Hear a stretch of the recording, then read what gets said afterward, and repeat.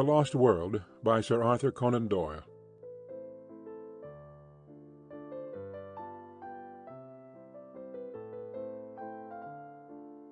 Mr. Hungerton, her father, really was the most tactless person upon earth. A fluffy, feathery, untidy cockatoo of a man, perfectly good-natured, but absolutely centred upon his own silly self. If anything could have driven me from Gladys, it would have been the thought of such a father-in-law. I am convinced that he really believed in his heart that I came round to the Chestnuts 3 days a week for the pleasure of his company, and very especially to hear his views upon bimetallism, a subject upon which he was by way of being an authority. For an hour or more that evening I listened to his monotonous chirrup about bad money driving out good, the token value of silver, the depreciation of the rupee, and the true standards of exchange. "Suppose," he cried with feeble violence, "that all the debts in the world were called up simultaneously, and immediate payment insisted upon. What, under our present conditions, would happen then?"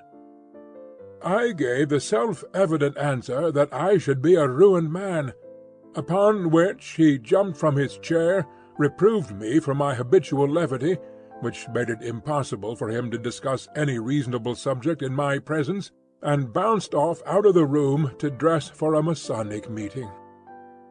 At last I was alone with Gladys, and the moment of fate had come. All that evening I had felt like the soldier who awaits the signal which will send him on a forlorn hope of victory and fear of repulse alternating in his mind. She sat with that proud, delicate profile of hers outlined against the red curtain. How beautiful she was, and yet how aloof! We had been friends, quite good friends, but never could I get beyond the same comradeship which I might have established with one of my fellow reporters upon the Gazette. Perfectly frank, perfectly kindly, and perfectly unsexual. My instincts are all against a woman being too frank and at her ease with me. It is no compliment to a man.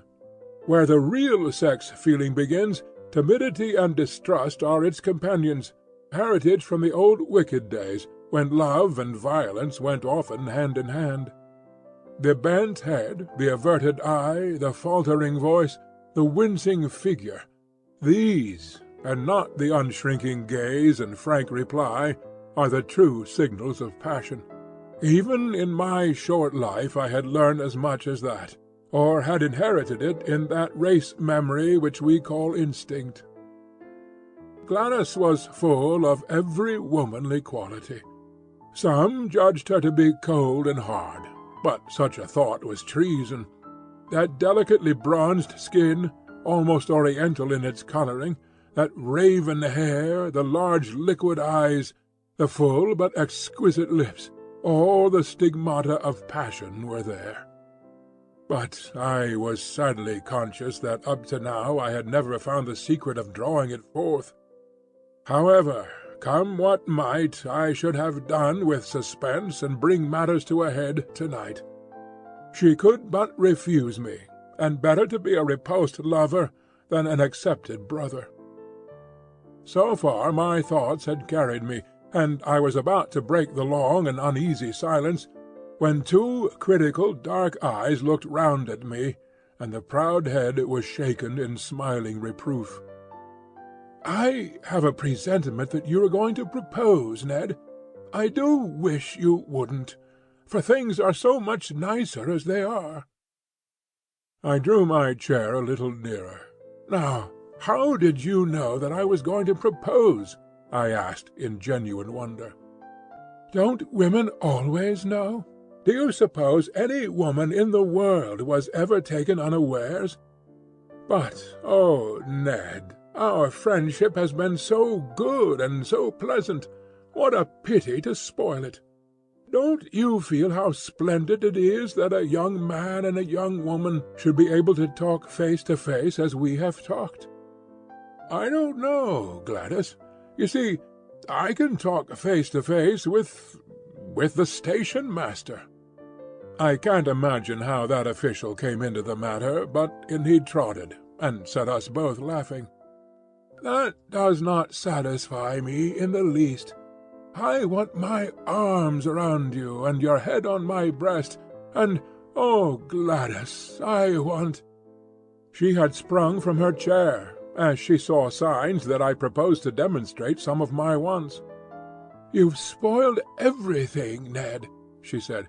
"It's all so beautiful and natural until this kind of thing comes in. It is such a pity.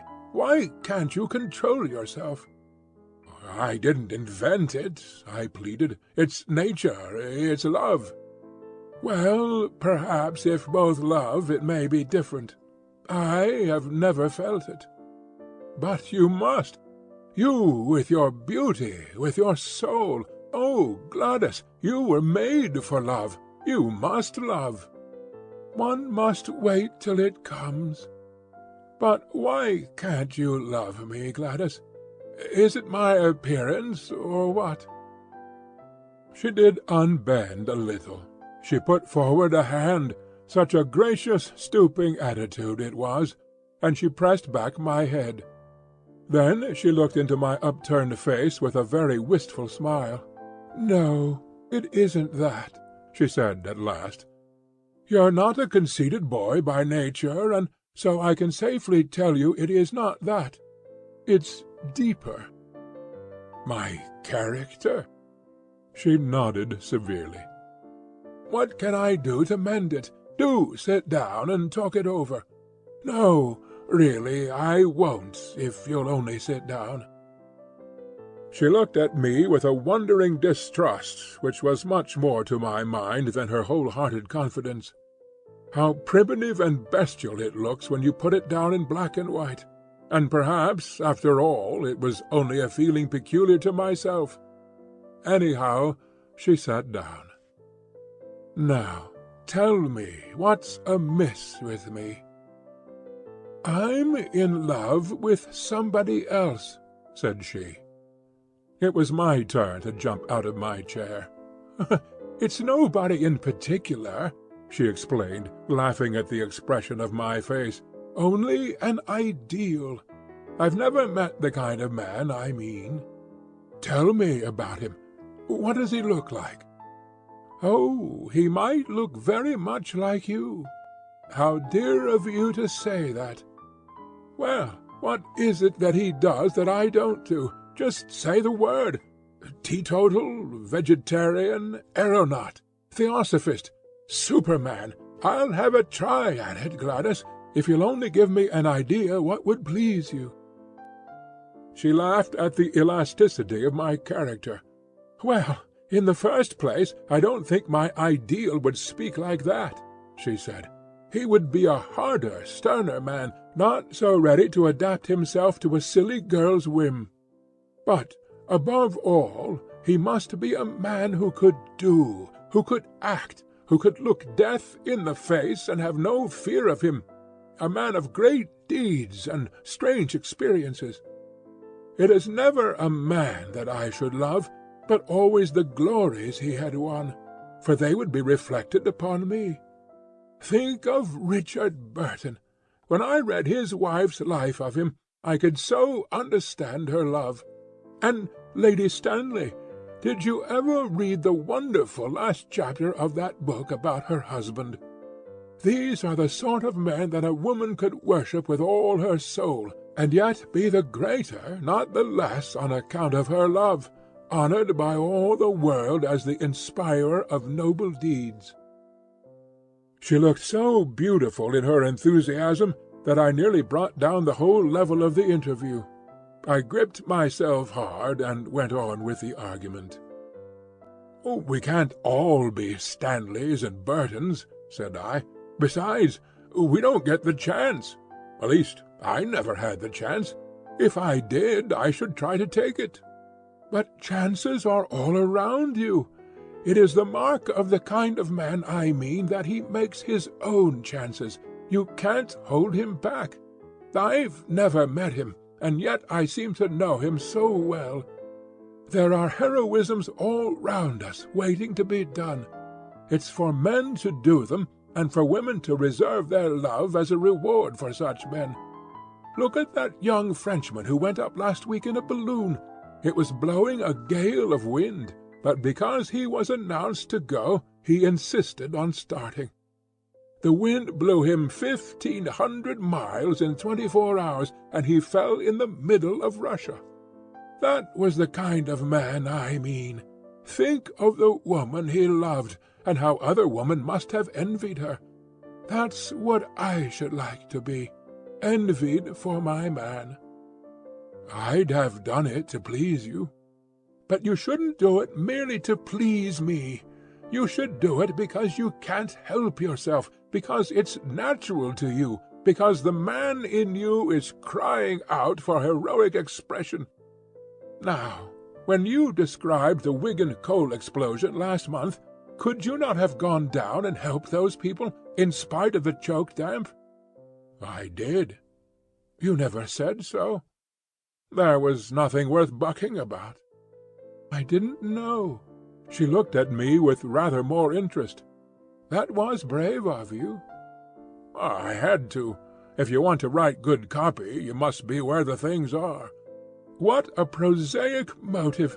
It seems to take all the romance out of it.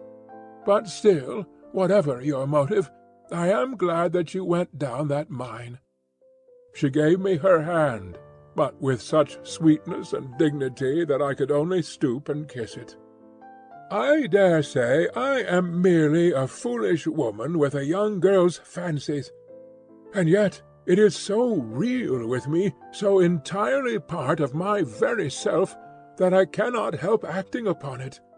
If I marry, I do want to marry a famous man. Why should you not? I cried. It is women like you who brace men up. Give me a chance and see if I will take it.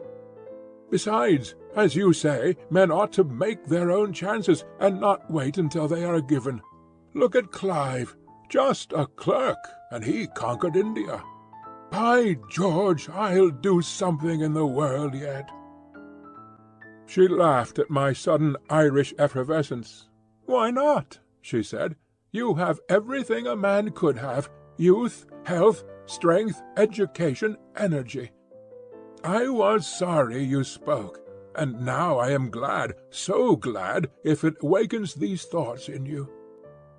And if I do— Her dear hand rested like warm velvet upon my lips. Not another word, sir.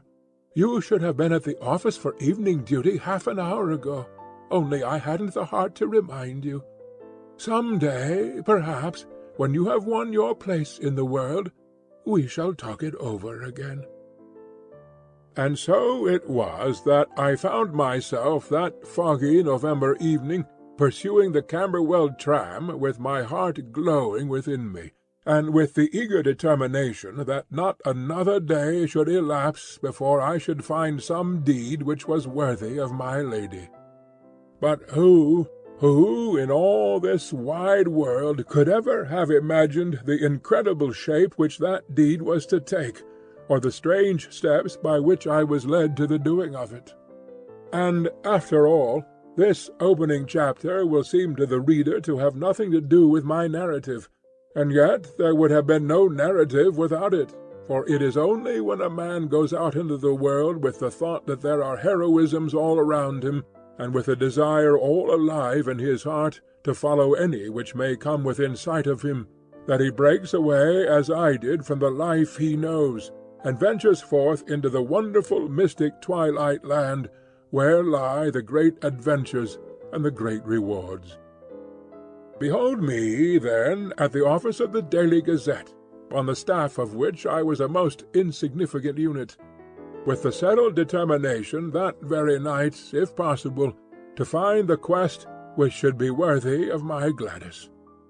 Was it hardness, was it selfishness, that she should ask me to risk my life for her own glorification? Such thoughts may come to middle age, but never to ardent 23 in the fever of his first love.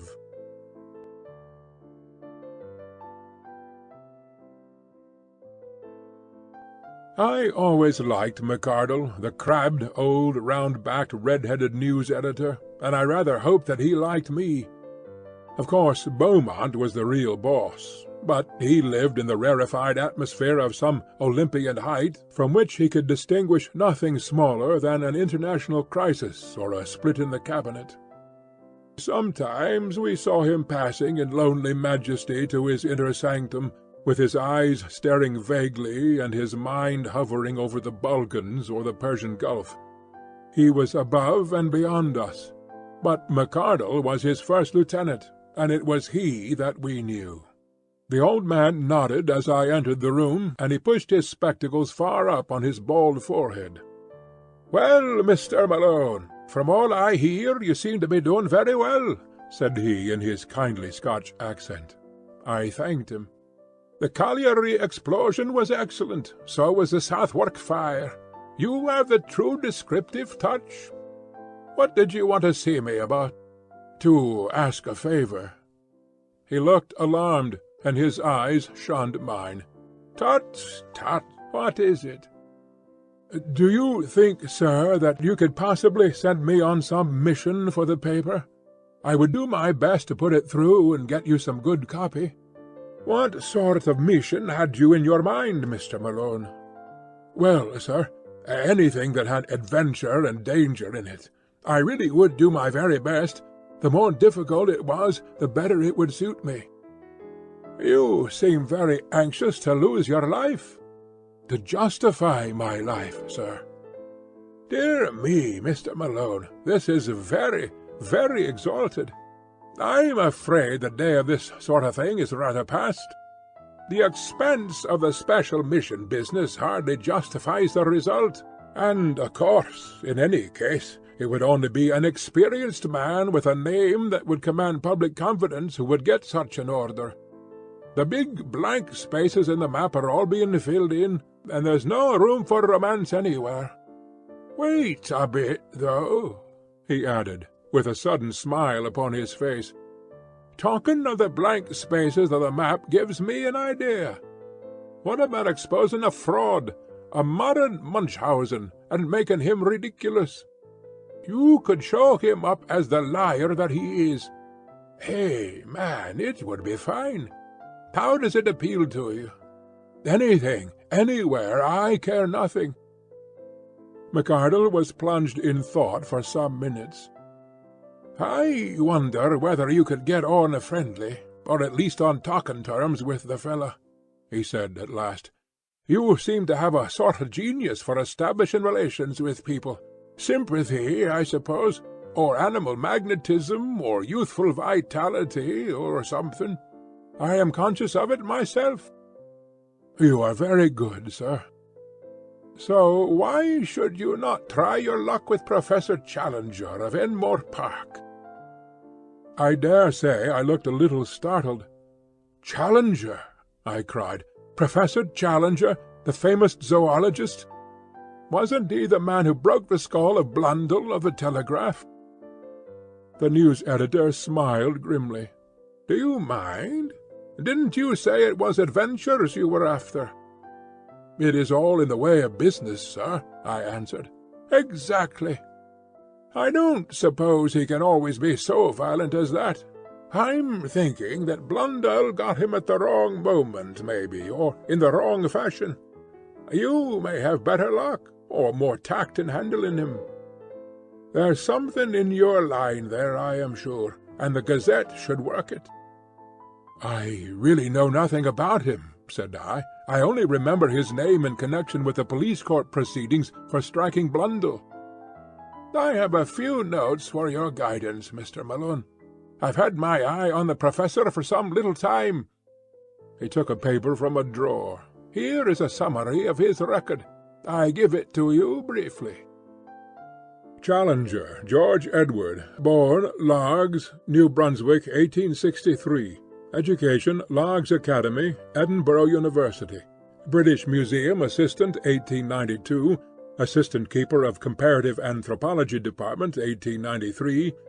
Resigned after acrimonious correspondence, same year.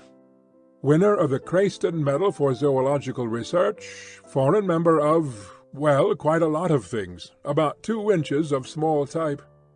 Société Belge, American Academy of Sciences, La Plata, etc., etc. Ex-President Paleontological Society, Section H, British Association, so on, so on. Publications: some observations upon a series of Kalmuck skulls, outlines of vertebrate evolution, and numerous papers, including the underlying fallacy of Weismannism, which caused heated discussion at the Zoological Congress of Vienna. Recreations: walking, alpine climbing. Address: Enmore Park, Kensington, West. There, take it with you. I've nothing more for you tonight. I pocketed the slip of paper. "One moment, sir," I said, as I realized it was a pink bald head and not a red face which was fronting me. "I am not very clear yet why I am to interview this gentleman. What has he done?" The face flashed back again. "Went to South America on a solitary expedition 2 years ago. Came back last year. Had undoubtedly been to South America, but refused to say exactly where. Began to tell his adventures in a vague way, but somebody started to pick holes, and he just shot up like an oyster. Something wonderful happened, or the man's a champion liar, which is the more probable supposition. Had some damaged photographs, said to be fakes. Got so touchy that he assaults anyone who asks questions, and heaves reporters down the stairs. In my opinion, he's just a homicidal megalomaniac with a turn for science. That's your man, Mr. Malone. Now off you run, and see what you can make of him. You're big enough to look after yourself. Anyway, you are all safe. Employers' Liability Act, you know." A grinning red face turned once more into a pink oval, fringed with gingery fluff. The interview was at an end. I walked across to the Savage Club, but instead of turning into it, I leaned upon the railings of Adelphi Terrace, and gazed thoughtfully for a long time at the brown, oily river. I can always think most sanely and clearly in the open air. I took out the list of Professor Challenger's exploits, and I read it over under the electric lamp. Then I had what I can only regard as an inspiration. As a pressman, I felt sure from what I had been told that I could never hope to get into touch with this cantankerous professor. But these recriminations, twice mentioned in his skeleton biography, could only mean that he was a fanatic in science. Was there not an exposed margin thereupon which he might be accessible? I would try. I entered the club. It was just after 11, and the big room was fairly full, though the rush had not yet set in. I noticed a tall, thin, angular man seated in an armchair by the fire. He turned as I drew my chair up to him. It was the man of all others whom I should have chosen, Tarp Henry, of the staff of Nature, a thin, dry, leathery creature, who was full, to those who knew him, of kindly humanity. I plunged instantly into my subject. "What do you know of Professor Challenger?" "Challenger?" He gathered his brows in scientific disapproval. "Challenger was the man who came with some cock-and-bull story from South America." "What story?" "Oh, it was rank nonsense about some queer animals he had discovered. I believe he has retracted since. Anyhow, he has suppressed it all. He gave an interview to Reuters, and there was such a howl that he saw it wouldn't do. It was a discreditable business. There were 1 or 2 folk who were inclined to take him seriously, but he soon choked them off." "How?" "Well, by his insufferable rudeness and impossible behaviour. There was poor old Wadley of the Zoological Institute. Wadley sent a message. The president of the Zoological Institute presents his compliments to Professor Challenger, and would take it as a personal favour if he would do them the honour to come to their next meeting. The answer was unprintable. You don't say.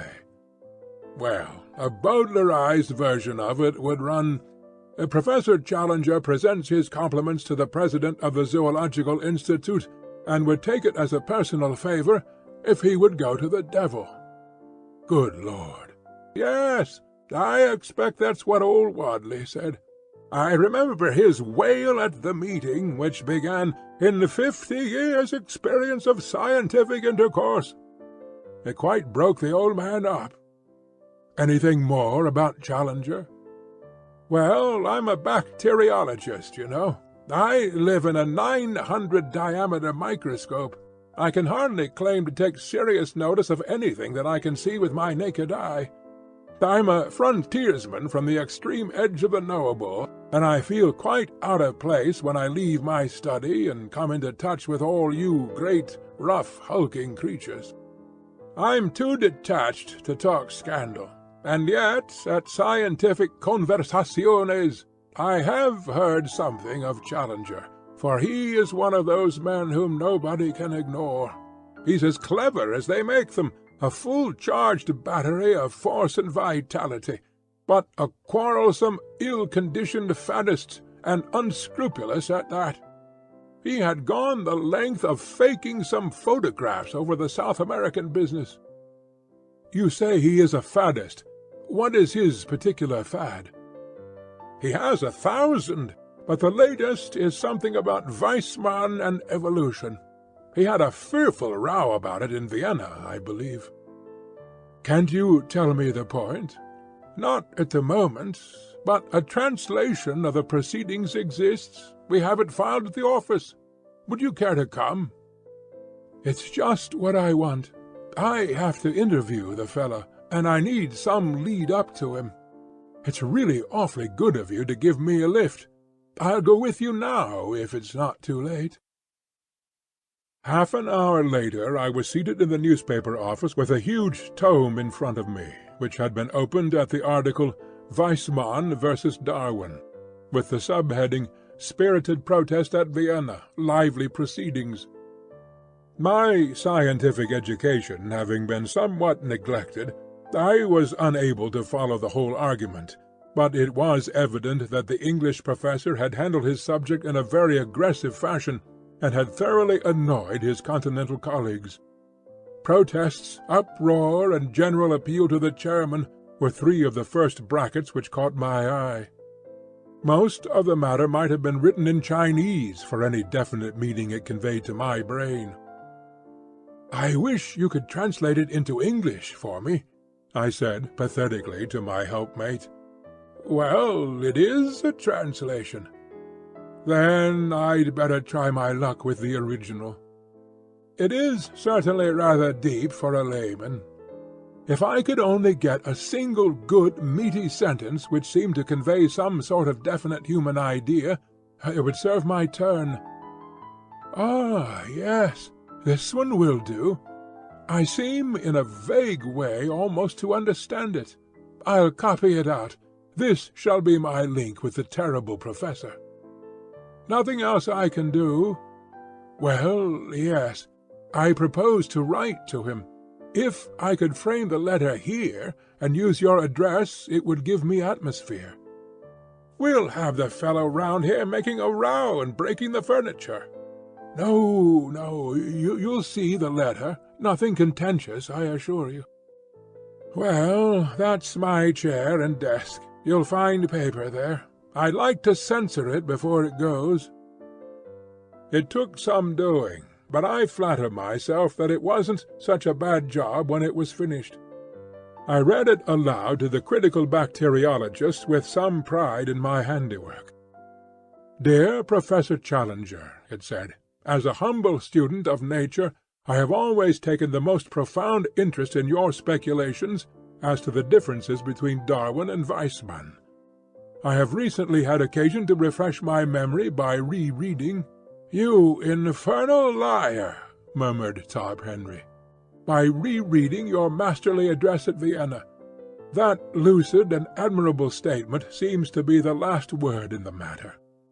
There is one sentence in it, however, namely, I protest strongly against the insufferable and entirely dogmatic assertion that each separate id is a microcosm possessed of an historical architecture elaborated slowly through the series of generations. Have you no desire, in view of later research, to modify this statement? Do you not think that it is over-accentuated? With your permission, I would ask the favor of an interview, as I feel strongly upon the subject, and have certain suggestions which I could only elaborate in a personal conversation. With your consent, I trust to have the honor of calling at 11 o'clock the day after tomorrow, Wednesday morning. I remain, sir, with assurances of profound respect, yours very truly, Edward D. Malone. "How's that?" I asked, triumphantly. "Well, if your conscience can stand it. It has never failed me yet. But what do you mean to do? To get there? Once I am in his room I may see some opening. I may even go the length of open confession. If he is a sportsman, he will be tickled. Tickled, indeed. He's much more likely to do the tickling.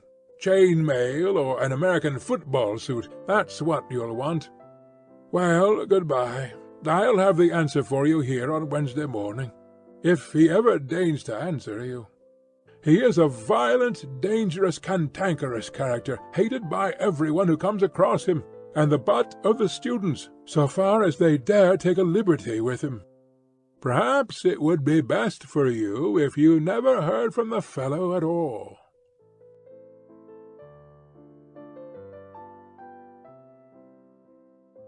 My friend's fear or hope was not destined to be realized. When I called on Wednesday, there was a letter with the West Kensington postmark upon it, and my name scrawled across the envelope in a handwriting which looked like barbed wire railing. The contents were as follows. Enmore Park, West. Sir, I have duly received your note, in which you claim to endorse my views, although I am not aware that they are dependent upon endorsement, either from you or anyone else. You have ventured to use the word speculation with regard to my statement upon the subject of Darwinism, and I would call your attention to the fact that such a word in such a connection is offensive to a degree. The context convinces me, however, that you have sinned rather through ignorance and tactlessness than through malice, so I am content to pass the matter by. You quote an isolated sentence from my lecture, and appear to have some difficulty in understanding it. I should have thought that only a subhuman intelligence could have failed to grasp the point, but if it really needs amplification, I shall consent to see you at the hour named, though visits and visitors of every sort are exceedingly distasteful to me. As to your suggestion that I may modify my opinion, I would have you know that it is not my habit to do so after a deliberate expression of my mature views. You will kindly show the envelope of this letter to my man, Austin, when you call, as he has to take every precaution to shield me from the intrusive rascals who call themselves journalists. Yours faithfully, George Edward Challenger. That was the letter that I read aloud to Tarp Henry, who had come down early to hear the result of my venture. His only remark was, "There's some new stuff, cuticura or something, which is better than arnica." Some people have such extraordinary notions of humour. It was nearly 10:30 before I had received my message, but a taxicab took me round in good time for my appointment. It was an imposing porticoed house at which we stopped, and the heavily curtained windows gave every indication of wealth upon the part of this formidable professor. The door was opened by an odd, swarthy, dried-up person of uncertain age, with a dark pilot jacket and brown leather gaiters. I found afterwards that he was the chauffeur, who filled the gaps left by a succession of fugitive butlers. He looked me up and down with a searching light blue eye. "Expected?" he asked. "An appointment. Got your letter?" I produced the envelope. "Right." He seemed to be a person of few words. Following him down the passage, I was suddenly interrupted by a small woman, who stepped out from what proved to be the dining-room door. She was a bright, vivacious, dark-eyed lady, more French than English in her type. "One moment," she said. "You can wait, Austin. Step in here, sir. May I ask if you have met my husband before?" "No, madam, I have not had the honor." "Then I apologize to you in advance. I must tell you that he is a perfectly impossible person, absolutely impossible. If you are forewarned, you will be more ready to make allowances." "It is most considerate of you, madam." "Get quickly out of the room if he seems inclined to be violent. Don't wait to argue with him. Several people have been injured through doing that. Afterwards there is a public scandal, and it reflects upon me and all of us. I suppose it wasn't about South America you wanted to see him?" I could not lie to the lady. "Dear me, that is his most dangerous subject. You won't believe a word he says. I'm sure I don't wonder. But don't tell him so, for it makes him very violent. Pretend to believe him, and you may get through all right. Remember, he believes it himself. Of that you may be assured. A more honest man never lived. Don't wait any longer, or he may suspect. If you find him dangerous, really dangerous, ring the bell and hold him off until I come. Even at his worst I can usually control him." With these encouraging words the lady handed me over to the taciturn Austin, who had waited like a bronze statue of discretion during our short interview, and I was conducted to the end of the passage.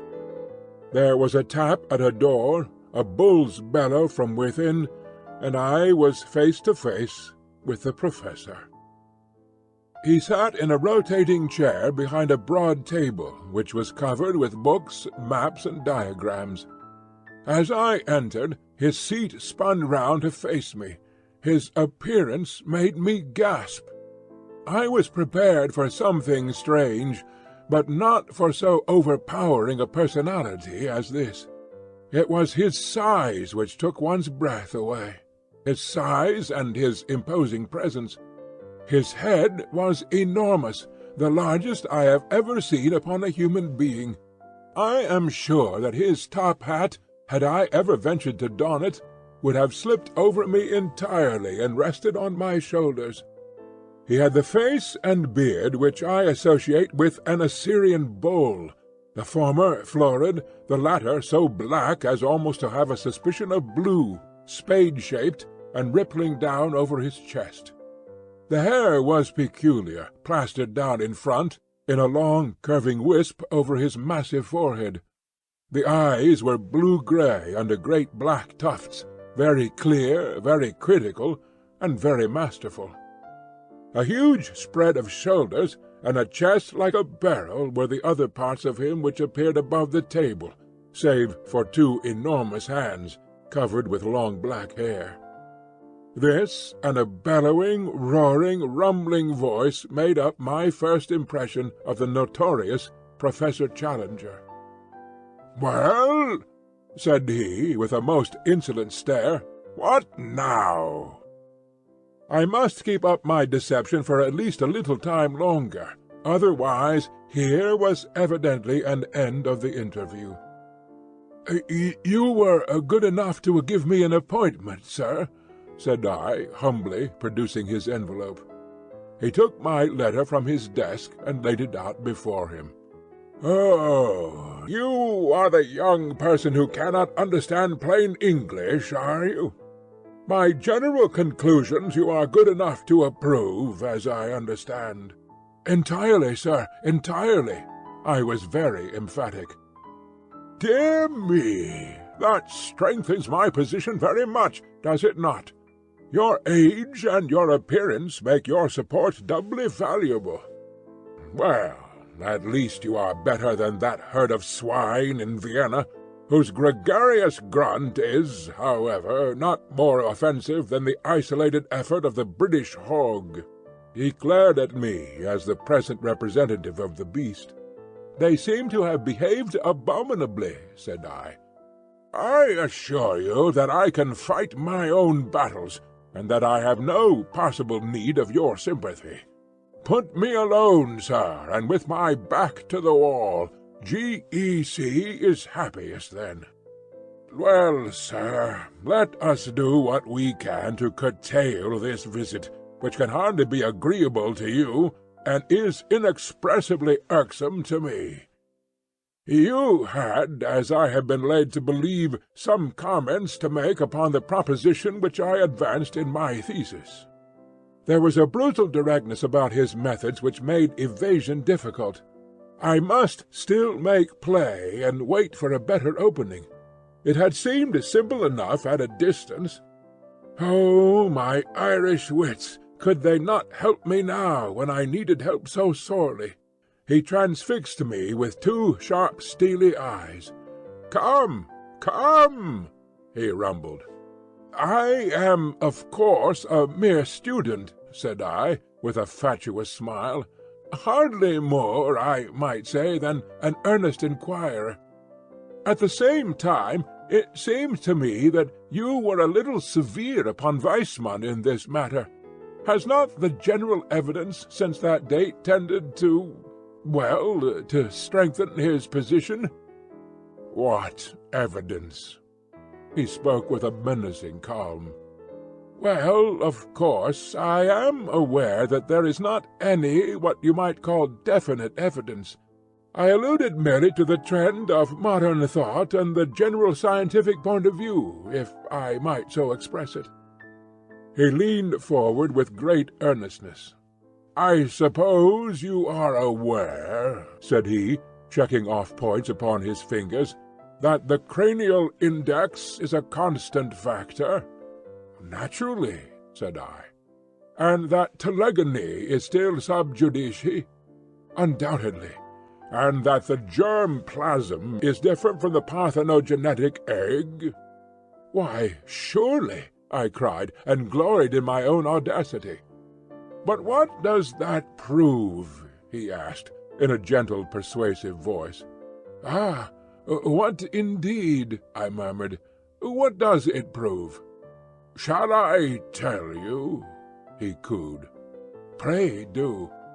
"It proves," he roared, with a sudden blast of fury, "that you are the damnedest impostor in London, a vile, crawling journalist, who has no more science than he has decency in his composition." He had sprung to his feet with a mad rage in his eyes. Even at that moment of tension I found time for amazement at the discovery that he was quite a short man, his head not higher than my shoulder, a stunted Hercules, whose tremendous vitality had all run to depth, breadth, and brain. "Gibberish!" he cried, leaning forward with his fingers on the table and his face projecting. "That's what I have been talking to you, sir, scientific gibberish. Did you think you could match cunning with me, you with your walnut of a brain? You think you are omnipotent, you infernal scribblers, don't you? That your praise can make a man and your blame can break him. We must all bow to you and try to get a favourable word, must we? This man shall have a leg up, and this man shall have a dressing down. Creeping vermin, I know you. You've got out of your station. Time was when your ears were clipped.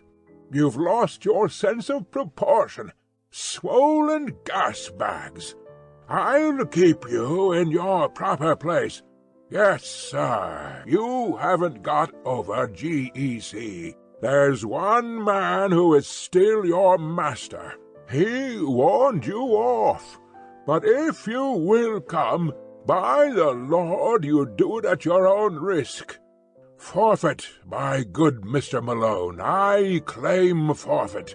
You have played a rather dangerous game, and it strikes me that you have lost it."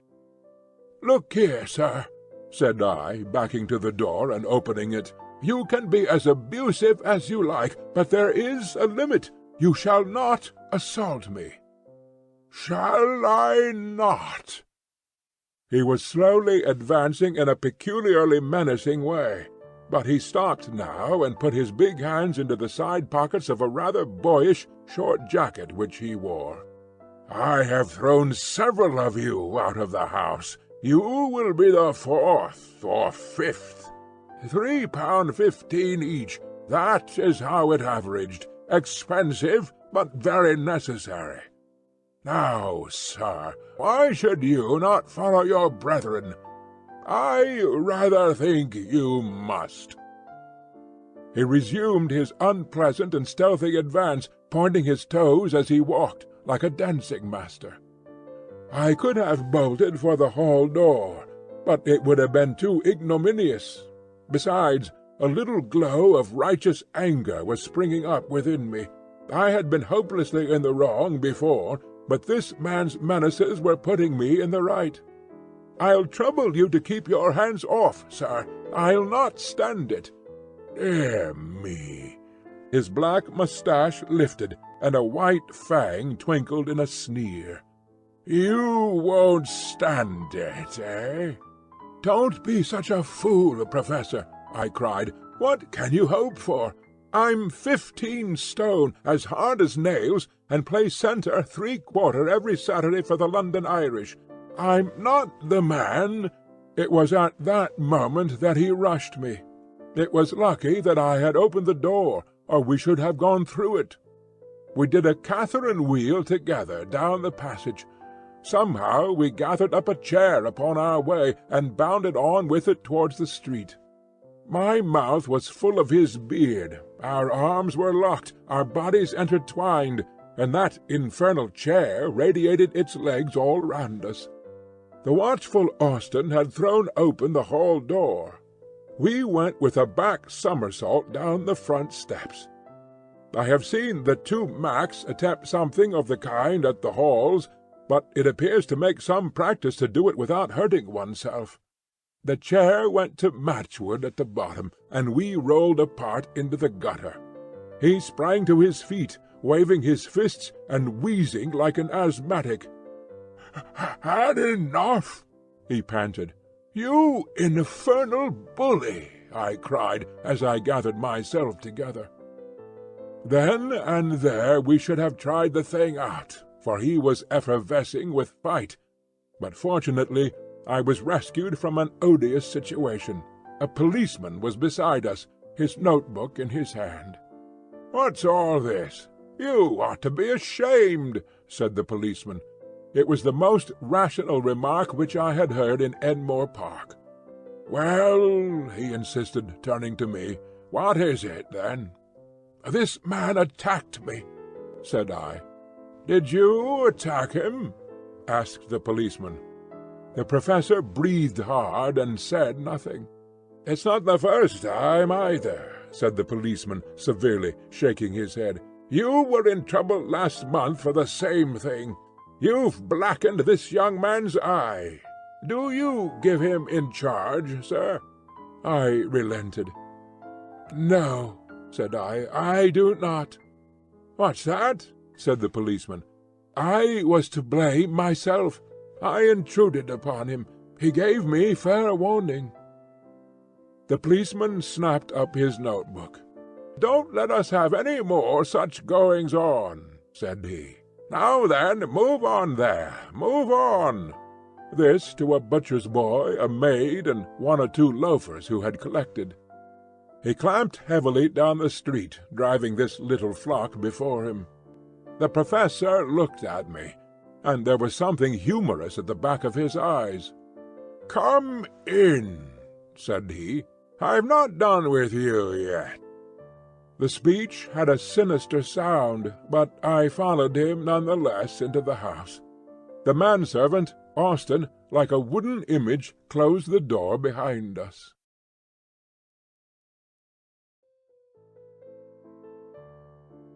Hardly was it shut when Mrs. Challenger darted out from the dining-room. The small woman was in a furious temper. She barred her husband's way like an enraged chicken in front of a bulldog. It was evident that she had seen my exit, but had not observed my return.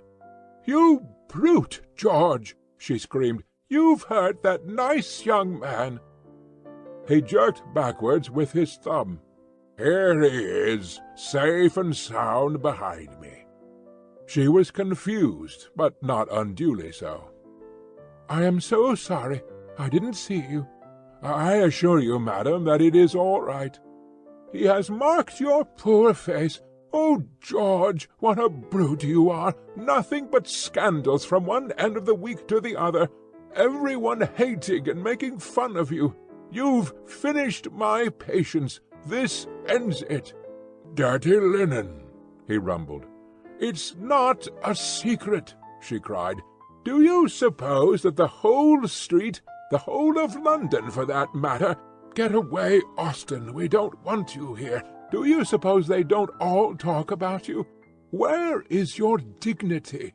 You, a man who should have been Regius Professor at a great university, with 1,000 students all revering you. Where is your dignity, George?" "How about yours, my dear?" "You try me too much. A ruffian, a common, brawling ruffian. That's what you have become." "Be good, Jessie." "A roaring, raging bully." "That's done it. Stool of penance," said he. To my amazement he stooped, picked her up, and placed her sitting upon a high pedestal of black marble in the angle of the hall. It was at least 7 feet high, and so thin that she could hardly balance upon it. A more absurd object than she presented, cocked up there, with her face convulsed with anger, her feet dangling, and her body rigid for fear of an upset, I could not imagine. "Let me down!" she wailed. "Say please." "You brute, George! Let me down this instant!" "Come into my study, Mr. Malone." "Really, sir?" said I, looking at the lady. "Here's Mr. Malone pleading for you, Jessie. Say please, and down you come." "Oh, you brute! Please! Please!" He took her down as if she had been a canary. "You must behave yourself, dear. Mr. Malone is a pressman. He will have it all in his rag tomorrow, and sell an extra dozen among our neighbours. Strange story of high life. You felt fairly high on that pedestal, did you not? Then a subtitle, 'Glimpse of a Singular Menage.' He's a foul feeder, is Mr. Malone, a carrion eater, like all of his kind, porcus esgrege diaboli. A swine from the devil's herd. That's it, Malone, what?" "You are really intolerable," said I, hotly. He bellowed with laughter. "We shall have a coalition presently," he boomed, looking from his wife to me and puffing out his enormous chest. Then, suddenly altering his tone, "Excuse this frivolous family badinage, Mr. Malone. I called you back for some more serious purpose than to mix you up with our little domestic pleasantries. Run away, little woman, and don't fret." He placed a huge hand upon each of her shoulders. "All that you say is perfectly true.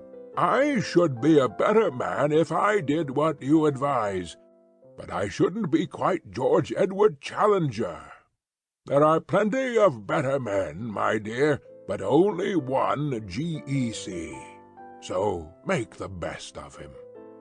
He suddenly gave her a resounding kiss, which embarrassed me even more than his violence had done. "Now, Mr. Malone," he continued, with a great accession of dignity, This way, if you please." We re-entered the room which we had left so tumultuously 10 minutes before. The professor closed the door carefully behind us, motioned me into an armchair, and pushed a cigar-box under my nose. "Real San Juan Colorado," he said. "Excitable people like you are the better for narcotics. Heavens, don't bite it! Cut, and cut with reverence. Now, lean back and listen attentively to whatever I may care to say to you. If any remark should occur to you, you can reserve it for some more opportune time. First of all, as to your return to my house after your most justifiable expulsion," he protruded his beard and stared at me as one who challenges and invites contradiction. "After, as I say, your well-merited expulsion. The reason lay in your answer to that most officious policeman, in which I seemed to discern some glimmering of good feeling upon your part, more, at any rate, than I am accustomed to associate with your profession. In admitting that the fault of the incident lay with you, you gave some evidence of a certain mental detachment and breadth of view which attracted my favourable notice. The sub-species of the human race to which you unfortunately belong has always been below my mental horizon. Your words brought you suddenly above it. You swam up into my serious notice. For this reason I asked you to return with me, as I was minded to make your further acquaintance. You will kindly deposit your ash in the small Japanese tray on the bamboo table which stands at your left elbow." All this he boomed forth like a professor addressing his class. He had swung round his revolving chair so as to face me, and he sat all puffed out like an enormous bullfrog, his head laid back and his eyes half covered by supercilious lids. Now he suddenly turned himself sideways, and all I could see of him was tangled hair with a red protruding ear. He was scratching about among the litter of papers upon his desk. He faced me presently with what looked like a very tattered sketch-book in his hand. "I am going to talk to you about South America," said he. "No comments, if you please. First of all, I wish you to understand that nothing I tell you now is to be repeated in any public way, unless you have my express permission. That permission will, in all human probability, never be given. Is that clear?" "It is very hard," said I. "Surely a judicious account—" He placed the notebook upon the table. "That ends it," said he. "I wish you a very good morning."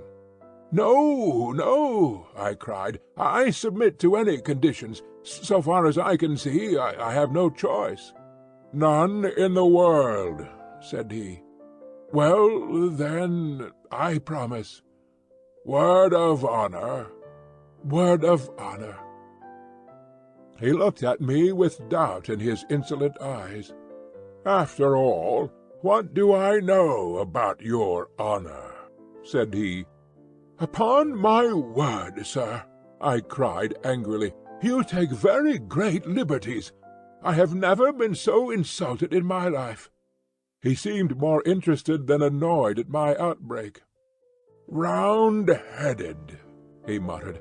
"Brachycephalic, grey-eyed, black-haired, with suggestion of the negroid. Celtic, I presume." "I am an Irishman, sir." "Irish? "Yes, sir." "That, of course, explains it. Let me see. You have given me your promise that my confidence will be respected. That confidence, I may say, will be far from complete. But I am prepared to give you a few indications which will be of interest. In the first place, you are probably aware that 2 years ago I made a journey to South America, one which will be classical in the scientific history of the world. The object of my journey was to verify some conclusions of Wallace and of Bates, which could only be done by observing their reported facts under the same conditions in which they had themselves noted them. If my expedition had no other results, it would still have been noteworthy. But a curious incident occurred to me while there which opened up an entirely fresh line of inquiry. You are aware, or probably in this half-educated age you are not aware, that the country round some parts of the Amazon is still only partially explored, and that a great number of tributaries, some of them entirely uncharted, run into the main river.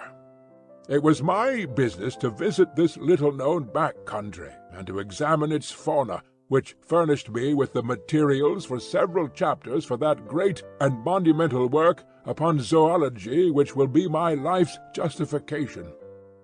I was returning, my work accomplished, when I had occasion to spend a night at a small Indian village at a point where a certain tributary, the name and position of which I withhold, opens into the main river. The natives were Kukama Indians, an amiable but degraded race, with mental powers hardly superior to the average Londoner. I had effected some cures among them upon my way up the river, and had impressed them considerably with my personality, so that I was not surprised to find myself eagerly awaited upon my return. I gathered from their signs that someone had urgent need of my medical services, and I followed the chief to one of his huts. When I entered, I found that the sufferer to whose aid I had been summoned had that instant expired. He was, to my surprise, no Indian, but a white man. Indeed, I may say a very white man, for he was flaxen-haired and had some characteristics of an albino. He was clad in rags, was very emaciated, and bore every trace of prolonged hardship. So far as I could understand the account of the natives, he was a complete stranger to them, and had come upon their village through the woods alone, and in the last stage of exhaustion. The man's knapsack lay beside the couch, and I examined the contents. His name was written upon a tab within it, Maple White, Lake Avenue, Detroit, Michigan. It is a name to which I am prepared always to lift my hat. It is not too much to say that it will rank level with my own when the final credit of this business comes to be apportioned. From the contents of the knapsack it was evident that this man had been an artist and poet in search of effects. There were scraps of verse. I do not profess to be a judge of such things, but they appeared to me to be singularly wanting in merit. There were also some rather commonplace pictures of river scenery, a paint-box, a box of coloured chalks, some brushes, that curved bone which lies upon my inkstand, a volume of Baxter's Moths and Butterflies, a cheap revolver, and a few cartridges. Of personal equipment he either had none, or he had lost it in his journey. Such were the total effects of this strange American bohemian. I was turning away from him when I observed that something projected from the front of his ragged jacket. It was this sketch-book, which was as dilapidated then as you see it now. Indeed, I can assure you that a first folio of Shakespeare could not be treated with greater reverence than this relic has been since it came into my possession. I hand it to you now, and I ask you to take it page by page, and to examine the contents." He helped himself to a cigar, and leaned back with a fiercely critical pair of eyes, taking note of the effect which this document would produce. I had opened the volume with some expectation of a revelation, though of what nature I could not imagine. The first page was disappointing, however, as it contained nothing but the picture of a very fat man in a pea-jacket, with the legend "Jimmy Culver on the Mailboat" written beneath it. There followed several pages which were filled with small sketches of Indians and their ways. Then came a picture of a cheerful and corpulent ecclesiastic in a shovel hat, sitting opposite a very thin European, and the inscription, "Lunch with Fra Cristofero at Rosario." Studies of women and babies accounted for several more pages, and then there was an unbroken series of animal drawings, with such explanations as manatee upon sandbank, turtles and their eggs, black ajouti under a meriti palm, the matter disclosing some sort of pig-like animal, and finally came a double page of studies of long-snouted and very unpleasant saurians. I could make nothing of it, and said so to the professor. "Surely these are only crocodiles." "Alligators, alligators! There is hardly such a thing as a true crocodile in South America. The distinction between them—" "I meant that I could see nothing unusual, nothing to justify what you have said." He smiled serenely. "Try the next page," said he. I was still unable to sympathize. It was a full-page sketch of a landscape, roughly tinted in color, the kind of painting which an open-air artist takes as a guide to a future more elaborate effort. There was a pale green foreground of feathery vegetation, which sloped upwards and ended in a line of cliffs, dark red in color, and curiously ribbed like some basaltic formations which I have seen. They extended into an unbroken wall right across the background. At one point was an isolated pyramidal rock, crowned by a great tree, which appeared to be separated by a cleft from the main crag. Behind it all a blue tropical sky. A thin green line of vegetation fringed the summit of the ruddy cliff. "Well?" he asked. "It is no doubt a curious formation," said I, "but I am not geologist enough to say that it is wonderful." "Wonderful!" he repeated. "It is unique. It is incredible. No one on earth has ever dreamed of such a possibility. Now the next." I turned it over and gave an exclamation of surprise. There was a full-page picture of the most extraordinary creature that I had ever seen. It was the wild dream of an opium smoker, a vision of delirium. The head was like that of a fowl, the body that of a bloated lizard, the trailing tail was furnished with upward-turned spikes, and the curved back was edged with a high serrated fringe, which looked like a dozen cock's wattles placed behind each other. In front of this creature was an absurd mannequin or dwarf in human form, who stood staring at it. "Well, what do you think of that?" cried the professor, rubbing his hands with an air of triumph. "It is monstrous, grotesque. But what made him draw such an animal? Trade gin, I should think." "Oh, that's the best explanation you can give, is it?" "Well, sir, what is yours?" "The obvious one, that the creature exists. That is actually sketched from the life."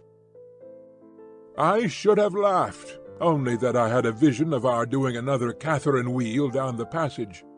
"No doubt," said I, "no doubt," as one humours an imbecile. "I confess, however," I added, "that this tiny human figure puzzles me. If it were an Indian we could set it down as evidence of some pygmy race in America, but it appears to be a European in a sun hat." The professor snorted like an angry buffalo. "You really touch the limit," said he. "You enlarge my view of the possible. Cerebroparesis, mental inertia. Wonderful." He was too absurd to make me angry.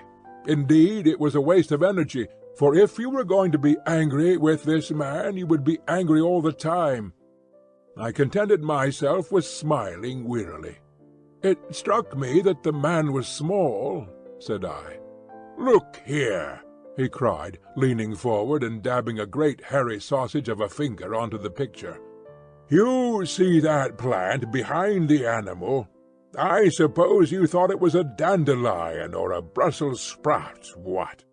Well, it is a vegetable ivory palm, and they run to about 50 or 60 feet.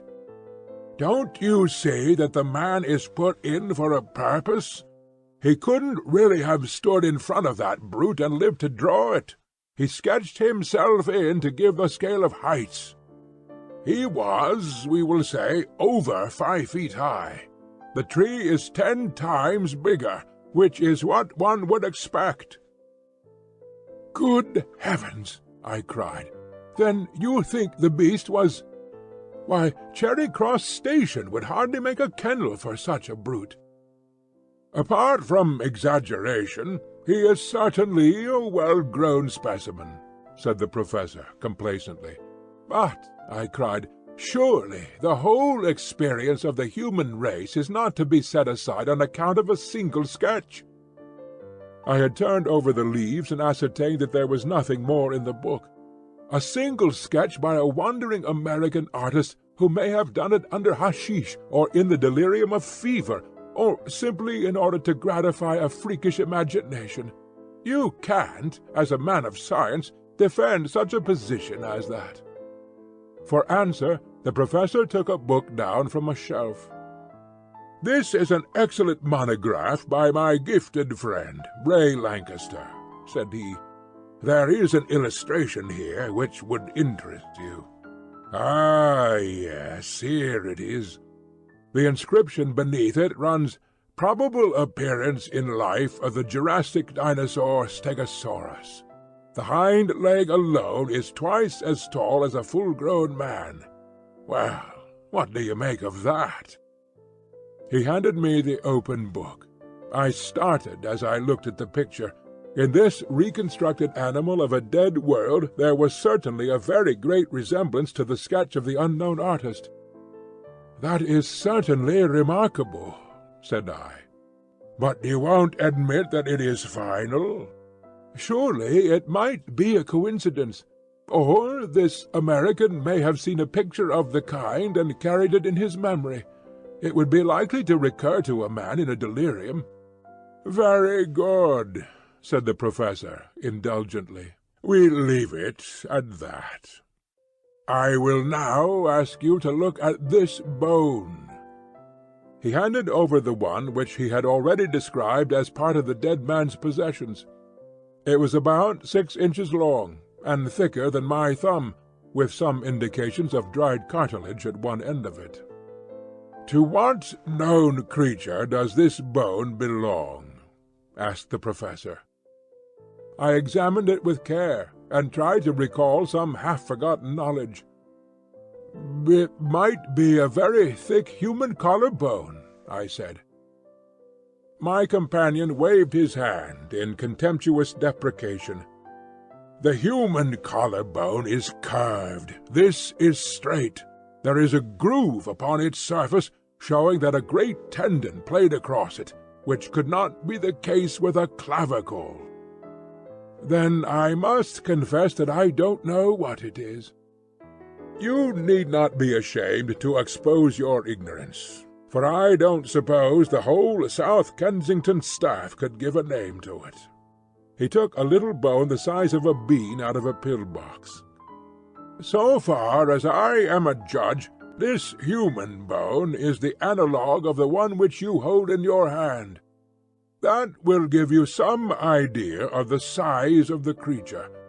You will observe from the cartilage that this is no fossil specimen, but recent. What do you say to that?" "Surely an elephant." He winced as if in pain. Don't talk of elephants in South America, even in these days of board schools." "Well," I interrupted, "any large South American animal, a tapir, for example." "You may take it, young man, that I am versed in the elements of my business. This is not a conceivable bone either of a tapir or of any other creature known to zoology.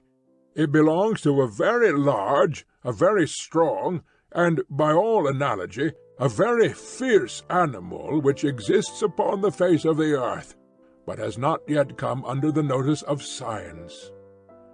You are still unconvinced? I am at least deeply interested. Then your case is not hopeless. I feel that there is reason lurking in you somewhere, so we will patiently grope round for it. We will now leave the dead American and proceed with my narrative.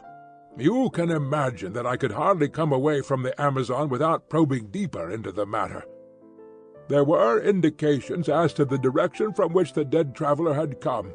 Indian legends would alone have been my guide, for I found that rumors of a strange land were common among all the riverine tribes.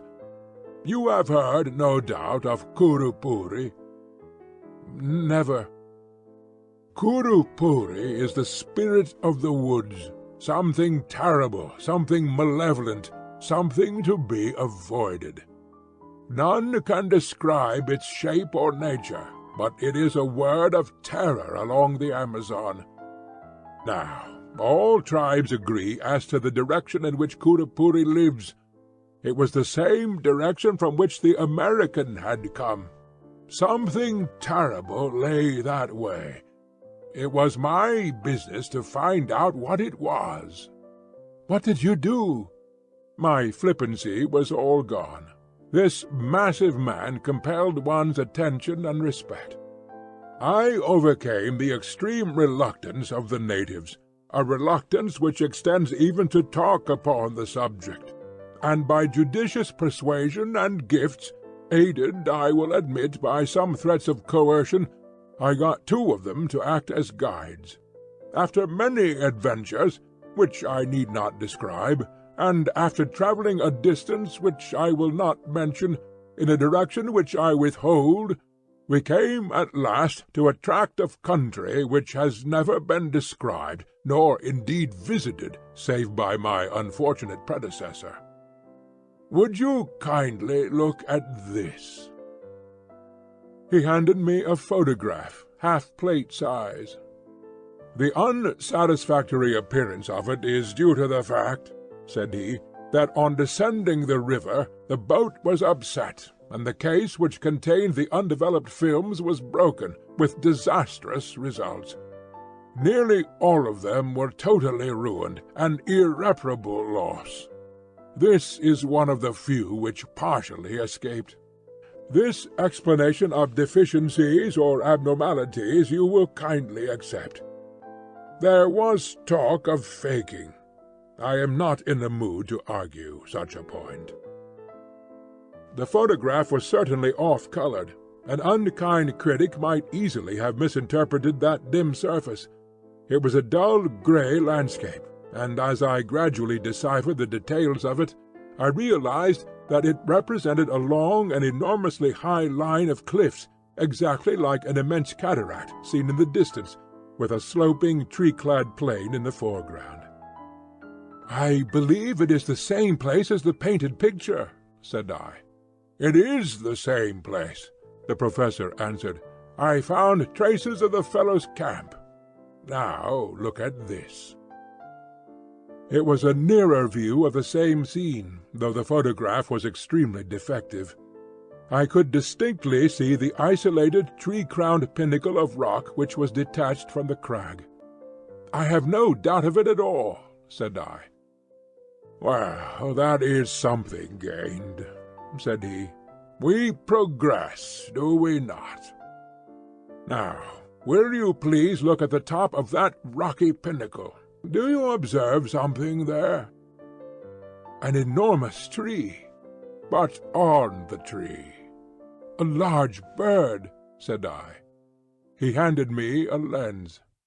"Yes," I said, peering through it, "a large bird stands on the tree. It appears to have a considerable beak. I should say it was a pelican." "I cannot congratulate you upon your eyesight," said the professor. It is not a pelican, nor indeed is it a bird. It may interest you to know that I succeeded in shooting that particular specimen.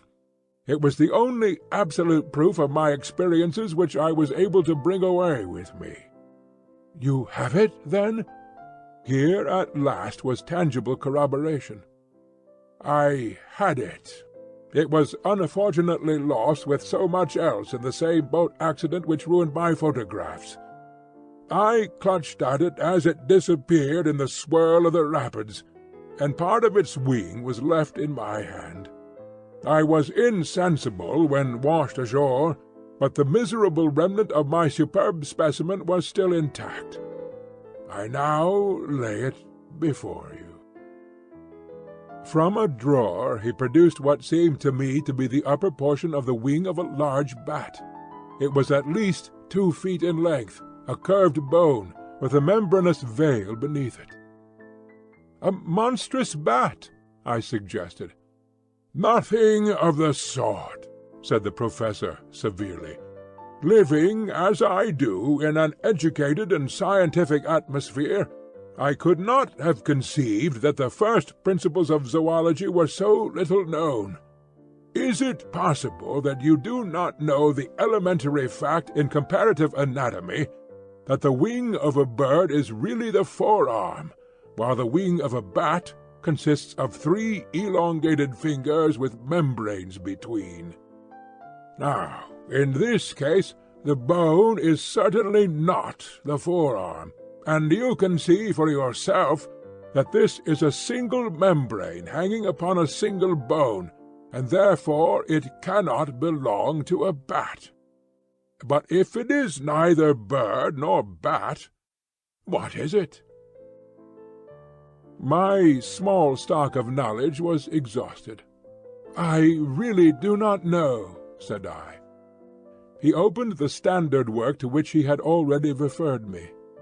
"Here," said he, pointing to the picture of an extraordinary flying monster, "is an excellent reproduction of the Dimorphodon, or pterodactyl, a flying reptile of the Jurassic period. On the next page is a diagram of the mechanism of its wing.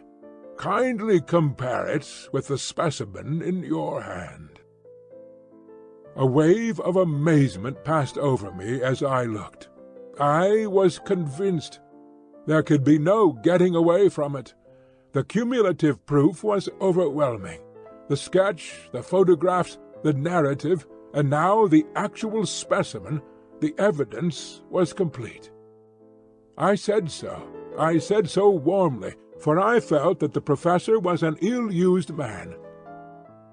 He leaned back in his chair with drooping eyelids and a tolerant smile, basking in this sudden gleam of sunshine. "It's just the very biggest thing that I ever heard of," said I, though it was my journalistic rather than my scientific enthusiasm that was roused. "It is colossal. You are a Columbus of science who has discovered a lost world. I'm awfully sorry if I seem to doubt you. It is all so unthinkable. But I understand evidence when I see it, and this should be good enough for anyone." The professor purred with satisfaction. "And then, sir, what did you do next?" "It was the wet season, Mr. Malone, and my stores were exhausted. I explored some portion of this huge cliff, but I was unable to find any way to scale it. The pyramidal rock upon which I saw and shot the pterodactyl was more accessible. Being something of a cragsman, I did manage to get halfway to the top of that. From that height I had a better idea of the plateau upon the top of the crags. It appeared to be very large. Neither to east nor to west could I see any end to the vista of green-capped cliffs. Below it was a swampy, jungly region, full of snakes, insects, and fever. It is a natural protection to this singular country." "Did you see any other trace of life?" "No, sir, I did not. But during the week that we lay encamped at the base of the cliff, We heard some very strange noises from above." "But the creature that the American drew, how do you account for that?" "We can only suppose that he must have made his way to the summit and seen it there. We know, therefore, that there is a way up. We know equally that it must be a very difficult one, otherwise the creatures would have come down and overrun the surrounding country. Surely that is clear." "But how did they come to be there?" "I do not think that the problem is a very obscure one," said the professor. "There can only be one explanation. South America is, as you may have heard, a granite continent. At this single point in the interior there has been, in some far distant age, a great sudden volcanic upheaval. These cliffs, I may remark, are basaltic, and therefore plutonic. An area as large perhaps as Sussex has been lifted up en bloc with all its living contents, and cut off by perpendicular precipices of a hardness which defies erosion from all the rest of the continent. What is the result? Why, the ordinary laws of nature are suspended. The various checks which influence the struggle for existence in the world at large are all neutralized or altered. Creatures survive which would otherwise disappear. You will observe that both the pterodactyl and the stegosaurus are Jurassic, and therefore of a great age in the order of life. They have been artificially conserved by those strange accidental conditions." "But surely your evidence is conclusive. You have only to lay it before the proper authorities." "So, in my simplicity, I had imagined," said the professor bitterly. "I can only tell you that it was not so, that I was met at every turn by incredulity, born partly of stupidity and partly of jealousy. It is not my nature, sir, to cringe to any man, or to seek to prove a fact if my word has been doubted. After the first, I have not condescended to show such corroborative proofs as I possess. The subject became hateful to me. I would not speak of it. When men like yourself, who represent the foolish curiosity of the public, came to disturb my privacy, I was unable to meet them with dignified reserve. By nature I am, I admit it, somewhat fiery, and under provocation I am inclined to be violent. I fear you may have remarked it." I nursed my eye and was silent. "My wife has frequently remonstrated with me upon the subject, and yet I fancy that any man of honor would feel the same. To-night, however, I propose to give an extreme example of the control of the will over the emotions. I invite you to be present at the exhibition." He handed me a card from his desk. "You will perceive that Mr. Percival Waldron, a naturalist of some popular repute, is announced to lecture at 8:30 at the Zoological Institute's Hall upon the Record of the Ages. I have been specially invited to be present upon the platform, and to move a vote of thanks to the lecturer. While doing so, I shall make it my business, with infinite tact and delicacy, to throw out a few remarks which may arouse the interest of the audience, and cause some of them to desire to go more deeply into the matter. Nothing contentious, you understand, but only an indication that there are greater deeps beyond. I shall hold myself strongly in leash, and see whether by this self-restraint I attain a more favourable result." "And I may come?" I asked eagerly. "Why, surely," he answered cordially. He had an enormously massive genial manner, which was almost as overpowering as his violence. His smile of benevolence was a wonderful thing, when his cheeks would suddenly bunch into two red apples between his half-closed eyes and his great black beard. "By all means come. It will be a comfort to me to know that I have one ally in the hall, however inefficient and ignorant of the subject he may be. I fancy there will be a large audience, for Waldron, though an absolute charlatan, has a considerable popular following. Now, Mr. Malone, I have given you rather more of my time than I had intended. The individual must not monopolize what is meant for the world. I shall be pleased to see you at the lecture tonight. In the meantime, you will understand that no public use is to be made of any of the material that I have given you. But Mr. McArdle, my news editor, you know, will want to know what I have done. Tell him what you like. You can say, among other things, that if he sends anyone else to intrude upon me, I shall call upon him with a riding-whip. But I leave it to you that nothing of all this appears in print. Very good. Then the Zoological Institute's hall at 8:30 tonight. I had a vast impression of red cheeks, blue rippling beard, and intolerant eyes as he waved me out of the room.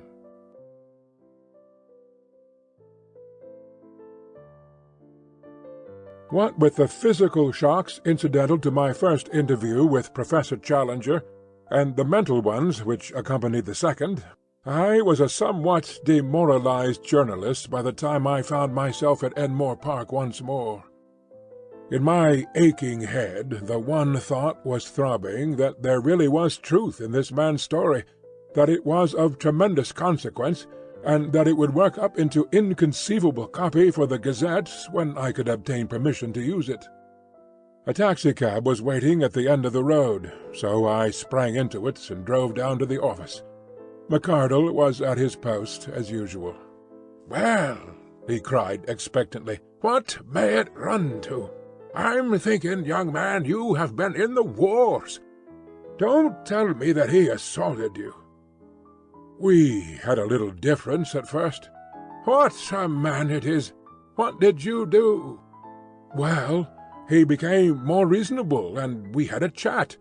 But I got nothing out of him, nothing for publication." "I'm not so sure about that. You've got a black eye out of him, and that's for publication. We can't have this reign of terror, Mr. Malone. We must bring the man to his bearings. I'll have a leaderette on him tomorrow that will raise a blister. Just give me the material, and I will engage to brand the fellow forever. Professor Munchausen, how's that for an inset headline?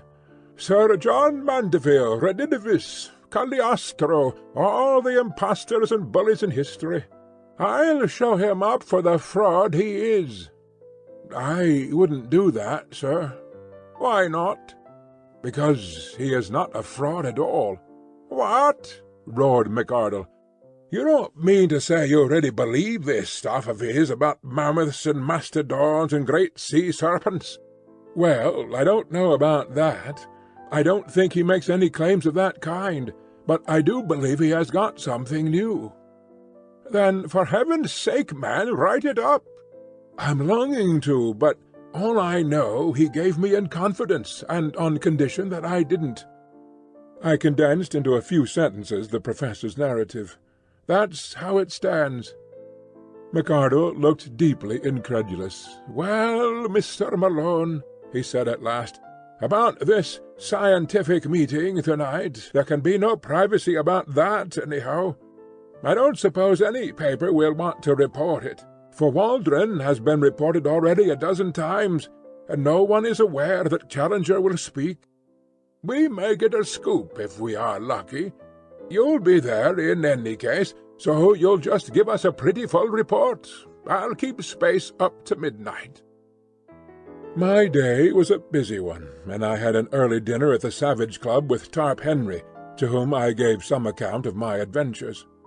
He listened with a sceptical smile on his gaunt face, and roared with laughter on hearing that the professor had convinced me.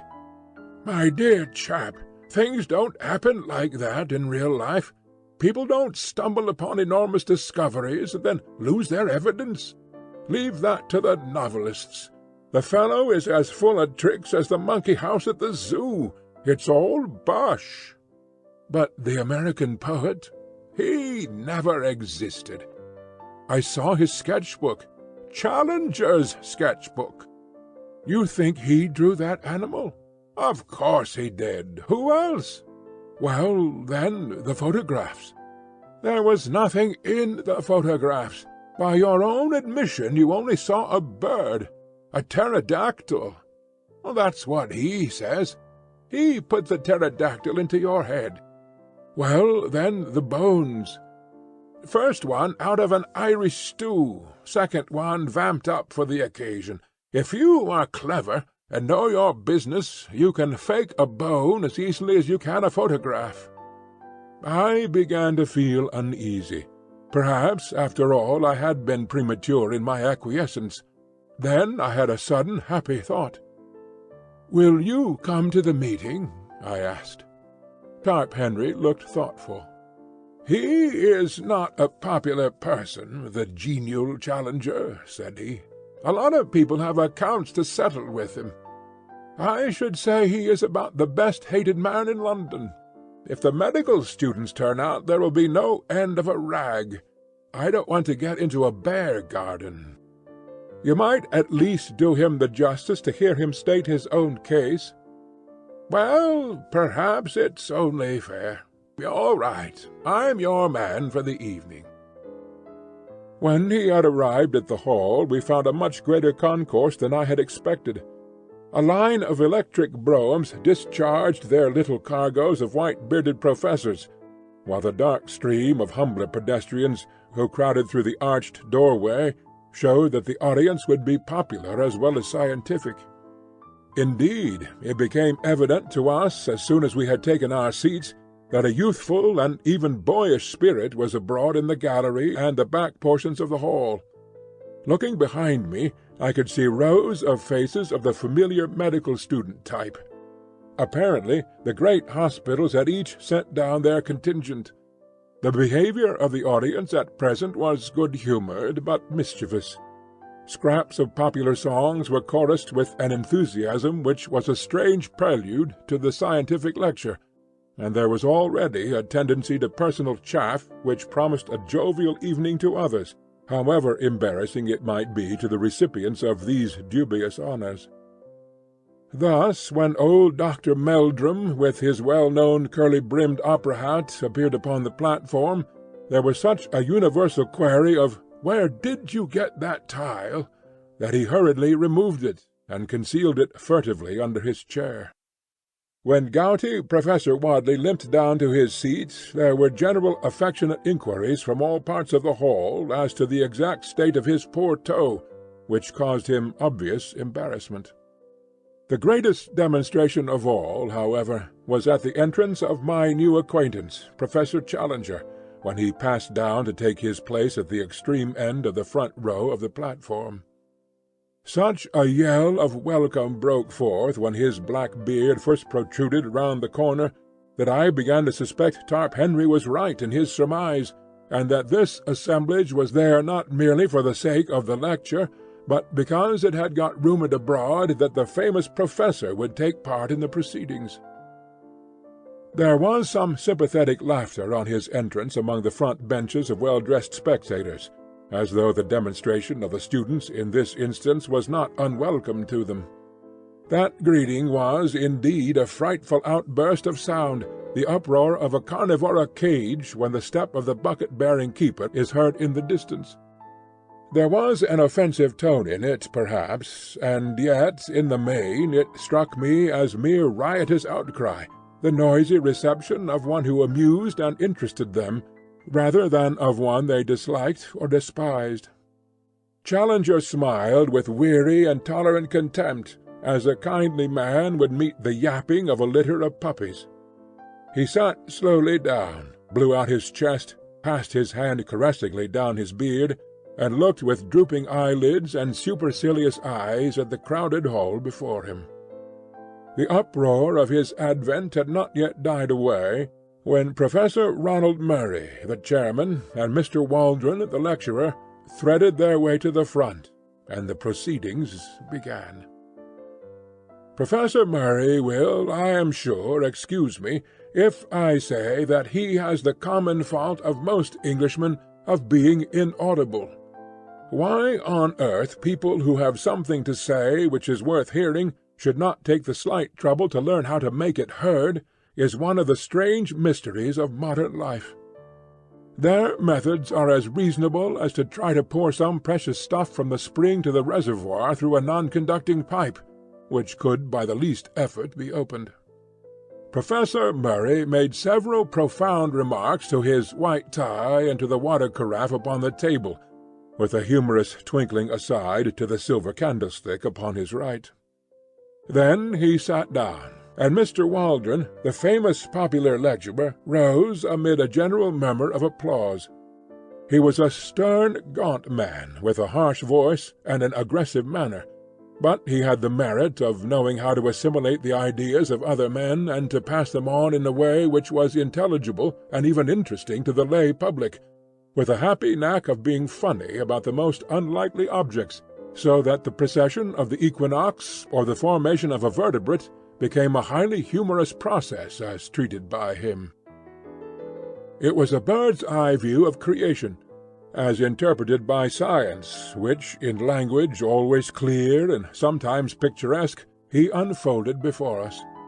He told us of the globe, a huge mass of flaming gas flaring through the heavens. Then he pictured the solidification, the cooling, the wrinkling which formed the mountains, the steam which turned to water, the slow preparation of the stage upon which was to be played the inexplicable drama of life. On the origin of life itself he was discreetly vague. That the germs of it could hardly have survived the original roasting was, he declared, fairly certain. Therefore it had come later.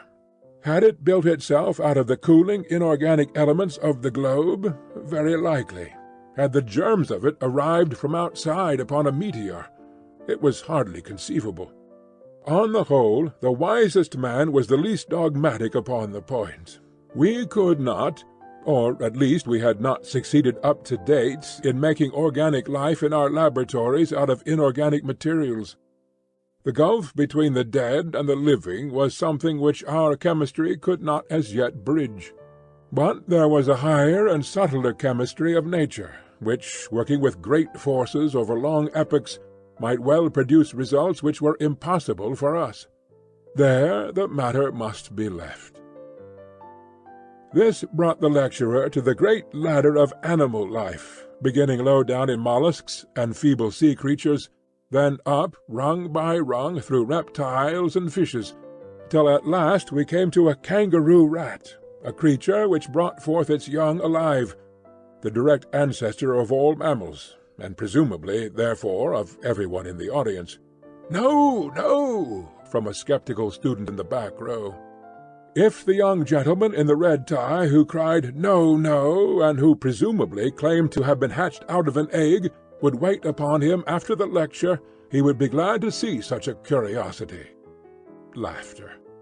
It was strange to think that the climax of the age-long process of nature had been the creation of that gentleman in the red tie. But had the process stopped? Was this gentleman to be taken as the final type, the be-all and end-all of development?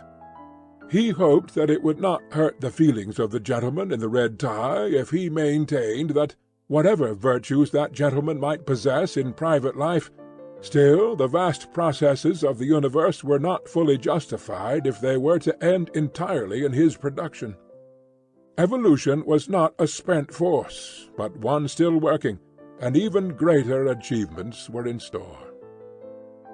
Having thus, amid a general titter, played very prettily with his interrupter, the lecturer went back to his picture of the past, the drying of the seas, the emergence of the sandbank, the sluggish, viscous life which lay upon their margins, the overcrowded lagoons, the tendency of the sea creatures to take refuge upon the mud-flats, the abundance of food awaiting them, their consequent enormous growth. "Hence, ladies and gentlemen," he added, "that frightful brood of saurians which still affright our eyes when seen in the Wealden or in the Solnhofen slates, but which were fortunately extinct long before the first appearance of mankind upon this planet. "Question!" boomed a voice from the platform. Mr. Waldron was a strict disciplinarian with a gift of acid humour, as exemplified upon the gentleman with the red tie, which made it perilous to interrupt him. But this interjection appeared to him so absurd that he was at a loss how to deal with it. So looks the Shakespearean who is confronted by a rancid Baconian, or the astronomer who is assailed by a flat-earth fanatic.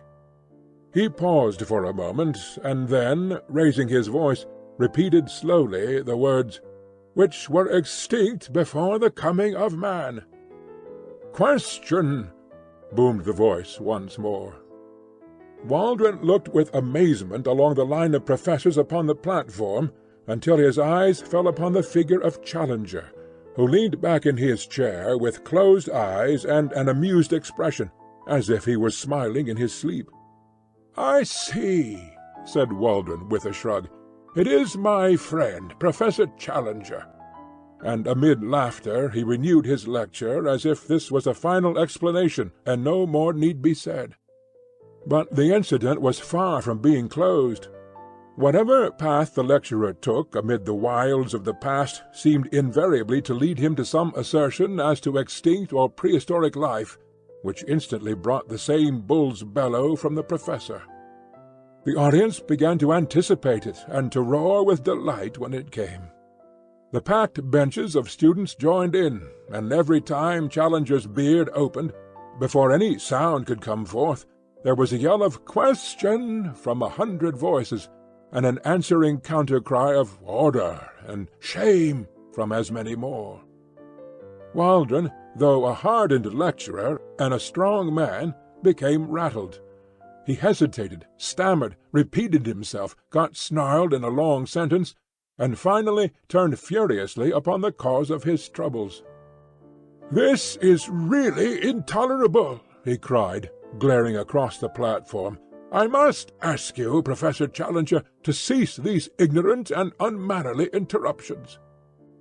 There was a hush over the hall, the students rigid with delight at seeing the high gods on Olympus quarrelling among themselves. Challenger levered his bulky figure slowly out of his chair. "I must in turn ask you, Mr. Waldron," he said, "to cease to make assertions which are not in strict accordance with scientific fact." The words unloosed a tempest. "Shame! Shame! Give him a hearing! Put him out! Shove him off the platform! Fair play!" emerged from a general roar of amusement or execration. The chairman was on his feet, flapping both his hands and bleating excitedly. "Professor Challenger, personal views later," were the solid peaks above his clouds of inaudible mutter.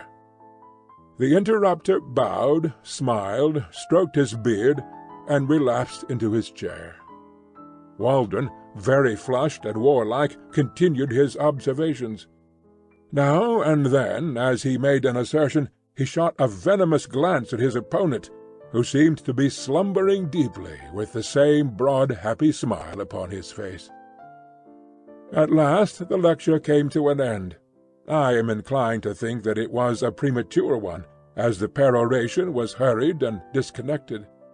The thread of the argument had been rudely broken, and the audience was restless and expectant. Waldron sat down, and after a chirrup from the chairman, Professor Challenger rose and advanced to the edge of the platform. In the interests of my paper I took down his speech verbatim. "Ladies and gentlemen," he began, amid a sustained interruption from the back. "I beg pardon. Ladies, gentlemen, and children, I must apologize. I had inadvertently omitted a considerable section of this audience." Tumult, during which the professor stood with one hand raised and his enormous head nodding sympathetically, as if he were bestowing a pontifical blessing upon the crowd. "I have been selected to move a vote of thanks to Mr. Waldron for the very picturesque and imaginative address to which we have just listened. There are points in it with which I disagree, and it has been my duty to indicate them as they arose. But, nonetheless, Mr. Waldron has accomplished his object well, that object being to give a simple and interesting account of what he conceives to have been the history of our planet.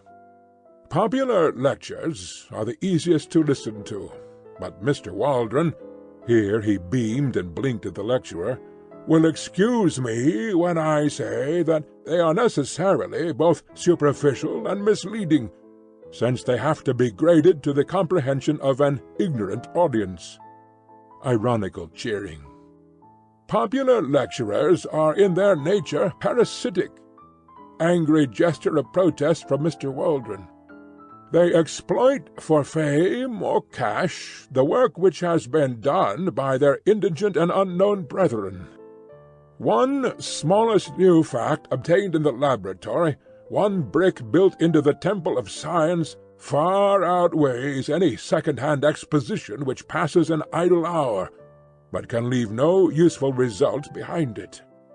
I put forward this obvious reflection, not out of any desire to disparage Mr. Waldron in particular, but that you may not lose your sense of proportion and mistake the acolyte for the high priest." At this point Mr. Waldron whispered to the chairman, who half rose and said something severely to his water-carafe. "But enough of this." Loud and prolonged cheers. "Let me pass to some subject of wider interest. What is the particular point on which I, as an original investigator, have challenged our lecturer's accuracy? It is upon the permanence of certain types of animal life upon the earth. I do not speak upon this subject as an amateur, nor, I may add, as a popular lecturer. But I speak as one whose scientific conscience compels him to adhere closely to facts, when I say that Mr. Waldron is very wrong in supposing that because he has never himself seen a so-called prehistoric animal, therefore these creatures no longer exist. They are indeed, as he has said, our ancestors, but they are, if I may use the expression, our contemporary ancestors, who can still be found with all their hideous and formidable characteristics if one has but the energy and hardihood to seek their haunts. Creatures which were supposed to be Jurassic, monsters who would hunt down and devour our largest and fiercest mammals, still exist. Cries of "Bosh! Prove it! How do you know? Question! How do I know, you ask me? I know because I have visited their secret haunts. I know because I have seen some of them." Applause, uproar, and a voice. "Liar! Am I a liar?" General hearty and noisy assent. "Did I hear someone say that I was a liar? Will the person who called me a liar kindly stand up, that I may know him?" A voice. "Here he is, sir," and an inoffensive little person in spectacles, struggling violently, was held up among a group of students. "Did you venture to call me a liar?" "No, sir, no," shouted the accused, and disappeared like a jack-in-the-box. "If any person in this hall dares to doubt my veracity, I shall be glad to have a few words with him after the lecture." "Liar! Who said that?" Again the inoffensive one, plunging desperately, was elevated high into the air. "If I come down among you—" General chorus of "Come, love, come," which interrupted the proceedings for some moments, while the chairman, standing up and waving both his arms, seemed to be conducting the music. The professor, with his face flushed, his nostrils dilated, and his beard bristling, was now in a proper berserk mood. "Every great discoverer has been met with the same incredulity, the same brand of a generation of fools. When great facts are laid before you, you have not the intuition, the imagination which would help you to understand them. You can only throw mud at the men who have risked their lives to open new fields to science. You persecute the prophets. Galileo, Darwin, and I." Prolonged cheering and complete interruption. All this is from my hurried notes taken at the time, which give little notion of the absolute chaos to which the assembly had by this time been reduced.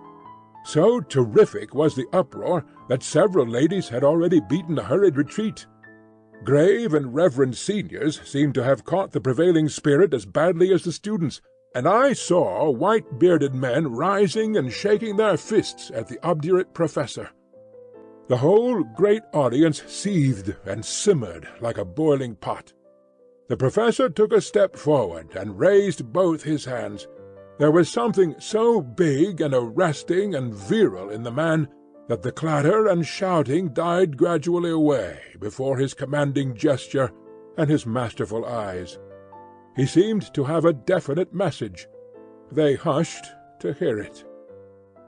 "I will not detain you," he said. "It is not worth it.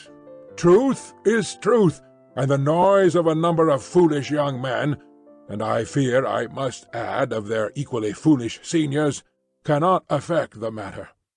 I claim that I have opened a new field of science.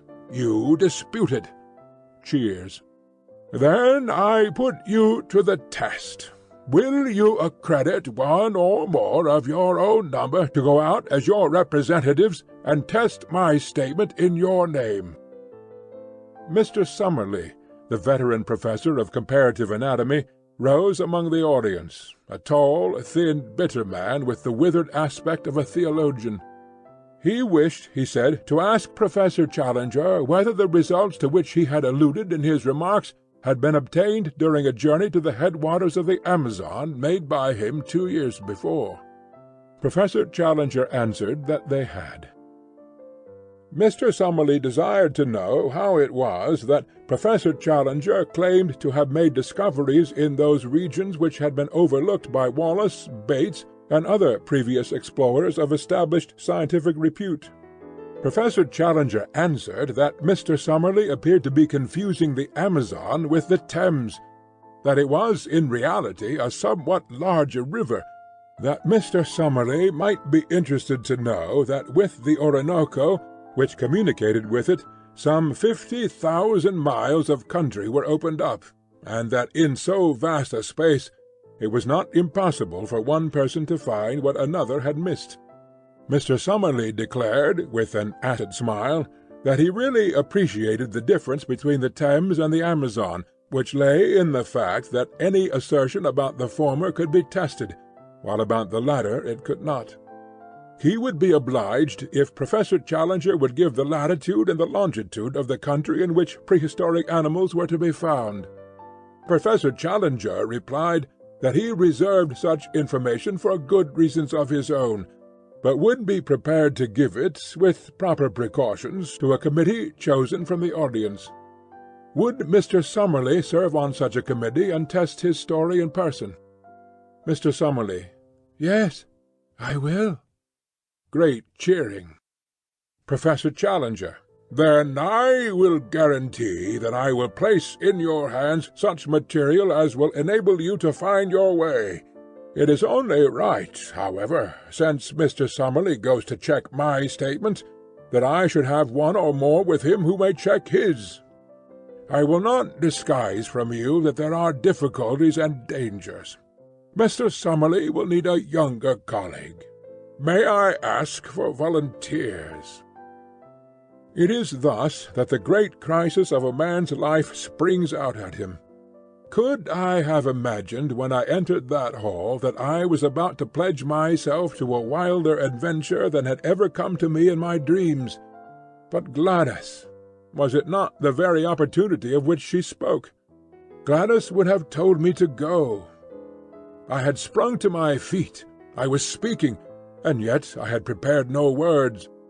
Tarp Henry, my companion, was plucking at my skirts, and I heard him whispering, "Sit down, Malone. Don't make a public ass of yourself." At the same time I was aware that a tall, thin man, with dark gingery hair, a few seats in front of me, was also upon his feet. He glared back at me with hard, angry eyes, but I refused to give way. "I will go, Mr. Chairman," I kept repeating over and over again. "Name! Name!" cried the audience. "My name is Edward Dunn Malone. I am the reporter of the Daily Gazette. I claim to be an absolutely unprejudiced witness." "What is your name, sir?"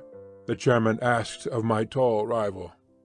"I am Lord John Roxton. I have already been up the Amazon. I know all the ground, and have special qualifications for this investigation."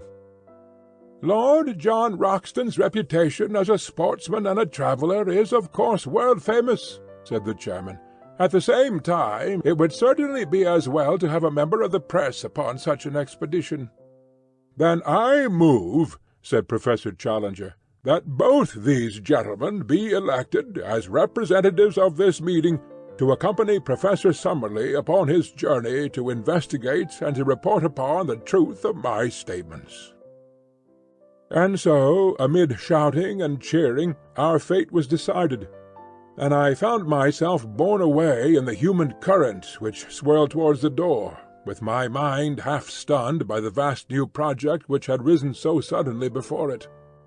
As I emerged from the hall, I was conscious for a moment of a rush of laughing students down the pavement, and of an arm wielding a heavy umbrella, which rose and fell in the midst of them. Then, amid a mixture of groans and cheers, Professor Challenger's electric brougham slid from the curb, and I found myself walking under the silvery lights of Regent Street, full of thoughts of Gladys and of wonder as to my future. Suddenly there was a touch at my elbow. I turned, and found myself looking into the humorous, masterful eyes of the tall, thin man who had volunteered to be my companion on this strange quest. "Mr. Malone, I understand," said he. "We are to be companions, what? My rooms are just over the road in the Albany.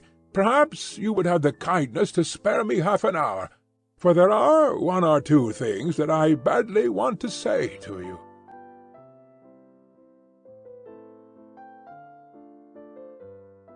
Lord John Roxton and I turned down Vigo Street together, and through the dingy portals of the famous aristocratic rookery. At the end of a long drab passage my new acquaintance pushed open a door and turned on an electric switch. A number of lamps shining through tinted shades bathed the whole great room before us in a ruddy radiance. Standing in the doorway and glancing round me, I had a general impression of extraordinary comfort and elegance combined with an atmosphere of masculine virility.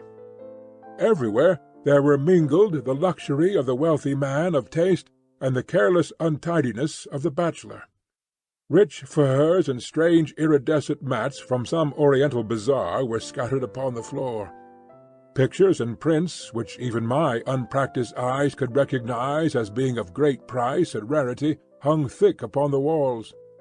Sketches of boxers, of ballet girls, and of race-horses alternated with a sensuous Fragonard, a Marshal Girardet, and a dreamy Turner. But amid these varied ornaments there were scattered the trophies which brought back strongly to my recollection the fact that Lord John Roxton was one of the great all-round sportsmen and athletes of his day. A dark blue oar, crossed with a cherry-pink one above his mantelpiece, spoke of the old Oxonian and Leander man, while the foils and boxing gloves above and below them were the tools of a man who had won supremacy with each. Like a dado round the room was the jutting line of splendid heavy game-heads, the best of their sort from every quarter of the world, with the rare white rhinoceros of the Lado enclave drooping its supercilious lip above them all. In the centre of the rich red carpet was a black and gold Louis XV table, a lovely antique, now sacrilegiously desecrated with marks of glasses and the scars of cigar stumps. On it stood a silver tray of smokables and a burnished spirit-stand, from which and an adjacent siphon my silent host proceeded to charge 2 high glasses.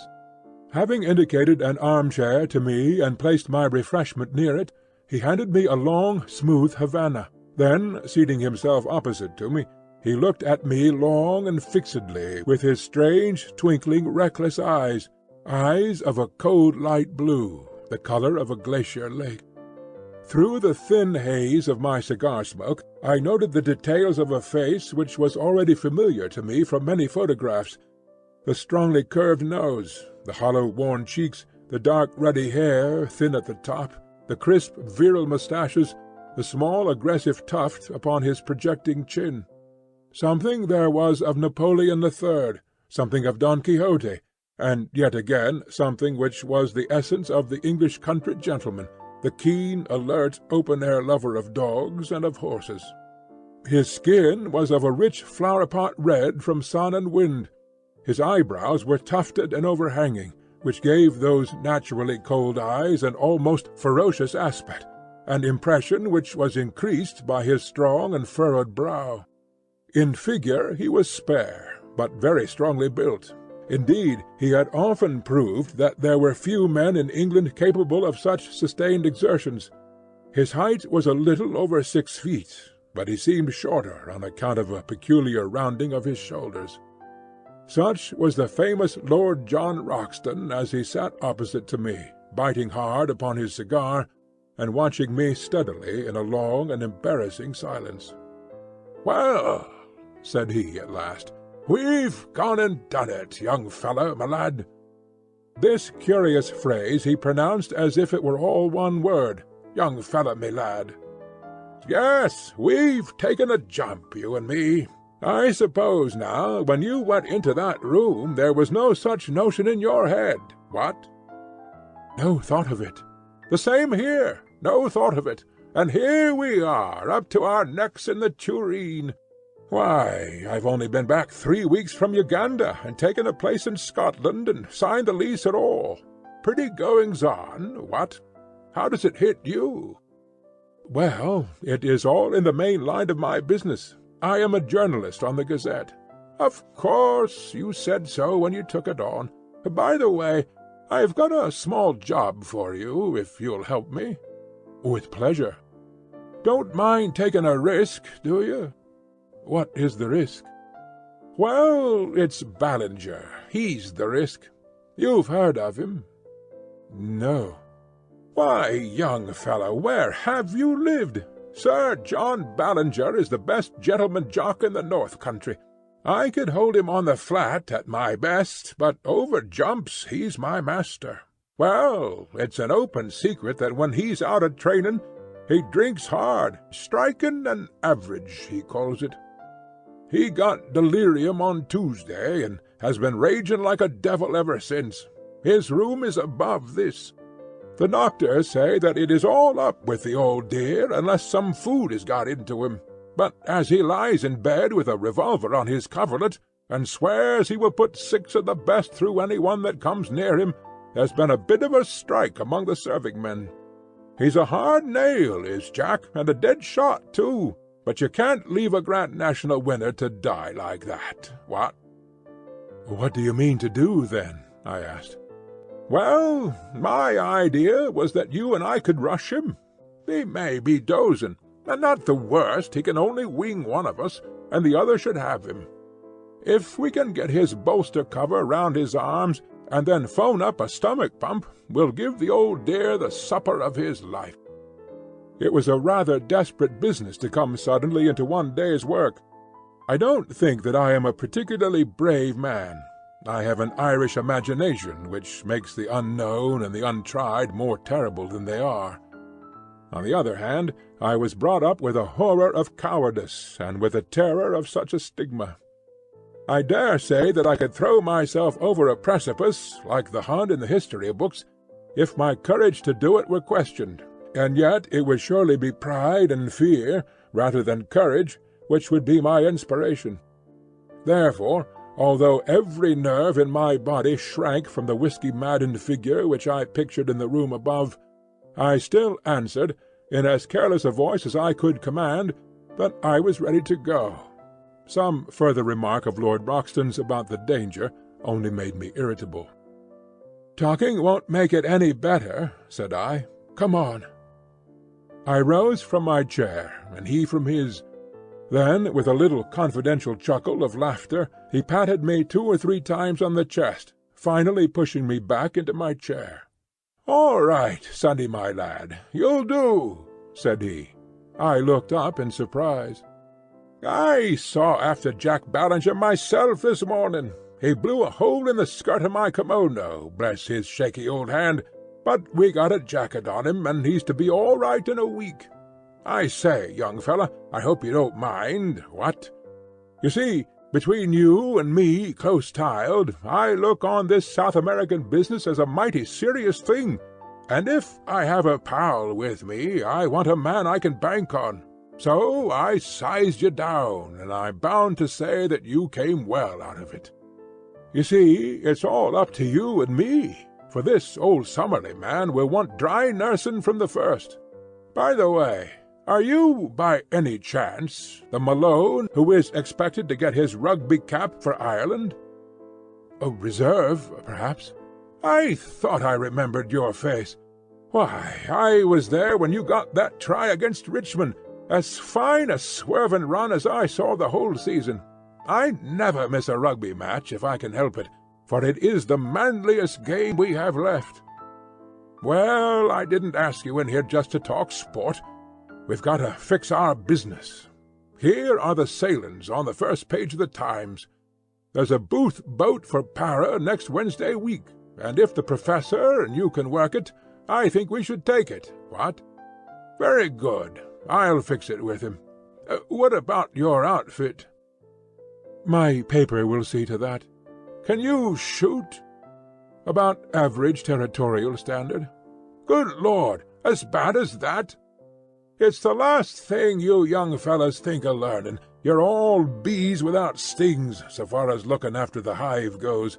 You'll look silly some of these days when someone comes along and sneaks the honey. But you'll need to hold your guns straight in South America, for unless our friend the Professor is a madman or a liar, we may see some queer things before we get back. What gun have you?"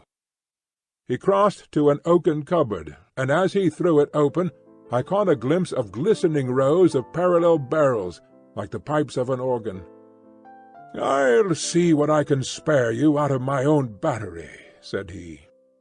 One by one he took out a succession of beautiful rifles, opening and shutting them with a snap and a clang, and then patting them as he put them back into the rack as tenderly as a mother would fondle her children. "This is a Bland's 577 Axide Express," said he. "I got that big fellow with it." He glanced up at the white rhinoceros. 10 more yards, and he would have added me to his collection. On that conical bullet his one chance hangs. 'Tis the weak one's advantage fair. Hope you know your Gordon, for he's the poet of the horse and the gun, and the man that handles both. Now, here's a useful tool. 470, telescopic sight, double ejector, point blank up to 350. That's the rifle I used against the Peruvian slave drivers 3 years ago. I was the flail of the Lord up in those parts, I may tell you, though you won't find it in any blue book. There are times, young fella, when every one of us must have a stand for human right and justice, or you never feel clean again. That's why I made a little war on my own, declared it myself, waged it myself, ended it myself. Each of those nicks is for a slave murderer, a good row of them, what? That big one is for Pedro Lopez, the king of them all, that I killed in a backwater of the Putumayo River. Now, here's something that would do for you." He took out a beautiful brown and silver rifle. Well rubbered at the stock, sharply sighted, 5 cartridges to the clip. You can trust your life to that. He handed it to me, and closed the door of his oak cabinet.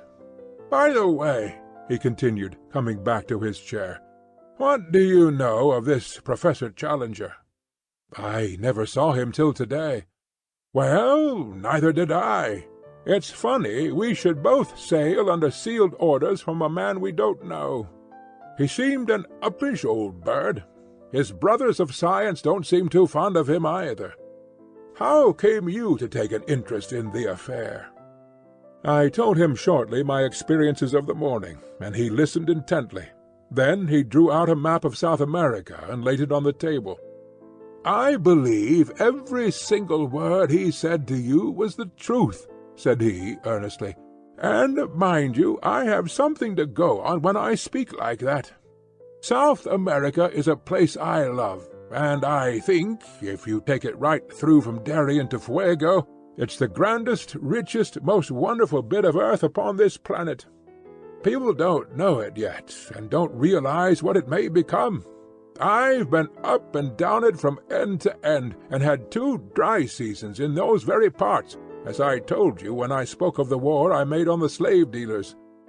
Well, when I was up there, I heard some yarns of the same kind, traditions of Indians and the like, but with something behind them, no doubt. The more you know of that country, young fellow, the more you would understand that anything is possible, anything. There are just some narrow water lanes along which folk travel, and outside that it is all darkness. Now, down here in Mato Grande," he swept his cigar over a part of the map, "or up in this corner where 3 countries meet, nothing would surprise me. As that chap said tonight, there are 50,000 miles of waterway running through a forest that is very near the size of Europe. You and I could be as far away from each other as Scotland is from Constantinople, and yet each of us be in the same great Brazilian forest.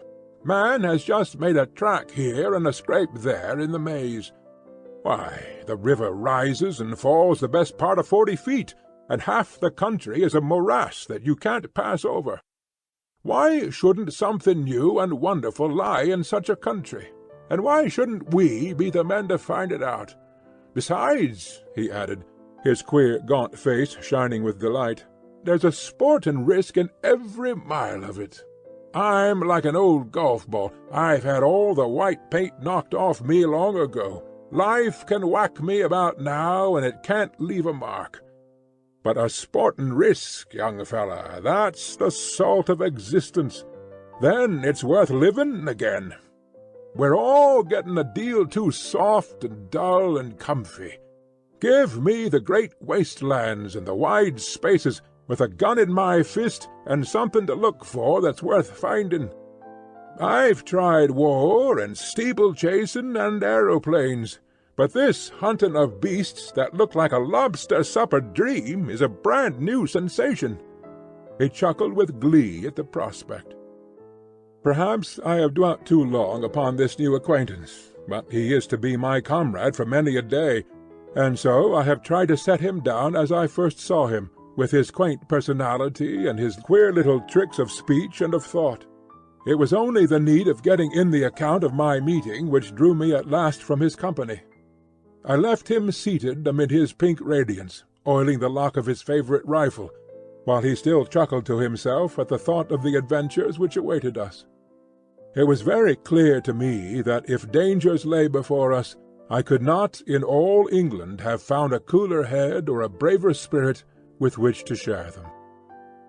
That night, wearied as I was after the wonderful happenings of the day, I sat late with McArdle, the news editor, explaining to him the whole situation, which he thought important enough to bring next morning before the notice of Sir George Beaumont, the chief. It was agreed that I should write home full accounts of my adventures in the shape of successive letters to McArdle, and that these should either be edited for the Gazette as they arrived, or held back to be published later, according to the wishes of Professor Challenger, since we could not yet know what conditions he might attach to those directions which should guide us to the unknown land. In response to a telephone inquiry, we received nothing more definite than a fulmination against the press, ending up with the remark that if we would notify our boat, he would hand us any directions which he might think it proper to give us at the moment of starting. A second question from us failed to elicit any answer at all, save a plaintive bleat from his wife to the effect that her husband was in a very violent temper already, and that she hoped we would do nothing to make it worse. A third attempt, later in the day, provoked a terrific crash, and a subsequent message from the Central Exchange that Professor Challenger's receiver had been shattered. After that we abandoned all attempt at communication. And now, my patient readers, I can address you directly no longer. From now onwards, if indeed any continuation of this narrative should ever reach you, it can only be through the paper which I represent. In the hands of the editor I leave this account of the events which have led up to one of the most remarkable expeditions of all time, so that if I never return to England, there shall be some record as to how the affair came about. I am writing these last lines in the saloon of the Booth liner Francisca, and they will go back by the pilot to the keeping of Mr. McArdle. Let me draw one last picture before I close the notebook, a picture which is the last memory of the old country which I bear away with me. It is a wet, foggy morning in the late spring. A thin, cold rain is falling. 3 shining mackintoshed figures are walking down the quay, making for the gangplank of the great liner from which the Blue Peter is flying. In front of them a porter pushes a trolley piled high with trunks, wraps, and gun cases. Professor Summerlee, a long, melancholy figure, walks with dragging steps and drooping head, as one who is already profoundly sorry for himself. Lord John Roxton steps briskly, and his thin, eager face beams forth between his hunting-cap and his muffler. As for myself, I am glad to have got the bustling days of preparation and the pangs of leave-taking behind me, and I have no doubt that I show it in my bearing. Suddenly, just as we reach the vessel, there is a shout behind us. It is Professor Challenger, who had promised to see us off. He runs after us, a puffing, red-faced, irascible figure.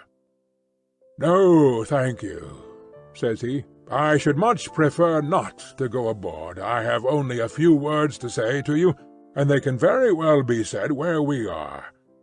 I beg you not to imagine that I am in any way indebted to you for making this journey. I would have you to understand that it is a matter of perfect indifference to me, and I refuse to entertain the most remote sense of personal obligation. Truth is truth, and nothing which you can report can affect it in any way, though it may excite the emotions and allay the curiosity of a number of very ineffectual people. My directions for your instruction and guidance are in this sealed envelope. You will open it when you reach a town upon the Amazon which is called Manaus, but not until the date and hour which is marked upon the outside. Have I made myself clear? I leave the strict observance of my conditions entirely to your honor. No, Mr. Malone, I will place no restriction upon your correspondence, since the ventilation of the facts is the object of your journey. But I demand that you shall give no particulars as to your exact destination, and that nothing be actually published until your return. Good-bye, sir. You have done something to mitigate my feelings for the loathsome profession to which you unhappily belong. Good-bye, Lord John. Science is, as I understand, a sealed book to you, but you may congratulate yourself upon the hunting field which awaits you. You will, no doubt, have the opportunity of describing in the field how you brought down the rocketing Dimorphodon. And good-bye to you also, Professor Summerlee. If you are still capable of self-improvement, of which I am frankly unconvinced, you will surely return to London a wiser man." So he turned upon his heel, and a minute later from the deck I could see his short, squat figure bobbing about in the distance as he made his way back to his train. Well, we are well down Channel now. There's the last bell for letters, and it's good-bye to the pilot. We'll be down, hull down on the old trail from now on. God bless all we leave behind us, and send us safely back.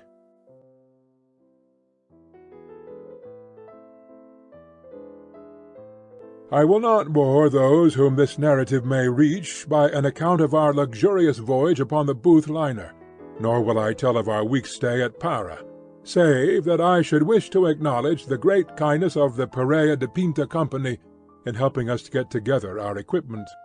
I will also allude very briefly to our river journey, up a wide, slow-moving, clay-tinted stream in a steamer which was little smaller than that which had carried us across the Atlantic. Eventually we found ourselves through the narrows of Obitos and reached the town of Manaus. Here we were rescued from the limited attractions of the local inn by Mr. Shortman, the representative of the British and Brazilian Trading Company. In his hospital fazenda we spent our time until the day when we were empowered to open the letter of instructions given to us by Professor Challenger. Before I reach the surprising events of that date, I would desire to give a clearer sketch of my comrades in this enterprise, and of the associates whom we had already gathered together in South America. I speak freely, and I leave the use of my material to your own discretion, Mr. McArdle, since it is through your hands that this report must pass before it reaches the world. The scientific attainments of Professor Summerlee are too well known for me to trouble to recapitulate them. He is better equipped for a rough expedition of this sort than one would imagine at first sight. His tall, gaunt, stringy figure is insensible to fatigue, and his dry, half-sarcastic, and often wholly unsympathetic manner is uninfluenced by any change in his surroundings. Though in his 66th year, I have never heard him express any dissatisfaction at the occasional hardships which we have had to encounter. I have regarded his presence as an encumbrance to the expedition, but as a matter of fact, I am now well convinced that his power of endurance is as great as my own. In temper he is naturally acid and sceptical. From the beginning he has never concealed his belief that Professor Challenger is an absolute fraud, that we are all embarked upon an absurd wild-goose chase, and that we are likely to reap nothing but disappointment and danger in South America, and corresponding ridicule in England. Such are the views which, with much passionate distortion of his thin features and wagging of his thin goat-like beard, he poured into our ears all the way from Southampton to Manaus. Since landing from the boat he has obtained some consolation from the beauty and variety of the insect and bird life around him, for he is absolutely whole-hearted in his devotion to science. He spends his days flitting through the woods with his shotgun and his butterfly net, and his evenings in mounting the many specimens he has acquired. Among his minor peculiarities are that he is careless as to his attire, unclean in his person, exceedingly absent-minded in his habits, and addicted to smoking a short briar pipe, which is seldom out of his mouth. He has been on several scientific expeditions in his youth. He was with Robertson at Papua, and the life of the camp and the canoe is nothing fresh to him. Lord John Roxton has some points in common with Professor Summerlee, and others in which they are the very antithesis to each other. He is 20 years younger, but has something of the same spare, scraggy physique. As to his appearance, I have, as I recollect, described it in that portion of my narrative which I have left behind me in London. He is exceedingly neat and prim in his ways, dresses always with great care in white drill suits and high-brown mosquito boots, and shaves at least once a day. Like most men of action, he is laconic in speech, and sinks readily into his own thoughts, but he is always quick to answer a question or join in the conversation, talking in a queer, jerky, half-humorous fashion. His knowledge of the world, and very especially of South America, is surprising, and he has a whole-hearted belief in the possibilities of our journey, which is not to be dashed by the sneers of Professor Summerlee. He has a gentle voice and a quiet manner, but behind his twinkling blue eyes there lurks a capacity for furious wrath and implacable resolution, the more dangerous because they are held in leash. He spoke little of his own exploits in Brazil and Peru, but it was a revelation to me to find the excitement which was caused by his presence among the riverine natives, who looked upon him as their champion and protector. The exploits of the Red Chief, as they called him, had become legends among them, but the real facts, as far as I could learn them, were amazing enough. These were that Lord John had found himself some years before in that no-man's land which is formed by the half-defined frontiers between Peru, Brazil, and Colombia. In this great district the wild rubber tree flourishes, and has become, as in the Congo, a curse to the natives, which can only be compared to their forced labor under the Spaniards upon the old silver mines of Darien. A handful of villainous half-breeds dominated the country, armed such Indians as would support them, and turned the rest into slaves, terrorizing them with the most inhuman tortures in order to force them to gather the India rubber, which was then floated down the river to Para. Lord John Roxton expostulated on behalf of the wretched victims, and received nothing but threats and insults for his pains. He then formally declared war against Pedro Lopez, the leader of the slave-drivers, enrolled a band of runaway slaves in his service, armed them, and conducted a campaign, which ended by his killing with his own hands the notorious half-breed, and breaking down the system which he represented. No wonder that the ginger-headed man with the silky voice and the free and easy manners was now looked upon with deep interest upon the banks of the great South American river, though the feelings he inspired were naturally mixed, since the gratitude of the natives was equalled by the resentment of those who desired to exploit them. One useful result of his former experiences was that he could talk fluently in lingua geral, which is the peculiar talk, 1/3 Portuguese and 2/3 Indian, which is current all over Brazil. I have said before that Lord John Roxton was a South Americomaniac. He could not speak of that great country without ardour, and this ardour was infectious, for, ignorant as I was, he fixed my attention and stimulated my curiosity. How I wish I could reproduce the glamour of his discourses, the peculiar mixture of accurate knowledge and of racy imagination which gave them their fascination, until even the professor's cynical and sceptical smile would gradually vanish from his thin face as he listened. He would tell the history of the mighty river so rapidly explored, for some of the first conquerors of Peru actually crossed the entire continent upon its waters, and yet so unknown in regard to all that lay behind its ever-changing banks. "What is there?" he would cry, pointing to the north. "Wood and marsh and unpenetrated jungle. Who knows what it may shelter? And there, to the south, a wilderness of swampy forest, where no white man has ever been. The unknown is up against us on every side. Outside the narrow lines of the rivers, what does anyone know? Who will say what is possible in such a country? Why should old man Challenger not be right?" At which direct defiance the stubborn sneer would reappear upon Professor Summerlee's face, and he would sit, shaking his sardonic head in unsympathetic silence, behind the cloud of his briar-root pipe.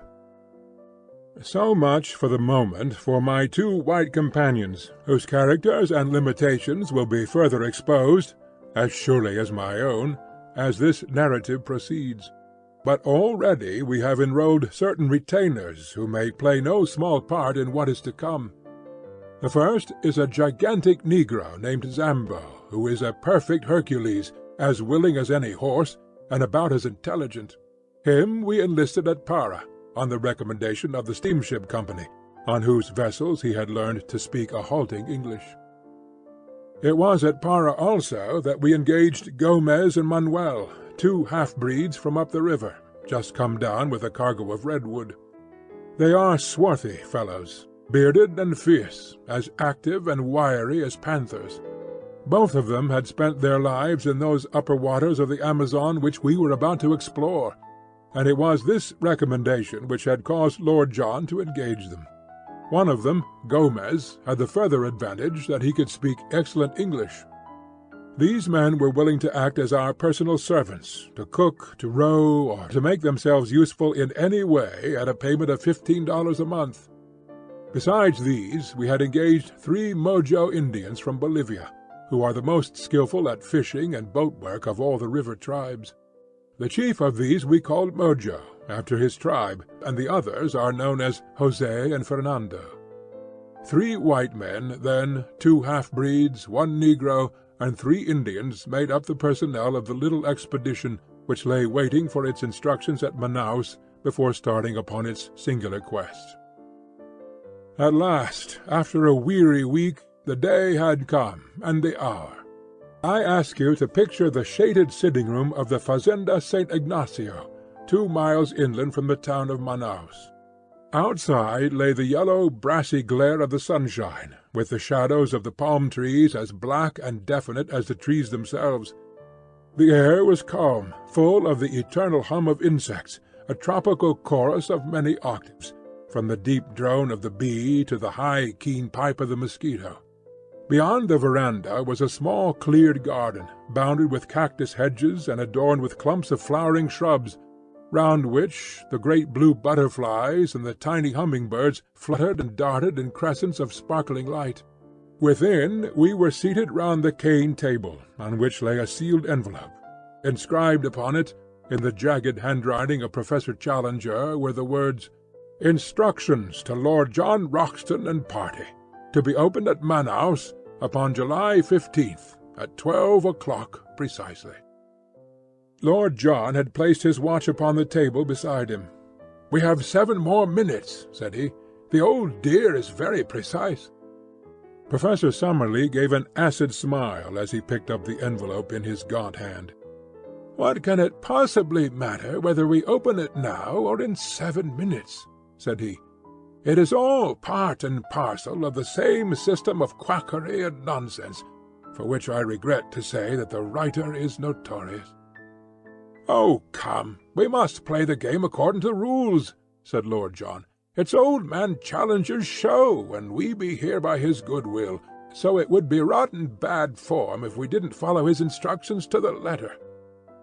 "A pretty business it is," cried the Professor bitterly.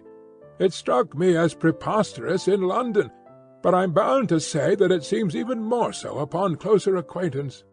I don't know what is inside the envelope, but unless it is something pretty definite, I shall be much tempted to take the next down-river boat and catch the Bolivia at Para. After all, I have some more responsible work in the world than to run about disproving the assertions of a lunatic. Now, Roxton, surely it is time." "Time it is," said Lord John. "You can blow the whistle." He took up the envelope and cut it with his penknife. From it he drew a folded sheet of paper. This he carefully opened out and flattened on the table. It was a blank sheet. He turned it over. Again it was blank. We looked at each other in a bewildered silence, which was broken by a discordant burst of derisive laughter from Professor Summerlee. "Now, it is an open admission," he cried. "What more do you want? The fellow is a self-confessed humbug. We have only to return home and report him as the brazen impostor that he is." "Invisible ink," I suggested. "I don't think," said Lord Roxton, holding the paper to the light. "No, young fellow, my lad, there is no use deceiving yourself. I'll go bail for it that nothing has ever been written upon this paper." "May I come in?" boomed a voice from the veranda. The shadow of a squat figure had stolen across the patch of sunlight. That voice! That monstrous breadth of shoulder! We sprang to our feet with a gasp of astonishment, as Challenger, in a round, boyish straw hat with a coloured ribbon, Challenger, with his hands in his jacket pockets and his canvas shoes daintily pointing as he walked, appeared in the open space before us. He threw back his head, and there he stood in the golden glow, with all his old Assyrian luxuriance of beard, all his native insolence of drooping eyelids and intolerant eyes. "I fear," said he, taking out his watch, "that I am a few minutes too late. When I gave you this envelope, I must confess that I had never intended that you should open it, for it had been my fixed intention to be with you before the hour. The unfortunate delay can be apportioned between a blundering pilot and an intrusive sandbank. I fear that it has given my colleague, Professor Summerlee, occasion to blaspheme. "I am bound to say, sir," said Lord John, with some sternness of voice, "that your turning up is a considerable relief to us, for our mission seemed to have come to a premature end. Even now I can't for the life of me understand why you should have worked it in so extraordinary a manner." Instead of answering, Professor Challenger entered, shook hands with myself and Lord John, bowed with ponderous insolence to Professor Summerlee, and sank back into a basket-chair, which creaked and swayed beneath his weight. "Is all ready for your journey?" he asked. "We can start tomorrow." "Then so you shall. You need no chart of directions now, since you will have the inestimable advantage of my own guidance. From the first I had determined that I would myself preside over your investigation. The most elaborate charts would, as you readily admit, be a poor substitute for my own intelligence and advice. As to the small ruse which I played upon you in the matter of the envelope, it is clear that, had I told you all my intentions, I should have been forced to resist unwelcome pressure to travel out with you." "Not from me, sir," exclaimed Professor Summerlee heartily, "so long as there was another ship upon the Atlantic." Challenger waved him away with his great hairy hand. "Your common sense will, I am sure, sustain my objection, and realize that it was better that I should direct my own movements, and appear only at the exact moment when my presence was needed. That moment has now arrived. You are in safe hands. You will not now fail to reach your destination. From henceforth I take command of this expedition, and I must ask you to complete your preparations tonight, so that we may be able to make an early start in the morning. My time is of value, and the same may be said, no doubt, in a lesser degree, of your own. I propose, therefore, that we push on as rapidly as possible, until I have demonstrated what you have come to see. Lord John Roxton has chartered a large steam launch, the Esmeralda, which was to carry us up the river. So far as climate goes, it was immaterial what time we chose for our expedition, as the temperature ranges from 75 to 90 degrees both summer and winter, with no appreciable difference in heat. In moisture, however, it is otherwise. From December to May is the period of the rains, and during this time the river slowly rises until it attains a height of nearly 40 feet above its low water mark. It floods the banks, extends in great lagoons over a monstrous waste of country, and forms a huge district, called locally the Gapo, which is for the most part too marshy for foot travel and too shallow for boating. About June the waters begin to fall, and are at their lowest at October or November. Thus our expedition was at the time of the dry season, when the great river and its tributaries were more or less in a normal condition. The current of the river is a slight one, the drop being not greater than 8 inches in a mile. No stream could be more convenient for navigation, since the prevailing wind is southeast, and sailing boats may make a continuous progress to the Peruvian frontier, dropping down again with the current. In our own case, the excellent engines of the Esmeralda could disregard the sluggish flow of the stream, and we made as rapid progress as if we were navigating a stagnant lake. For 3 days we steamed northwestwards, up a stream which even here, 1,000 miles from its mouth, was still so enormous that from its centre the 2 banks were mere shadows upon the distant skyline. On the 4th day after leaving Manaus we turned into a tributary, which at its mouth was little smaller than the main stream.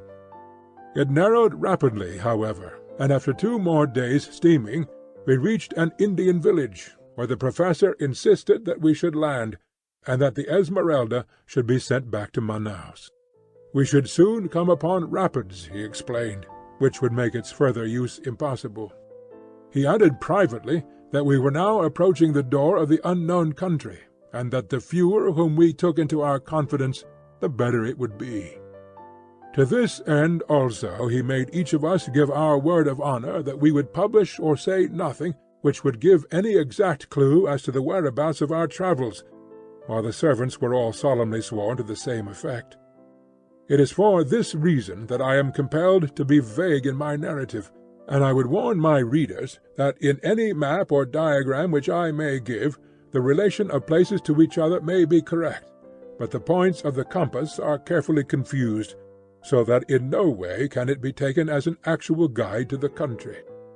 Professor Challenger's reasons for secrecy may be valid or not, but we had no choice but to adopt them, for he was prepared to abandon the whole expedition rather than modify the conditions upon which he would guide us. It was August 2nd when we snapped our last link with the outer world by bidding farewell to the Esmeralda. Since then 4 days have passed, during which we have engaged 2 large canoes from the Indians, made of so light a material, skins over a bamboo framework, that we should be able to carry them round any obstacle. These we have loaded with all our effects, and have engaged 2 additional Indians to help us in the navigation. I understand that they are the very 2, Ataka and Ipetu by name, who accompanied Professor Challenger upon his previous journey. They appeared to be terrified at the prospect of repeating it, but the chief has patriarchal powers in these countries, and if the bargain is good in his eyes, the clansman has little choice in the matter. So, tomorrow, we disappear into the unknown. This account I am transmitting down the river by canoe, and it may be our last word to those who are interested in our fate. I have, according to our arrangement, addressed it to you, my dear Mr. McArdle, and I leave it to your discretion to delete, alter, or do what you like with it. From the assurance of Professor Challenger's manner, and in spite of the continued skepticism of Professor Summerlee, I have no doubt that our leader will make good his statement, and that we are really on the eve of some most remarkable experiences.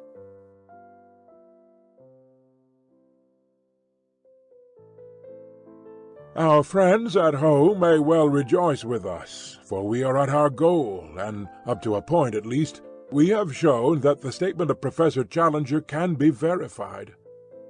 We have not, it is true, ascended the plateau, but it lies before us, and even Professor Summerlee is in a more chastened mood.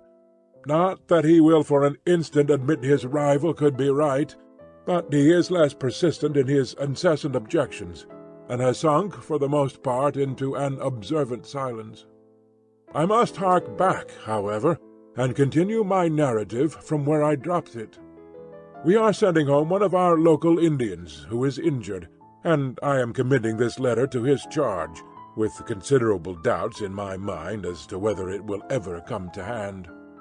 When I wrote last, we were about to leave the Indian village where we had been deposited by the Esmeralda. I have to begin my report by bad news. For the first serious personal trouble, I pass over the incessant bickerings between the professors, occurred this evening, and might have had a tragic ending. I have spoken of our English-speaking half-breed Gomez, a fine worker and a willing fellow, but afflicted, I fancy, with the vice of curiosity, which is common enough among such men.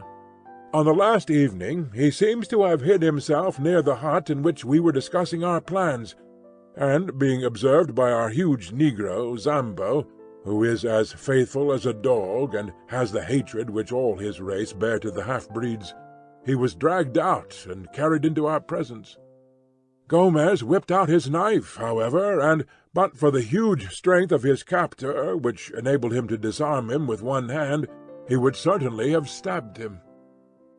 The matter has ended in reprimands. The opponents have been compelled to shake hands, and there is every hope that all will be well. As to the feuds of the 2 learned men, they are contiguous and bitter. It must be admitted that Challenger is provocative in the last degree, but Summerlee has an acid tongue, which makes matters worse. Last night Challenger said that he never cared to walk on the Thames embankment and look up the river, as it was always sad to see one's own eventual goal. He is convinced, of course, that he is destined for Westminster Abbey. Summerlee rejoined, however, with a sour smile, by saying that he understood that Millbank Prison had been pulled down. Challenger's conceit is too colossal to allow him to be really annoyed. He only smiled in his beard and repeated, "Really, really," in the pitying tone one would use to a child. Indeed, they are children both, the one wizened and cantankerous, the other formidable and overbearing, yet each with a brain which has put him in the front rank of his scientific age. Brain, character, soul. Only as one sees more of life does one understand how distinct is each. The very next day we did actually make our start upon this remarkable expedition. We found that all our possessions fitted very easily into 2 canoes, and we divided our personnel, 6 in each, taking the obvious precaution, in the interests of peace, of putting 1 professor into each canoe. Personally, I was with Challenger, who was in a beatific humor, moving about as one in a silent ecstasy, and beaming benevolence from every feature. I have had some experience of him in other moods, however, and shall be the less surprised when the thunderstorms suddenly come up amidst the sunshine. If it is impossible to be at your ease, it is equally impossible to be dull in his company, for one is always in a state of half-tremulous doubt as to what sudden turn his formidable temper may take. For 2 days we made our way up a good-sized river some hundreds of yards broad, and dark in colour, but transparent, so that one could usually see the bottom. The affluents of the Amazon are, half of them, of this nature, while the other half are whitish and opaque, the difference depending upon the class of country through which they have flowed. The dark indicate vegetable decay, while the others point to clayey soil. Twice we came across rapids, and in each case made a portage of half a mile or so to avoid them. The woods on either side were primeval, which are more easily penetrated than woods of the second growth, and we had no difficulty in carrying our canoes through them. How shall I ever forget the solemn mystery of it? The height of the trees and the thickness of the boles exceeded anything with which I, in my town-bred life, could have imagined, shooting upwards in magnificent columns, until, at an enormous distance above our heads, we could dimly discern the spot where they threw out their side branches into Gothic upward curves, which coalesced to form one great matted roof of verdure, through which only an occasional golden ray of sunshine shot downwards, to trace a thin dazzling line of light amidst the majestic obscurity. As we walked noiselessly amid the thick soft carpet of decaying vegetation, the hush fell upon our souls which comes upon us in the twilight of the Abbey, and even Professor Challenger's full-chested notes sank into a whisper. Alone, I should have been ignorant of the names of these giant growths, but our men of science pointed out the cedars, the great silk-cotton trees, and the redwood trees, with all that profusion of various plants which has made this continent the chief supplier to the human race of those gifts of nature which depend upon the vegetable world, while it is the most backward in those products which come from animal life. Vivid orchids and wonderful coloured lichens smouldered upon the swarthy tree-trunks, and where a wandering shaft of light fell full upon the golden alamanda, the scarlet star clusters of the tacsonia, or of the rich deep blue of ipomaea, the effect was as a dream of fairyland. In these great wastes of forests, life, which abhors darkness, struggles ever upwards to the light. Every plant, even the smaller ones, curls and writhes to the green surface, twining itself round its stronger and taller brethren in the effort. Climbing plants are monstrous and luxuriant, but others, which have never been known to climb elsewhere, learn the art as an escape from that sombre shadow, so that the common nettle, the jasmine, and even the hasitara palm-tree can be seen circling the stems of the cedars and striving to reach their crowns. Of animal life there is no movement amid the majestic vaulted aisles which stretched from us as we walked. but a constant movement far above our heads told of that multitudinous world of snake and monkey, bird and sloth, which lived in the sunshine, and looked down in wonder at our tiny, dark, stumbling figures in the obscure depths immeasurably below them.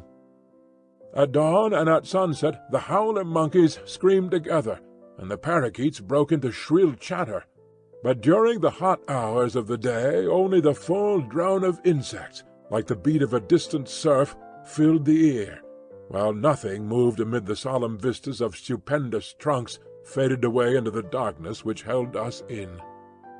Once some bandy-legged lurching creature, an ant-eater or a bear, scuttled clumsily amid the shadows. It was the only sign of earth life which I saw in this great Amazonian forest. And yet there were indications that even human life itself was not far from us in those mysterious recesses. On the third day out we were aware of a singular deep throbbing in the air, rhythmic and solemn, coming and going fitfully throughout the morning. The two boats were paddling within a few yards of each other when first we heard it, and our Indians remained motionless, as if they had been turned to bronze, listening intently with expressions of terror upon their faces. "What is it, then?" I asked. "Drums," said Lord John carelessly. "War drums. I have heard them before." "Yes, sir, war drums," said Gomez, the half-breed. "Wild Indians, bravos, not mansos. They watch us every mile of the way, kill us if they can." "How can they watch us?" I asked, gazing into the dark, motionless void. The half-breed shrugged his broad shoulder. "The Indians know. They have their own way. They watch us. They talk the drum talk to each other. Kill us if they can." By the afternoon of that day, my pocket diary shows me that it was Tuesday, August 18th, at least 6 or 7 drums were throbbing from various points. Sometimes they beat quickly, sometimes slowly, sometimes in obvious question and answer, one far to the east breaking out in a high staccato rattle, and being followed after a pause by a deep roll from the north. There was something indescribably nerve-shaking and menacing in that constant mutter, which seemed to shape itself into the very syllables of the half-breed, endlessly repeated, "We will kill you if we can. We will kill you if we can." No one ever moved in the silent woods. All the peace and soothing of quiet nature lay in that dark curtain of vegetation, but away from behind there came ever the one message from our fellow man. "We will kill you if we can," said the man in the east. "We will kill you if we can," said the men in the north. All day the drums rumbled and whispered, while their menace reflected itself in the faces of our colored companions. Even the hardy, swaggering half-breed seemed cowed. I learned, however, that day, once for all, that both Summerlee and Challenger possessed that highest type of bravery, the bravery of the scientific mind. Theirs was the spirit which upheld Darwin among the gauchos of the Argentine, or Wallace among the head-hunters of Malaya. It is decreed by a merciful nature that the human brain cannot think of two things simultaneously, so that if it be steeped in curiosity as to science, it has no room for merely personal considerations. All day, amid that incessant and mysterious menace, our two professors watched every bird upon the wing, and every shrub upon the bank, with many a sharp, wordy contention, while the snarl of Summerlee came quick upon the deep growl of Challenger, but with no more sense of danger, and no more reference to drum-beating Indians, than if they were seated together in the smoking-room of the Royal Society's Club in St. James's Street. Once only did they condescend to discuss them. "Miranda or Amahuaca cannibals," said Challenger, jerking his thumb towards the reverberating wood. "No doubt, sir," Summerlee answered. "Like all such tribes, I shall expect to find them of polysynthetic speech and of Mongolian type." "Polysynthetic, certainly," said Challenger indulgently. "I am not aware that any other type of language exists in this continent, and I have notes of more than 100. The Mongolian theory I regard with deep suspicion. I should have thought that even a limited knowledge of comparative anatomy would have helped to verify it," said Summerlee bitterly. Challenger thrust out his aggressive chin until he was all beard and hat-rim. "No doubt, sir, a limited knowledge would have that effect. But when one's knowledge is exhaustive, one comes to other conclusions." They glared at each other in mutual defiance, while all round rose the distant whisper, "We will kill you. We will kill you if we can." That night we moored our canoes with heavy stones for anchors in the centre of the stream, and made every preparation for a possible attack. Nothing came, however, and with the dawn we pushed upon our way, the drum-beating dying out behind us. About 3 o'clock in the afternoon we came to a very steep rapid, more than a mile long, the very one in which Professor Challenger had suffered disaster upon his first journey. I confess that the sight of it consoled me, for it was really the first direct corroboration, slight as it was, of the truth of his story. The Indians carried first our canoes and then our stores through the brushwood, which is very thick at this point, while we 4 whites, our rifles on our shoulders, walked between them and any danger coming from the woods. Before evening we had successfully passed the rapids, and made our way some 10 miles above them, where we anchored for the night. At this point I reckoned that we had come not less than 100 miles up the tributary from the main stream. It was in the early forenoon of the next day that we made the great departure. Since dawn Professor Challenger had been acutely uneasy, continually scanning each bank of the river. Suddenly he gave an exclamation of satisfaction, and pointed to a single tree, which projected at a peculiar angle over the side of the stream. "What do you make of that?" he asked. "It is surely an Acai palm," said Summerlee. "Exactly. It was an Acai palm which I took for my landmark. The secret opening is 1/2 mile onwards upon the other side of the river. There is no break in the trees. That is the wonder and the mystery of it.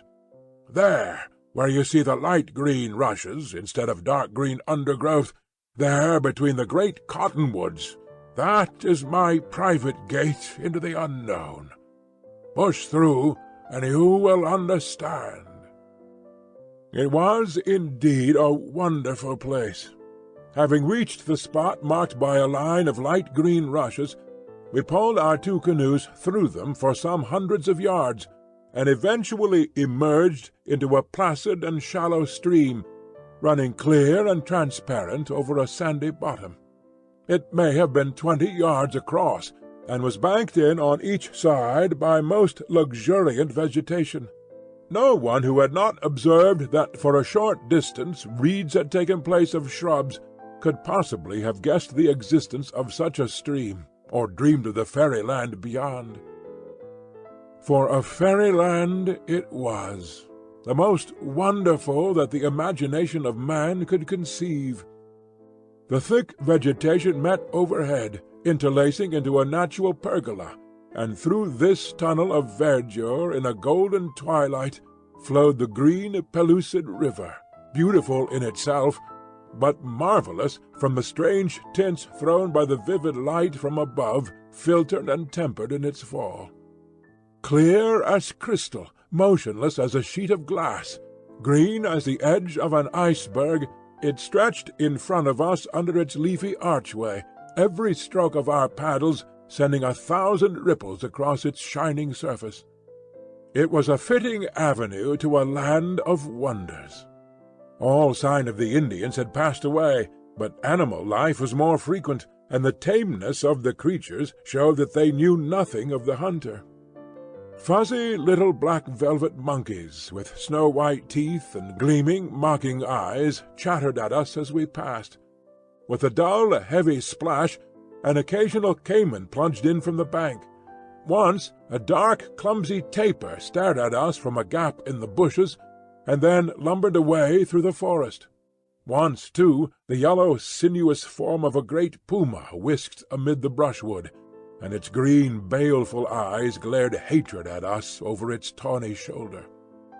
Bird life was abundant, especially the wading birds, stork, heron, and ibis gathering in little groups, blue, scarlet, and white, upon every log which jutted from the bank, while beneath us the crystal water was alive with fish of every shape and colour. For 3 days we made our way up this tunnel of hazy green sunshine. On the longer stretches one could hardly tell as one looked ahead where the distant green water ended and the distant green archway began.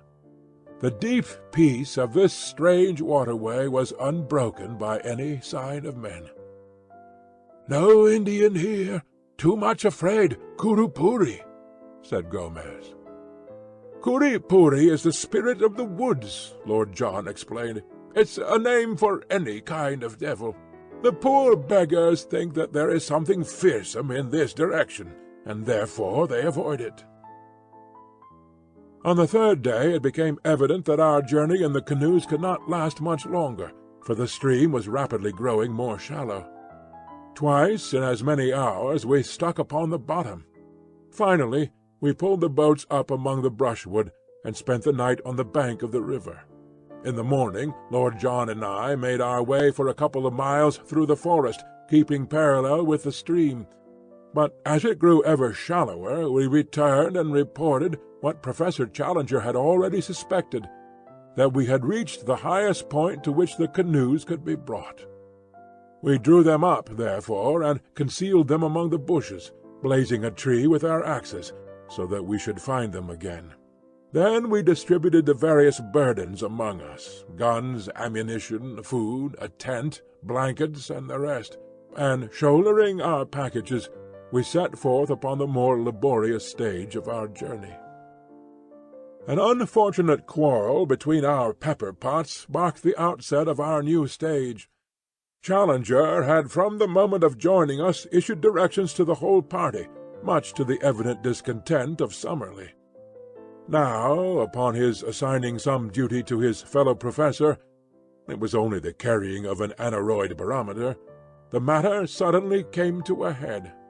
"May I ask, sir," said Summerlee, with vicious calm, "in what capacity you take it upon yourself to issue these orders?" Challenger glared and bristled. "I do it, Professor Summerlee, as a leader of this expedition." "I am compelled to tell you, sir, that I do not recognize you in that capacity." "Indeed?"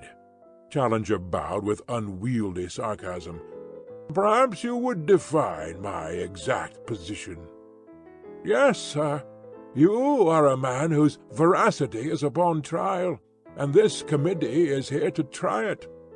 You walk, sir, with your judges." "Dear me," said Challenger, seating himself on the side of one of the canoes. "In that case you will, of course, go on your way, and I will follow at my leisure. If I am not the leader, you cannot expect me to lead." Thank heaven that there were 2 sane men, Lord John Roxton and myself, to prevent the petulance and folly of our learned professors from sending us back empty-handed to London. Such arguing and pleading and explaining before we could get them mollified. Then at last Summerlee, with his sneer and his pipe, would move forwards, and Challenger would come rolling and grumbling after. By some good fortune we discovered about this time that both our savants had the very poorest opinion of Dr. Illingworth of Edinburgh. Thenceforward that was our one safety, and every strained situation was relieved by our introducing the name of the Scotch zoologist, when both our professors would form a temporary alliance and friendship in their detestation and abuse of this common rival. Advancing in a single file along the bank of the stream, we soon found that it narrowed down to a mere brook, and finally that it lost itself in a great green morass of sponge-like mosses, into which we sank up to our knees.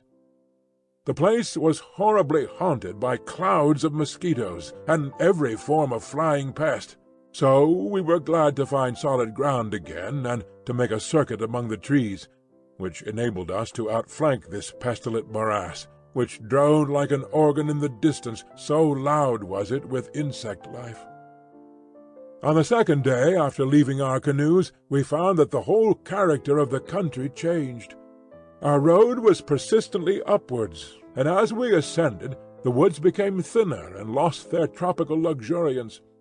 The huge trees of the alluvial Amazonian plain gave place to the phoenix and cocoa palms, growing in scattered clumps, with thick brushwood between. In the damper hollows the Mauritia palms threw out their graceful drooping fronds. We travelled entirely by compass, and once or twice there were differences of opinion between Challenger and the two Indians, when, to quote the professor's indignant words, the whole party agreed to trust the fallacious instincts of undeveloped savages, rather than the highest product of modern European culture. That we were justified in doing so was shown upon the third day, when Challenger admitted that he recognized several landmarks of his former journey, and in one spot we actually came upon 4 fire-blackened stones, which must have marked a camping-place. The road still ascended, and we crossed a rock-studded slope which took 2 days to traverse.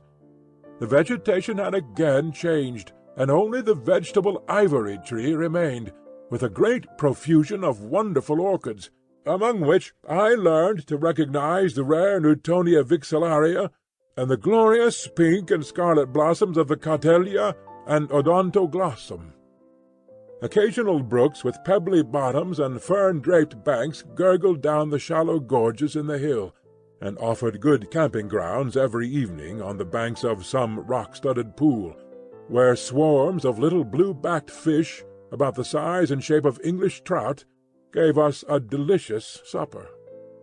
On the 9th day after leaving the canoes, having done, as I reckon, about 120 miles, we began to emerge from the trees, which had grown smaller until they were mere shrubs. Their place was taken by an immense wilderness of bamboo, which grew so thickly that we could only penetrate it by cutting a pathway with the machetes and billhooks of the Indians. It took us a long day, travelling from 7 in the morning till 8 at night, with only 2 breaks of 1 hour each, to get through this obstacle. Anything more monotonous and wearying could not be imagined, for even at the most open places I could not see more than 10 or 12 yards, while usually my vision was limited to the back of Lord John's cotton jacket in front of me, and to the yellow wall within a foot of me on either side. From above came one thin knife-edge of sunshine, and 15 feet over our heads one saw the tops of the reeds swaying against the deep blue sky. I do not know what kind of creatures inhabit such a thicket, but several times we heard the plunging of large, heavy animals quite close to us. From their sounds, Lord John judged them to be some form of wild cattle. Just as night fell, we cleared the belt of bamboos, and at once formed our camp, exhausted by the interminable day. Early next morning we were again afoot, and found that the character of the country had changed once again. Behind us was the wall of bamboo, as definite as if it marked the course of a river. In front was an open plain, sloping slightly upwards and dotted with clumps of tree-ferns, the whole curving before us until it ended in a long, whale-backed ridge. This we reached about midday, only to find a shallow valley beyond, rising once again into a gentle incline which led to a low, rounded skyline. It was here, while we crossed the first of these hills, that an incident occurred which may or may not have been important. Professor Challenger, who with the 2 local Indians was in the van of the party, stopped suddenly and pointed excitedly to the right. As he did so, we saw, at the distance of a mile or so, something which appeared to be a huge grey bird flap slowly up from the ground and skim smoothly off, flying very low and straight, until it was lost among the tree ferns. "Did you see it?" cried Challenger in exultation. "Summerlee, did you see it?" His colleague was staring at the spot where the creature had disappeared. "What do you claim that it was?" he asked. "To the best of my belief, a pterodactyl." Summerlee burst into derisive laughter. "After fiddlestick," said he. "It was a stork, if ever I saw one." Challenger was too furious to speak. He simply swung his pack upon his back and continued upon his march. Lord John came abreast of me, however, and his face was more grave than was his wont. He had his Zeiss glasses in his hand. "I focused it before it got over the trees," said he. "I won't undertake to say what it was, but I'll risk my reputation as a sportsman that it wasn't any bird that I ever clapped eyes on in my life. So there the matter stands. Are we really just at the edge of the unknown, encountering the outlying pickets of this lost world of which our leader speaks? I give you the incident as it occurred, and you will know as much as I do. It stands alone, for we saw nothing more which could be called remarkable. And now, my readers, if ever I have any, I have brought you up the broad river, and through the screen of rushes, and down the green tunnel, and up the long slope of palm trees, and through the bamboo brake, and across the plain of tree ferns. At last our destination lay in full sight of us. When we had crossed the second ridge, we saw before us an irregular palm-studded plain, and then the line of high red cliffs which I have seen in the picture. There it lies, even as I write, and there can be no question that it is the same. At the nearest point it is about 7 miles from our present camp, and it curves away, stretching as far as I can see.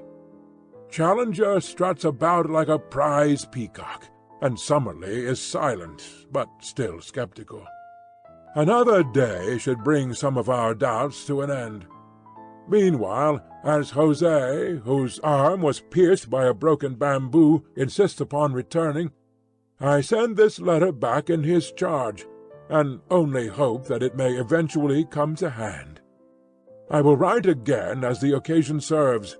I have enclosed with this a rough chart of our journey, which may have the effect of making the account rather easier to understand.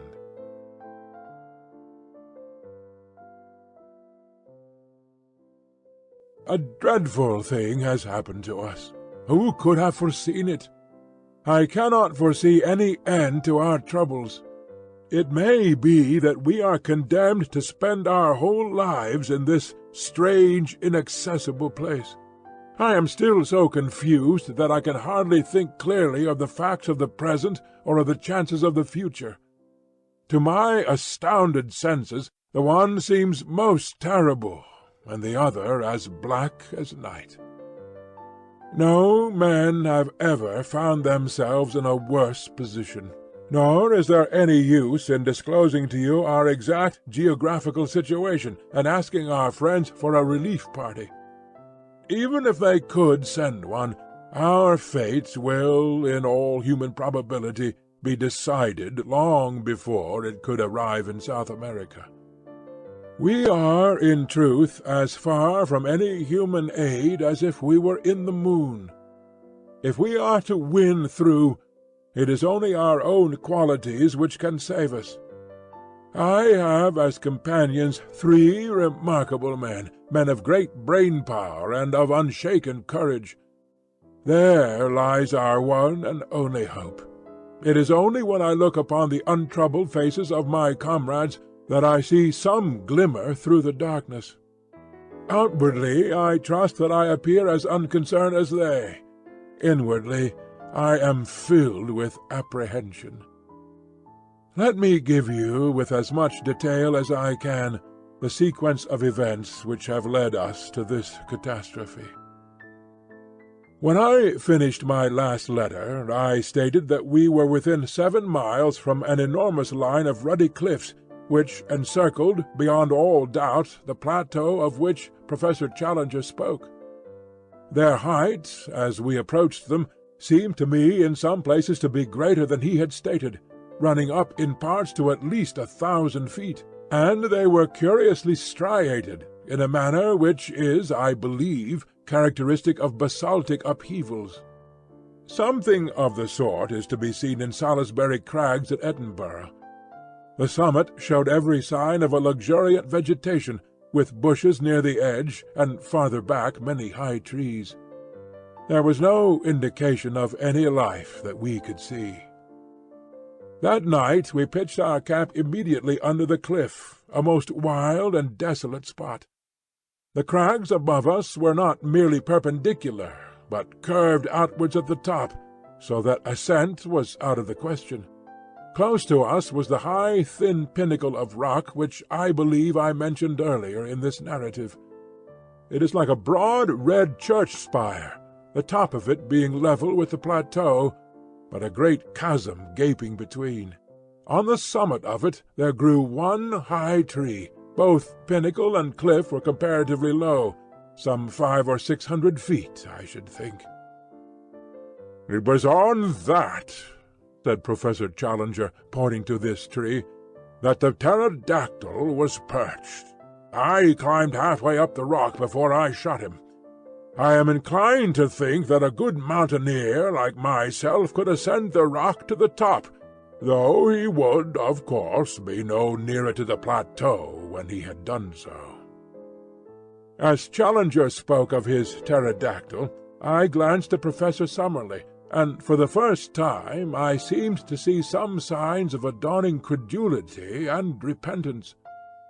There was no sneer upon his thin lips, but, on the contrary, a grey, drawn look of excitement and amazement.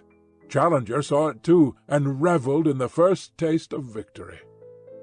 "Of course," said he, with his clumsy and ponderous sarcasm, "Professor Summerlee will understand that when I speak of a pterodactyl, I mean a stork. Only it is the kind of stork which has no feathers, a leathery skin, membranous wings, and teeth in its jaws."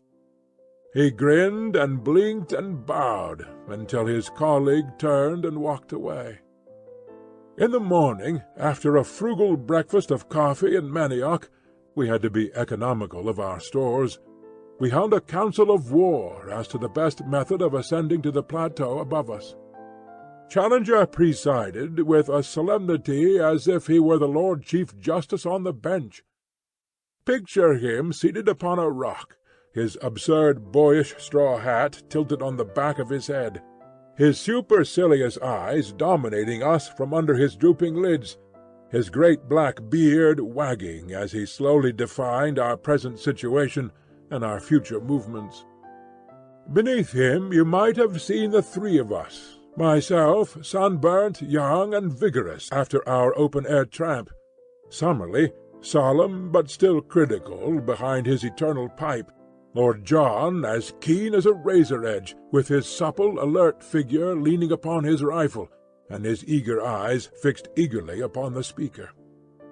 Behind us were grouped the two swarthy half-breeds and the little knot of Indians, while in front and above us towered those huge ruddy ribs of rocks which kept us from our goal. "I need not say," said our leader, "that on the occasion of my last visit I exhausted every means of climbing the cliff, and where I failed, I do not think that anyone else is likely to succeed, for I am something of a mountaineer. I had none of the appliances of a rock climber with me, but I have taken the precaution to bring them now. With their aid, I am positive I could climb that detached pinnacle to the summit. But so long as the main cliff overhangs, it is vain to attempt ascending that. I was hurried upon my last visit by the approach of the rainy season, and by the exhaustion of my supplies. These considerations limited my time, and I can only claim that I have surveyed about 6 miles of the cliff to the east of us, finding no possible way up. What then shall we now do?" "There seems to be only one reasonable course," said Professor Summerlee. "If you have explored the east, we should travel along the base of the cliff to the west, and seek for a practicable point for our ascent." "That's it," said Lord John. "The odds are that this plateau is of no great size, and we shall travel round it until we either find an easy way up it, or come back to the point from which we started." "I have already explained to our young friend here," said Challenger. He has a way of alluding to me as if I were a school-child 10 years old, "that it is quite impossible that there should be an easy way up anywhere, for the simple reason that if there were, the summit would not be so isolated, and these conditions would not obtain which have effected so singular an interference with the general laws of survival. Yet I admit there may very well be places where an expert human climber may reach the summit, and yet a cumbrous and heavy animal be unable to descend. It is certain that there is a point where an ascent is possible." "How do you know that, sir?" asked Summerlee sharply. "Because my predecessor, the American Maple White, actually made such an ascent. How otherwise could he have seen the monster which he sketched in his notebook?" "There you reason somewhat ahead of the proved facts," said the stubborn Summerlee. "I admit your plateau, because I have seen it. But I have not as yet satisfied myself that it contains any form of life whatever." "What you admit, sir, or what you do not admit, is really of inconceivably small importance. I am glad to perceive that the plateau itself has actually obtruded itself upon your intelligence." He glanced up at it, and then, to our amazement, he sprang from his rock, and seizing Summerlee by the neck, he tilted his face into the air. "Now, sir," he shouted, hoarse with excitement, "do I help you to realize that the plateau contains some animal life?" I have said that a thick fringe of green overhung the edge of the cliff. Out of this there had emerged a black, glistening object. As it came slowly forth and overhung the chasm, we saw that it was a very large snake, with a peculiar flat spade-like head. It wavered and quivered above us for a minute, the morning sun gleaming upon its sleek, sinuous coils. Then it slowly drew inwards and disappeared. Summerlee had been so interested that he had stood unresisting while Challenger tilted his head into the air. Now he shook his colleague off and came back to his dignity. "I should be glad, Professor Challenger," said he, "if you could see your way to make any remarks which may occur to you without seizing me by the chin. Even the appearance of a very ordinary rock python does not appear to justify such a liberty.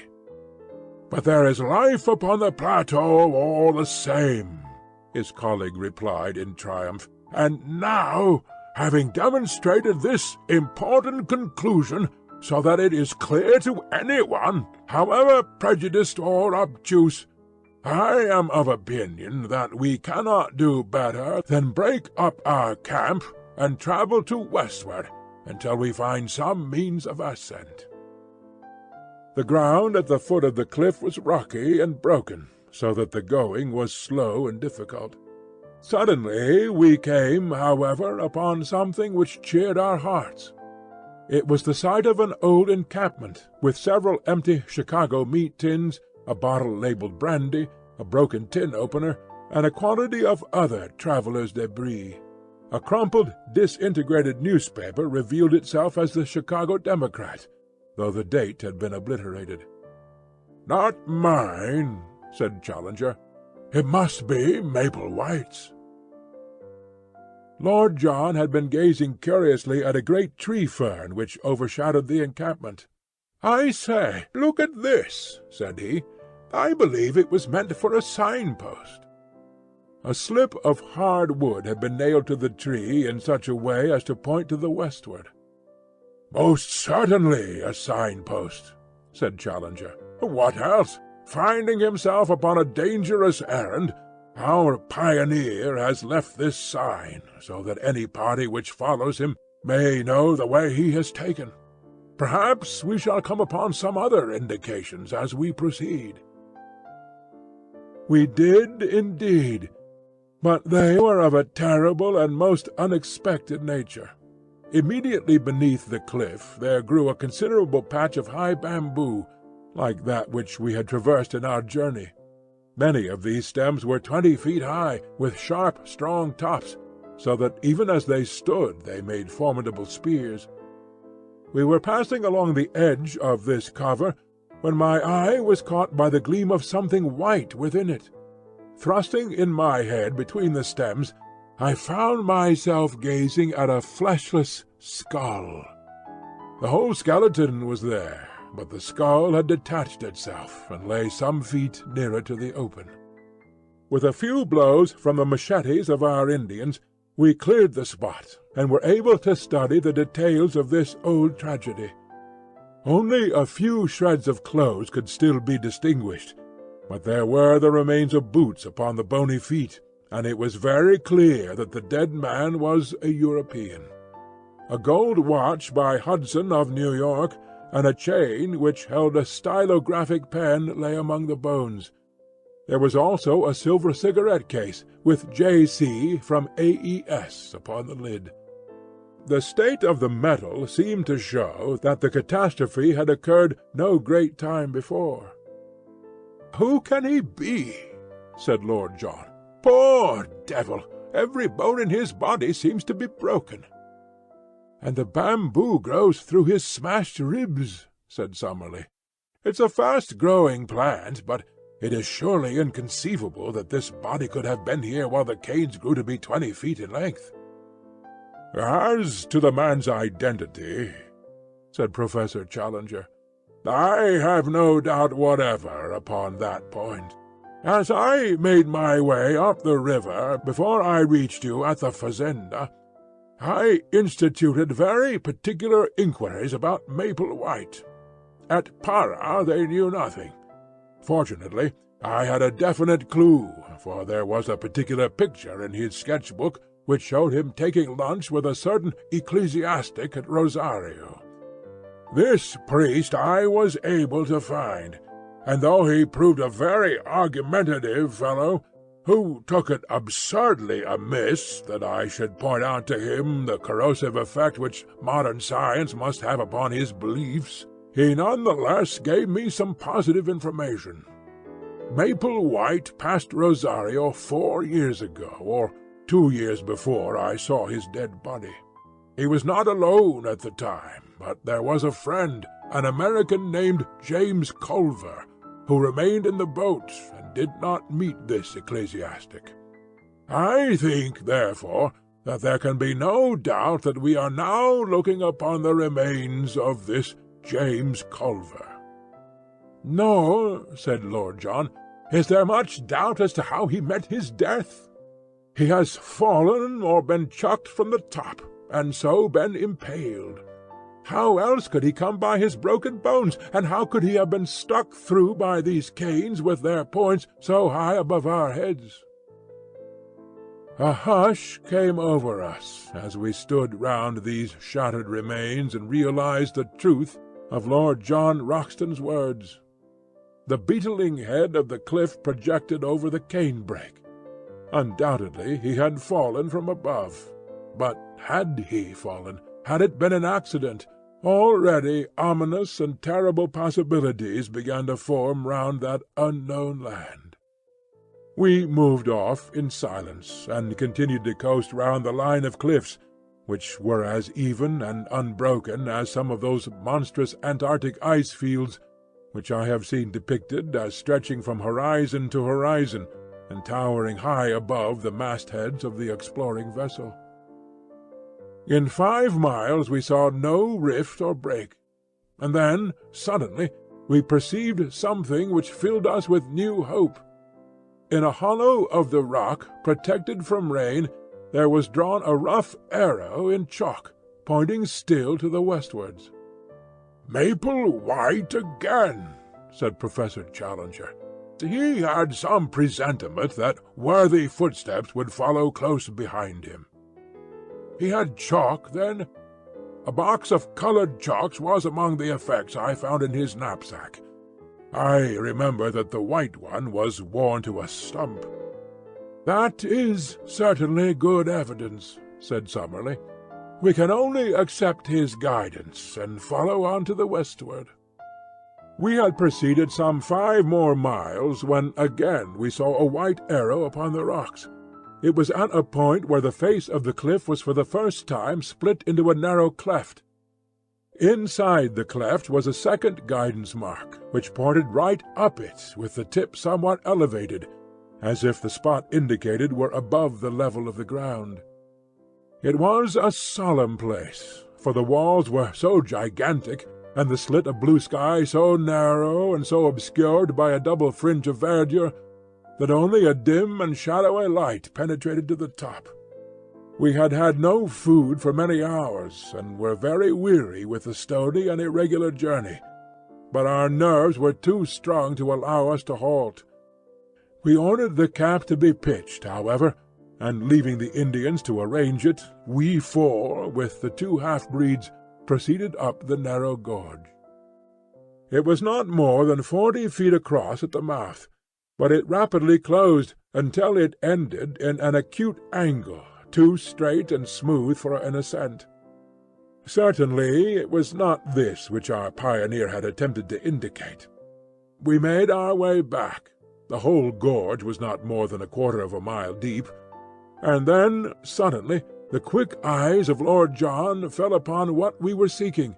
High up above our heads, amid the dark shadows, there was one circle of deeper gloom. Surely it could only be the opening of a cave. The base of the cliff was heaped with loose stones at the spot, and it was not difficult to clamber up. When we reached it, all doubt was removed. Not only was it an opening into the rock, but on the side of it there was marked once again the sign of the arrow. Here was the point, and this was the means by which Maple White and his ill-fated comrade had made their ascent. We were too excited to return to the camp, but must make our first exploration at once. Lord John had an electric torch in his knapsack, and this had to serve us as light. He advanced, throwing his clear little circlet of yellow radiance before him, while in single file we followed at his heels. The cave had evidently been water-worn, the sides being smooth and the floor covered with rounded stones. It was of such a size that a single man could just fit through by stooping. For 50 yards it ran almost straight into the rock, and then it ascended at an angle of 45. Presently this incline became even steeper, and we found ourselves climbing upon hands and knees among loose rubble which slid from beneath us. Suddenly an exclamation broke from Lord Roxton. "It is blocked!" he said. Clustering behind him we saw in the yellow field of light a wall of broken basalt which extended to the ceiling. "The roof has fallen in!" In vain we dragged out some of the pieces. The only effect was that the larger ones became detached, and threatened to roll down the gradient and crush us. It was evident that the obstacle was far beyond any efforts which we could make to remove it. The road by which Maple White had ascended was no longer available. Too much cast down to speak, we stumbled down the dark tunnel and made our way back to the camp. One incident occurred, however, before we left the gorge, which is of importance in view of what came afterwards. We had gathered in a little group at the bottom of the chasm, some 40 feet beneath the mouth of the cave, when a huge rock rolled suddenly downwards and shot past us with tremendous force. It was the narrowest escape for one or all of us. We could not ourselves see whence the rock had come, but our half-breed servants, who were still at the opening of the cave, said it had flown past them and must therefore have fallen from the summit. Looking upwards, we could see no sign of movement above us amidst the green jungle which topped the cliff. There could be little doubt, however, that the stone was aimed at us. So the incident surely pointed to humanity, and malevolent humanity, upon the plateau. We withdrew hurriedly from the chasm, our minds full of this new development and its bearing upon our plans. The situation was difficult enough before, but if the obstructions of nature were increased by the deliberate opposition of man, then our case was indeed a hopeless one.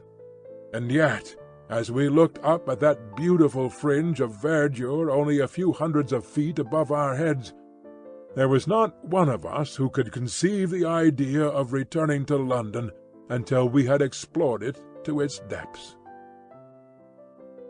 On discussing the situation, we determined that our best course was to continue to coast round the plateau in the hope of finding some other means of reaching the top.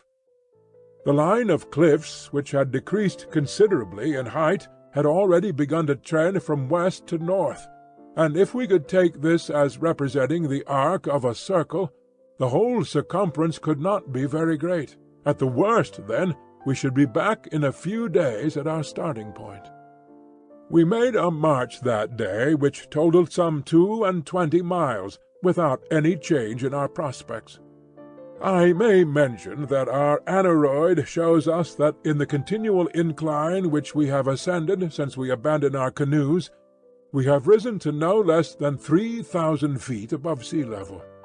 Hence there is a considerable change both in the temperature and in the vegetation. We have shaken off some of that horrible insect life which is the bane of tropical travel. A few palms still survive, and many tree ferns, but the Amazonian trees have been all left behind. It was pleasant to see the convolvulus, the passion-flower, and the begonia, all reminding me of home, here among these inhospitable rocks. There was a red begonia just the same colour as one that is kept in a pot in the window of a certain villa in Streatham. But I am drifting into private reminiscence.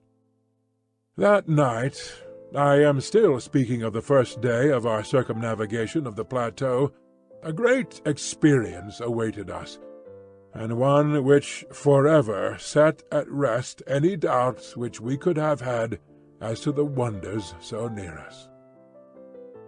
You will realize as you read it, my dear Mr. McArdle, and possibly for the first time, that the paper has not sent me on a wild-goose chase, and that there is inconceivably fine copy waiting for the world whenever we have the Professor's leave to make use of it. I shall not dare to publish these articles unless I can bring back my proofs to England, or I shall be hailed as the journalistic Munchausen of all time. I have no doubt that you feel the same way yourself, and that you would not care to stake the whole credit of the Gazette upon this adventure until we can meet the chorus of criticism and scepticism which such articles must of necessity elicit. So this wonderful incident, which would make such a headline for the old paper, must still wait its turn in the editorial drawer. And yet it was all over in a flash, and there was no sequel to it, save in our own convictions. What occurred was this. Lord John had shot an ahouti, which is a small pig-like animal, and half of it being given to the Indians, we were cooking the other half upon our fire. There is a chill in the air after dark, and we had all drawn close to the blaze. The night was moonless, but there were some stars, and one could see a little distance across the plain. Well, suddenly, out of the darkness, out of the night, there swooped something with a swish like an aeroplane. The whole group of us were covered for an instant by a canopy of leathery wings, and I had a momentary vision of a long snake-like neck, a fierce red greedy eye, and a great snapping beak, filled, to my amazement, with little gleaming teeth. The next instant it was gone, and so was our dinner. A huge black shadow, 20 feet across, skimmed up into the air, and for an instant the monster wings blotted out the stars, and then it vanished over the brow of the cliff above us.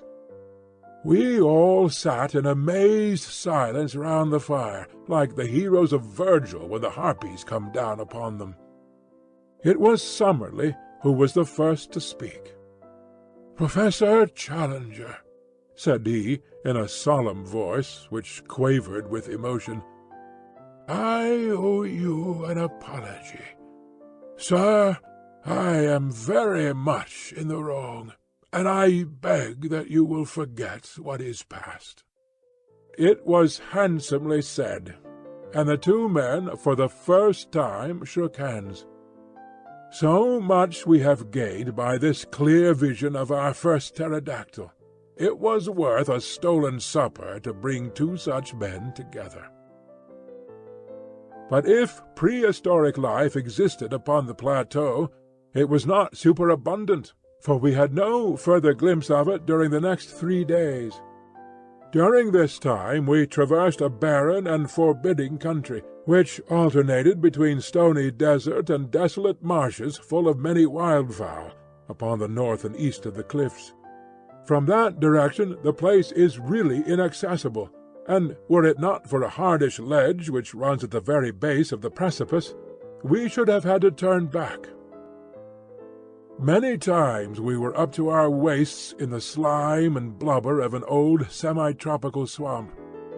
To make matters worse, the place seemed to be a favorite breeding place of the Harakaka snake, the most venomous and aggressive in South America. Again and again these horrible creatures came writhing and springing towards us across the surface of this putrid bog, and it was only by keeping our shotguns forever ready that we could feel safe from them. One funnel-shaped depression in the morass, of a livid green in colour from some lichen which festered in it, will always remain as a nightmare memory in my mind. It seems to have been a special nest of these vermins, and the slopes were alive with them, all writhing in our direction, for it is a peculiarity of the Harakaka that he will always attack man at first sight. There were too many for us to shoot, so we fairly took to our heels and ran until we were exhausted. I shall always remember, as we looked back, how far behind we could see the heads and necks of our horrible pursuers rising and falling amid the reeds. Harakaka Swamp we named it in the map which we are constructing. The cliffs upon the farther side had lost their ruddy tint, being chocolate-brown in colour. The vegetation was more scattered along the top of them, and they had sunk to 300 or 400 feet in height, but in no place did we find any point where they could be ascended. If anything, they were more impassable than at the first point where we had met them. Their absolute steepness is indicated in the photograph which I took over the stony desert. "Surely," said I, as we discussed the situation, "the rain must find its way down somehow. There are bound to be water channels in the rocks."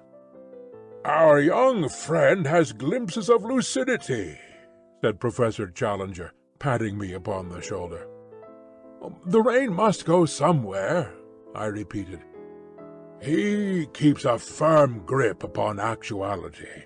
The only drawback is that we have conclusively proved by ocular demonstration that there are no water channels down the rocks."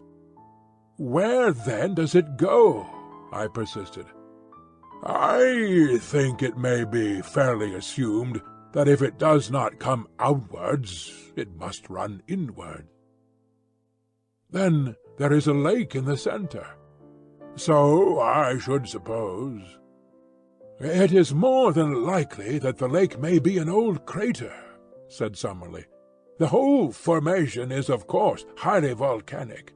But however that may be, I should expect to find the surface of the plateau slope inwards with a considerable sheet of water in the centre, which may drain off, by some subterranean channel, into the marshes of the Harakaka swamp." "Or evaporation may preserve an equilibrium," remarked Challenger, and the two learned men wandered off into one of their usual scientific arguments, which were as comprehensible as Chinese to the layman.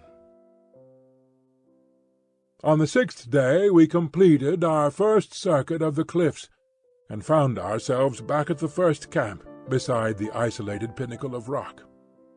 We were a disconsolate party, for nothing could have been more minute than our investigation, and it was absolutely certain that there was no single point where the most active human being could possibly hope to scale the cliff. The place which Maplewhite's chalk marks had indicated as his own means of access was now entirely impassable.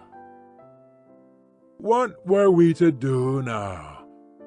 Our stores of provisions, supplemented by our guns, were holding out well, but the day must come when they would need replenishment. In a couple of months the rains might be expected, and we should be washed out of our camp.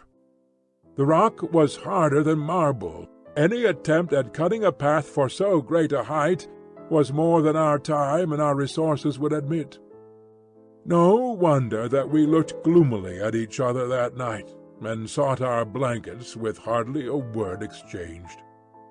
I remember that as I dropped off to sleep, my last recollection was that Challenger was squatting, like a monstrous bullfrog, by the fire, his huge head in his hands, sunk apparently in the deepest thought, and entirely oblivious to the good night which I wished him. But it was a very different Challenger who greeted us in the morning, a Challenger with contentment and self-congratulation shining from his whole person. He faced us as we assembled for breakfast with a deprecating false modesty in his eyes, as who should say, "I know that I deserve all that you can say, but I pray you to spare my blushes by not saying it." His beard bristled exultantly, his chest was thrown out, and his hand was thrust into the front of his jacket. So, in his fancy, may he see himself sometimes gracing the vacant pedestal in Trafalgar Square, and adding one more to the horrors of the London streets. "Eureka!" he cried, his teeth shining through his beard. "Gentlemen, you may congratulate me, and we may congratulate each other. The problem is solved." "You have found a way up?" "I venture to think so." "And where?"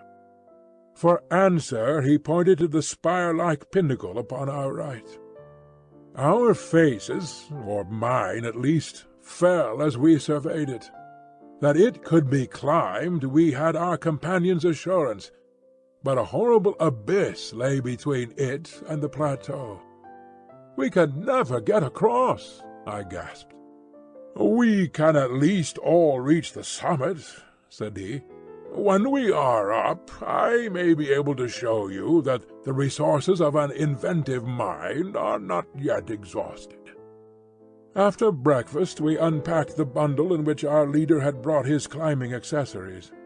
From it he took a coil of the strongest and lightest rope, 150 feet in length, with climbing irons, clamps, and other devices. Lord John was an experienced mountaineer, and Summerlee had done some rough climbing at various times, so that I was really the novice at rock work of the party. But my strength and activity may have made up for my want of experience. It was not in reality a very stiff task, though there were moments which made my hair bristle upon my head. The first half was perfectly easy, but from there upwards it became continually steeper, until, for the last 50 feet, we were literally clinging with our fingers and toes to tiny ledges and crevices in the rock. I could not have accomplished it, nor could Summerlee, if Challenger had not gained the summit. It was extraordinary to see such activity in so unwieldy a creature, and there fixed the rope round the trunk of the considerable tree which grew there. With this as our support, we were soon able to scramble up the jagged wall until we found ourselves upon the small grassy platform, some 25 feet each way, which formed the summit. The first impression which I received when I recovered my breath was of the extraordinary view over the country which we had traversed. The whole Brazilian plain seemed to lie beneath us, extending away and away until it ended in dim blue mists upon the farthest skyline. In the foreground was the long slope, strewn with rocks and dotted with tree ferns. Farther off in the middle distance, looking over the Saddleback Hill, I could just see the yellow and green mass of bamboos through which we had passed. And then, gradually, the vegetation increased until it formed the huge forest which extended as far as the eyes could reach, and for a good 2,000 miles beyond. I was still drinking in this wonderful panorama when the heavy hand of the professor fell upon my shoulder. "This way, my young friend," said he. "Vestigia nulla retrorsum. Never look rearwards, but always to your glorious goal." The level of the plateau, when I turned, was exactly that on which we stood, and the green bank of bushes, with occasional trees, was so near that it was difficult to realize how inaccessible it remained. At a rough guess the gulf was 40 feet across, but so far as I could see, it might as well have been 40 miles. I placed one arm round the trunk of the tree and leaned over the abyss. Far down were the small dark figures of our servants, looking up at us. The wall was absolutely precipitous, as was that which faced me. "This is indeed curious," said the creaking voice of Professor Summerlee. I turned, and found that he was examining with great interest the tree to which I clung. That smooth bark and those small-ribbed leaves seemed familiar to my eyes. "Why," I cried, "it's a beech!" "Exactly," said Summerlee. "A fellow-countryman in a far land." "Not only a fellow-countryman, my good sir," said Challenger, "but also, if I may be allowed to enlarge your simile, an ally of the first value. This beech-tree will be our saviour." "By George!" cried Lord John. "A bridge!" "Exactly, my friends, a bridge. It is not for nothing that I expended an hour last night in focusing my mind upon the situation. I have some recollection of once remarking to our young friend here that G.E.C. is at his best when his back is to the wall. Last night you will admit that our backs were to the wall. But where will-power and intellect go together, there was always a way out.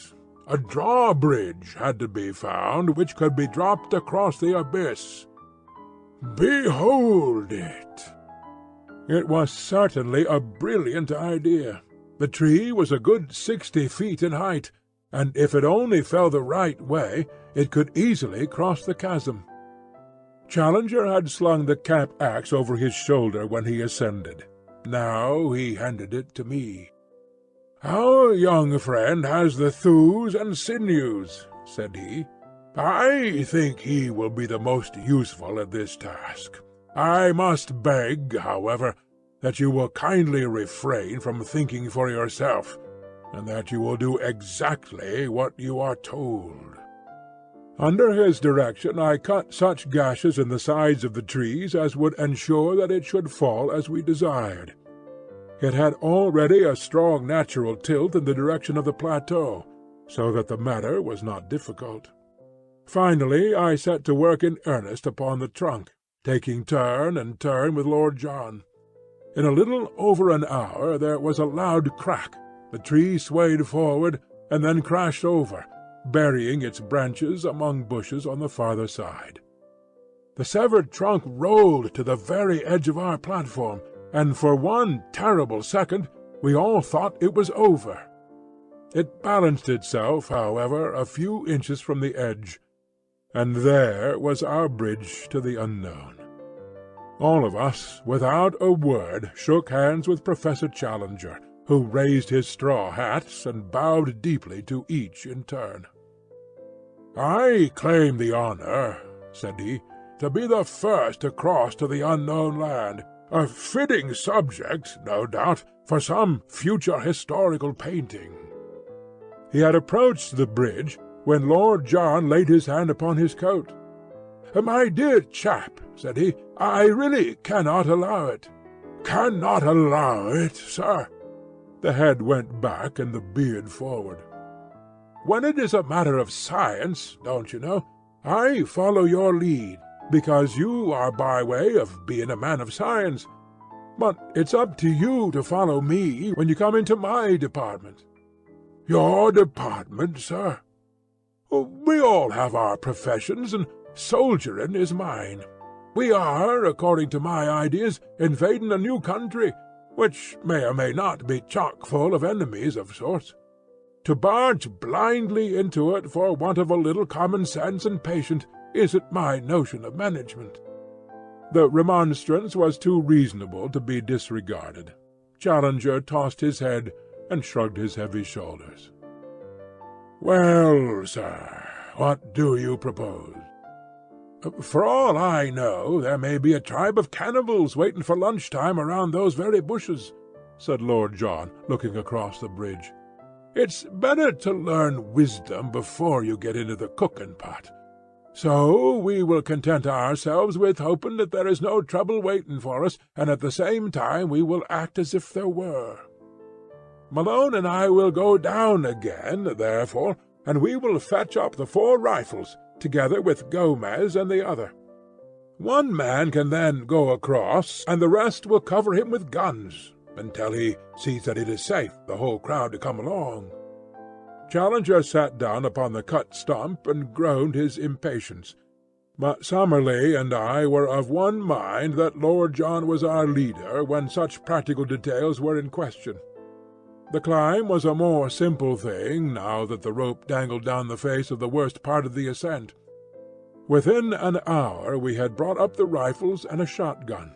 The half-breeds had ascended also, and under Lord John's orders they had carried up a bale of provisions, in case our first exploration should be a long one.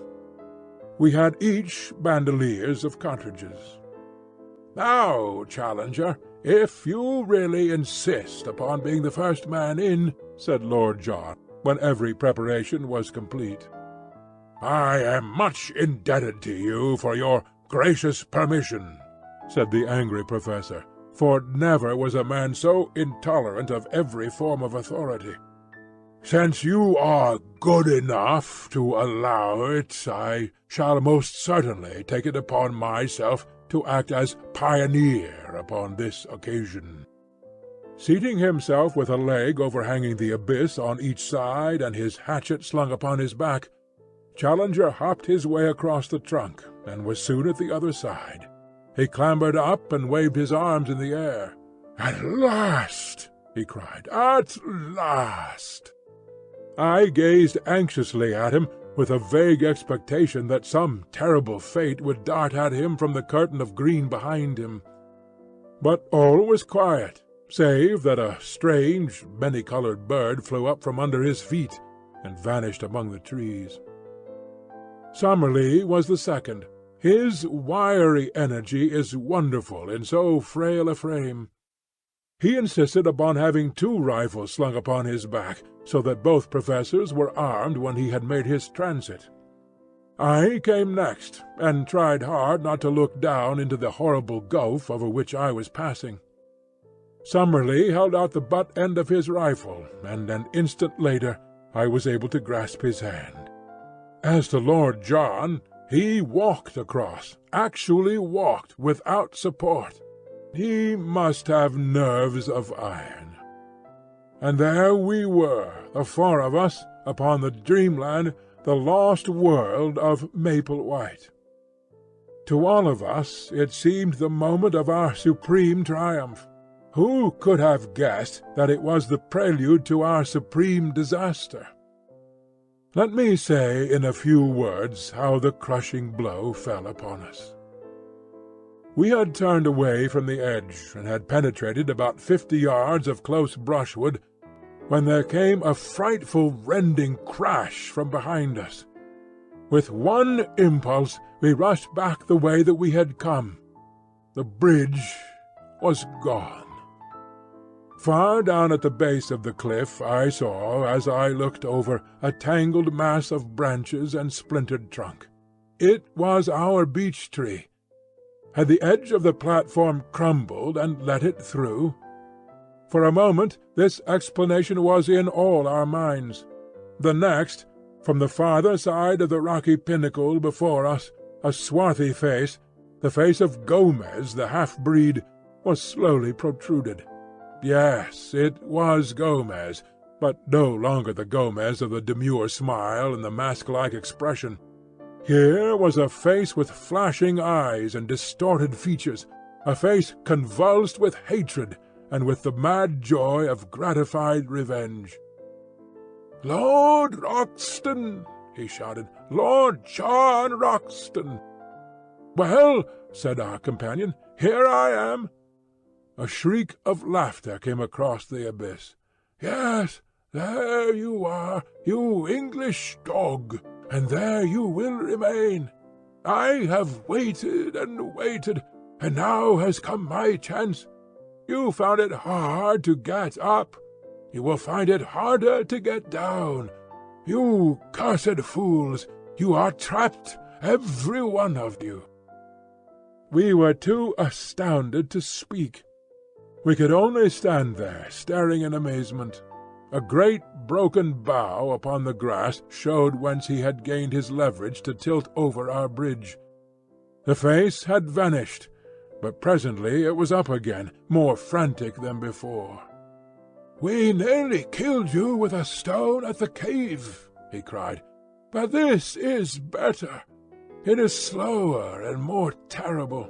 Your bones will whiten up there, and none will know where you lie, or come to cover them. As you lie dying, think of Lopez, whom you shot 5 years ago on the Putumayo River. I am his brother, and come what will, I will die happy now, for his memory has been avenged." A furious hand was shaken at us, and then all was quiet. Had the half-breed simply wrought his vengeance and then escaped, all might have been well with him. It was that foolish, irresistible Latin impulse to be dramatic which brought his own downfall. Roxton, the man who had earned himself the name of the Flail of the Lord through 3 countries, was not one who could be safely taunted. The half-breed was descending on the farther side of the pinnacle, but before he could reach the ground, Lord John had run along the edge of the plateau and gained a point from which he could see his man. There was a single crack of his rifle, and though we saw nothing, we heard the scream, and then the distant thud of the falling body. Roxton came back to us with a face of granite. "I have been a blind simpleton," he said bitterly. "It's my folly that has brought you all into this trouble. I should have remembered that these people have long memories for blood feuds, and have been more upon my guard. What about the other one? It took 2 of them to lever that tree over the edge." "I could have shot him, but I let him go. He may have had no part in it. Perhaps it would have been better if I had killed him, for he must, as you say, have lent a hand." Now that we had the clue to his action, Each of us could cast back and remember some sinister act upon the part of the half-breed. His constant desire to know our plans, his arrest outside our tent when he was overhearing them, the furtive looks of hatred which from time to time one or other of us had surprised. We were still discussing it, endeavoring to adjust our minds to these new conditions, when a singular scene in the plain below arrested our attention. A man in white clothes, who could only be the surviving half-breed, was running as one does run when death is the pacemaker. Behind him, only a few yards in his rear, bounded the huge ebony figure of Zambo, our devoted negro. Even as we looked, he sprang upon the back of the fugitive and flung his arms round his neck. They rolled on the ground together. An instant afterwards Zambo rose, looked at the prostrate man, and then, waving his hand joyously to us, came running in our direction. The white figure lay motionless in the middle of the great plain. Our 2 traitors had been destroyed, but the mischief that they had done lived after them. By no possible means could we get back to the pinnacle. We had been natives of the world. Now we were natives of the plateau. The 2 things were separate and apart. There was the plain which led to the canoes. Yonder, beyond the violet, hazy horizon, was the stream which led back to civilization. But the link between was missing. No human ingenuity could suggest a means of bridging the chasm which yawned between ourselves and our past lives. One instant had altered the whole conditions of our existence. It was at such a moment that I learned the stuff of which my 3 comrades were composed. They were grave, it is true, and thoughtful, but of an invincible serenity. For the moment we could only sit among the bushes in patience and wait the coming of Zambo. Presently his honest black face topped the rocks, and his Herculean figure emerged upon the top of the pinnacle. "What I do now?" he cried. "You tell me, and I do it." It was a question which it was easier to ask than to answer. One thing only was clear.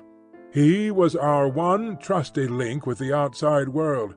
On no account must he leave us. "No, no," he cried, "I not leave you. Whatever come, you always find me here. But no able to keep Indians. Already they say too much Curupuri live on this place, and they go home.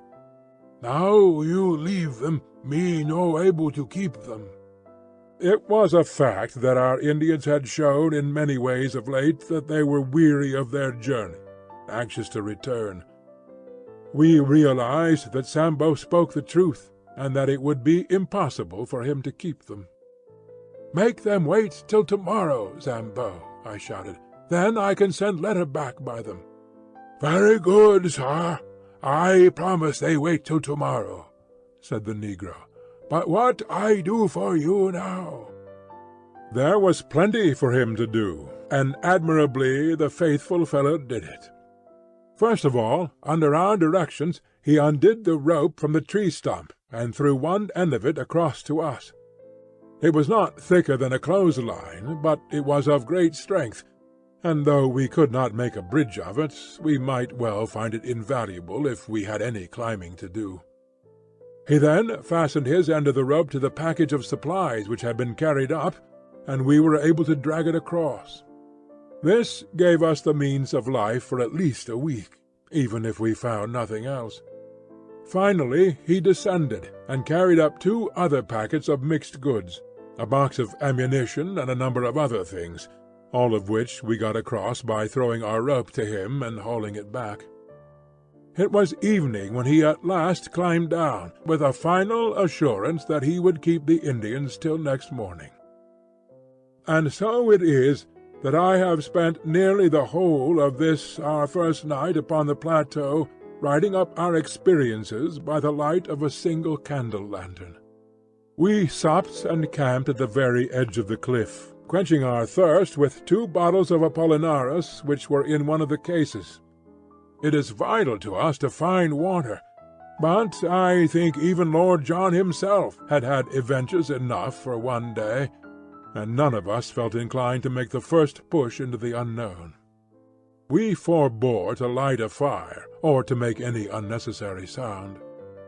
Tomorrow, or today rather, for it is already dawn as I write, we shall make our first venture into this strange land. When I shall be able to write again, or if I ever shall write again, I know not. Meanwhile, I can see that the Indians are still in their place, and I am sure that the faithful Zambo will be here presently to get my letter. I only trust that it will come to hand. P.S. The more I think, the more desperate does our position seem. I see no possible hope of our return. If there were a high tree near the edge of the plateau, we might drop a return bridge across, but there is none within 50 yards. Our united strength could not carry a trunk which would serve our purpose. The rope, of course, is far too short that we could descend by it. No, our position is hopeless. Hopeless.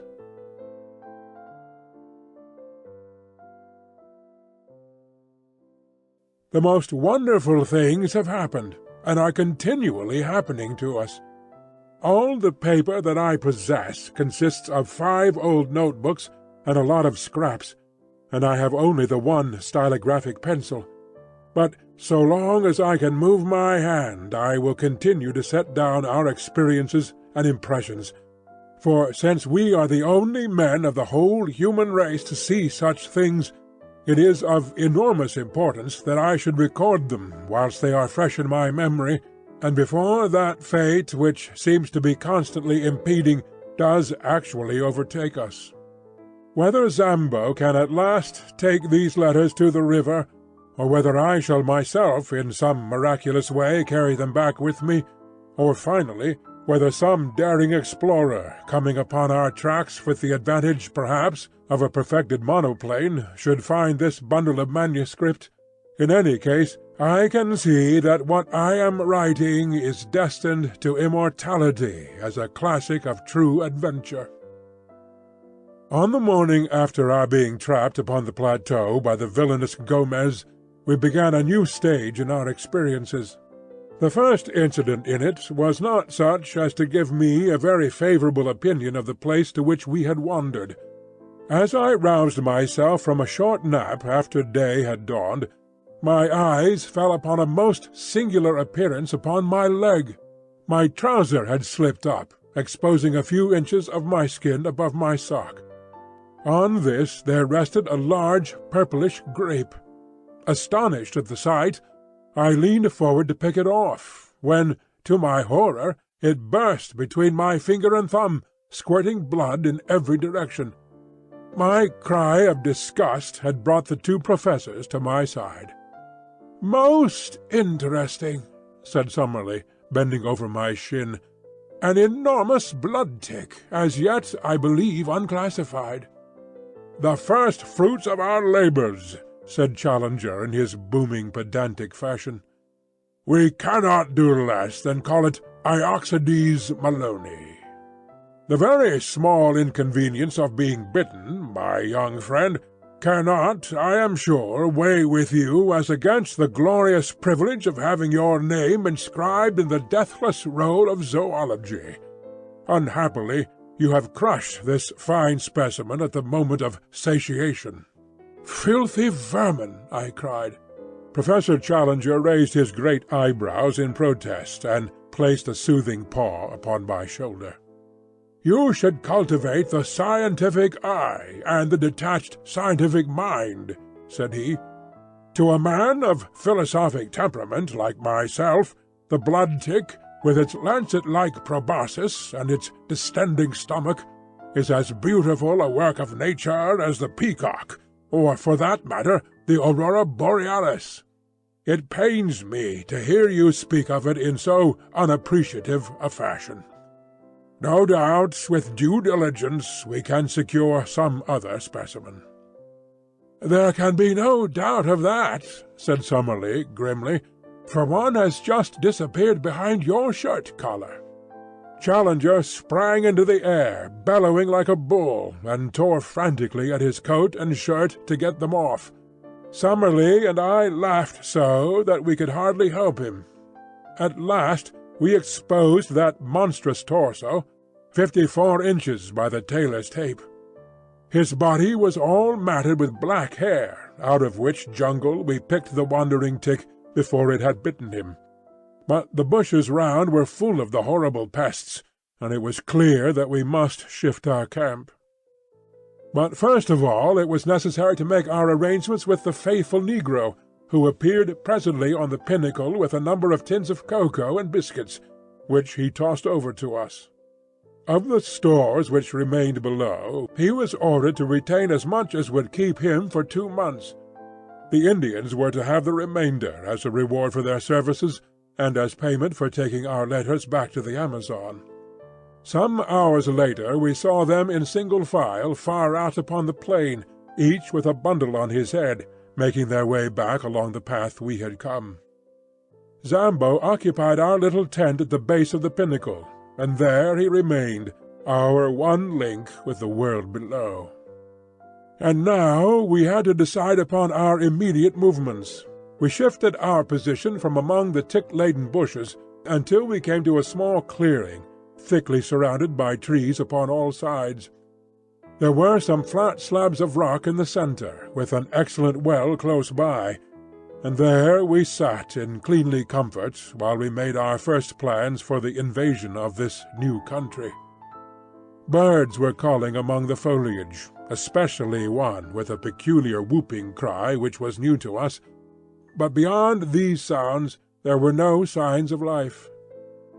Our first care was to make some sort of list of our own stores, so that we might know which we had to rely upon. What with the things we had ourselves brought up and those which Zambo had sent across on the rope, we were fairly well supplied. Most important of all, in view of the dangers which might surround us, we had our 4 rifles and 1,300 rounds, also a shotgun, but not more than 150 medium pellet cartridges. In the matter of provisions we had enough to last for several weeks, with a sufficiency of tobacco and a few scientific implements, including a large telescope and a good field-glass. All these things we collected together in the clearing, and, as a first precaution, we cut down with our hatchet and knives a number of thorny bushes, which we piled round in a circle some 15 yards in diameter. This was to be our headquarters for the time, our place of refuge against sudden danger, and the guard-house for our stores. Fort Challenger, we called it. It was midday before we had made ourselves secure, but the heat was not oppressive, and the general character of the plateau, both in its temperature and its vegetation, was almost temperate. The beech, the oak, and even the birch were to be found among the tangle of trees which girt us in. One huge ginkgo tree, topping all the others, shot its great limbs and maidenhair foliage over the fort, which we had constructed.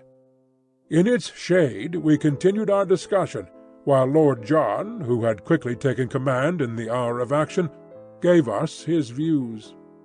"So long as neither man nor beast has seen or heard us, we are safe," said he. "From the time they know we are here, our troubles begin. There are no signs that they have found us out as yet, so our game surely is to lie low for a time and spy out the land. We want to have a good look at our neighbours before we get on visiting terms." "But we must advance," I ventured to remark. "By all means, Sonny my boy, we will advance, but with common sense. We must never go so far that we can't get back to our base. Above all, we must never, unless it is life or death, fire off our guns." "But you fired yesterday," said Summerlee. "Well, it couldn't be helped. However, the wind was strong and blew outwards. It is not likely that the sound could have travelled far into the plateau. By the way, what shall we call this place? I suppose it is up to us to give it a name." There were several suggestions, more or less happy, but Challenger's was final. "It can only have one name," said he. "It is called after the pioneer who discovered it.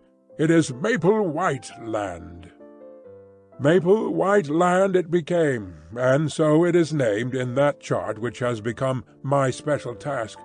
So it will, I trust, appear in the Atlas of the future. The peaceful penetration of Maple White Land was the pressing subject before us.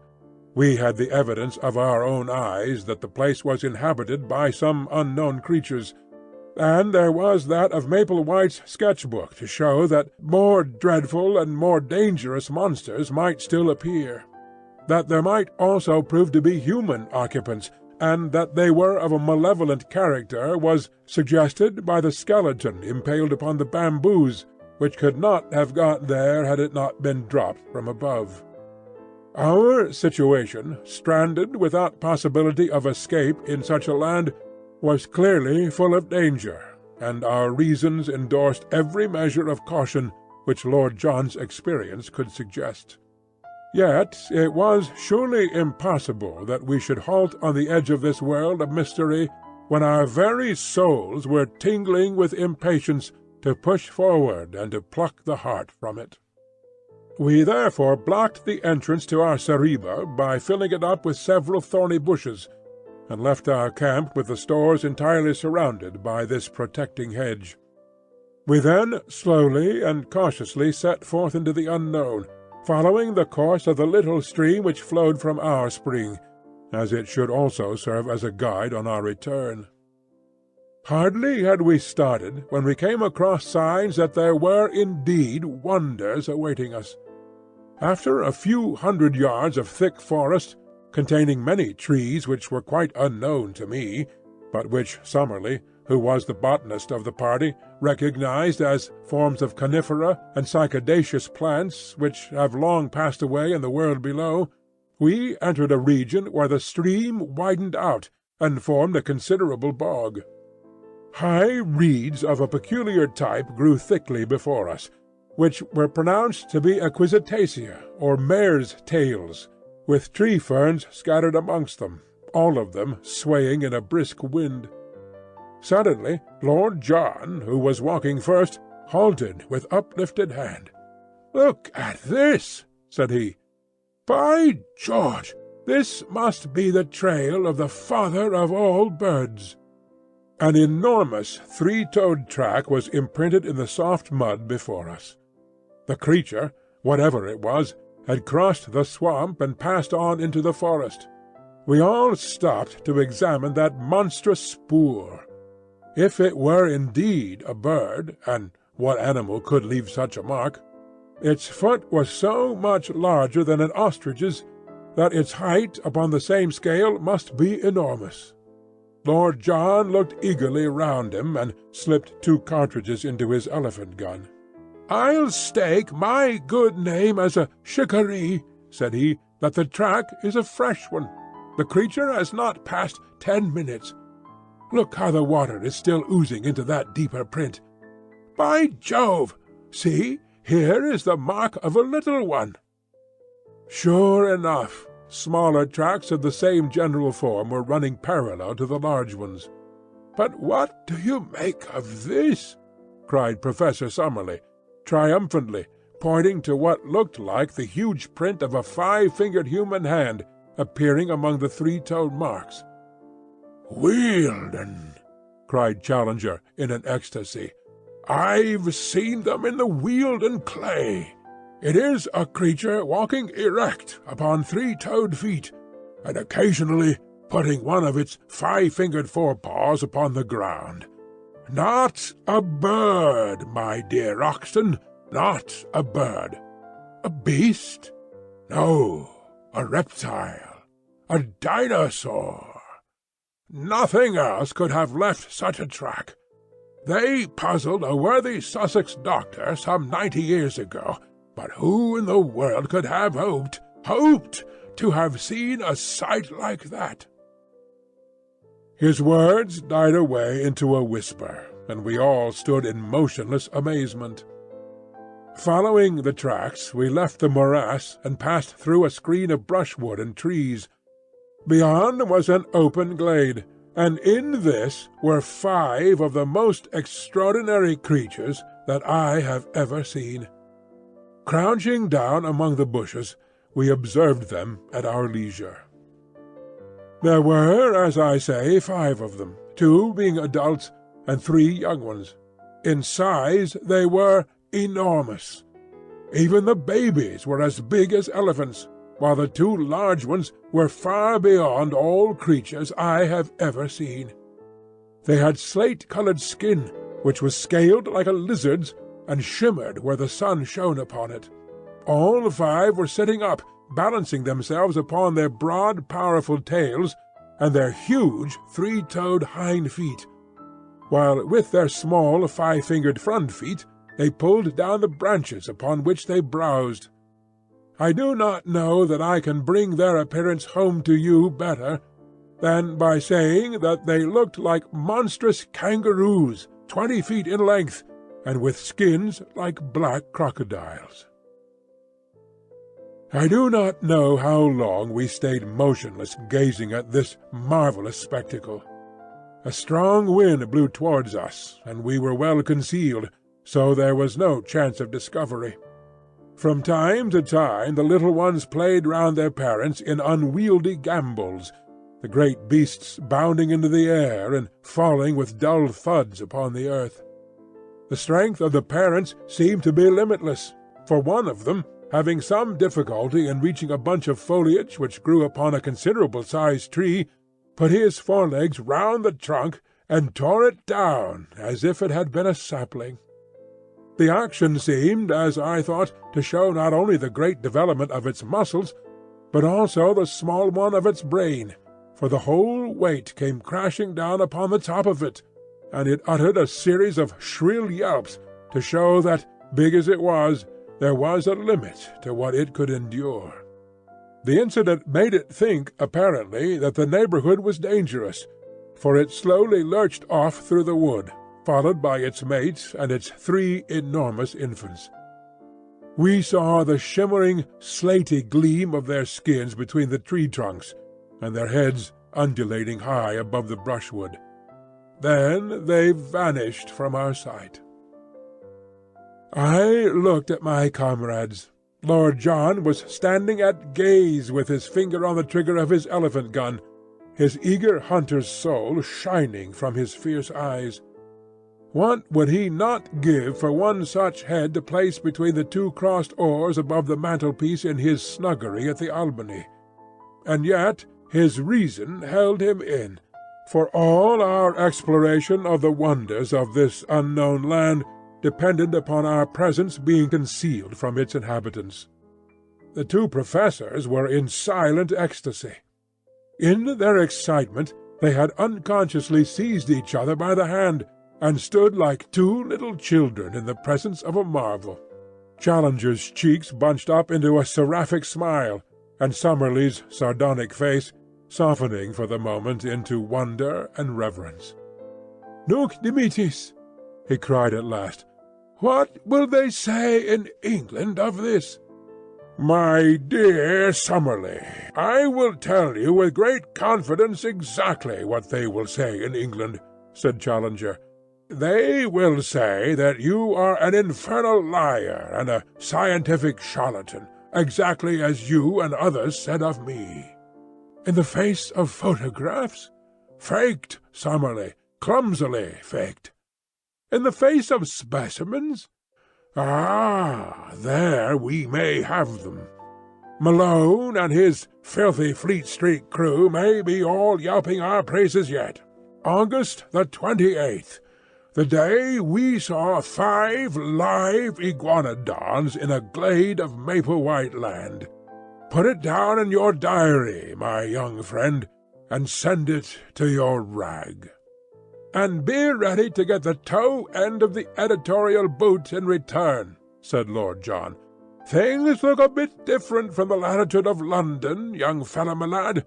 There's many a man who never tells his adventures, for he can't hope to be believed.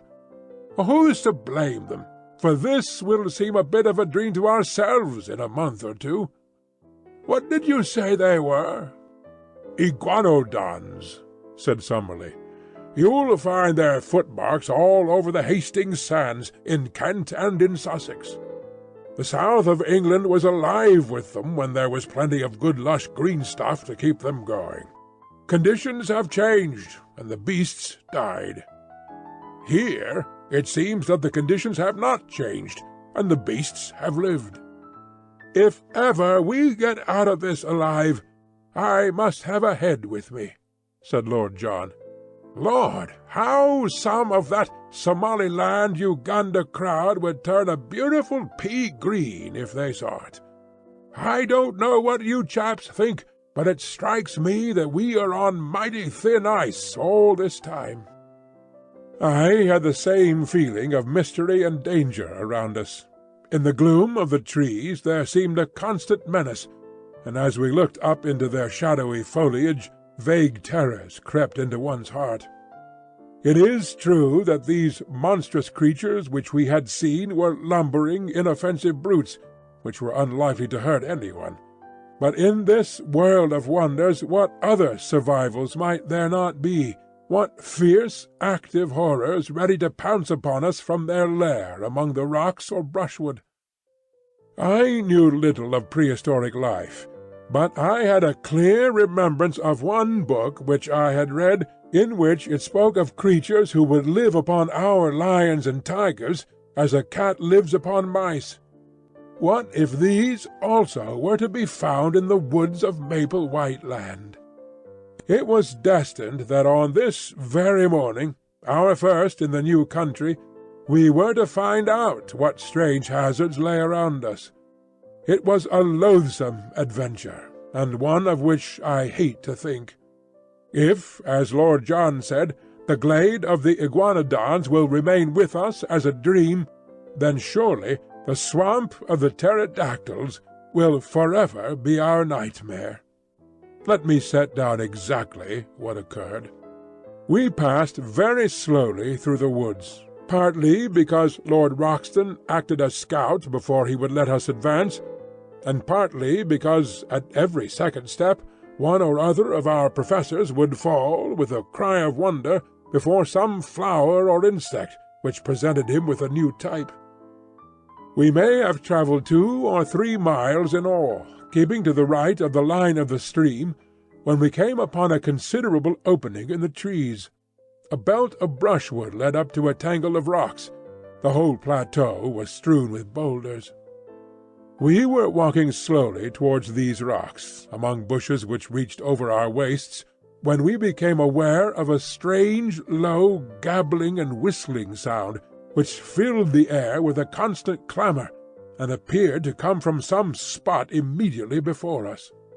Lord John held up his hand as a signal for us to stop, and he made his way swiftly, stooping and running, to the line of rocks. We saw him peep over them and give a gesture of amazement. Then he stood staring, as if forgetting us, so utterly entranced was he by what he saw. Finally he waved us to come on, holding up his hand as a signal for caution. His whole bearing made me feel that something wonderful but dangerous lay before us. Creeping to his side, we looked over the rocks. The place into which we gazed was a pit, and may, in the early days, have been one of the smaller volcanic blow-holes of the plateau. It was bowl-shaped, and at the bottom, some hundreds of yards from where we lay, were pools of green-scummed, stagnant water, fringed with bulrushes. It was a weird place in itself, but its occupants made it seem like a scene from the 7 Circles of Dante. The place was a rookery of pterodactyls. There were hundreds of them congregated within view. All the bottom area round the water edge was alive with their young ones, and with hideous mothers brooding upon their leathery yellowish eggs. From this crawling, flapping mass of obscene reptilian life came the shocking clamour which filled the air, and the mephitic, horrible, musty odour which turned us sick. But above, perched each upon its own stone, tall, grey, and withered, more like dead and dried specimens than actual living creatures, sat the horrible males, absolutely motionless, save for the rolling of their red eyes or an occasional snap of their rat-trap beaks as a dragon-fly went past them. Their huge, membranous wings were closed by folding their forearms, so that they sat like gigantic old women, wrapped in hideous, web-coloured shawls, and with their ferocious heads protruding above them. Large and small, not less than 1,000 of these filthy creatures lay in the hollow before us. Our professors would gladly have stayed there all day, so entranced were they by this opportunity of studying the life of a prehistoric age. They pointed out the fish and dead birds lying about among the rocks as proving the nature of the food of these creatures, and I heard them congratulating each other on having cleared up the point why the bones of this flying dragon were found in such great numbers in certain well-defined areas, as in the Cambridge green sand, since it was now seen that, like penguins, they lived in gregarious fashion. Finally, however, Challenger, bent upon proving some point which Summerlee had contested, thrust his head over the rock, and nearly brought destruction upon us all.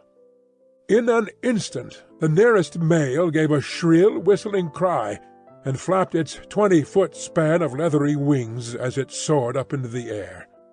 The females and the young ones huddled together beside the water, while the whole circle of sentinels rose one after the other, and sailed off into the sky. It was a wondrous sight to see at least 100 creatures of such enormous size and hideous appearance all swooping like swallows with swift shearing wing-strokes above us. But soon we realized that it was not one on which we could afford to linger. At first the great brutes flew round in a huge ring, as if to make sure what the exact extent of the danger might be. Then the flight grew lower, and the circle narrower, until they were whizzing round and round us, the dry rustling flap of their huge slate-coloured wings filling the air with a volume of sound that made me think of Hendon Aerodrome upon a race day. "Make for the wood, and keep together!" cried Lord John, clubbing his rifle. "The brutes mean mischief." The moment we attempted to retreat, the circle closed in upon us, until the tips of the wings of those nearest to us nearly touched our faces. We beat at them with the stocks of our guns, but there was nothing solid or vulnerable to strike. Then, suddenly, out of the whizzing, slate-coloured circle a long neck shot out, and a fierce beak made a thrust at us. Another and another followed. Summerlee gave a cry and put his hand to his face, from which the blood was streaming. I felt a prod at the back of my neck, and turned dizzy with shock. Challenger fell, and as I stooped to pick him up, I was again struck from behind, and dropped on the top of him. At the same instant I heard the crash of Lord John's elephant gun, and looking up, saw one of the creatures with a broken wing struggling upon the ground, spitting and gurgling at us, with a wide-opened beak and bloodshot, goggled eyes, like some devil in a medieval picture. Its comrades had flown higher at the sudden sound, and were circling above our heads. "Now!" cried Lord John. "Now for our lives!" We staggered through the brushwood, and even as we reached the trees, the harpies were on us again. Summerlee was knocked down, but we tore him up and rushed among the trunks. Once there we were safe, for those huge wings had no space for their sweep beneath the branches. As we limped homewards, sadly mauled and discomfited, we saw them for a long time flying at a great height against the deep blue sky above our heads, soaring round and round, no bigger than wood-pigeons, with their eyes no doubt still following our progress. At last, however, as we reached the thicker woods, they gave up the chase, and we saw them no more. "A most interesting and convincing experience," said Challenger, as we halted beside the brook, and he bathed the swollen knee. "We are exceptionally well informed, Summerlee, as to the habits of the enraged pterodactyl." Summerlee was wiping the blood from a cut in his forehead, while I was tying up a nasty stab in the muscle of the neck. Lord John had the shoulder of his coat torn away, but the creature's teeth had only grazed the flesh. "It is worth noting," Challenger continued, "that our young friend has received an undoubted stab, while Lord John's coat could only have been torn by a bite. In my own case, I was beaten about the head by their wings, so we have had a remarkable exhibition of their various methods of offence." "It has been touch and go for our lives," said Lord John gravely, "and I could not think of a more rotten sort of death than to be outed by such filthy vermin. I was sorry to fire my rifle, but by Jove, there was no great choice." "We should not be here if you hadn't," said I with conviction. "It may do no harm," said he. "Among these woods there must be many loud cracks from splitting or falling trees which would be just like the sound of a gun. But now, if you are of my opinion, we have had thrills enough for one day, and had best get back to the surgical box at the camp for some carbolic. Who knows what venom these beasts may have in their hideous jaws?" But surely no man ever had just such a day since the world began. Some fresh surprise was ever in store for us.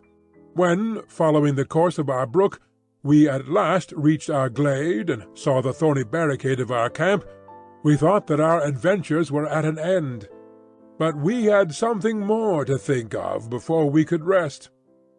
The gate of Fort Challenger had been untouched, the walls were unbroken, and yet it had been visited by some strange and powerful creature in our absence.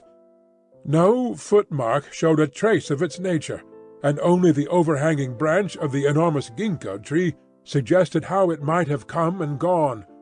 But of its malevolent strength there was ample evidence in the condition of our stores.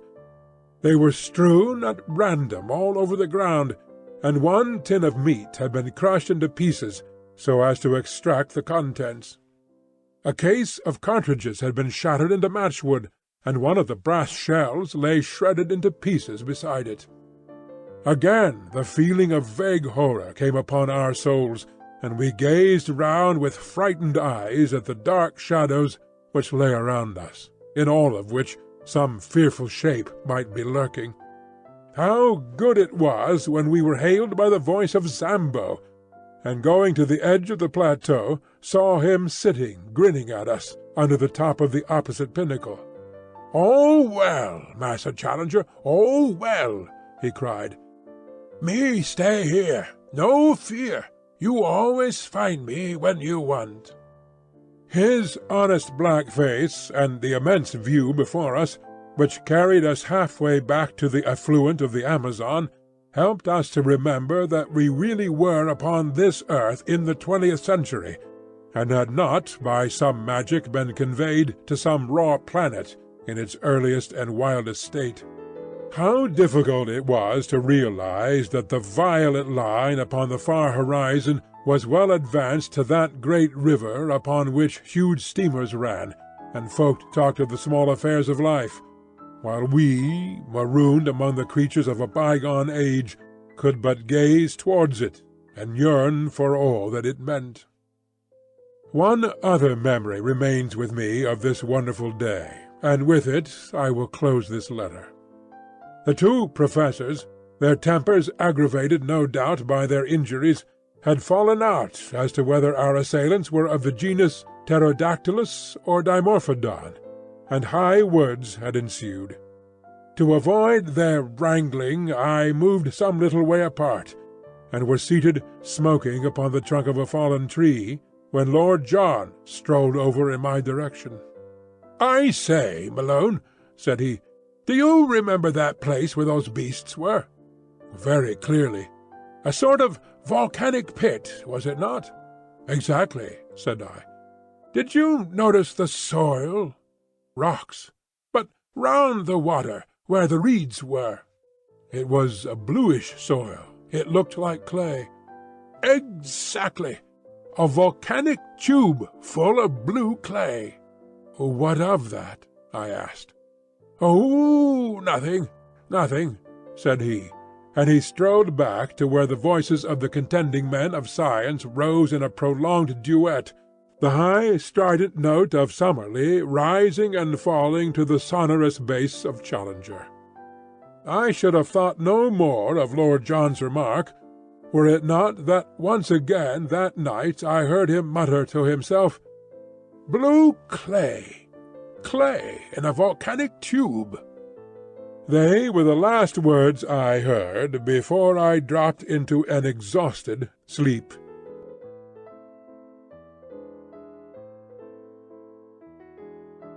Lord John Roxton was right when he thought that some specially toxic quality might lie in the bite of the horrible creatures which had attacked us. On the morning after our first adventure upon the plateau, both Summerlee and I were in great pain and fever, while Challenger's knee was so bruised that he could hardly limp. We kept to our camp all day, therefore, Lord John busying himself, with such help as we could give him, in raising the height and thickness of the thorny walls which were our only defence. I remember that during the whole long day I was haunted by the feeling that we were closely observed, though by whom or whence I could give no guess. So strong was the impression that I told Professor Challenger of it, who put it down to the cerebral excitement caused by my fever. Again and again I glanced round swiftly, with the conviction that I was about to see something, but only to meet the dark tangle of our hedge, or the solemn and cavernous gloom of the great trees which arched above our heads. And yet the feeling grew ever stronger in my own mind that something observant and something malevolent was at our very elbow. I thought of the Indian superstition of the Kurupuri, the dreadful lurking spirit of the woods, and I could have imagined that his terrible presence haunted those who had invaded his most remote and sacred retreat. That night, our third in Maple White Land, we had an experience which left a fearful impression upon our minds, and made us thankful that Lord John had worked so hard in making our retreat impregnable. We were all sleeping round our dying fire, when we were aroused, or rather, I should say, shot out of our slumbers, by a succession of the most frightful cries and screams to which I have ever listened. I know no sound to which I could compare this amazing tumult, which seemed to come from some spot within a few hundred yards of our camp. It was as ear-splitting as any whistle of a railway engine, but whereas the whistle is a clear, mechanical, sharp-edged sound, this was far deeper in volume, and vibrant with the uttermost strain of agony and horror. We clapped our hands to our ears to shut out that nerve-shaking appeal. A cold sweat broke out over my body, and my heart turned sick at the misery of it. All the woes of tortured life, all its stupendous indictment of high heaven, its innumerable sorrows, seemed to be centred and condensed into that one dreadful agonized cry. And then, under this high-pitched, ringing sound, there was another, more intermittent, a low, deep-chested laugh, a growling, throaty gurgle of merriment, which formed a grotesque accompaniment to the shriek with which it was blended. For 3 or 4 minutes on end the fearsome duet continued, while all the foliage rustled with the rising of startled birds. Then it shut off as suddenly as it began. For a long time we sat in horrified silence. Then Lord John threw a bundle of twigs upon the fire, and their red glare lit up the intent faces of my companions, and flickered over the great boughs above our heads. "What was it?" I whispered. "We shall know in the morning," said Lord John. "It was close to us, not farther than the glade. We have been privileged to overhear a prehistoric tragedy, the sort of drama which occurred among the reeds upon the border of some Jurassic lagoon, when the greater dragon pinned the lesser among the slime," said Challenger, with more solemnity than I had ever heard in his voice. "It was surely well for man that he came late in the order of creation. There were powers abroad in earlier days which no courage and no mechanism of his could have met. What could his sling, his throwing stick, or his arrow avail him against such forces as have been loose tonight? Even with a modern rifle it would be all odds on the monster." "I think we should back my little friend," said Lord John, caressing his Express. "But the beast would certainly have a good sporting chance." Summerlee raised his hand. "Hush!" he cried. "Surely I hear something." From the utter silence there emerged a deep, regular pat-pat. It was the tread of some animal, the rhythm of soft but heavy pads placed cautiously upon the ground. It stole slowly round the camp, and then halted near our gateway. There was a low, sibilant rise and fall, the breathing of the creature. Only our feeble hedge separated us from this horror of the night. Each of us had seized his rifle, and Lord John had pulled out a small bush to make an embrasure in the hedge. "By George!" he whispered. "I think I can see it." I stooped and peered over his shoulder through the gap. Yes, I could see it too. In the deep shadow of the tree there was a deeper shadow yet, black, inchoate, vague, a crouching form, full of savage vigour and menace. It was no higher than a horse, but the dim outline suggested vast bulk and strength. That hissing pant, as regular and full-volumed as the exhaust of an engine, spoke of a monstrous organism. Once, as it moved, I thought I saw the glint of two terrible greenish eyes. There was an uneasy rustling, as if it were crawling slowly forward.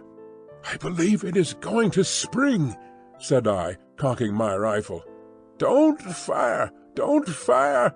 whispered Lord John. "The crash of a gun in this silent night would be heard for miles. Keep it as a last card."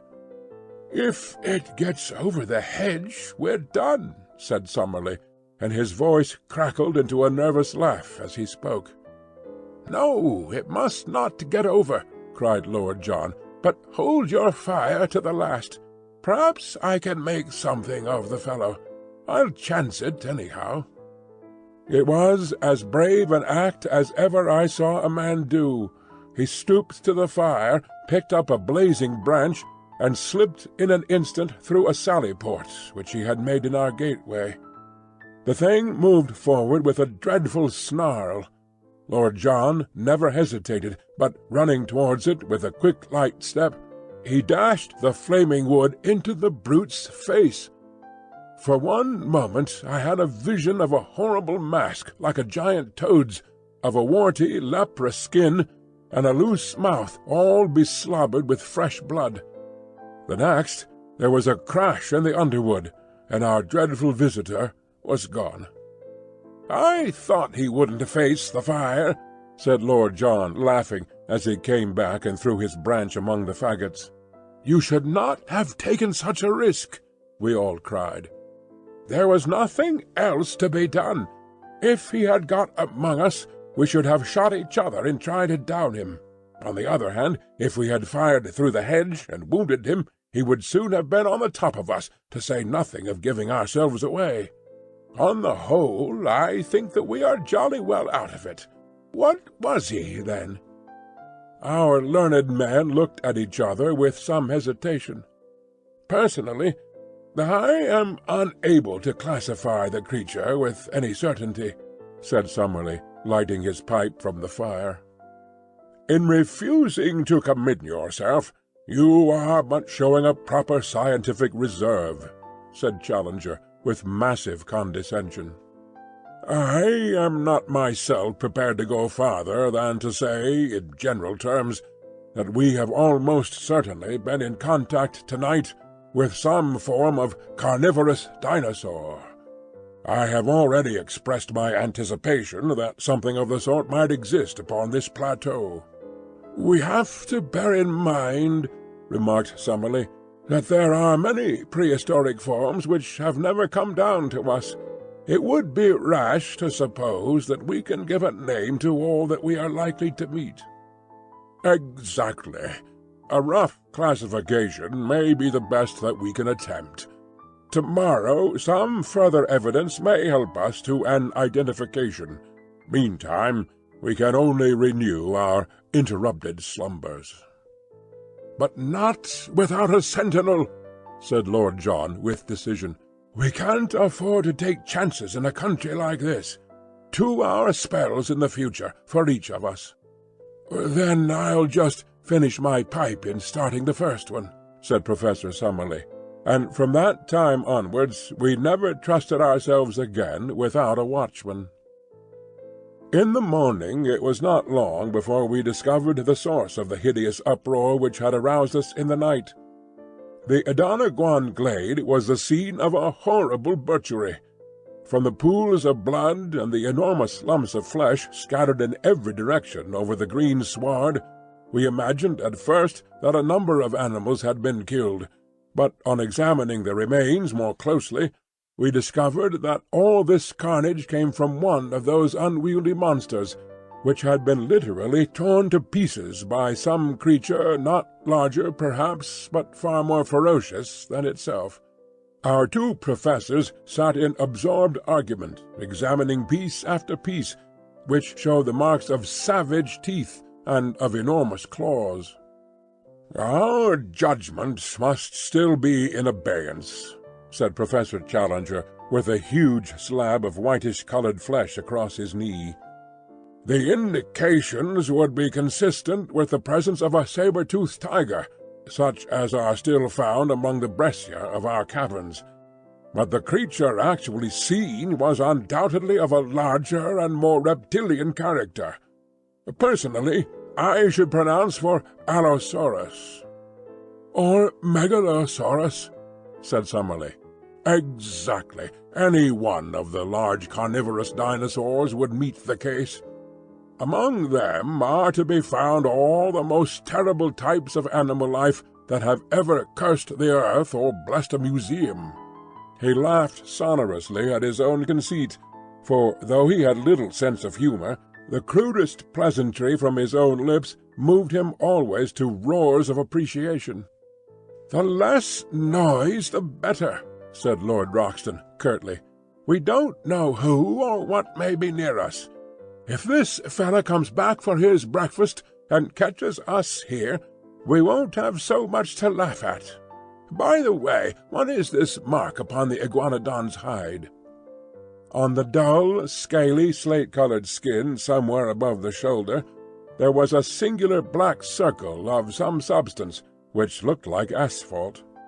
None of us could suggest what it meant, though Summerlee was of opinion that he had seen something similar upon one of the young ones 2 days before. Challenger said nothing, but looked pompous and puffy, as if he could if he would, so that finally Lord John asked his opinion direct. "If your lordship will graciously permit me to open my mouth, I shall be happy to express my sentiments," said he with elaborate sarcasm. "I am not in the habit of being taken to task in the fashion which seems to be customary with your lordship. I was not aware that it was necessary to ask your permission before smiling at a harmless pleasantry." It was not until he had received his apology that our touchy friend would suffer himself to be appeased. When at last his ruffled feelings were at ease, He addressed us at some length from his seat upon a fallen tree, speaking, as his habit was, as if he were imparting most precious information to a class of 1,000. "With regard to the marking," said he, "I am inclined to agree with my friend and colleague, Professor Summerlee, that the stains are from asphalt. As this plateau is in its very nature highly volcanic, and as asphalt is a substance which one associates with plutonic forces, I cannot doubt that it exists in the free liquid state, and that the creatures may have come in contact with it. A much more important problem is the question as to the existence of the carnivorous monster which has left its traces in this glade. We know roughly that this plateau is not larger than an average English county. Within this confined space a certain number of creatures, mostly types which had passed away in the world below, have lived together for innumerable years. Now, it is very clear to me that in so long a period one would have expected that the carnivorous creatures, multiplying unchecked, would have exhausted their food supply, and have been compelled to either modify their flesh-eating habits or die of hunger. This, we see, has not been so. We can only imagine, therefore, that the balance of nature is preserved by some check which limits the numbers of these ferocious creatures. One of the many interesting problems, therefore, which await our solution, is to discover what that check may be and how it operates. I venture to trust that we may have some future opportunity for the closer study of the carnivorous dinosaurs." "And I venture to trust we may not," I observed.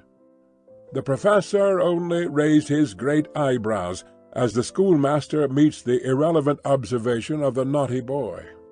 "Perhaps Professor Summerlee may have an observation to make," he said, and the two savants ascended together into some rarefied scientific atmosphere, where the possibilities of a modification of the birth rate were weighed against the decline of the food supply as a check in the struggle for existence.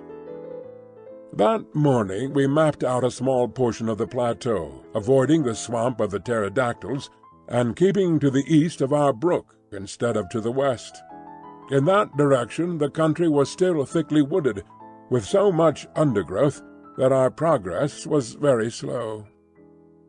I have dwelt up to now upon the terrors of Maple White Land, but there was another side to the subject, for all that morning we wandered among lovely flowers, mostly, as I observed, white or yellow in colour, these being, as our professors explained, the primitive flower shades. In many places the ground was absolutely covered with them, and as we walked ankle-deep on that wonderful yielding carpet, the scent was almost intoxicating in its sweetness and intensity. The homely English bee buzzed everywhere around us. Many of the trees under which we passed had their branches bowed down with fruit, some of which were of familiar sorts, while other varieties were new. By observing which of them were pecked by birds, we avoided all danger of poison, and added a delicious variety to our food reserve. In the jungle which we traversed were numerous hard-trodden paths made by the wild beasts, and in the more marshy places we saw a profusion of strange footmarks, including many of the iguanodon. Once in a grove we observed several of these great creatures grazing, and Lord John, with his glass, was able to report that they also were spotted with asphalt, though in a different place to the one which we had examined in the morning. What this phenomenon meant we could not imagine. We saw many small animals, such as porcupines, a scaly ant-eater, and a wild pig piebald in colour and with long curved tusks. Once, through a break in the trees, we saw a clear shoulder of green hill some distance away, and across this a large dun-coloured animal was travelling at a considerable pace. It passed so swiftly that we were unable to say what it was. But if it were a deer, as was claimed by Lord John, it must have been as large as those monstrous Irish elk which are still dug up from time to time in the bogs of my native land. Ever since the mysterious visit which had been paid to our camp, we always returned to it with some misgivings. However, on this occasion we found everything in order. That evening we had a grand discussion upon our present situation and future plans, which I must describe at some length, as it led to a new departure by which we were enabled to gain a more complete knowledge of Maple White Land than might have come in many weeks of exploring it. It was Summerlee who opened the debate. All day he had been querulous in manner, and now some remark of Lord John's as to what we should do on the morrow brought all his bitterness to a head. "What we ought to be doing today, tomorrow, and all the time," said he, "is finding some way out of the trap into which we have fallen. You are all turning your brains towards getting into this country. I say that we should be scheming how to get out of it." "I am surprised, sir," boomed Challenger, stroking his majestic beard, "that any man of science should commit himself to so ignoble a sentiment. You are in a land which offers such an inducement to the ambitious naturalist as none ever has since the world began, and you suggest leaving it before we have acquired more than the most superficial knowledge of it or of its contents. I expected better things of you, Professor Summerlee." "You must remember," said Summerlee sourly, "that I have a large class in London who are at present at the mercy of an extremely inefficient locum tenens. This makes my situation different from yours, Professor Challenger, since, so far as I know, you have never been entrusted with any responsible educational work." "Quite so," said Challenger. "I have felt it to be a sacrilege to divert a brain which is capable of the highest original research to any lesser object. That is why I have sternly set my face against any proffered scholastic appointment." "For example?" asked Summerlee with a sneer. But Lord John hastened to change the conversation. "I must say," said he, "that I think it would be a mighty poor thing to go back to London before I know a great deal more of this place than I do at present. I could never dare to walk into the back office of my paper and face old McArdle," said I. "You will excuse the frankness of this report, will you not, sir?" "He'd never forgive me for leaving such unexhausted copy behind me.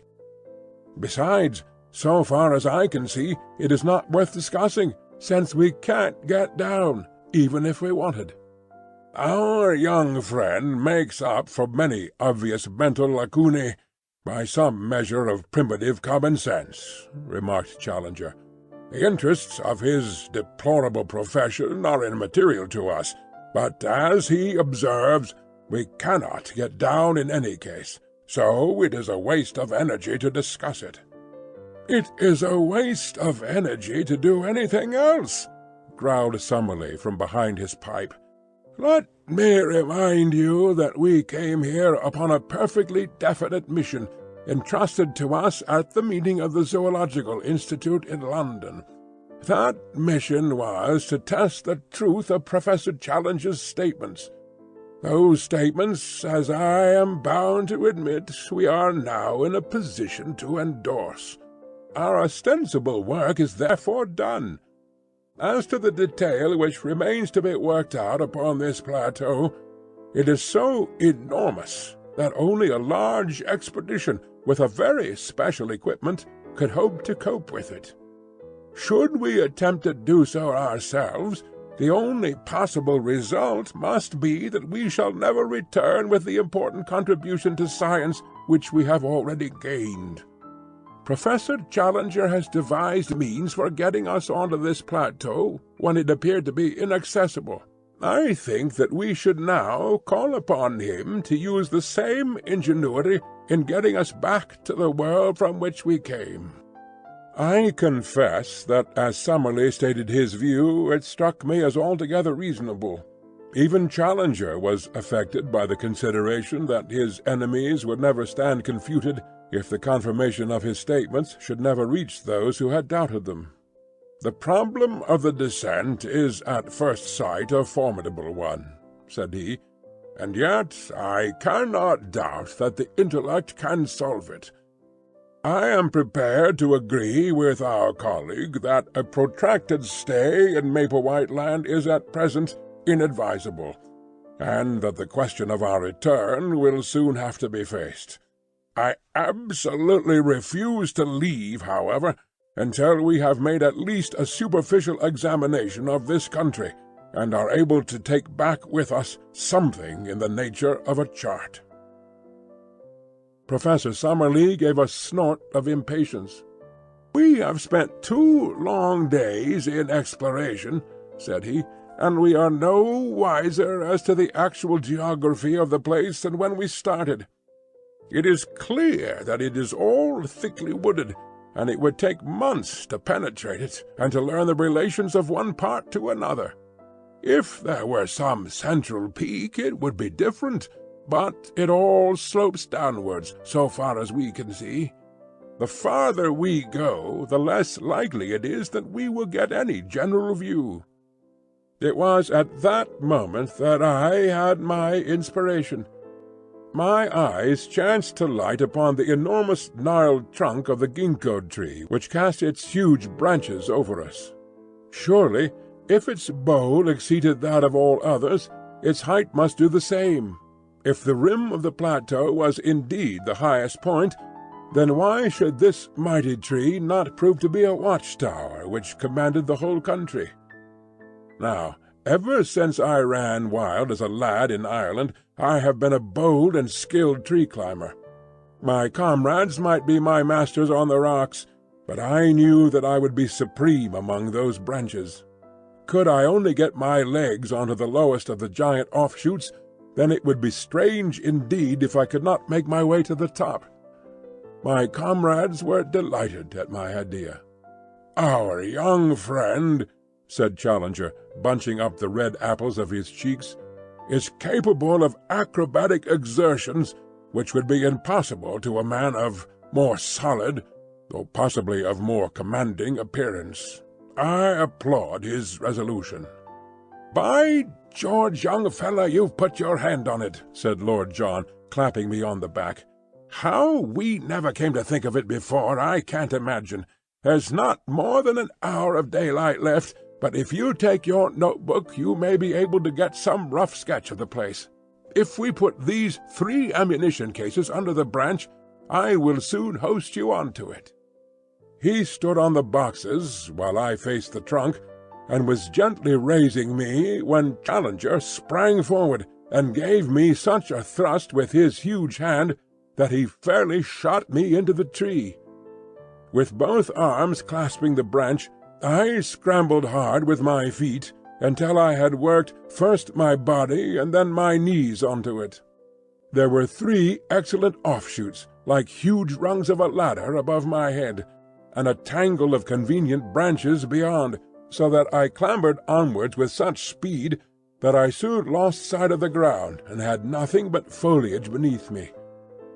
Now and then I entered a check, and once I had to shin up a creeper for 8 or 10 feet, but I made excellent progress, and the booming of Challenger's voice seemed to be a great distance beneath me. The tree was, however, enormous, and looking upwards I could see no thinning of the leaves above my head. There was some thick bush-like clump which seemed to be a parasite upon the branch up which I was swarming. I leaned my head round it in order to see what was beyond, and I nearly fell out of the tree in my surprise and horror at what I saw. A face was gazing into mine, at the distance of only a foot or 2. The creature that owned it had been crouching behind the parasite, and had looked round it at the same instant that I did. It was a human face, or at least it was far more human than any monkey's that I have ever seen. It was long, whitish, and blotched with pimples, the nose flattened, and the lower jaw projecting, with a bristle of coarse whiskers round the chin. The eyes, which were under thick and heavy brows, were bestial and ferocious, and as it opened its mouth to snarl what sounded like a curse at me, I observed that it had curved, sharp canine teeth. For an instant I read hatred and menace in the evil eyes. Then, as quick as a flash, came an expression of overpowering fear. There was a crash of broken boughs as it dived wildly down into the tangle of green. I caught a glimpse of a hairy body like that of a reddish pig, and then it was gone, amid a swirl of leaves and branches. "What's the matter?" shouted Roxton from below. "Anything wrong with you?" "Did you see it?" I cried, with my arms round the branch and all my nerves tingling. "We heard a row, as if your foot had slipped. What was it?" I was so shocked at the sudden and strange appearance of this ape-man that I hesitated whether I should not climb down again and tell my experience to my companions. But I was already so far up the great tree that it seemed a humiliation to return without having carried out my mission. After a long pause, therefore, to recover my breath and my courage, I continued my ascent. Once I put my weight upon a rotten branch, and swung for a few seconds by my hands. But in the main it was all easy climbing. Gradually the leaves thinned around me, and I was aware, from the wind upon my face, that I had topped all the trees of the forest. I was determined, however, not to look about me before I had reached the very highest point, so I scrambled on until I had got so far that the topmost branch was bending beneath my weight. There I settled into a convenient fork, and balancing myself securely, I found myself looking down at a most wonderful panorama of this strange country in which we found ourselves.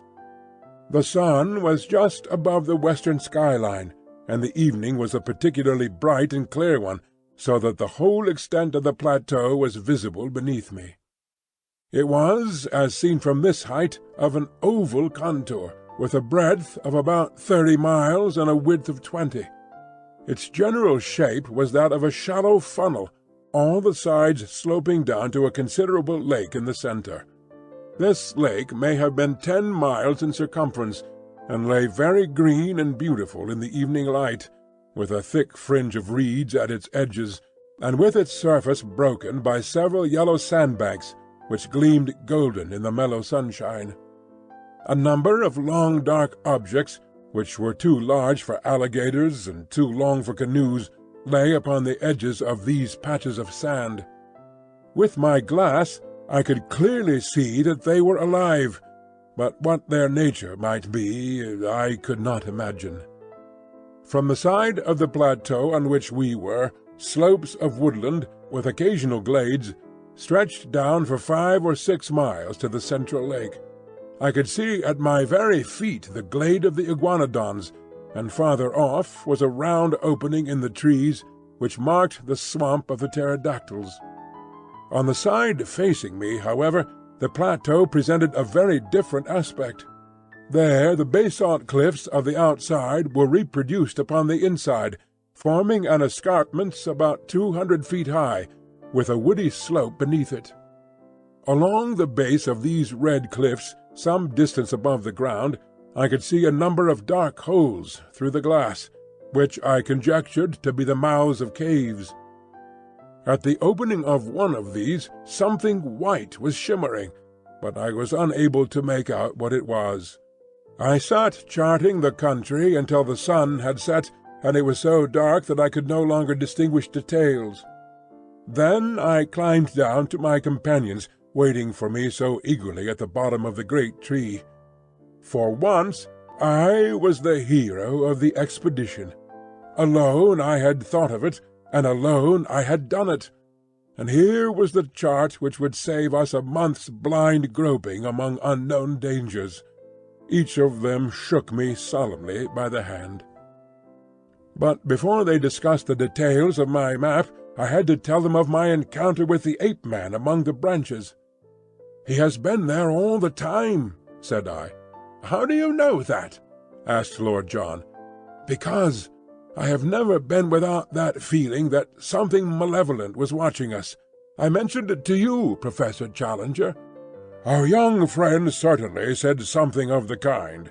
He is also the one among us who is endowed with that Celtic temperament which would make him sensitive to such impressions."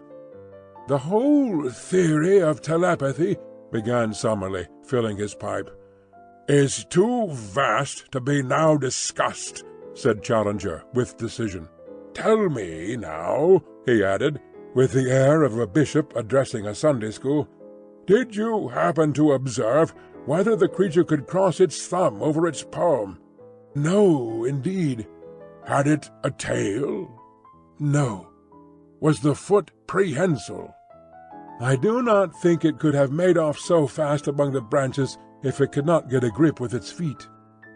"In South America there are, if my memory serves me—you will check the observation, Professor Summerlee—some 36 species of monkeys, but the anthropoid ape is unknown. It is clear, however, that he exists in this country, and that he is not the hairy gorilla-like variety which is never seen out of Africa or the East." I was inclined to interpolate, as I looked at him, that I had seen his first cousin in Kensington. "This is a whiskered and colourless type, the latter characteristic pointing to the fact that he spends his days in arboreal seclusion. The question which we have to face is whether he approaches more closely to the ape or the man. In the latter case, he may well approximate to what the vulgar have called the missing link. The solution of this problem is our immediate duty." "It is nothing of the sort," said Summerlee abruptly. "Now that, through the intelligence and activity of Mr. Malone—" I cannot help quoting the words, "we have got our chart. Our one and only immediate duty is to get ourselves safe and sound out of this awful place." "The flesh-pots of civilization," groaned Challenger. "The ink-pots of civilization, sir. It is our task to put on record what we have seen, and to leave the further exploration to others. You all agreed as much before Mr. Malone got us the chart." "Well," said Challenger, "I admit that my mind will be more at ease when I am assured that the result of our expedition has been conveyed to our friends. How we are to get down from this place, I have not as yet an idea. I have never yet encountered a problem, however, which my inventive brain was unable to solve, and I promise you that tomorrow I will turn my attention to the question of our descent." And so the matter was allowed to rest. But that evening, by the light of the fire and of a single candle, the first map of the lost world was elaborated. Every detail which I had roughly noted from my watch-tower was drawn out in its relative place. Challenger's pencil hovered over the great blank which marked the lake. "What shall we call it?" he asked. "Why should you not take the chance of perpetuating your own name?" said Summerlee, with his usual touch of acidity. "I trust, sir, that my name will have other and more personal claims upon posterity," said Challenger severely. "Any ignoramus can hand down his worthless memory by imposing it upon a mountain or a river. I need no such monument." Summerlee, with a twisted smile, was about to make some fresh assault, when Lord John hastened to intervene. "It's up to you, young fellow, to name the lake," said he. "You saw it first, and by George, if you choose to put Lake Malone on it, no one has a better right." "By all means let our young friend give it a name," said Challenger. "Then," said I, blushing, I dare say, as I said it, Let it be named Lake Gladys." "Don't you think the Central Lake would be more descriptive?" remarked Summerlee. "I should prefer Lake Gladys." Challenger looked at me sympathetically, and shook his great head in mock disapproval. "Boys will be boys," said he. "Lake Gladys let it be."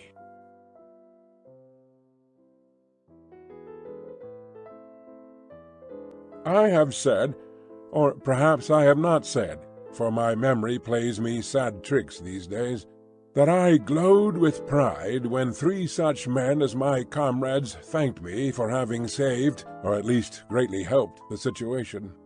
As the youngster of the party, not merely in years, but in experience, character, knowledge, and all that goes to make a man, I had been overshadowed from the first. And now I was coming into my own. I warmed at the thought. Alas, for the pride which goes before a fall! That little glow of self-satisfaction, that added measure of self-confidence, were to lead me on that very night to the most dreadful experience of my life, ending with a shock which turns my heart sick when I think of it. It came about in this way. I had been unduly excited by the adventure of the tree, and sleep seemed to be impossible.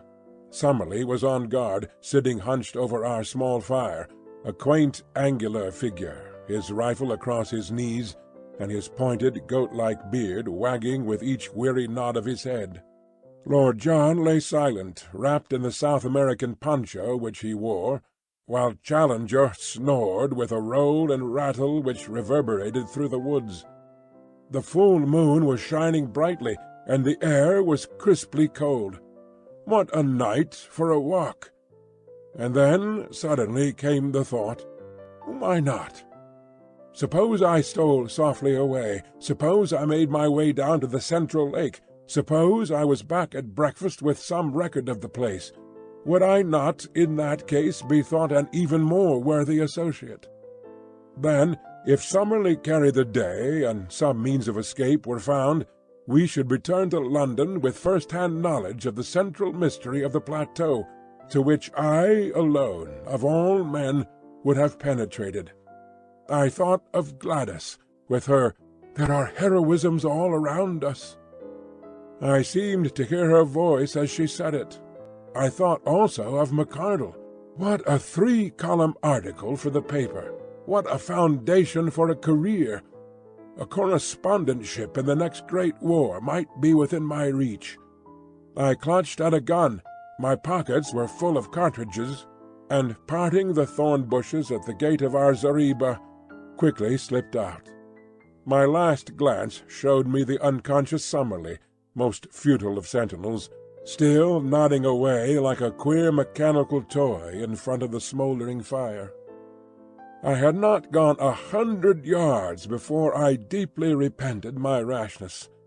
I may have said somewhere in this chronicle that I am too imaginative to be a really courageous man, but that I have an overpowering fear of seeming afraid.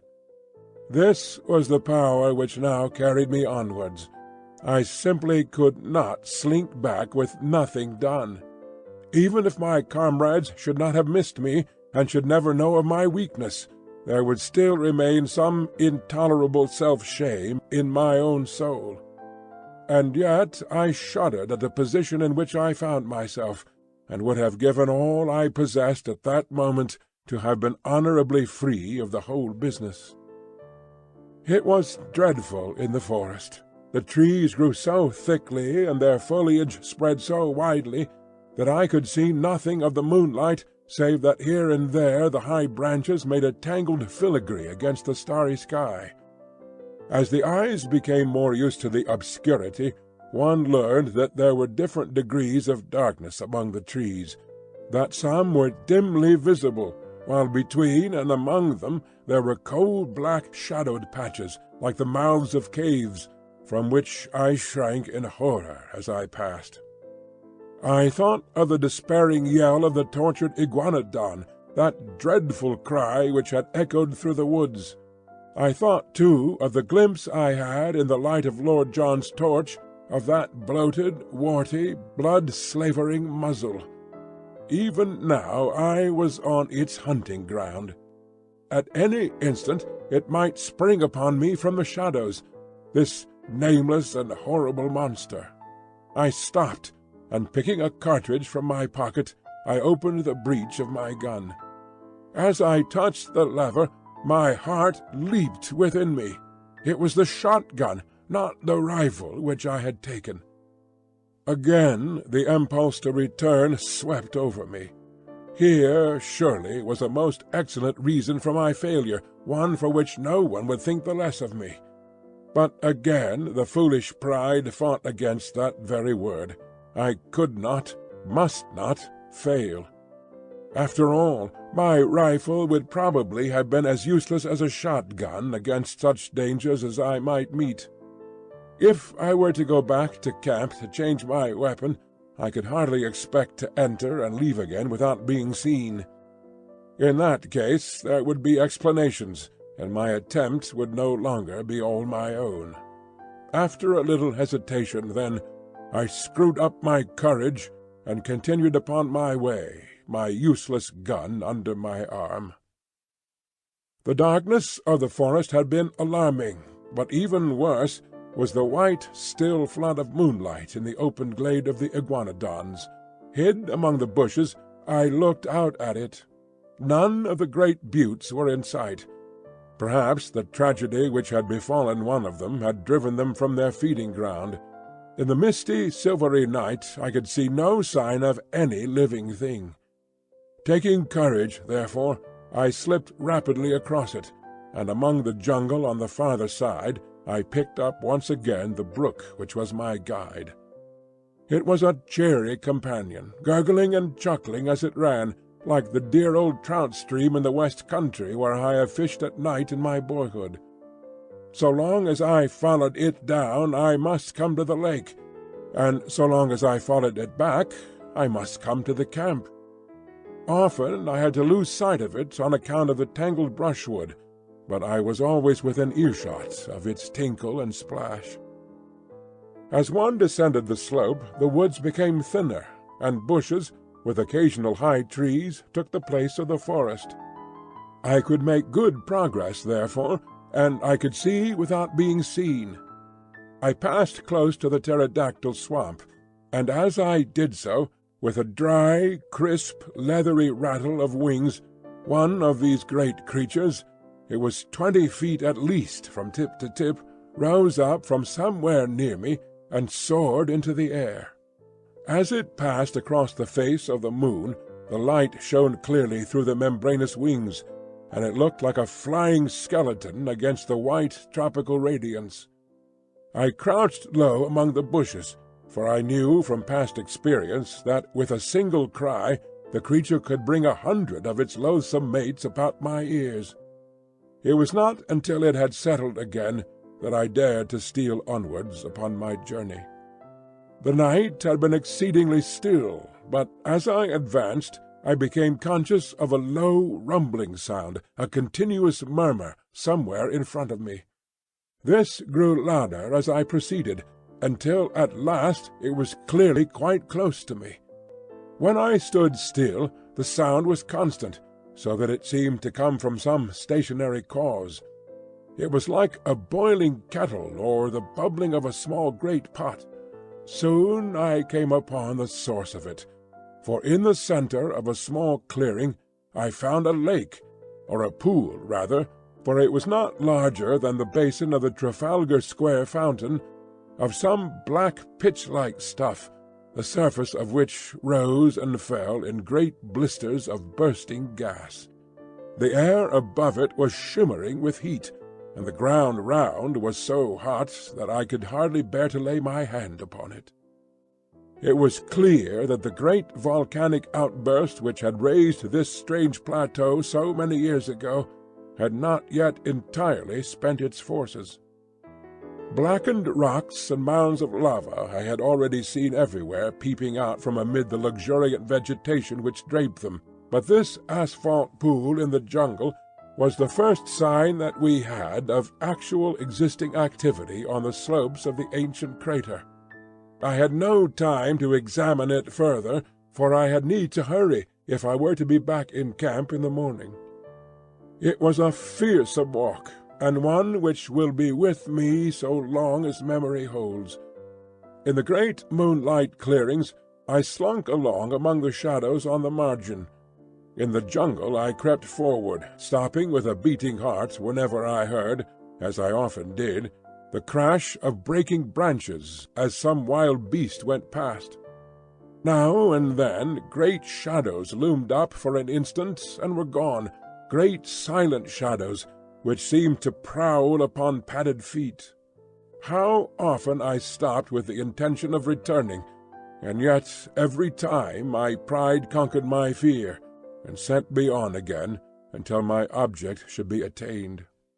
At last, my watch showed that it was 1 in the morning, I saw the gleam of water amid the openings of the jungle, and 10 minutes later I was among the reeds upon the borders of the central lake. I was exceedingly dry, so I lay down and took a long draught of its waters, which were fresh and cold.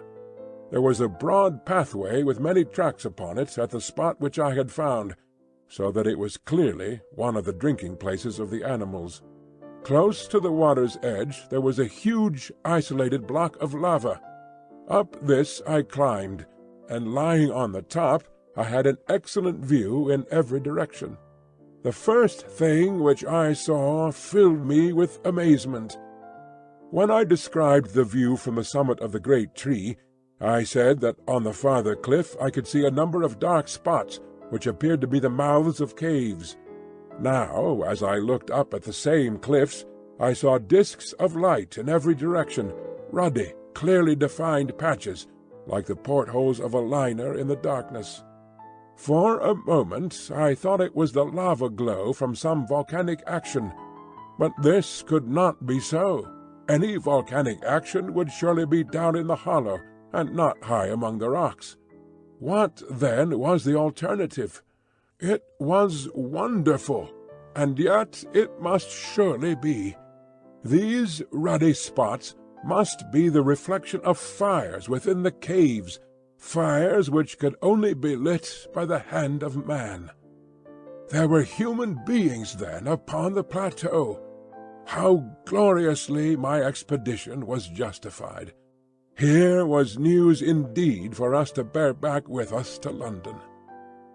For a long time I lay and watched these red quivering blotches of light.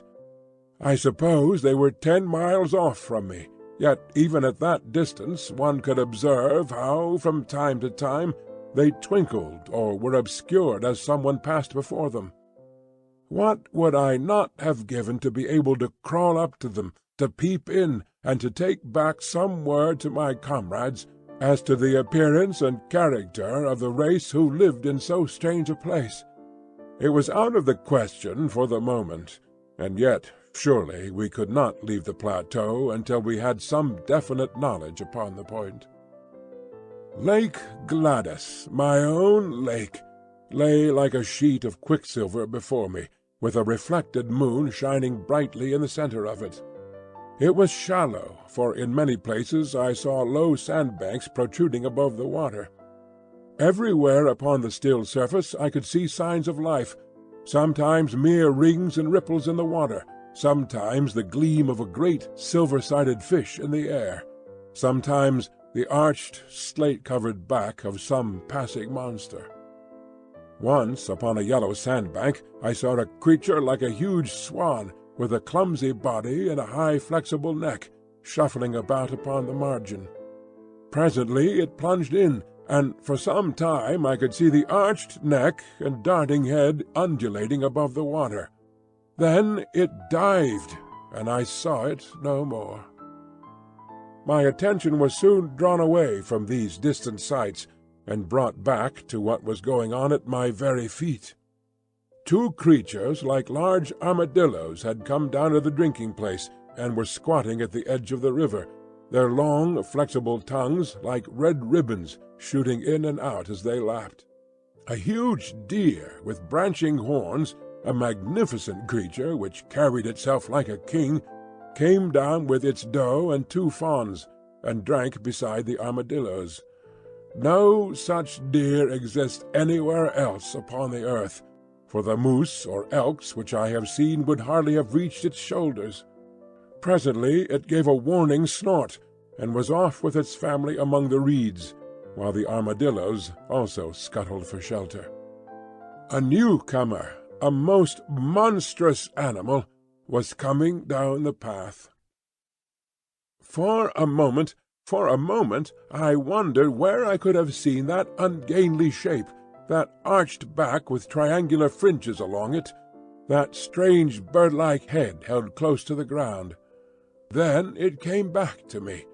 It was the Stegosaurus, the very creature which Maplewhite had preserved in his sketch-book, and which had been the first object which arrested the attention of Challenger. There he was, perhaps the very specimen which the American artist had encountered. The ground shook beneath his tremendous weight, and his gulpings of water resounded through the still night. For 5 minutes he was so close to my rock that by stretching out my hand I could have touched the hideous waving hackles upon his back. Then he lumbered away and was lost among the boulders. Looking at my watch, I saw that it was 2:30 o'clock, and high time, therefore, that I started upon my homeward journey. There was no difficulty about the direction in which I should return, for all along I had kept the little brook upon my left, and it opened into the central lake within a stone's throw of the boulder upon which I had been lying. I set off, therefore, in high spirits, for I felt that I had done good work, and was bringing back a fine budget of news for my companions. Foremost of all, of course, were the sight of the fiery caves, and the certainty that some troglodytic race inhabited them. But besides that, I could speak from experience of the central lake. I could testify that it was full of strange creatures, and I had seen several landforms of primeval life which we had not before encountered. I reflected as I walked that few men in the world could have spent a stranger night, or added more to human knowledge in the course of it. I was plodding up the slope, turning these thoughts over in my mind, and had reached a point which may have been halfway to home, when my mind was brought back to my own position by a strange noise behind me. It was something between a snore and a growl, low, deep, and exceedingly menacing. Some strange creature was evidently near me, but nothing could be seen, so I hastened more rapidly upon my way. I had traversed 1/2 mile or so, when suddenly the sound was repeated, still behind me, but louder and more menacing than before. My heart stood still within me as it flashed across me that the beast, whatever it was, must surely be after me. My skin grew cold, and my hair rose at the thought. That these monsters should tear each other to pieces was a part of the strange struggle for existence, but that they should turn upon modern man, that they should deliberately track and hunt down the predominant human, was a staggering and fearsome thought. I remembered again the blood-beslobbered face which we had seen in the glare of Lord John's torch, like some horrible vision from the deepest circle of Dante's hell. With my knees shaking beneath me, I stood and glared with starting eyes down the moonlit path which lay behind me. All was quiet as in a dream landscape. Silver clearings and the black patches of the bushes. Nothing else could I see. Then, from out of the silence, imminent and threatening, there came once more that low, throaty croaking, far louder and closer than before. There could no longer be a doubt. Something was on my trail, and was closing in upon me every minute. I stood like a man paralyzed, still staring at the ground which I had traversed. Then, suddenly, I saw it. there was a movement among the bushes at the far end of the clearing which I had just traversed. A great dark shadow disengaged itself and hopped out into the clear moonlight. I say hopped advisedly, for the beast moved like a kangaroo, springing along in an erect position upon its powerful hind legs, while its front ones were held bent in front of it. It was of enormous size and power, like an erect elephant, but its movements, in spite of its bulk, were exceedingly alert. For a moment, as I saw its shape, I hoped that it was an iguanodon, which I knew to be harmless. But ignorant as I was, I soon saw that this was a very different creature. Instead of the gentle deer-shaped head of the great three-toed leaf-eater, this beast had a broad, squat, toad-like face, like that which had alarmed us in our camp. His ferocious cry and the horrible energy of his pursuit both assured me that this was surely one of the great flesh-eating dinosaurs, the most terrible beasts which have ever walked this earth. As the huge brute loped along, it drooped forward upon its forepaws, and brought its nose to the ground every 20 yards or so. It was smelling out my trail. Sometimes, for an instant, it was at fault. Then it would catch it up again, and come bounding swiftly along the path I had taken. Even now, when I think of that nightmare, the sweat breaks out upon my brow. What could I do? My useless fowling piece was in my hand. What help could I get from that? I looked desperately round for some rock or tree, but I was in a bushy jungle with nothing higher than a sapling within sight, while I knew that the creature behind me would tear down an ordinary tree as though it were a reed. My only possible chance lay in flight. I could not move swiftly over the rough, broken ground, but as I looked round me in despair, I saw a well-marked, hard-beaten path which ran across in front of me. We had seen several of the sort, the runs of various wild beasts, during our expeditions. Along this I could perhaps hold my own, for I was a fast runner and in excellent condition. Flinging away my useless gun, I set myself to do such a half-mile as I have never done before or since. My limbs ached, my chest heaved, I felt that my throat would burst for want of air, and yet, with that horror behind me, I ran and I ran and I ran. At last I paused, hardly able to move. For a moment I thought that I had thrown him off. The path lay still behind me, and then, suddenly, with a crashing and a rending, a thudding of giant feet and a panting of monster lungs, the beast was upon me once more. He was at my very heels. I was lost. Madman, that I was to linger so long before I fled. Up to then he had hunted by scent, and his movement was slow, but he had actually seen me as I started to run. From then onwards he had hunted by sight, for the path showed him where I had gone. Now, as he came round the curve, he was springing in great bounds. The moonlight shone upon his huge projecting eyes, the row of enormous teeth in his open mouth, and the gleaming fringe of claws upon his short, powerful forearms. With a scream of terror I turned and rushed wildly down the path.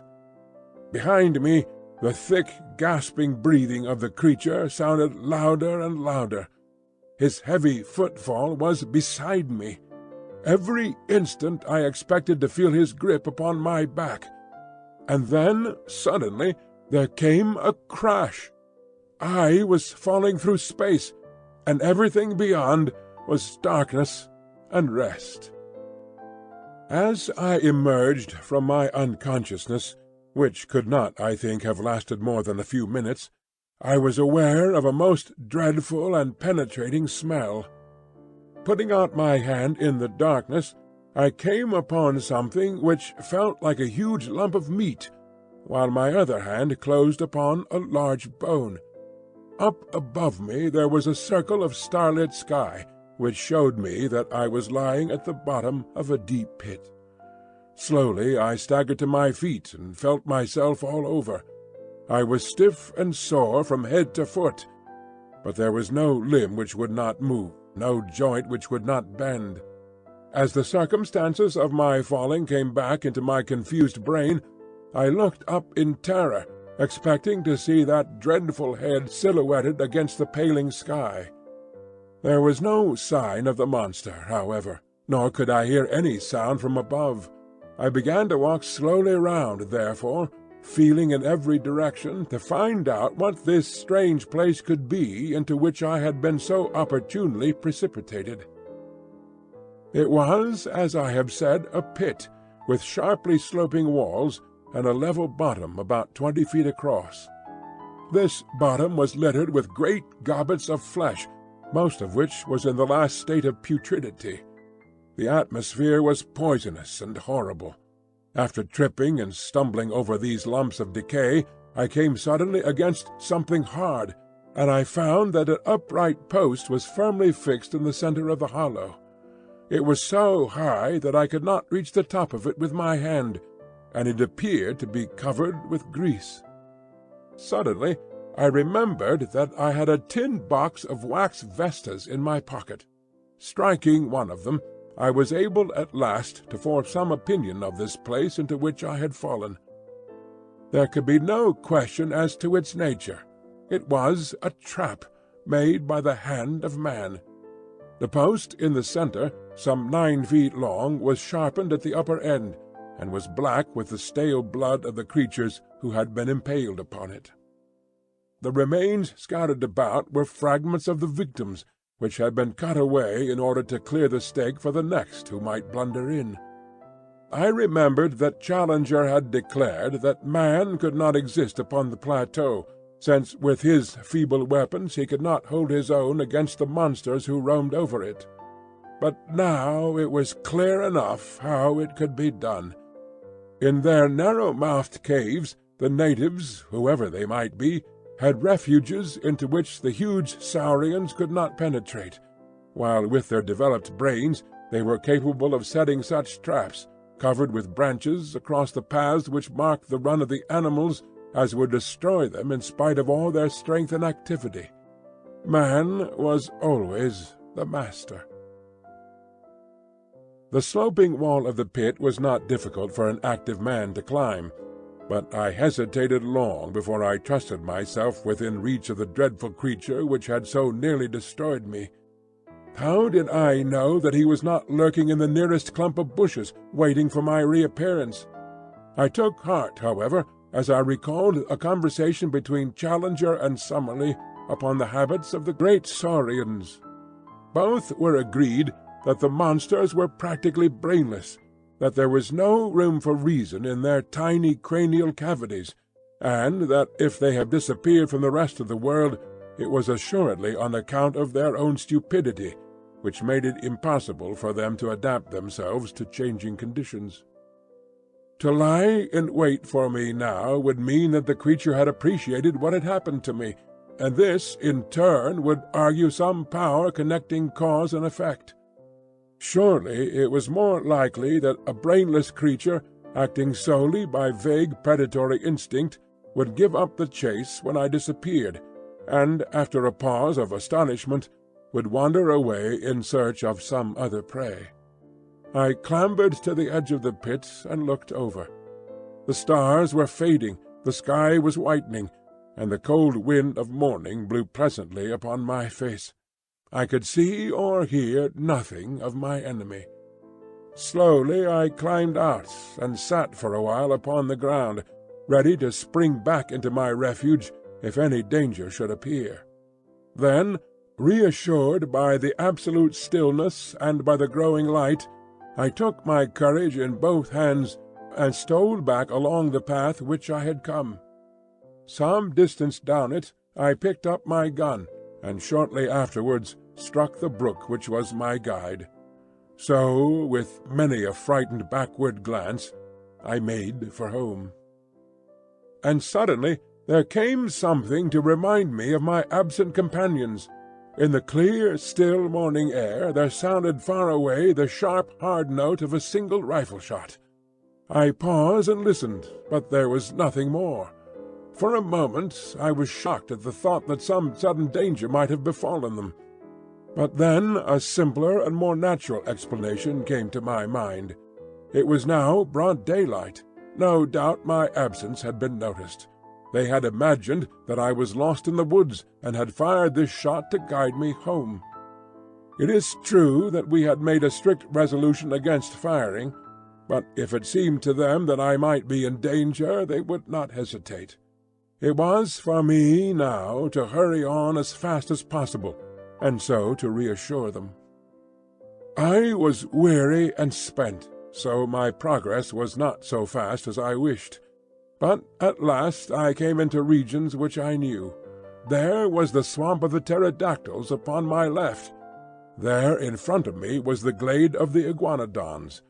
Now I was in the last belt of trees which separated me from Fort Challenger. I raised my voice in a cheery shout to allay their fears. No answering greeting came back to me. My heart sank at that ominous stillness. I quickened my pace into a run.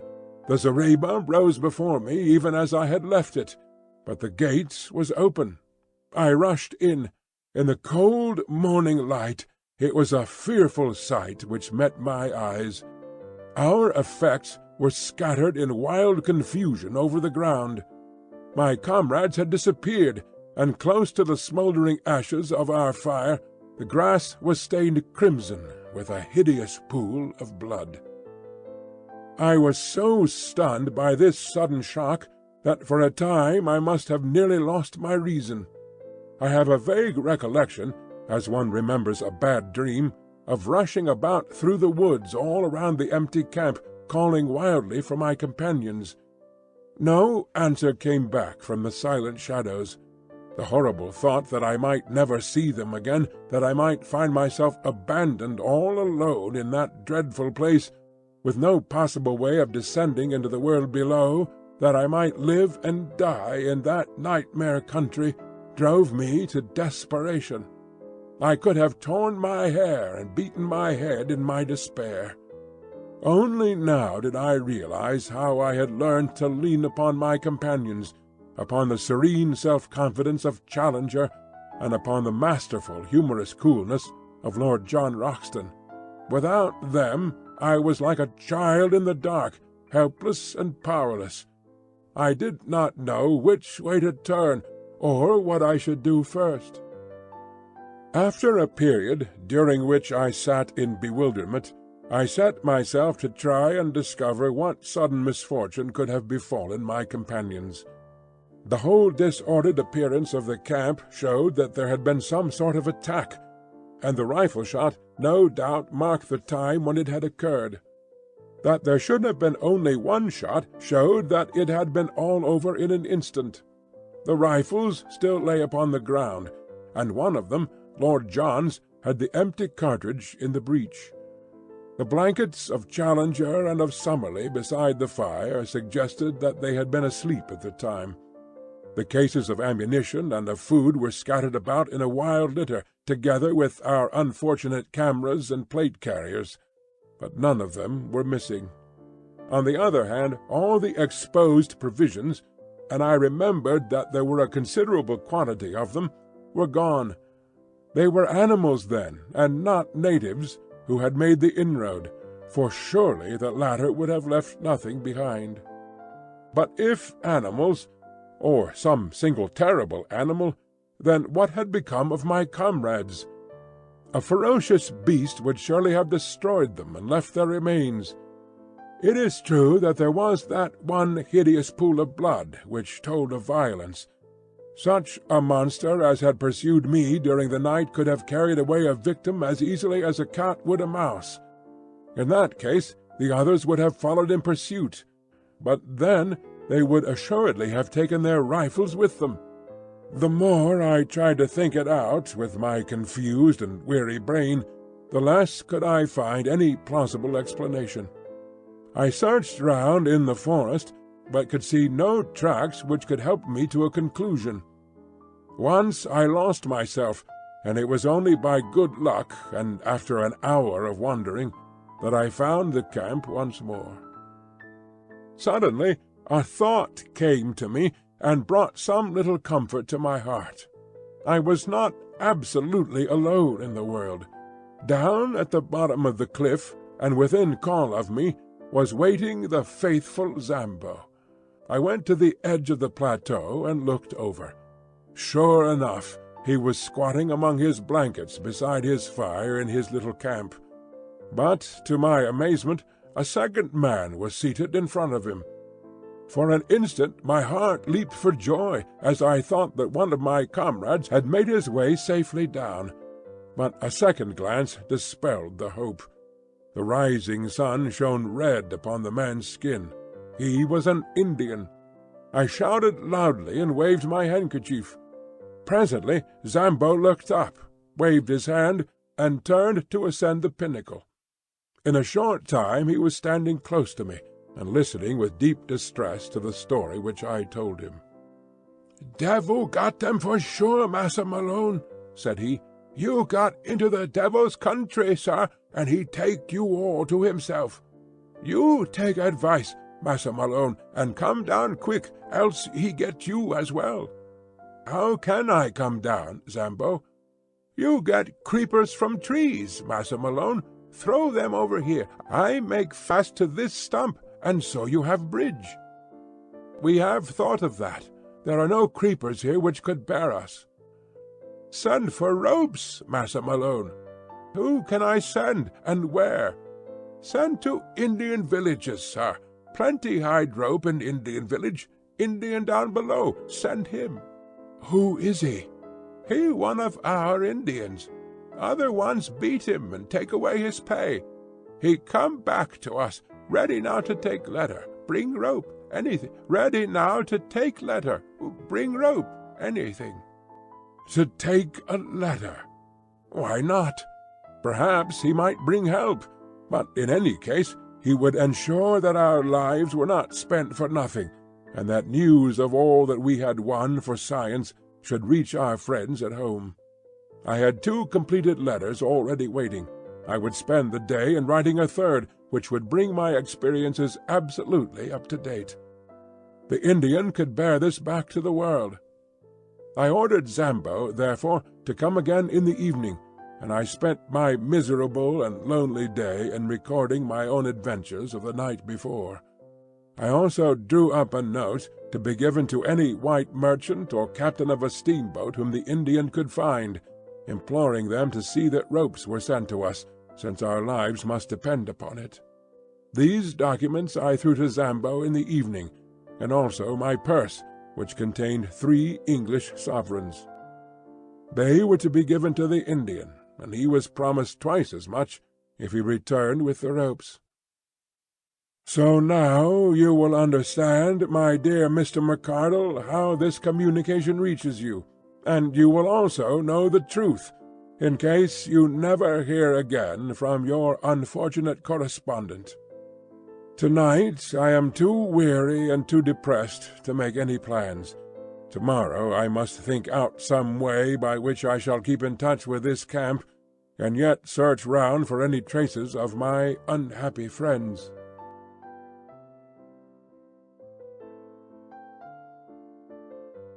Just as the sun was setting upon that melancholy night, I saw the lonely figure of the Indian upon the vast plain beneath me, and I watched him, our one faint hope of salvation, until he disappeared in the rising mists of evening, which lay rose-tinted from the setting sun between the far-off river and me. It was quite dark when I at last turned back to our stricken camp, and my last vision as I went was the red gleam of Zambo's fire, the one point of light in the wide world below, as was his faithful presence in my own shadowed soul. And yet I felt happier than I had done since this crushing blow had fallen upon me, for it was good to think that the world should know what we had done, so that at the worst our names should not perish with our bodies, but should go down to posterity associated with the result of our labors.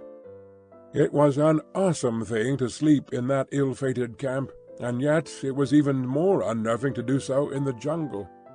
One or the other it must be. Prudence, on the one hand, warned me that I should remain on guard, but exhausted nature, on the other, declared that I should do nothing of the kind.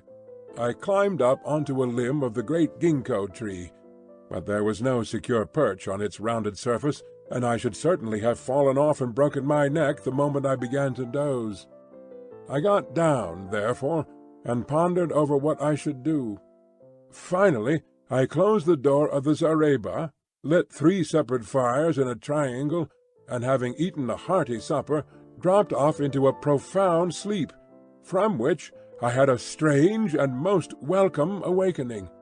In the early morning, just as day was breaking, a hand was laid upon my arm, and starting up, with all my nerves in a tingle and my hand feeling for a rifle, I gave a cry of joy, as in the cold grey light I saw Lord John Roxton kneeling beside me.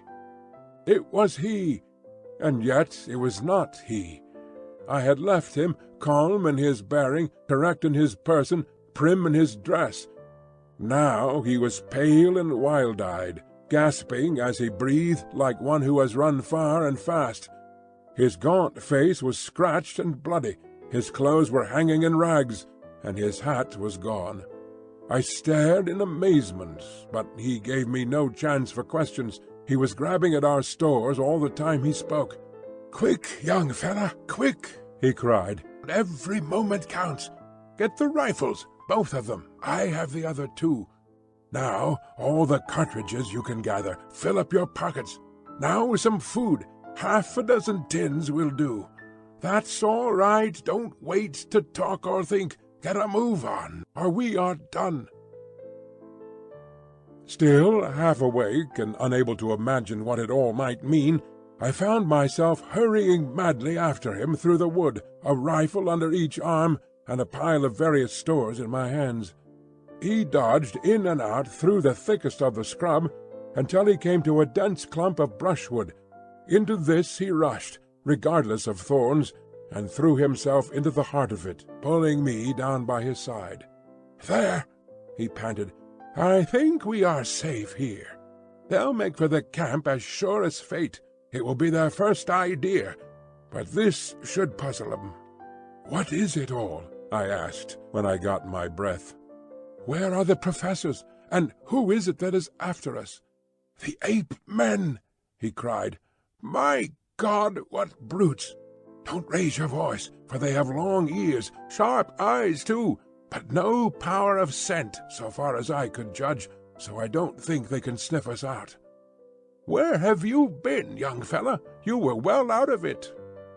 In a few sentences I whispered what I had done. "Pretty bad," said he, when he heard of the dinosaur and the pit. "It isn't quite the place for a rest cure, what?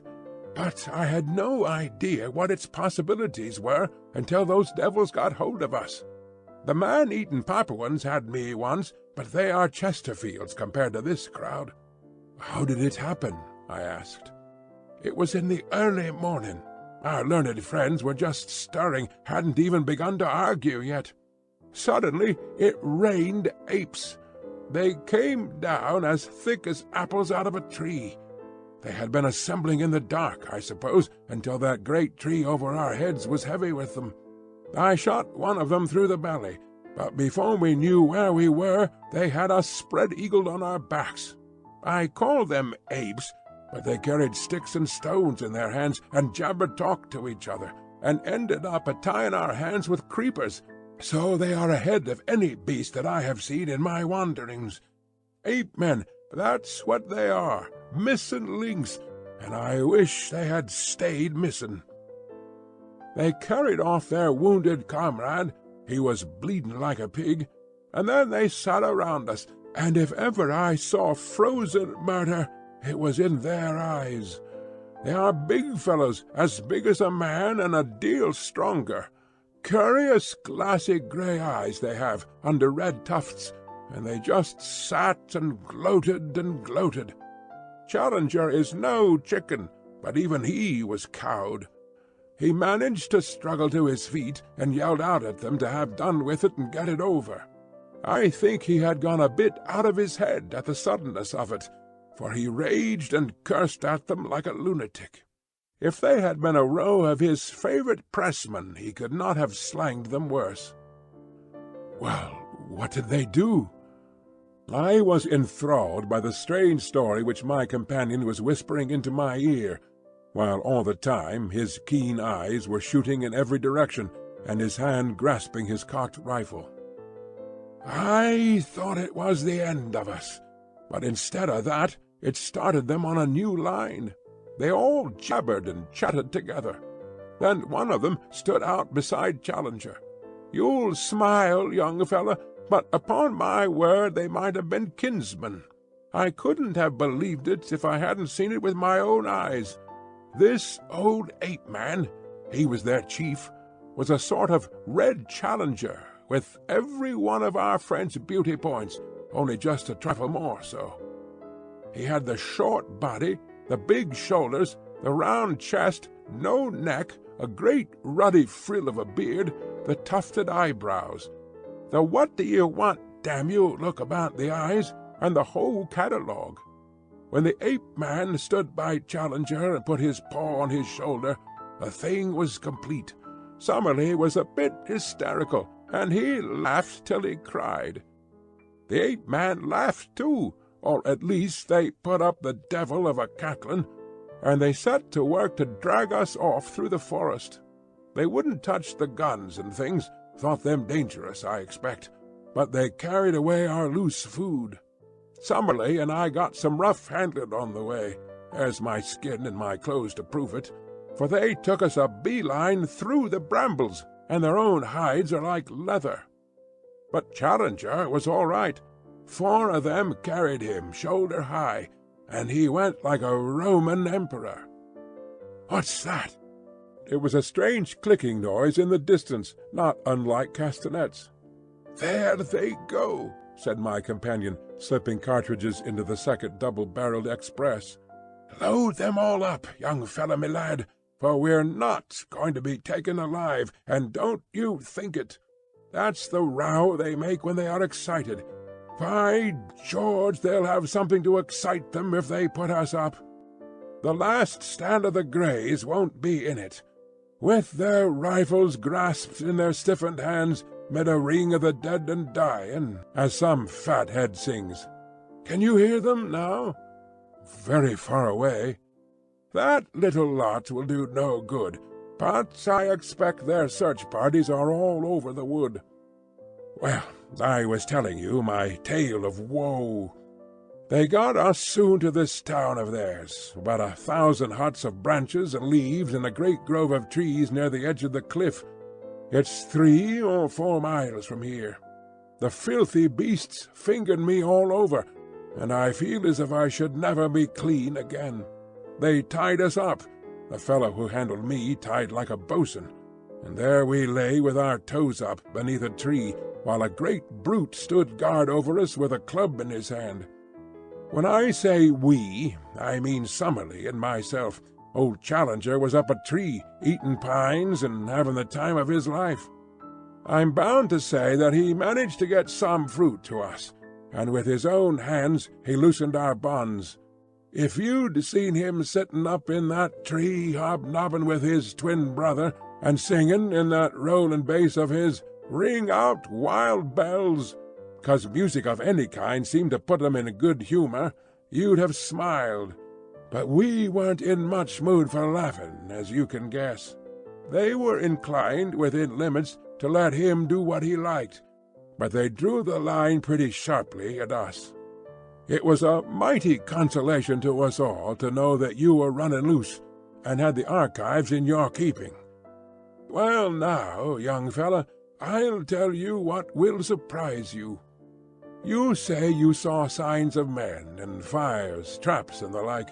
Well, we have seen the natives themselves. 4 devils they were, down-faced little chaps, and had enough to make them so. It seems that the humans hold one side of this plateau, over yonder where you saw the caves, and the ape-men hold this side, and there is bloody war between them all the time. That's the situation so far as I could follow it. Well, yesterday the ape-men got hold of a dozen of the humans and brought them in as prisoners. You never heard such a jabbering and shrieking in your life. The men were little red fellows, and had been bitten and clawed so they could hardly walk. The ape-men put 2 of them to death there and there, fairly pulled the arm off of one of them. It was perfectly beastly. Plucky little chaps they are, and hardly gave a squeak, but it turned us absolutely sick. Summerlee fainted, and even Challenger had as much as he could stand. I think they have cleared, don't you?" We listened intently, but nothing save the calling of the birds broke the deep peace of the forest.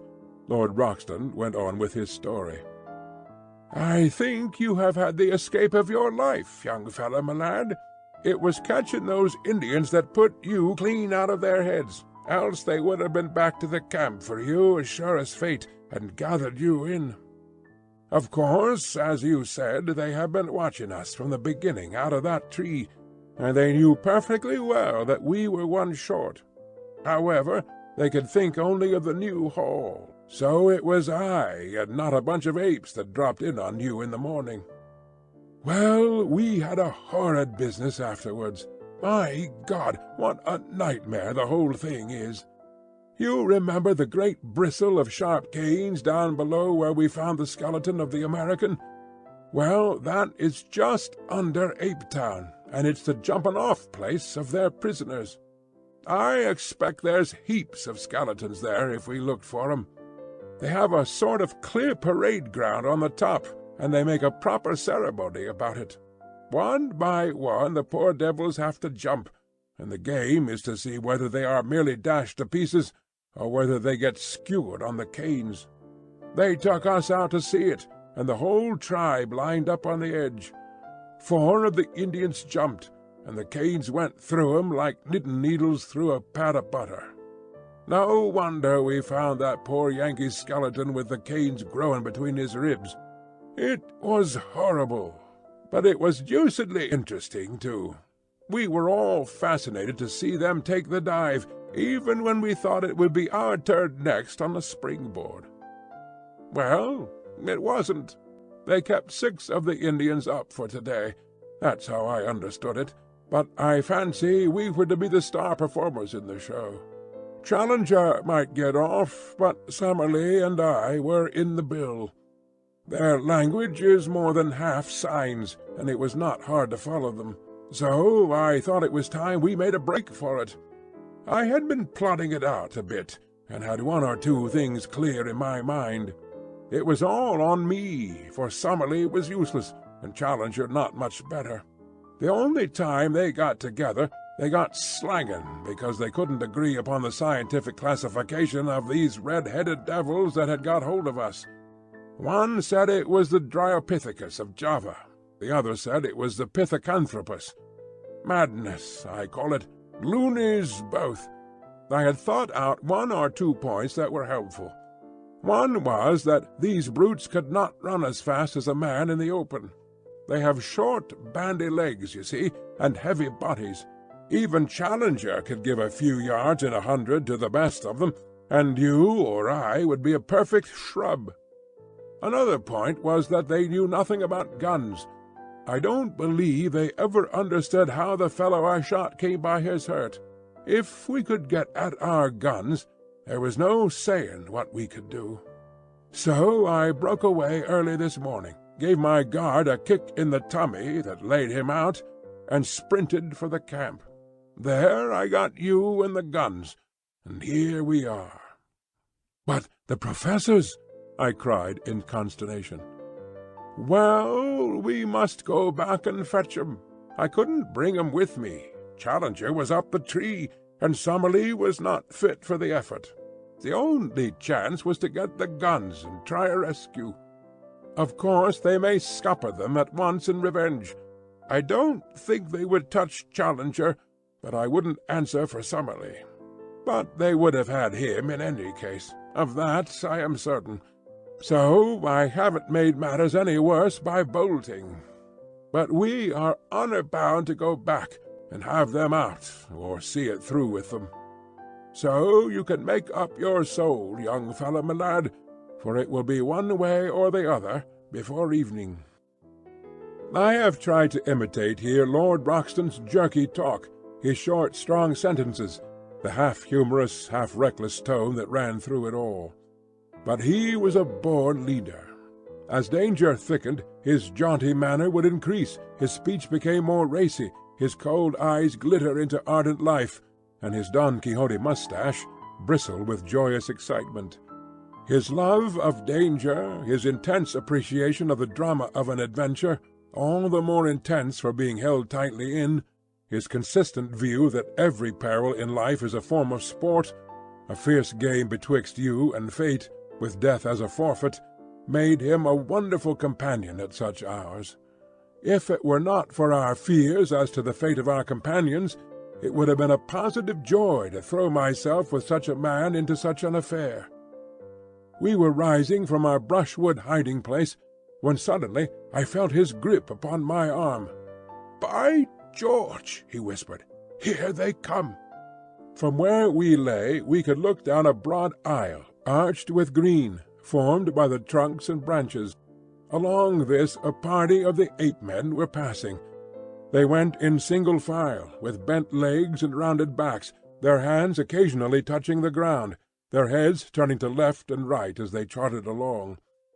Their crouching gait took away from their height, but I should put them at 5 feet or so, with long arms and enormous chests. Many of them carried sticks, and at the distance they looked like a line of very hairy and deformed human beings. For a moment I caught this clear glimpse of them.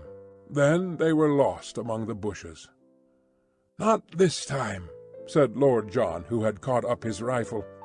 "Our best chance is to lie quiet until they have given up the search. Then we shall see whether we can't get back to their town and hit them where it hurts most. Give 'em an hour, and we'll march." We filled in the time by opening one of our food tins and making sure of our breakfast. Lord Roxton had had nothing but some fruit since the morning before, and ate like a starving man. Then, at last, our pockets bulging with cartridges and a rifle in each hand, we started off upon our mission of rescue. Before leaving it, we carefully marked our little hiding-place among the brushwood and its bearing to Fort Challenger, that we might find it again if we needed it. We slunk through the bushes in silence until we came to the very edge of the cliff, close to the old camp. There we halted, and Lord John gave me some idea of his plans. "So long as we are among the thick trees, these swine are our masters," said he. "They can see us, and we cannot see them. But in the open it is different. There we can move faster than they, so we must stick to the open all we can. The edge of the plateau has fewer large trees than further inland, so that's our line of advance. Go slowly, keep your eyes open, and your rifle ready. Above all, never let them get you prisoner while there is a cartridge left. That's my last word to you, young fellow." When we reached the edge of the cliff, I looked over and saw our good old black Zambo sitting smoking on a rock below us. I would have given a great deal to have hailed him and told him how we were placed, but it was too dangerous, lest we should be heard. The woods seemed to be full of the ape-men. Again and again we heard their curious clicking chatter. At such times we plunged into the nearest clump of bushes and lay still until the sound had passed away. Our advance, therefore, was very slow, and 2 hours at least must have passed before I saw, by Lord John's cautious movements, that we must be close to our destination. He motioned to me to lie still, and he crawled forward himself. In a minute he was back again, his face quivering with eagerness. "Come," said he, "come quick. I hope to the Lord that we are not too late already."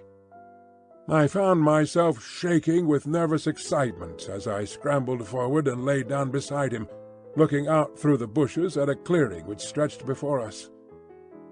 It was a sight which I shall never forget until my dying day, so weird, so impossible, that I do not know how I am to make you realize it, or how in a few years I shall bring myself to believe in it, if I live to sit once more on a lounge in the Savage Club and look out at the drab solidity of the embankment.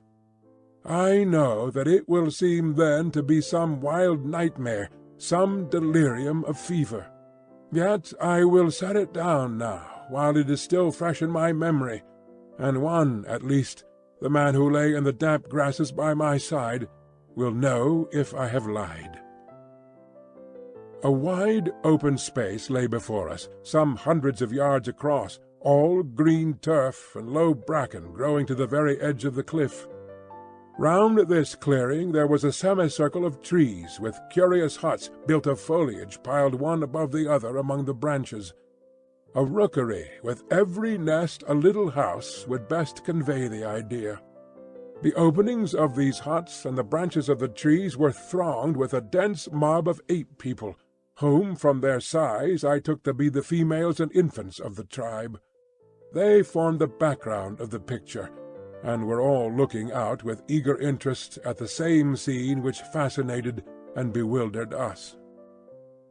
In the open, and near the edge of the cliff, there had assembled a crowd of some 100 of these shaggy red-haired creatures, many of them of immense size, and all of them horrible to look upon. There was a certain discipline among them, for none of them attempted to break the line which had been formed. In front there stood a small group of Indians, little, clean-limbed red fellows, whose skins glowed like polished bronze in the strong sunlight. A tall, thin white man was standing beside them, his head bowed, his arms folded, his whole attitude expressive of his horror and dejection.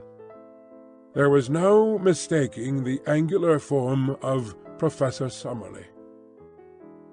In front of and around this dejected group of prisoners were several ape-men, who watched them closely and made all escape impossible. Then, right out from all the others and close to the edge of the cliff, were two figures so strange and under other circumstances so ludicrous that they absorbed my attention. The one was our comrade, Professor Challenger. The remains of his coat still hung in strips from his shoulders, but his shirt had been all torn out, and his great beard merged itself in the black tangle which covered his mighty chest. He had lost his hat, and his hair, which had grown long in our wanderings, was flying in wild disorder. A single day seemed to have changed him from the highest product of modern civilization to the most desperate savage in South America. Beside him stood his master, the king of the ape-men. In all things he was, as Lord John had said, the very image of our professor, save that his colouring was red instead of black. The same short, broad figure, the same heavy shoulders, the same forward hanging of the arms, the same bristling beard merging itself in the hairy chest. Only above the eyebrows, where the sloping forehead and low-curved skull of the ape-man were in sharp contrast to the broad brow and magnificent cranium of the European, could one see any marked difference. At every other point the king was an absurd parody of the professor. All this, which takes me so long to describe, impressed itself upon me in a few seconds. Then we had very different things to think of, for an active drama was in progress. Two of the ape-men had seized one of the Indians out of the group and dragged him forward to the edge of the cliff. The king raised his hand as a signal. They caught the man by his leg and arm and swung him 3 times backwards and forwards with tremendous violence. Then, with a frightful heave, they shot the poor wretch over the precipice. With such force did they throw him that he curved high in the air before beginning to drop.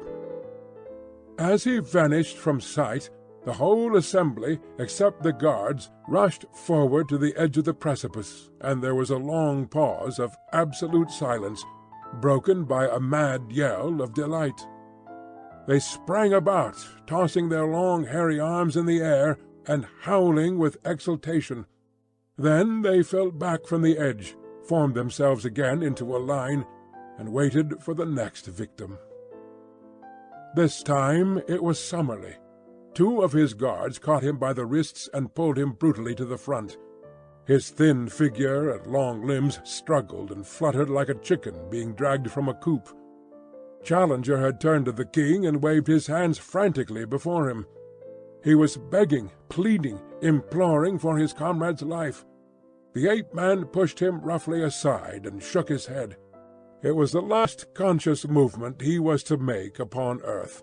Lord John's rifle cracked, and the king sank down, a tangled, red, sprawling thing, upon the ground. "Shoot into the thick of them! Shoot, sonny, shoot!"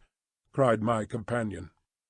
There are strange red depths in the soul of the most commonplace man. I am tender-hearted by nature, and have found my eyes moist many a time over the scream of a wounded hare. Yet the bloodlust was on me now. I found myself on my feet, emptying one magazine then the other, clicking open the breech to reload, snapping it to again, while cheering and yelling with pure ferocity and joy of slaughter as I did so. With our 4 guns, the 2 of us made a horrible havoc. Both the guards who held Summerlee were down, and he was staggering about like a drunken man in his amazement, unable to realize that he was a free man. The dense mob of ape-men ran about in bewilderment, marveling whence this storm of death was coming, or what it might mean. They waved, gesticulated, screamed, and tripped over those who had fallen. Then, with a sudden impulse, they all rushed in a howling crowd to the trees for shelter, leaving the ground behind them spotted with their stricken comrades. The prisoners were left for the moment standing alone in the middle of the clearing. Challenger's quick brain had grasped the situation. He seized the bewildered Summerlee by the arm, and they both ran towards us. 2 of the guards bounded after them, and fell to 2 bullets from Lord John. We ran forward into the open to meet our friends, and pressed a loaded rifle into the hands of each. But Summerlee was at the end of his strength. He could hardly totter. Already the ape-men were recovering from their panic. They were coming through the brushwood and threatening to cut us off. Challenger and I ran Summerlee along, one at each of his elbows, while Lord John covered our retreat, firing again and again as savage heads snarled at us out of the bushes. For a mile or more the chattering brutes were at our very heels. Then the pursuit slackened, for they learned our power and would no longer face that unerring rifle. When we had at last reached the camp, we looked back and found ourselves alone. So it seemed to us, and yet we were mistaken. We had hardly closed the thorn-bush door of our zareba, clasped each other's hands, and thrown ourselves panting upon the ground beside our spring, when we heard a patter of feet, and then a gentle plaintive crying from outside our entrance. Lord Roxton rushed forward, rifle in hand, and threw it open. There, prostrate upon their faces, lay the little red figures of the 4 surviving Indians, trembling with fear of us, and yet imploring our protection. With an expressive sweep of his hands, one of them pointed to the woods around them, and indicated that they were full of danger. Then, darting forward, he threw his arms round Lord John's legs, and rested his face upon them. "By George!" cried our peer, pulling at his moustache in great perplexity. "I say, what the deuce are we to do with these people? Get up, little chappie, and take your face off my boots." Summerlee was sitting up and stuffing some tobacco into his old briar. "We've got to see them safe," said he. "You've pulled us all out of the jaws of death. My word, it was a good bit of work." "Admirable!" cried Challenger. "Admirable! Not only we as individuals, but European science collectively, owe you a deep debt of gratitude for what you have done. I do not hesitate to say that the disappearance of Professor Summerlee, and myself, would have left an appreciable gap in modern zoological history. Our young friend here and you have done most excellently well." He beamed at us with the old paternal smile, but European science would have been somewhat amazed could they have seen their chosen child, the hope of the future, with his tangled unkempt head, his bare chest, and his tattered clothes. He had one of the meat tins between his knees, and sat with a large piece of cold Australian mutton between his fingers. The Indian looked up at him, and then, with a little yelp, cringed to the ground and clung to Lord John's leg. "Don't you be scared, my bunny boy," said Lord John, patting the matted head in front of him. "He can't stick your appearance, Challenger, and by George I don't wonder. All right, little chap, he's only a human, just the same as the rest of us." "Really, sir," cried the Professor. "Well, it's lucky for you, Challenger, that you are a little bit out of the ordinary. If you hadn't been so like the king, upon my word, Lord John, you allow yourself great latitude." "Well, it's a fact." "I beg, sir, that you will change the subject. Your remarks are irrelevant and unintelligible. The question before us is what we are to do with these Indians. The obvious thing is to escort them home, if we knew where their home was." "Well, there is no difficulty about that," said I. "They live in the caves on the other side of the central lake. Our young friend here knows where they live. I gather it is some distance."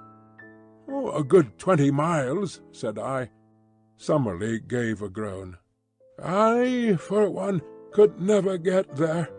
Surely I hear those brutes still howling upon our track." As we spoke, from the dark recesses of the woods we heard far away the jabbering cry of the ape-men. The Indians once more set up a feeble wail of fear. "We must move, and move quick," said Lord John. "You help Summerlee, young fellow. These Indians will carry stores. Now then, come along, before they can see us." In less than half an hour we had reached our brushwood retreat and concealed ourselves. All day we heard the excited calling of the ape-men in the direction of our old camp, but none of them came our way, and the tired fugitives, red and white, had a long, deep sleep. I was dozing myself in the evening, when something plucked my sleeve, and I found Challenger kneeling beside me. "You keep a diary of these events, and you expect eventually to publish it, Mr. Malone?" said he with solemnity. "I am only here as a press reporter," I answered. "Exactly. You may have heard some rather fatuous remarks of Lord John Broxton's which seem to imply that there was some resemblance." "Yes, I heard them." "I need not say that any publicity given to such an idea, any levity in your narrative of what occurred, would be exceedingly offensive to me." "I will keep well within the truth."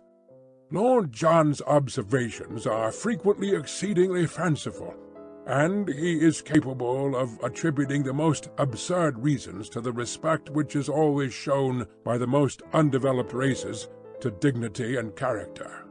You follow my meaning?" "Entirely." "I leave the matter to your discretion." Then, after a great pause, he added, "The king of the ape-man was really a creature of great distinction, a most remarkably handsome and intelligent personality. Did it not strike you?" "A most remarkable creature," said I.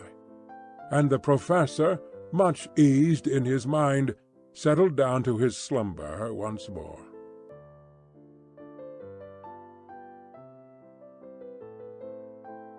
We had imagined that our pursuers, the ape-men, knew nothing of our brushwood hiding-place, but we were soon to find out our mistake. There was no sound in the woods, not a leaf moved upon the trees, and all was peace around us. But we should have been warned by our first experience how cunningly and how patiently these creatures can watch and wait until their chance comes. whatever fate may be mine through life, I am very sure that I shall never be nearer death than I was that morning. But I will tell you the thing in its due order. We all awoke exhausted after the terrific emotions and scanty food of yesterday. Summerlee was still so weak that it was an effort for him to stand, but the old man was full of a sort of surly courage which would never admit defeat. A council was held, and it was agreed that we should wait quietly for an hour or two where we were, have our much-needed breakfast, and then make our way across the plateau and round the central lake to the caves where our observations had shown that the Indians lived. We relied upon the fact that we could count upon the good word of those whom we had rescued to ensure a warm welcome from their fellows. Then, with our mission accomplished, and possessing a fuller knowledge of the secrets of Maple White Land, we should turn our whole thoughts to the vital problem of our escape and return.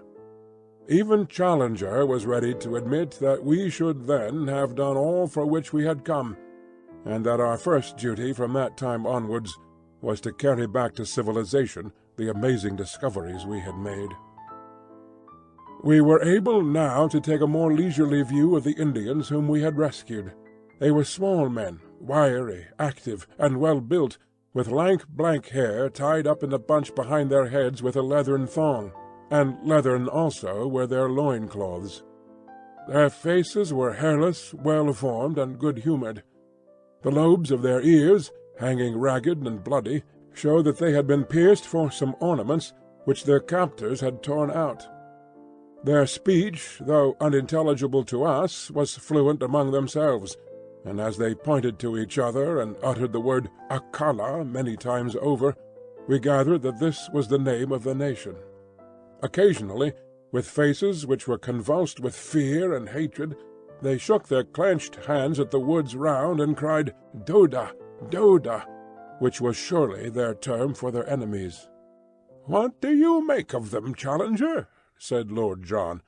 "One thing is very clear to me, and that it is that the little chap with the front of his head shaved is a chief among them." It was indeed evident that this man stood apart from the others, and that they never ventured to address him without every sign of deep respect. He seemed to be the youngest of them all, and yet so proud and high was his spirit that upon Challenger laying his great hand upon his head, he started like a spurred horse, and with a quick flash of his dark eyes moved further away from the professor. Then, placing his hand upon his breast and holding himself with great dignity, he uttered the word Maretas several times. The professor, unabashed, seized the nearest Indian by the shoulder, and proceeded to lecture upon him, as if he were a potted specimen in a classroom. "The type of these people," said he in his sonorous fashion, "whether judged by cranial capacity, facial angle, or any other test, cannot be regarded as a low one. On the contrary, we must place it as considerably higher in the scale than many South American tribes which I could mention. On no possible supposition can we explain the evolution of such a race in this place. For that matter, so great a gap separates these ape-men from the primitive animals that have survived upon this plateau, that it is inadmissible to think that they could have developed where we find them." "Then where the deuce did they drop from?" asked Lord John. "A question which will no doubt be eagerly discussed in every scientific society in Europe and America," the professor answered. "My own reading of the situation, for what it is worth," he inflated his chest enormously and looked insolently around him at the words, "is that evolution has advanced, under the peculiar conditions of this country, up to the vertebrate stage, the old types surviving and living on in company with the newer ones. Thus we find such modern creatures as the tapir, an animal with quite a respectable length of pedigree, the great deer, and the ant-eater in the companionship of reptilian forms of Jurassic type. So much is clear. And now come the ape-men and the Indian. What is the scientific mind to think of their presence?" I can only account for it by an invasion from outside. It is probable that there existed an anthropoid ape in South America who in past ages found his way to this place, and that he developed into the creatures we have seen, some of which"—here he looked hard at me—"were of an appearance and shape which, if it had been accompanied by corresponding intelligence, would, I do not hesitate to say, have reflected credit upon any living race.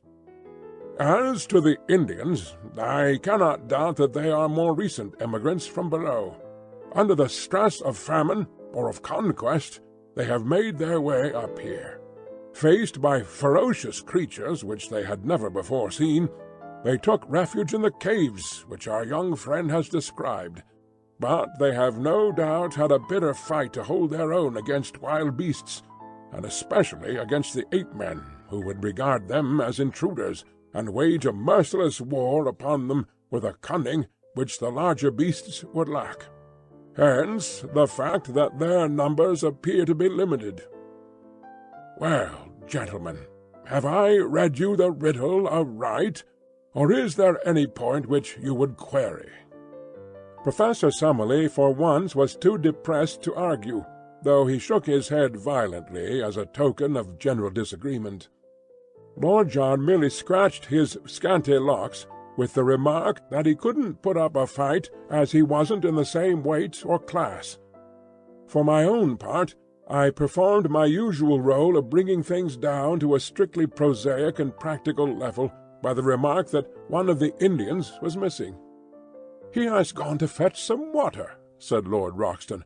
"We fitted him up with an empty beef-tin, and he is off." "To the old camp?"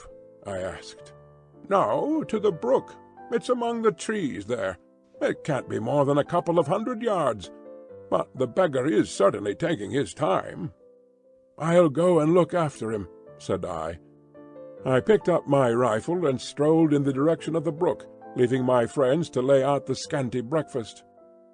It may seem to you rash that even for so short a distance I should quit the shelter of our friendly thicket, but you will remember that we were many miles from Apetown, that so far as we knew the creatures had not discovered our retreat, and that in any case, with a rifle in my hands, I had no fear of them.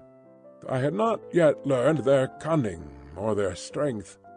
I could hear the murmur of our brook somewhere ahead of me, but there was a tangle of trees and brushwood between me and it. I was making my way through this at a point which was just out of sight of my companions, when, under one of the trees, I noticed something red huddled among the bushes. As I approached it, I was shocked to see that it was the dead body of the missing Indian. He lay upon his side, his limbs drawn up, and his head screwed round at a most unnatural angle, so that he seemed to be looking straight over his own shoulder. I gave a cry to warn my friends that something was amiss, and running forwards, I stooped over the body. Surely my guardian angel was very near me then, for some instinct of fear, or it may have been some faint rustle of leaves, made me glance upwards. Out of the thick green foliage which hung low over my head, 2 long muscular arms covered with reddish hair were slowly descending. Another instant, and the great stealthy hands would have been round my throat. I sprang backwards, but quick as I was, those hands were quicker still. Through my sudden spring they missed a fatal grip, but one of them caught the back of my neck, and the other one my face. I threw my hands up to protect my throat, and the next moment the huge paw had slid down my face and closed over them. I was lifted lightly from the ground, and I felt an intolerable pressure forcing my head back and back, until the strain upon the cervical spine was more than I could bear. My senses swam, but I still tore at the hand and forced it out from my chin. Looking up, I saw a frightful face with cold, inexorable light blue eyes looking down into mine. There was something hypnotic in those terrible eyes. I could struggle no longer. As the creature felt me grow limp in his grasp, 2 white canines gleamed for a moment at each side of the vile mouth, and the grip tightened still more upon my chin, forcing it always upwards and back. A thin, oval-tinted mist formed before my eyes, and little silvery bells tinkled in my ears. Dully and far off I heard the crack of a rifle, and was feebly aware of the shock as I was dropped to the earth, where I lay without sense or motion. I awoke to find myself on my back, upon the grass in our lair within the thicket. Someone had brought the water from the brook, and Lord John was sprinkling my head with it, while Challenger and Summerlee were propping me up, with concern in their faces. For a moment I had a glimpse of the human spirits behind their scientific masks.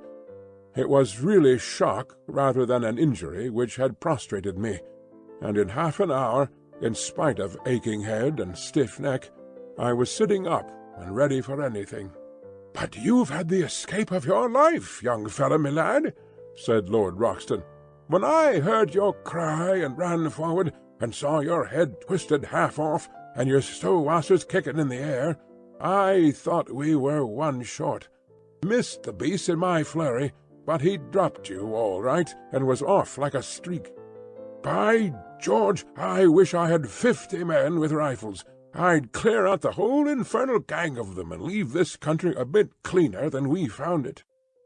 It was clear now that the ape-men had in some way marked us down, and that we were watched on every side.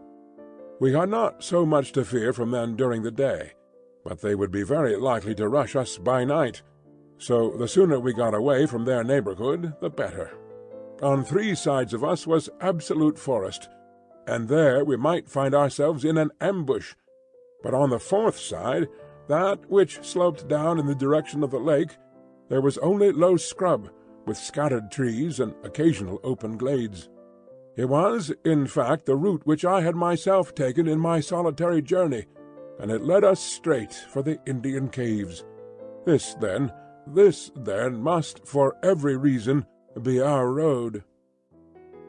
One great regret we had, and that was to leave our old camp behind us, not only for the sake of the stores which remained there, but even more because we were losing touch with Zambo, our link with the outside world. However, we had a fair supply of cartridges and all our guns, so, for a time at least, we could look after ourselves, and we hoped soon to have a chance of returning and restoring our communications with our negro. He had faithfully promised to stay where he was, and we had not a doubt that he would be as good as his word. It was in the early afternoon that we started upon our journey. The young chief walked at our head as our guide, but refused indignantly to carry any burden. Behind him came the 2 surviving Indians with our scanty possessions upon their backs. We 4 white men walked in the rear with rifles loaded and ready. As we started, there broke from the thick silent woods behind us a sudden great ululation of the ape-men, which may have been a cheer of triumph at our departure, or a jeer of contempt at our flight. Looking back, we saw only the dense screen of trees, but that long-drawn yell told us how many of our enemies lurked among them. We saw no sign of pursuit, however, and soon we had got into more open country and beyond their power. As I tramped along, the rearmost of the 4, I could not help smiling at the appearance of my 3 companions in front. Was this the luxurious Lord John Roxton, who had sat that evening in the Albany amidst his Persian rugs and his pictures in the pink radiance of the tinted lights? And was this the imposing professor, who had swelled behind the great desk in his massive study at Enmore Park? And finally, could this be the astute and prim figure which had risen before the meeting at the Zoological Institute? No 3 tramps that one could have met in a Surrey lane could have looked more hopeless and bedraggled. We had, it is true, been only a week or so upon the top of the plateau, but all our spare clothing was in our camp below, and the 1 week had been a severe one upon us all, though least to me, who had not to endure the handling of the ape-men. My 3 friends had all lost their hats, and had now bound handkerchiefs round their heads. Their clothes hung in ribbons about them, and their unshaven, grimy faces were hardly to be recognized. Both Summerlee and Challenger were limping heavily, while I still dragged my feet from weakness after the shock of the morning, and my neck was as stiff as a board from the murderous grip that held it. We were indeed a sorry crew, and I did not wonder to see our Indian companions glance back at us occasionally with horror and amazement on their faces. In the late afternoon we reached the margin of the lake, and as we emerged from the bush and saw the sheet of water stretching before us, our native friends set up a shrill cry of joy and pointed eagerly in front of them. It was indeed a wonderful sight which lay before us. Sweeping over the glassy surface was a great flotilla of canoes coming straight for the shore upon which we stood. They were some miles out when we first saw them, but they shot forward with great swiftness, and were soon so near that the rowers could distinguish our persons. Instantly a thunderous shout of delight burst upon them, and we saw them rise from their seats, waving their paddles and spears madly in the air. Then, bending to their work once more, they flew across the intervening water, beached their boats upon the sloping sand, and rushed up to us, prostrating themselves with loud cries of greeting before the young chief. Finally one of them, an elderly man with a necklace and bracelet of great lustrous glass beads, and the skin of some beautiful mottled amber-coloured animal slung over his shoulders, ran forward and embraced most tenderly the youth whom we had saved. He then looked at us and asked some questions, after which he stepped up with much dignity and embraced us also, each in turn. Then, at his order, the whole tribe lay down upon the ground before us in homage. Personally, I felt shy and uncomfortable at this obsequious adoration, and I read the same feeling in the faces of Roxton and Summerlee, but Challenger expanded like a flower in the sun. "They may be undeveloped types," said he, stroking his beard and looking round at them, "but their deportment in the presence of their superiors might be a lesson to some of our more advanced Europeans. Strange how correct are the instincts of the natural man." It was clear that the natives had come about upon the war-path, for every man carried his spear, a long bamboo tipped with bone, his bow and arrows, and some sort of club or stone battle-axe slung at his side. Their dark, angry glances at the woods from which we had come, and the frequent repetition of the word "Doda," made it clear enough that this was a rescue party who had set forth to save or revenge the old chief's son, for such we gathered that the youth must be. A council was now held by the whole tribe squatting in a circle, whilst we sat near on a slab of basalt and watched their proceedings. 2 or 3 warriors spoke, and finally our young friend made a spirited harangue with such eloquent features and gestures that we could understand it all as clearly as if we had known his language. "What is the use of returning?" he said. "Sooner or later the thing must be done. Your comrades have been murdered. What if I return safe? These others have been done to death. There is no safety for any of us. We are assembled now and ready." Then he pointed to us. "These strange men are our friends. They are great fighters, and they hate the ape-men even as we do. They command," here he pointed up to heaven, "the thunder and the lightning. When shall we have such a chance again? Let us go forward, and either die now or live for the future in safety. How else shall we go back unashamed to our women?" The little red warriors hung upon the words of the speaker, and when he had finished they burst into a roar of applause, waving their rude weapons in the air. The old chief stepped forward to us, and asked us some questions, pointing at the same time to the woods. Lord John made a sign to him that he should wait for an answer, and then he turned to us. "Well, it's up to you to say what we will do," said he. "For my part, I have a score to settle with these monkey folk, and if it ends by wiping them off the face of the earth, I don't see that the earth need fret about it.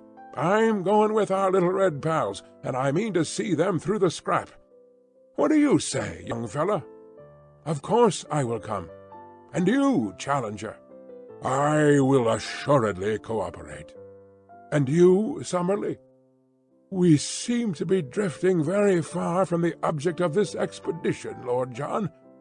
I assure you that I little thought when I left my professional chair in London that it was for the purpose of heading a raid of savages upon a colony of anthropoid apes." "To such base uses do we come," said Lord John, smiling. "But we are up against it. So what's the decision?" "It seems a most questionable step," said Summerlee, argumentative to the last. "But if you are all going, I hardly see how I can remain behind." "Then it is settled," said Lord John, and turning to the chief he nodded and slapped his rifle. The old fellow clasped our hands, each in turn, while his men cheered louder than ever. It was too late to advance that night, so the Indians settled down into a rude bivouac. On all sides their fires began to glimmer and smoke. Some of them, who had disappeared into the jungle, came back presently driving a young iguanodon before them. Like the others, it had a daub of asphalt upon its shoulder, and it was only when we saw one of the natives step forward with the air of an owner and give his consent to the beast's slaughter that we understood at last that these great creatures were as much private property as a herd of cattle, and that these symbols, which had so perplexed us, were nothing more than the marks of the owner. Helpless, torpid, and vegetarian, with great limbs but a minute brain, they could be rounded up and driven by a child. In a few minutes the huge beast had been cut up, and slabs of him were hanging over a dozen campfires, together with great scaly ganoid fish which had been speared in the lake. Summerlee had laid down and slept upon the sand, but we others roamed round the edge of the water, seeking to learn something more of this strange country. Twice we found pits of blue clay, such as we had already seen in the swamp of the pterodactyls. These were old volcanic vents, and for some reason excited the greatest interest in Lord John. What attracted Challenger, on the other hand, was a bubbling, gurgling mud geyser, where some strange gas formed great bursting bubbles upon the surface. He thrust a hollow reed into it, and cried out with delight like a schoolboy that he was able, on touching it with a lighted match, to cause a sharp explosion and a blue flame at the far end of the tube. Still more pleased was he when, inverting the leathern pouch over the end of the reed, and so filling it with the gas, he was able to send it soaring up into the air. An inflammable gas, and one markedly lighter than the atmosphere. I should say, beyond doubt, that it contained a considerable proportion of free hydrogen. The resources of GEC are not yet exhausted, my young friend. I may yet show you how a great mind molds all nature to its use." He swelled with some secret purpose, but would say no more. There was nothing which we could see upon the shore which seemed to me so wonderful as the great sheet of water before us. Our numbers and our noise had frightened all living creatures away, and save for a few pterodactyls, which soared round high above our heads while they waited for the carrion, all was still around the camp. But it was different out upon the rose-tinted waters of the central lake. It boiled and heaved with strange life. Great slate-coloured backs and high serrated dorsal fins shot up with a fringe of silver, and then rolled down into the depths again. The sandbanks far out were spotted with uncouth crawling forms, huge turtles, strange saurians, and one great flat creature, like a writhing, palpitating mat of black greasy leather, which flopped its way slowly to the lake. Here and there high serpent heads projected out of the water, cutting swiftly through it with a little collar of foam in front and a long swirling wake behind, rising and falling in graceful swan-like undulations as they went. It was not until one of these creatures wriggled onto a sandbank within a few hundred yards of us and exposed a barrel-shaped body and huge flippers behind the long serpent neck that Challenger and Summerlee, who had joined us, broke out into their duet of wonder and admiration. "Plesiosaurus! A fresh-water plesiosaurus!" cried Summerlee. "That I should have lived to see such a sight! We are blessed, my dear Challenger, above all zoologists since the world began." It was not until the night had fallen, and the fires of our savage allies glowed red in the shadows, that our two men of science could be dragged away from the fascinations of that primeval lake. Even in the darkness, as we lay upon the strand, we heard from time to time the short and plunge of the huge creatures who lived therein. At earliest dawn our camp was astir, and an hour later we had started upon our memorable expedition. Often in my dreams have I thought that I might live to be a war correspondent. In what wildest one could I have conceived the nature of the campaign which it should be my lot to report? Here, then, is my first dispatch from a field of battle. Our numbers had been reinforced during the night by a fresh batch of natives from the caves, and we may have been 400 or 500 strong when we made our advance. A fringe of scouts was thrown out in front, and behind them the whole force in a solid column made their way up the long slope of the bush country until we were near the edge of the forest. Here they spread out into a long straggling line of spearmen and bowmen. Roxton and Summerlee took their position upon the right flank, while Challenger and I were on the left. It was a host of the Stone Age that we were accompanying to battle, we with the last word of the gunsmith's art from St. James Street and the Strand. We had not long to wait for our enemy. A wild, shrill clamour rose from the edge of the wood, and suddenly a body of ape-men rushed out with clubs and stones, and made for the centre of the Indian line. It was a valiant move, but a foolish one, for the great bandy-legged creatures were slow of foot, while their opponents were as active as cats. It was horrible to see the fierce brutes with foaming mouths and glaring eyes, rushing and grasping, but forever missing their elusive enemies, while arrow after arrow buried itself in their hides. One great fellow ran past me, roaring with pain, with a dozen darts sticking from his chest and ribs.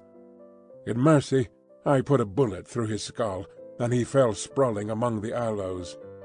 But this was the only shot fired, for the attack had been at the centre of the line, and the Indians there had needed no help of ours in repulsing it. Of all the ape-men who had rushed out into the open, I do not think that one got back to cover. But the matter was more deadly when we came among the trees.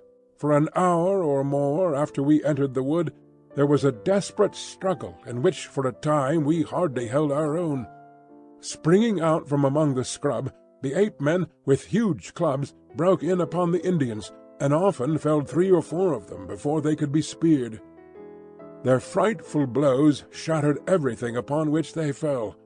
One of them knocked Summerlee's rifle to matchwood, and the next would have crushed his skull had the Indian not stabbed the beast to the heart. Other ape-men in the trees above us hurled down stones and logs of wood, occasionally dropping bodily onto our ranks, and fighting furiously until they were felled. Once our allies broke under the pressure, and had it not been for the execution done by our rifles, they would certainly have been taken to their heels. But they were gallantly rallied by their old chief, and came on with such a rush that the ape-men began to turn to give way. Summerlee was weaponless, but I was employing my magazine as quick as I could fire, and on the further flank we heard the continuous cracking of our companions' rifles. Then, in a moment, came the panic and the collapse. Screaming and howling, the great creatures rushed away in all directions through the brushwood, while our allies yelled in their savage delight, following swiftly after their flying enemies. All the feuds of countless generations, all the hatreds and cruelties of their narrow history, all the memories of ill-usage and persecution were to be purged that day. At last man was to be supreme, and the man-beast to find forever his allotted place. Fly as they would, The fugitives were too slow to escape from the active savages, and from every side in the tangled woods we heard the exultant yells, the twanging of bows, and the crash and thud as ape-men were brought down from their hiding-places in the trees. I was following the others when I found that Lord John and Challenger had come across to join us. "It's over," said Lord John. "I think we can leave the tidying up to them. Perhaps the less we see of it, the better we shall sleep." Challenger's eyes were shining with the lust of slaughter. "We have been privileged," he cried, strutting about like a gamecock, "to be present at one of the typical decisive battles of history, the battles which have determined the fate of the world. What, my friends, is the conquest of one nation by another? It is meaningless. Each produces the same result. But these fierce fights, when in the dawn of the ages the cave-dwellers held their own against the tiger-folk, or the elephants first found that they had a master, those were the real conquests, the victories that count. By this strange turn of fate, we have seen and helped to decide even such a contest. Now, upon this plateau, the future must ever be for man." It needed a robust faith in the end to justify such tragic means. As we advanced together through the woods, we found the ape-men lying thick, transfixed with spears or arrows. Here and there a little group of shattered Indians marked where one of the anthropoids had turned to bay and sold his life dearly.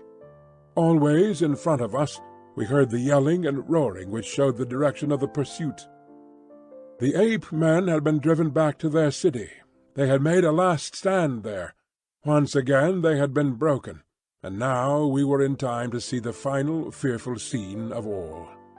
Some 80 or 100 males, the last survivors, had been driven across that same little clearing which led to the edge of the cliff, the scene of our own exploit 2 days before.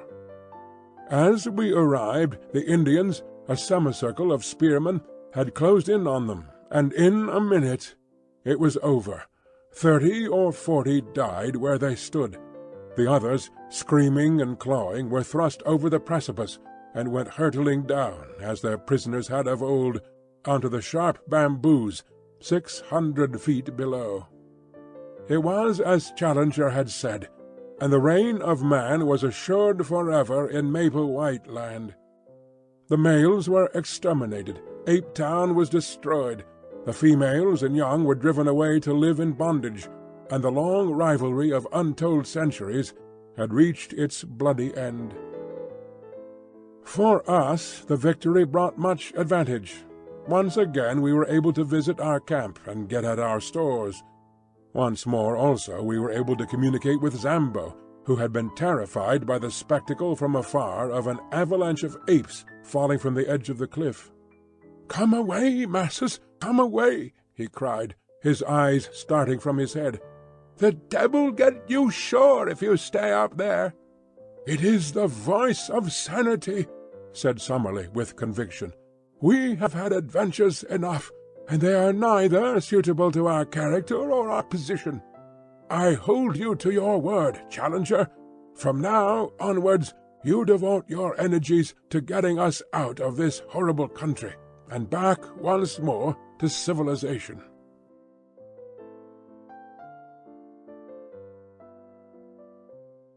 I write this from day to day, but I trust that before I come to the end of it, I may be able to say that the light shines at last through our clouds. We are held here with no clear means of making our escape, and bitterly we chafe against it.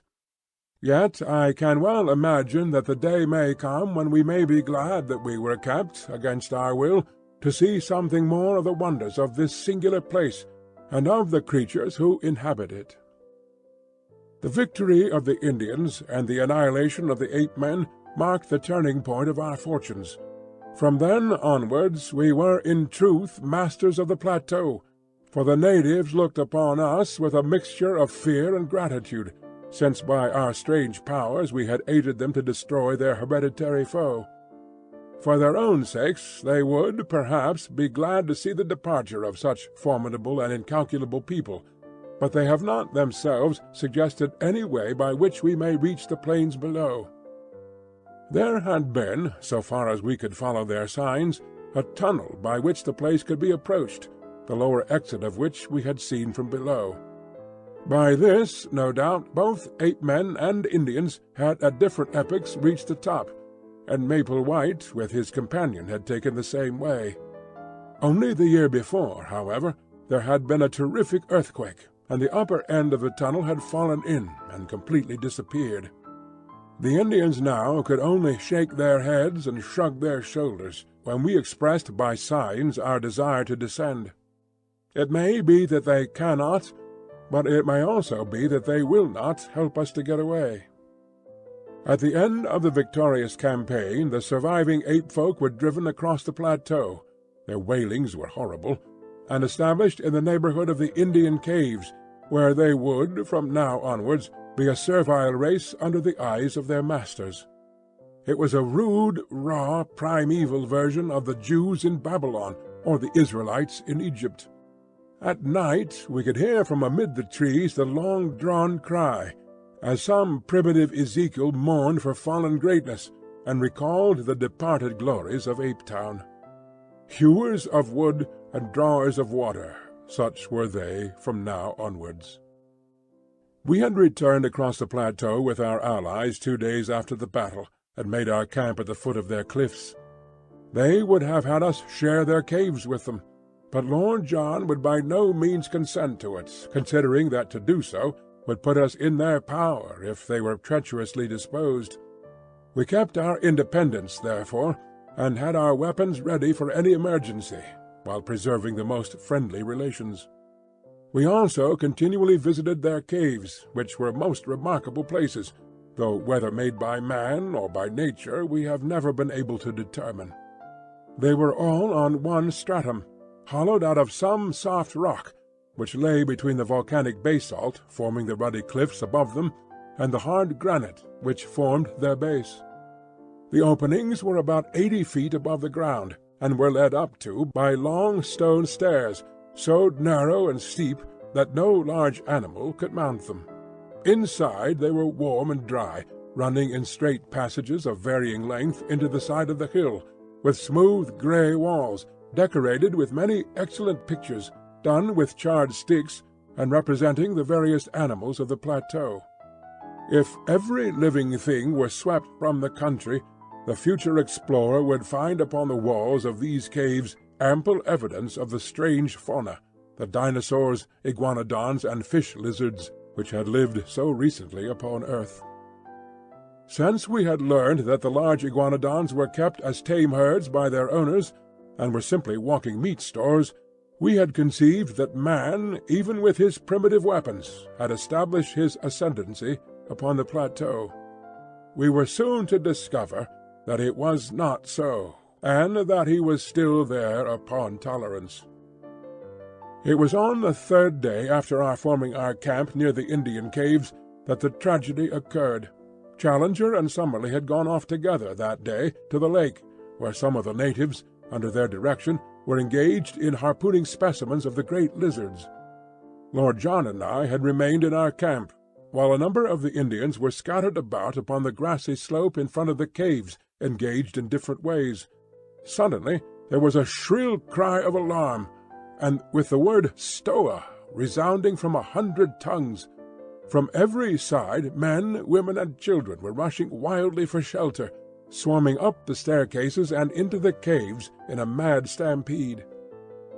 Looking up, we could see them waving their arms from the rocks above, and beckoning us to join them in their refuge. We had both seized our magazine rifles and ran out to see what the danger could be. Suddenly, from the near belt of trees, there broke forth a group of 12 or 15 Indians running for their lives, and at their very heels 2 of those frightful monsters which had disturbed our camp and pursued me upon my solitary journey. In shape they were like horrible toads, and moved in a succession of springs, but in size they were of an incredible bulk, larger than the largest elephant. We had never before seen them save at night, and indeed they are nocturnal animals, save when disturbed in their lairs, as these had been. We now stood amazed at the sight, for their blotched and warty skins were of a curious fish-like iridescence, and the sunlight struck them with an ever-varying rainbow bloom as they moved. We had little time to watch them, however, for in an instant they had overtaken the fugitives, and were making a dire slaughter among them. Their method was to fall forward with their full weight upon each in turn, leaving them crushed and mangled, to bound on after the others. The wretched Indians screamed with terror, or were helpless, run as they would, before the relentless purpose and horrible activity of these monstrous creatures. One after another they went down, and there were not half a dozen surviving by the time my companion and I could come to their help. But our aid was of little avail, and only involved us in the same peril. At the range of a couple of 100 yards we emptied our magazines, firing bullet after bullet into the beasts, but with no more effect than if we were pelting them with pellets of paper. Their slow reptilian natures cared nothing for wounds, and the springs of their lives, with no special brain centre, but scattered throughout their spinal cords, could not be tapped by any modern weapons. The most that we could do was to check their progress by distracting their attention with the flash and roar of our guns, and so to give both the natives and ourselves time to reach the steps which led to safety.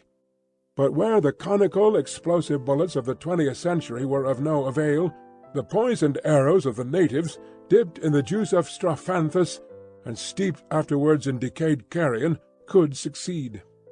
Such arrows were of little avail to the hunter who attacked the beast, because their action in that torpid circulation was slow, and before its powers failed it, could certainly overtake and slay its assailant. But now, as the two monsters hounded us to the very foot of the stairs, a drift of darts came whistling from every chink in the cliff above them. In a minute they were feathered with them, and yet with no sign of pain they clawed and slobbered with impotent rage at the steps which led them to their victims, mounting clumsily up for a few yards, and then sliding down again to the ground. But at last the poison worked. One of them gave a deep grumbling groan and dropped his huge squat head onto the earth. The other bounded round in an eccentric circle, with shrill wailing cries, and then, lying down, writhed in agony for some minutes before it also stiffened and lay still.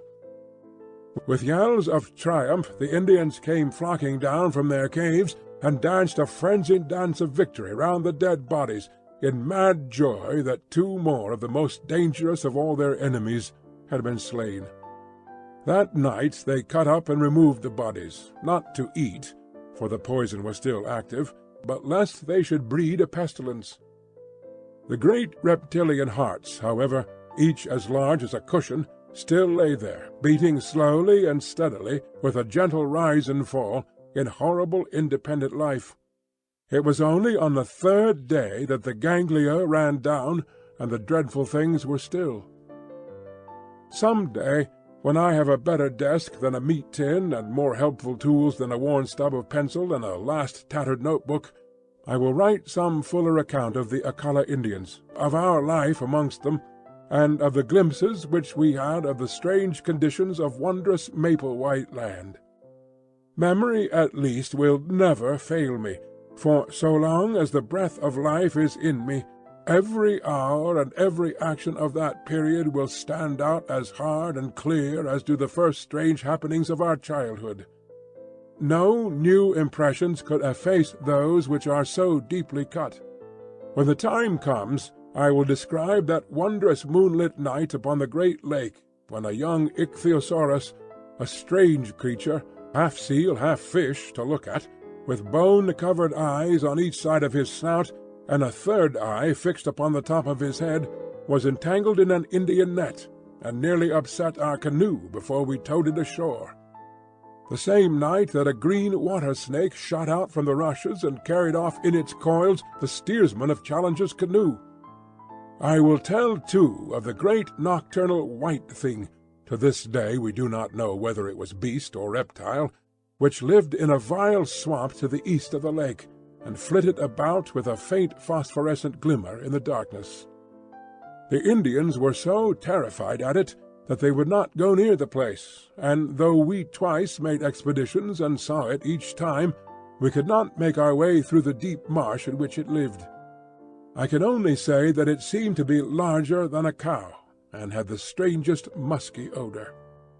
I will tell also of the huge bird which chased Challenger to the shelter of the rocks one day, a great running bird, far taller than an ostrich, with a vulture-like neck and cruel head which made it a walking death. As Challenger climbed to safety, one dart of that savage curving beak shore off the heel of his boot as if it had been cut with a chisel. This time, at least, modern weapons prevailed, and the great creature, 12 feet from head to foot, Phooracus its name, according to our panting but exultant professor, went down before Lord Roxton's rifle in a flurry of waving feathers and kicking limbs, with 2 remorseless yellow eyes glaring up from the midst of it. May I live to see that flattened vicious skull in its own niche amid the trophies of the Albany. Finally, I will assuredly give some account of the Toxodon, the giant 10-foot guinea pig with projecting chiselled teeth, which we killed as it drank in the grey of the morning by the side of the lake. All this I shall some day write at fuller length, and amidst these more stirring days I would tenderly sketch in these lovely summer evenings, when, with the deep blue sky above us, we lay in good comradeship among the long grasses by the wood, and marvelled at the strange fowl that swept over us, and the quaint new creatures which crept from their burrows to watch us, while above us the boughs of the bushes were heavy with luscious fruit, and below us strange and lovely flowers peeped at us from among the herbage. Or those long moonlit nights when we lay out upon the shimmering surface of the great lake, and watched with wonder and awe the huge circles rippling out from the sudden splash of some fantastic monster, or the greenish gleam, far down in the deep water, of some strange creature upon the confines of darkness. These are the scenes which my mind and my pen will dwell upon in every detail at some future day. But you will ask, why these experiences, and why this delay, when you and your comrades should have been occupied day and night in the devising of some means by which you could return to the outer world? My answer is that there was not one of us who was not working for this end, but that our work had been in vain. One fact we had very speedily discovered. The Indians would do nothing to help us. In every other way they were our friends, one might also say our devoted slaves, but when it was suggested that they should help us to make and carry a plank which would bridge the chasm, or when we wished to get from them thongs of leather or liana, to weave ropes which might help us, we were met by a good-humoured but an invincible refusal. They would smile, twinkle their eyes, shake their heads, and there was the end of it. Even the old chief met us with the same obstinate denial, and it was only Maretas, the youngster whom we had saved, who looked wistfully at us, and told us by his gestures that he was grieved for our thwarted wishes. Ever since their crowning triumph with the ape-men, they had looked upon us as supermen, who bore victory in the tubes of strange weapons, and they believed that so long as we remained with them good fortune would be theirs. A little red-skinned wife and a cave of our own were freely offered to each of us, if we would but forget our own people and dwell forever upon the plateau. So far all had been kindly, however far apart our desires might be. But we felt well assured that our actual plans of a descent must be kept secret, for we had reason to fear that at the last they might try to hold us by force. In spite of the danger from dinosaurs, which is not great save at night, for, as I may have said before, they are mostly nocturnal in their habits, I have twice in the last 3 weeks been over to our old camp in order to see our negro, who still kept watch and ward below the cliff. My eyes strained eagerly across the great plain in the hope of seeing afar off the help for which we had prayed. but the long cactus-strewn levels still stretched away, empty and bare, to the distant line of the canebrake. "They will soon come now, Massa Malone. Before another week pass, Indian come back, and bring rope and fetch you down." Such was the cheery cry of our excellent Zambo. I had one strange experience as I came from this second visit, which had involved my being away for a night from my companions. I was returning along the well-remembered route, and had reached a spot within a mile or so of the marsh of the pterodactyls, when I saw an extraordinary object approaching me. It was a man who walked inside a framework made of bent canes, so that he was enclosed on all sides in a bell-shaped cage. As I drew nearer, I was more amazed still to see that it was Lord John Roxton. When he saw me, he slipped from under his curious protection and came towards me laughing, and yet, as I thought, with some confusion in his manner. "Well, young fellow," said he, "who would have thought of meeting you up here?" "What in the world are you doing?" I asked. "Visiting my friends, the pterodactyls," said he. "But why?" "Interesting beasts, don't you think? But unsociable. Nasty, rude ways with strangers, as you may remember. So I rigged this framework, which keeps them from being too pressing in their attentions. But what do you want in the swamp?" He looked at me with a very questioning eye, and I read hesitation in his face. "Don't you think other people besides professors can want to know things?" he said at last. "I'm studying the pretty dears. That's enough for you." "No offence," said I. His good humour returned, and he laughed.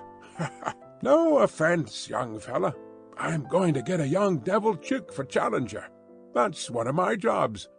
No, I don't want your company. I'm safe in this cage, and you are not.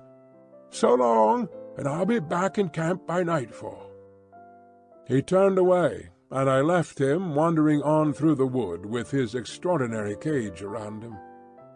If Lord John's behaviour at this time was strange, that of Challenger was more so.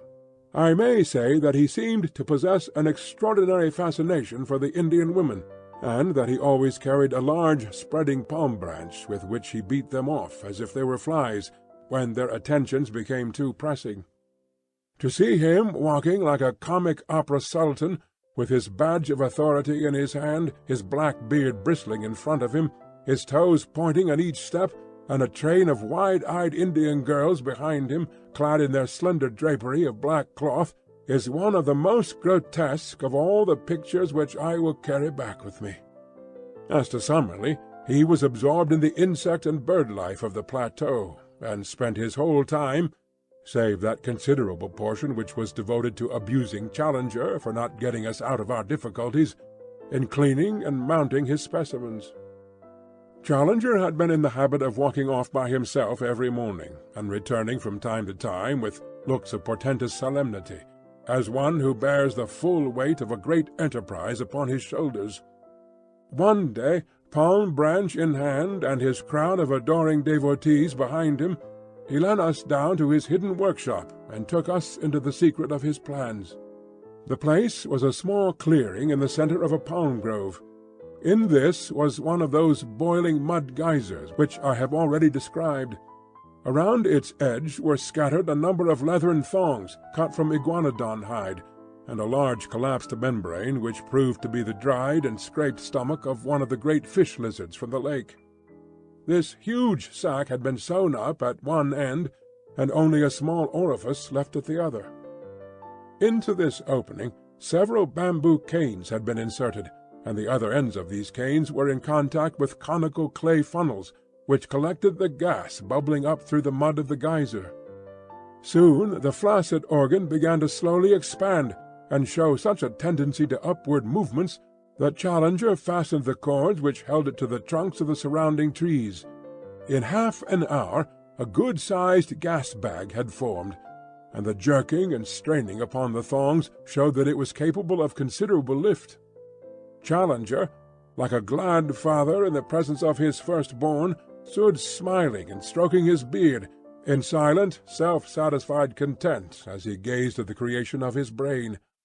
It was Summerlee who first broke the silence. "You don't mean us to go up in that thing, Challenger?" said he in an acid voice. "I mean, my dear Summerlee, to give you such a demonstration of its powers that, after seeing it, you will, I am sure, have no hesitation in trusting yourself to it." "You can put it right out of your head now, at once," said Summerlee with decision. "Nothing on earth would induce me to commit such a folly. Lord John, I trust that you will not countenance such madness." "Deuced ingenious, I call it," said our peer. "I'd like to see how it works." "So you shall," said Challenger. "For some days I have exerted my whole brain force upon the problem of how we shall descend from these cliffs. We have satisfied ourselves that we cannot climb down, and that there is no tunnel. We are also unable to construct any kind of bridge which may take us back to the pinnacle from which we came. How then shall I find a means to convey us? Some little time ago I had remarked to our young friend here that free hydrogen was evolved from the geyser. The idea of the balloon naturally followed. I was, I will admit, somewhat baffled by the difficulty of discovering an envelope to contain the gas. But the contemplation of the immense entrails of these reptiles supplied me with a solution to the problem. Behold the result." He put one hand in the front of his ragged jacket and pointed proudly with the other. By this time the gas-bag had swollen to a goodly rotundity, and was jerking strongly upon its lashings. "Midsummer madness!" snorted Summerlee. Lord John was delighted with the whole idea. "Clever old dear, ain't he?" he whispered to me, and then louder to Challenger. "What about a car?" "The car will be my next care. I have already planned how it is to be made and attached. Meanwhile, I will simply show you how capable my apparatus is of supporting the weight of each of us." "All of us, surely?" "No. It is part of my plan that each in turn shall descend as in a parachute, and the balloon be drawn back, by means which I shall have no difficulty in perfecting. If it will support the weight of one, and let him gently down, it will have done all that is required of it. I will now show you its capacity in that direction." He brought out a lump of basalt of a considerable size, constructed in the middle so that a cord could be easily attached to it. This cord was one which we had brought with us on the plateau after we had used it for climbing the pinnacle. It was over 100 feet long, and though it was thin, it was very strong. He had prepared a sort of collar of leather with many straps depending from it. This collar was placed over the dome of the balloon, and the hanging thongs were gathered together below, so that the pressure of any weight would be diffused over a considerable surface.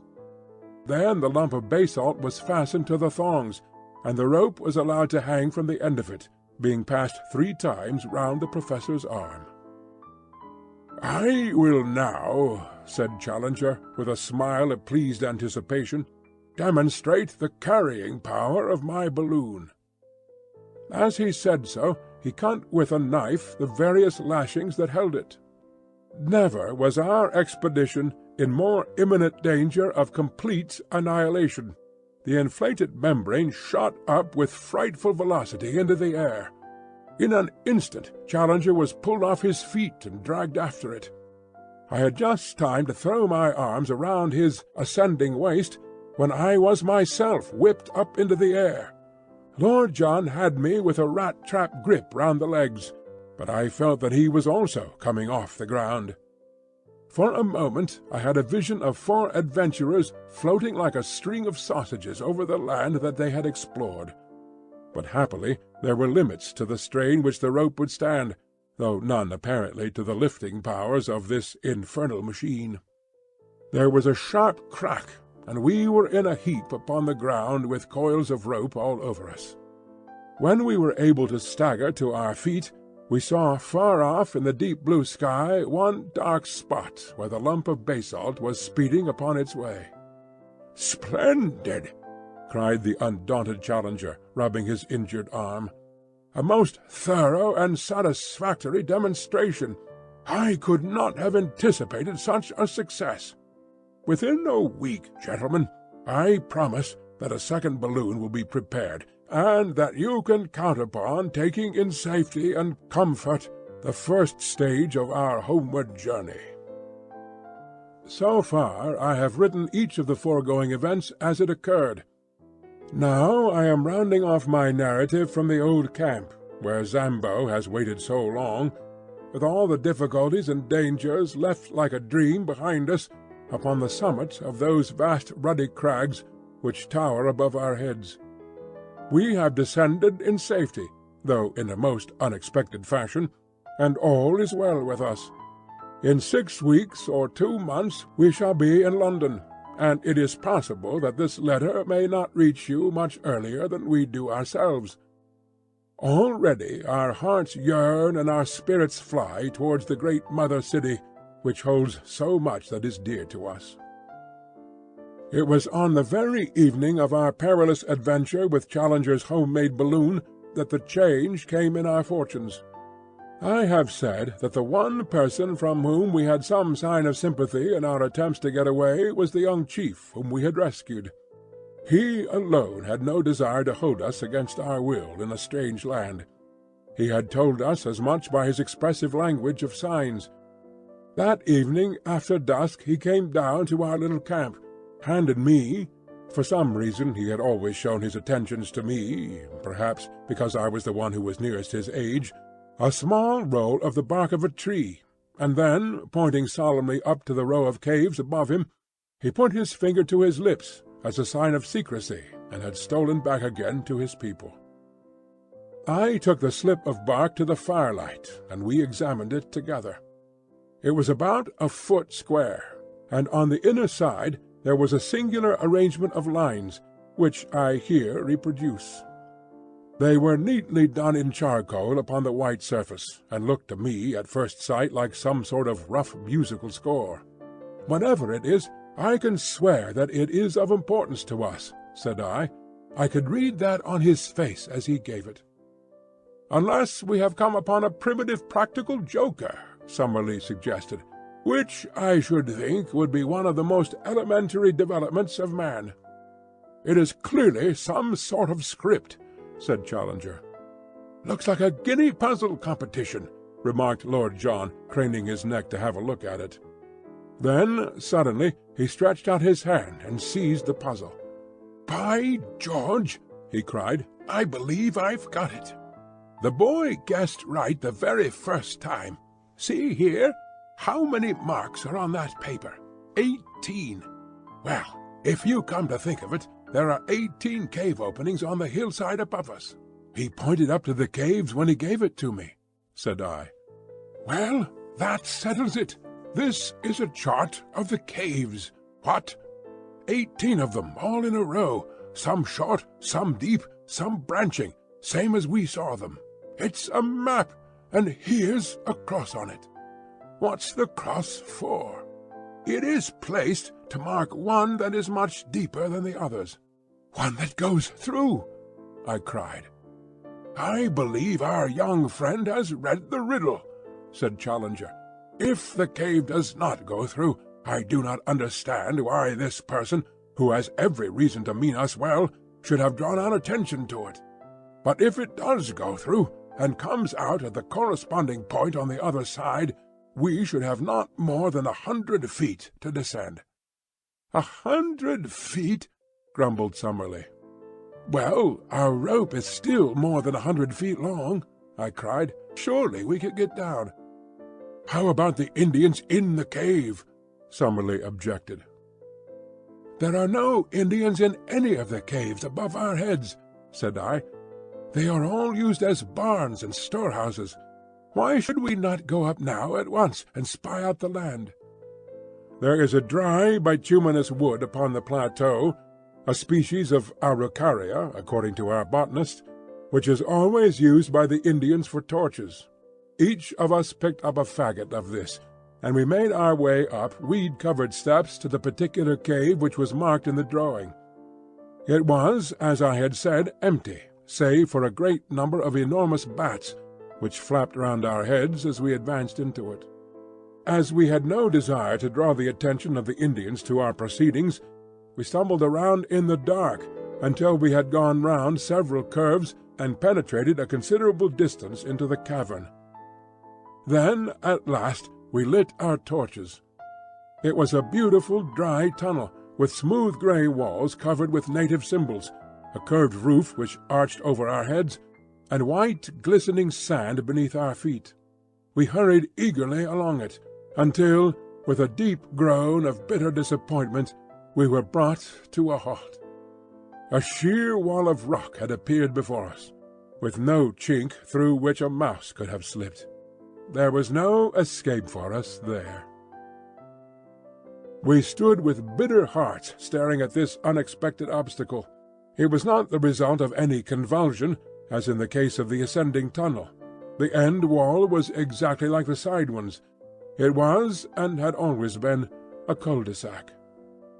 "Never mind, my friends," said the indomitable challenger. "You have still my firm promise of a balloon." Summerlee groaned. "Can we be in the wrong cave?" I suggested.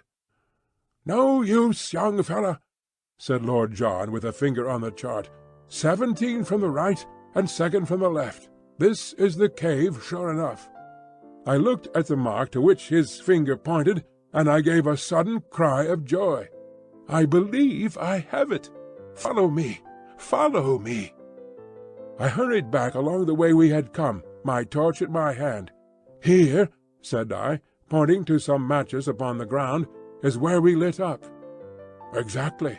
Well, it is marked as a forked cave, and in the darkness we passed the fork before the torches were lit.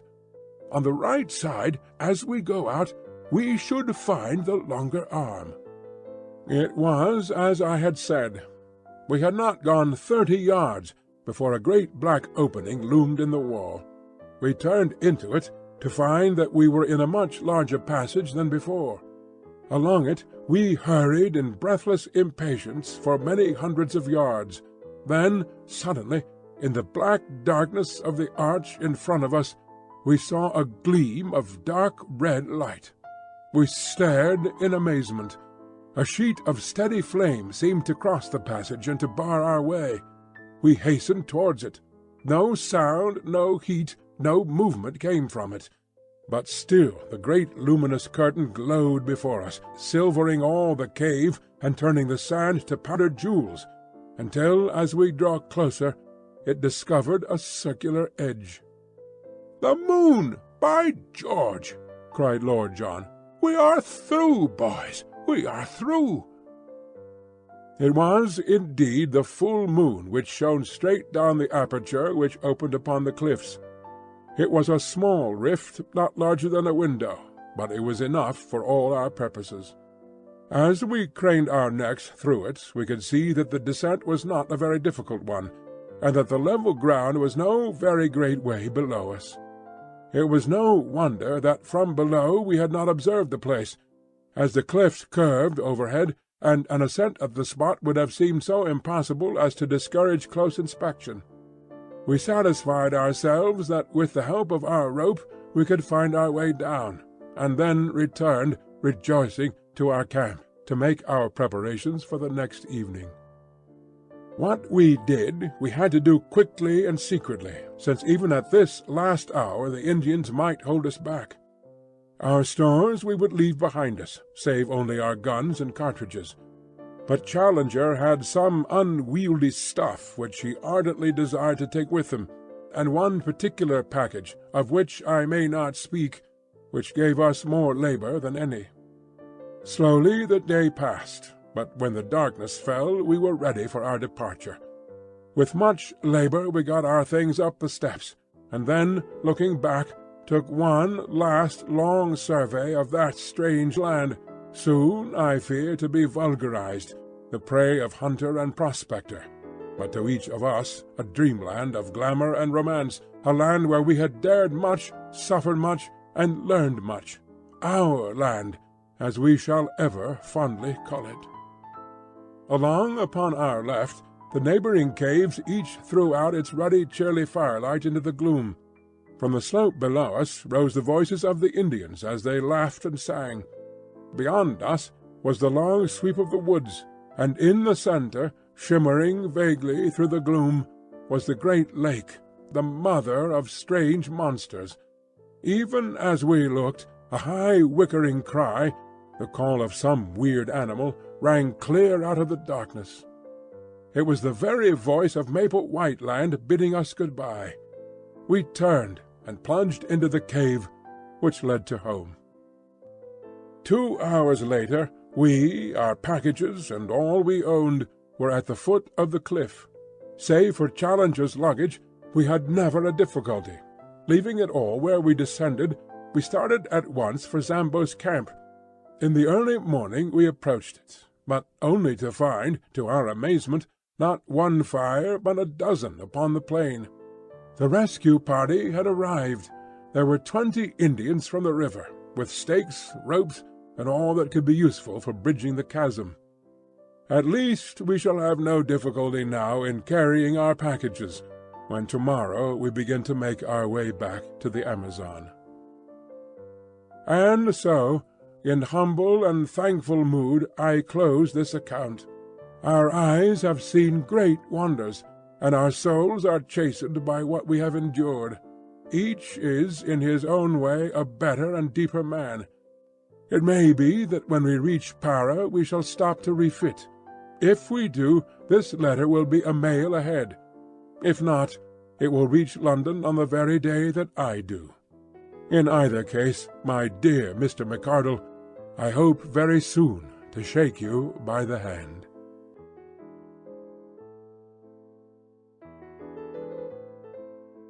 I should wish to place upon record here our gratitude to all our friends upon the Amazon for the very great kindness and hospitality which was shown to us upon our return journey.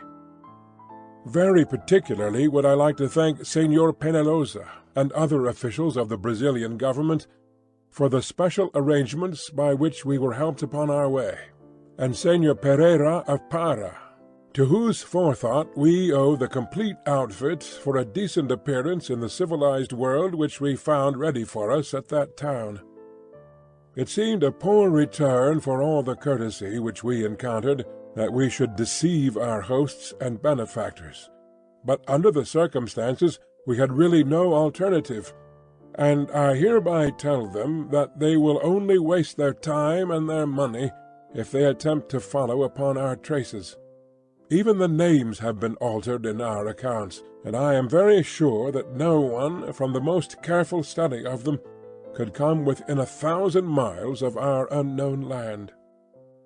The excitement which had been caused through those parts of South America which we had to traverse was imagined by us to be purely local, and I can assure our friends in England that we had no notion of the uproar which the mere rumour of our experiences had caused through Europe.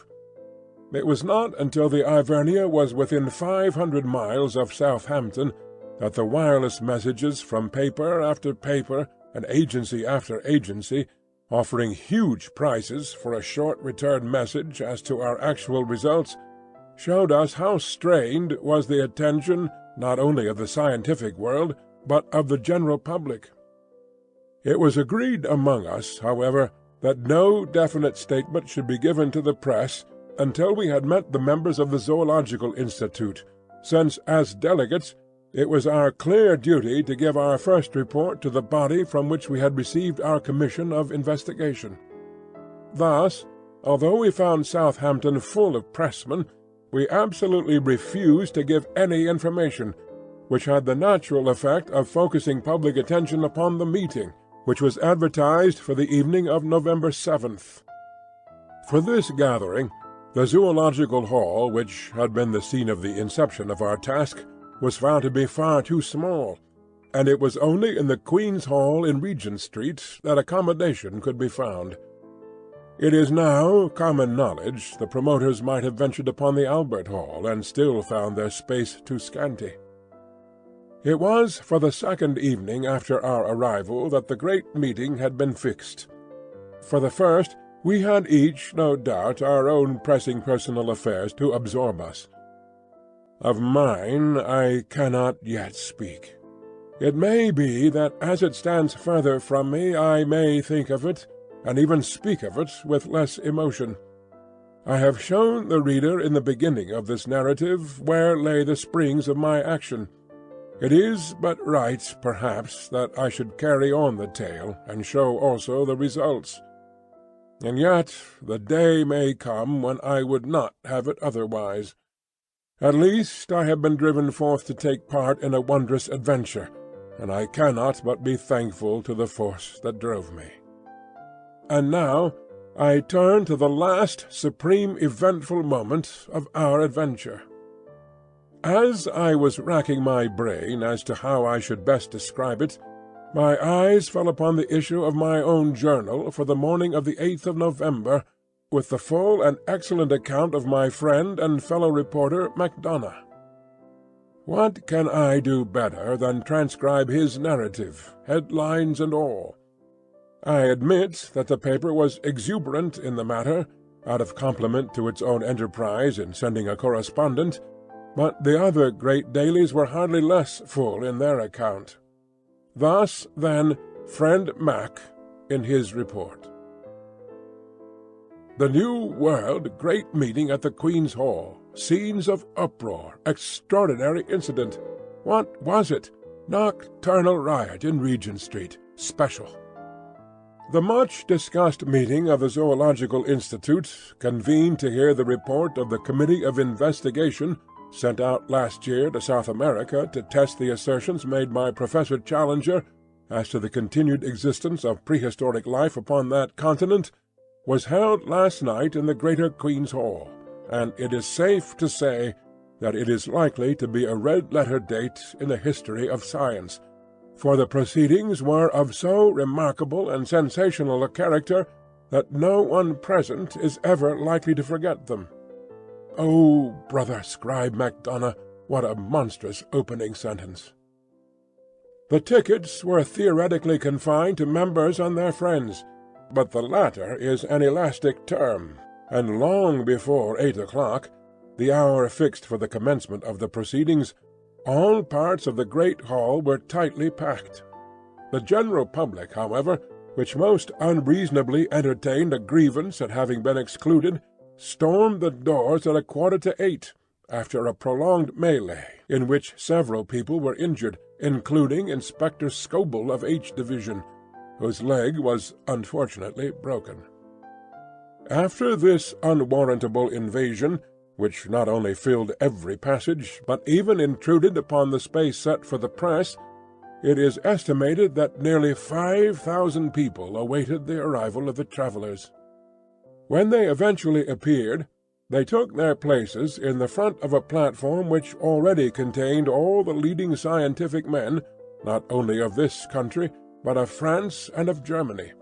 Sweden was also represented, in the person of Professor Sergius, the famous zoologist of the University of Uppsala. The entrance of the 4 heroes of the occasion was the signal of a remarkable demonstration of welcome, the whole audience rising and cheering for some minutes.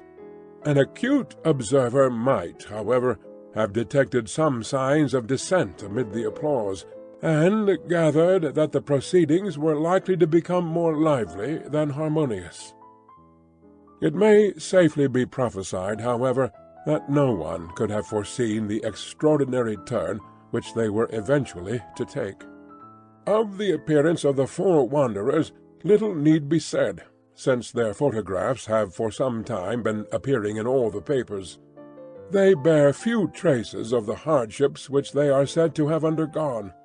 Professor Challenger's beard may be more shaggy, Professor Summerlee's features more ascetic, Lord John Roxton's figure more gaunt, and all 3 may be burned to a darker tint than when they left our shores, but each appeared to be in most excellent health. As to our own representative, the well-known athlete and international rugby football player, E.D. Malone, he looks trained to a hair, and as he surveyed the crowd, a smile of good-humoured contentment pervaded his honest, but homely face. "All right, Mac, wait till I get you alone." When quiet had been restored, and the audience resumed their seats after the ovation which they had given to the travellers, the chairman, the Duke of Durham, addressed the meeting. He would not, he said, stand for more than a moment between that vast assembly and the treat which lay before them. It was not for him to anticipate what Professor Summerlee, who was the spokesman of the committee, had to say to them, but it was common rumour that their expedition had been crowned by extraordinary success. Applause. Apparently the age of romance was not dead, and there was common ground upon which the wildest imaginings of the novelist could meet the actual scientific investigations of the searcher for truth. He would only add, before he sat down, that he rejoiced, and all of them would rejoice, that these gentlemen had returned safe and sound from their difficult and dangerous task, for it cannot be denied that any disaster to such an expedition would have inflicted a well-nigh irreparable loss to the cause of zoological science. Great applause, in which Professor Challenger was observed to join. Professor Summerlee's rising was the signal for another extraordinary outbreak of enthusiasm, which broke out again at intervals throughout his address. That address will not be given in extenso in these columns, for the reason that a full account of the whole adventures of the expedition is being published as a supplement from the pen of our own special correspondent. Some general indications will therefore suffice. Having described the genesis of their journey, and paid a handsome tribute to his friend Professor Challenger, coupled with an apology for the incredulity with which his assertions, now fully vindicated, had been received, he gave the actual course of their journey, carefully withholding such information as would aid the public in any attempt to locate the remarkable plateau. Having described in general terms their course from the main river up to the time that they actually reached the base of the cliffs, he enthralled his hearers by his account of the difficulties encountered by the expedition in their repeated attempts to mount them, and finally described how they succeeded in their desperate endeavours, which cost the lives of their 2 devoted half-breed servants. This amazing reading of the affair was the result of Summerlee's endeavours to avoid raising any questionable matter at the meeting. Having conducted his audience in fancy to the summit, and marooned them there by reason of the fall of their bridge, the professor proceeded to describe both the horrors and the attractions of that remarkable land. Of personal adventures he said little, but laid stress upon the rich harvest reaped by science in the observations of the wonderful beast, bird, insect, and plant life of the plateau. Peculiarly rich in the Coleoptera and in the Lepidoptera, 46 new species of the one and 94 of the other had been secured in the course of a few weeks. It was, however, in the larger animals, and especially in the larger animals supposed to have been long extinct, that the interest of the public was naturally centred. Of these he was able to give a goodly list, but had little doubt that it would be largely extended when the place had been more thoroughly investigated. He and his companions had seen at least a dozen creatures, most of them at a distance, which corresponded with nothing at present known to science. These would, in time, be duly classified and examined. He instanced a snake, the cast skin of which, deep purple in colour, was 51 feet in length, and mentioned a white creature, supposed to be a mammalian, which gave forth well-marked phosphorescence in the darkness. Also a large black moth, the bite of which was supposed by the Indians to be highly poisonous. Setting aside these entirely new forms of life, the plateau was very rich in known prehistoric forms, dating back in some cases to early Jurassic times. Among those he mentioned the gigantic and grotesque Stegosaurus, seen once by Mr. Malone at a drinking-place by the lake, and drawn in the sketch-book of that adventurous American who had first penetrated this unknown world.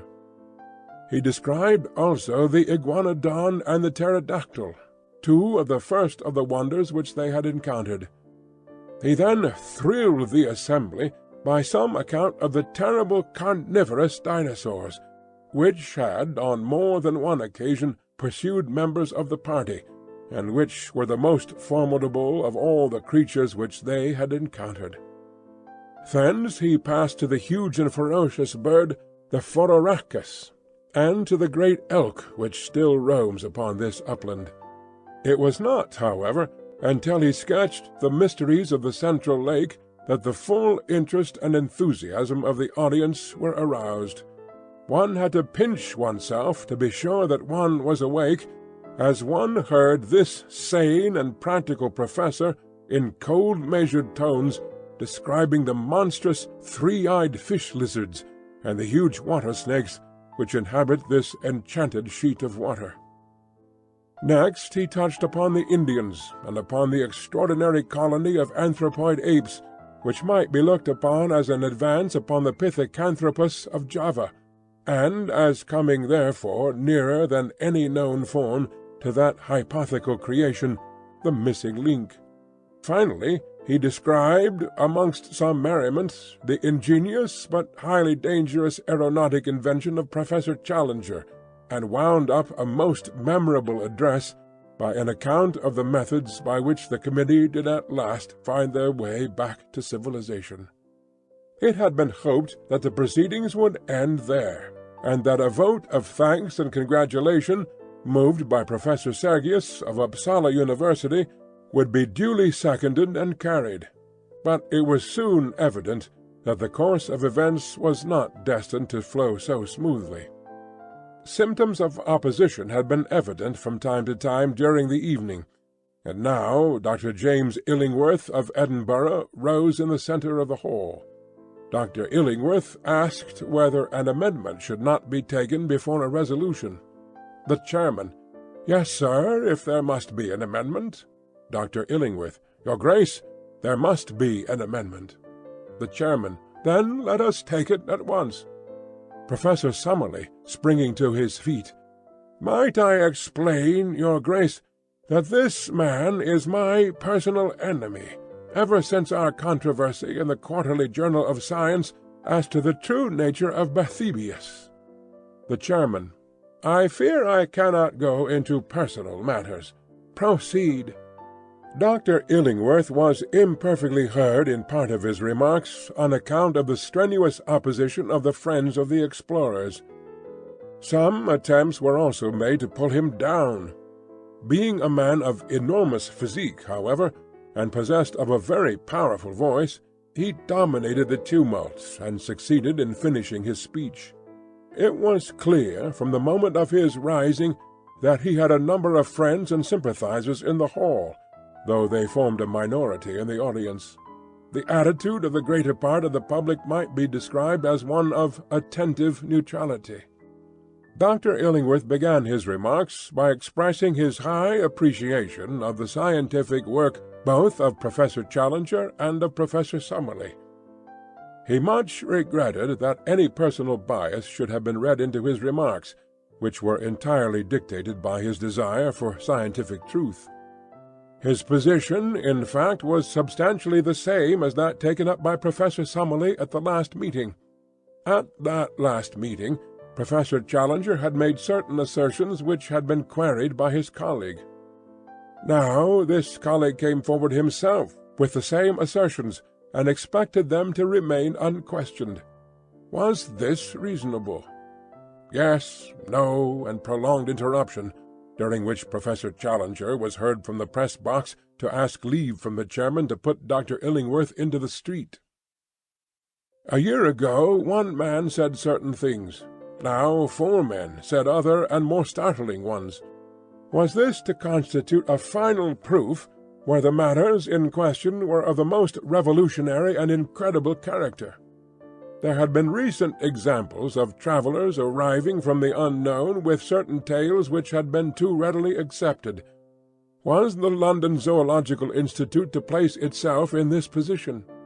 He admitted that the members of the committee were men of character, but human nature was very complex.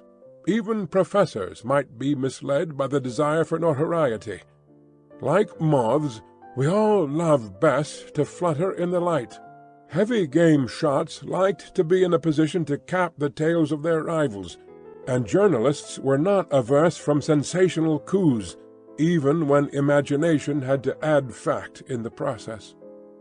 Each member of the committee had his own motive for making the most of his results. Shame, shame. He had no desire to be offensive. You are an interruption. The corroboration of these wondrous tales was really of the most slender description. What did it amount to? Some photographs. Was it possible that in this age of ingenious manipulation photographs could be accepted as evidence? What more? We have a story of a flight and a descent by ropes which precluded the production of larger specimens. It was ingenious, but not convincing. It was understood that Lord John Roxton claimed to have the skull of a Phororhacus. He could only say that he would like to see that skull. Lord John Roxton. Is this fellow calling me a liar? Uproar. The chairman. Order! Order! Dr. Illingworth, I must direct you to bring your remarks to a conclusion and to move your amendment. Dr. Illingworth. Your Grace, I have more to say, but I bow to your ruling. I move, then, that, while Professor Summerlee be thanked for his interesting address, the whole matter shall be regarded as non-proven, and shall be referred back to a larger and possibly more reliable committee of investigation. It is difficult to describe the confusion caused by this amendment. A large section of the audience expressed their indignation at such a slur upon the travellers by noisy shouts of dissent and cries of "Don't put it! Withdraw! Turn him out!" On the other hand, the malcontents, and it cannot be denied that they were fairly numerous, cheered for the amendment, with cries of "Order! Chair! And fair play!" A scuffle broke out in the back benches, and blows were freely exchanged among the medical students who crowded that part of the hall. It was only the moderating influence of the presence of large numbers of ladies which prevented an absolute riot. Suddenly, however, there was a pause, a hush, and then complete silence. Professor Challenger was on his feet. His appearance and manner are particularly arresting, and as he raised his hand for order, the whole audience settled down expectantly to give him a hearing. "It will be within the recollection of many present," said Professor Challenger, "that similar foolish and unmannerly scenes marked the last meeting at which I have been able to address them. On that occasion Professor Summerlee was the chief offender, and though he is now chastened and contrite, the matter could not be entirely forgotten. I have heard tonight similar, but even more offensive, sentiments from the person who has just sat down, and though it is a conscious effort of self-effacement to come down to that person's mental level, I will endeavour to do so in order to allay any reasonable doubt which could possibly exist in the minds of anyone." Laughter and interruption.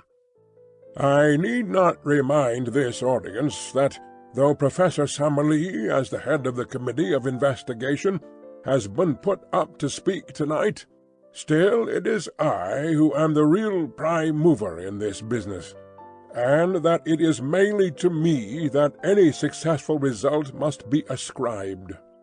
I have safely conducted these 3 gentlemen to the spot mentioned, and I have, as you have heard, convinced them of the accuracy of my previous account. We had hoped that we should find upon our return that no one was so dense as to dispute our joint conclusions.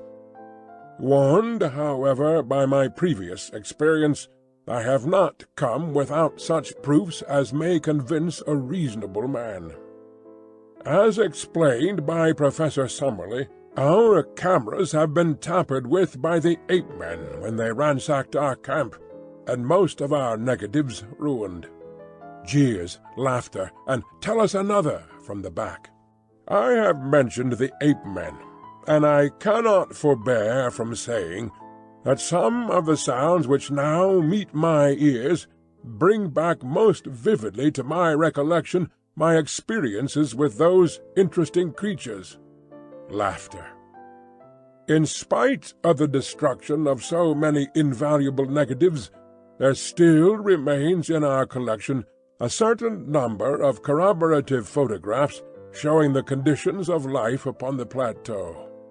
Did they accuse them of having forged these photographs? A voice, "Yes," and considerable interruption, which ended in several men being put out of the hole. The negatives were open to the inspection of experts, but what other evidence had they? Under the conditions of their escape, it was naturally impossible to bring a large amount of baggage, but they had rescued Professor Summerlee's collections of butterflies and beetles, containing many new species. Was this not evidence? Several voices, "No." Who said no? Dr. Illingworth, rising. Our point is that such a collection might have been made in other places than a prehistoric plateau. Applause. Professor Challenger. No doubt, sir.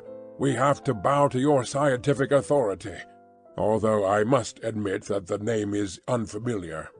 Passing, then, both the photographs and the entomological collection, I come to the varied and accurate information which we bring with us upon points which have never before been elucidated.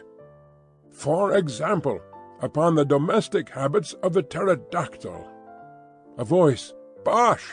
and uproar. I say that upon the domestic habits of the pterodactyl we can throw a flood of light.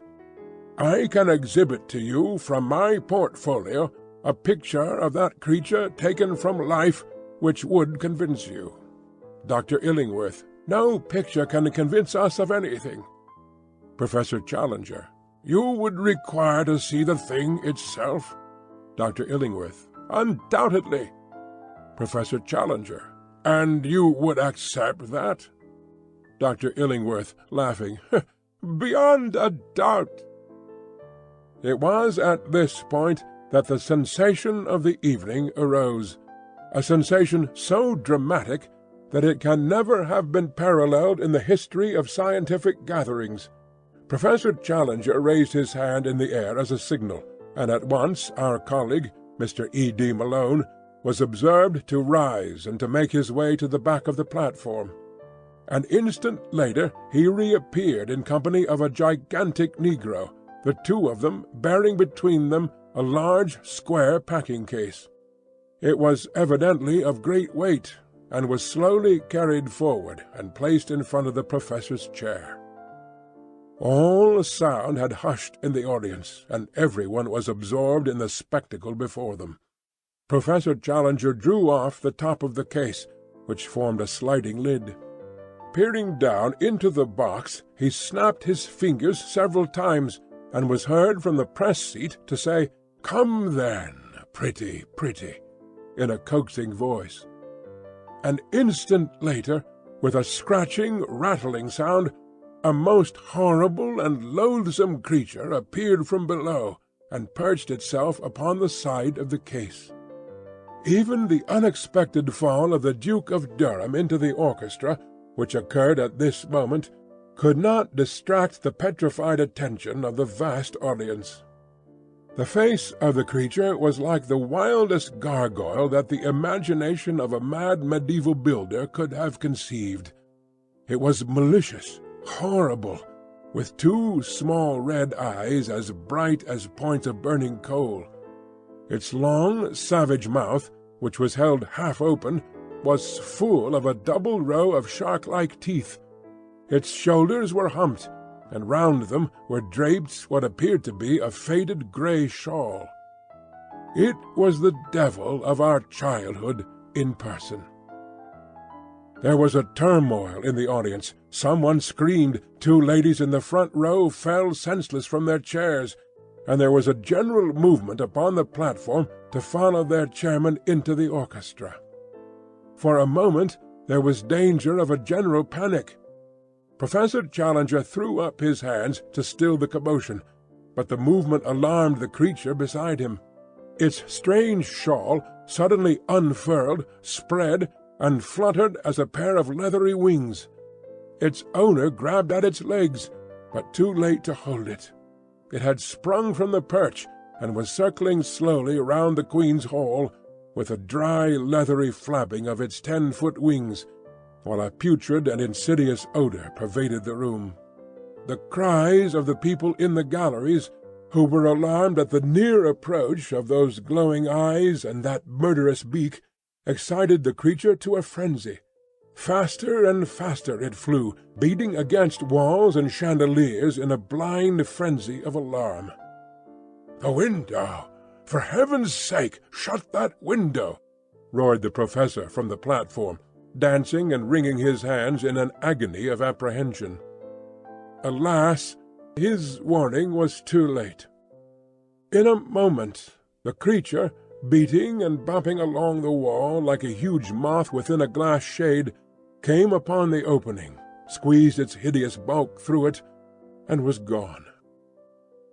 Professor Challenger fell back into his chair with his face buried in his hands, while the audience gave one long deep sigh of relief as they realized that the incident was over.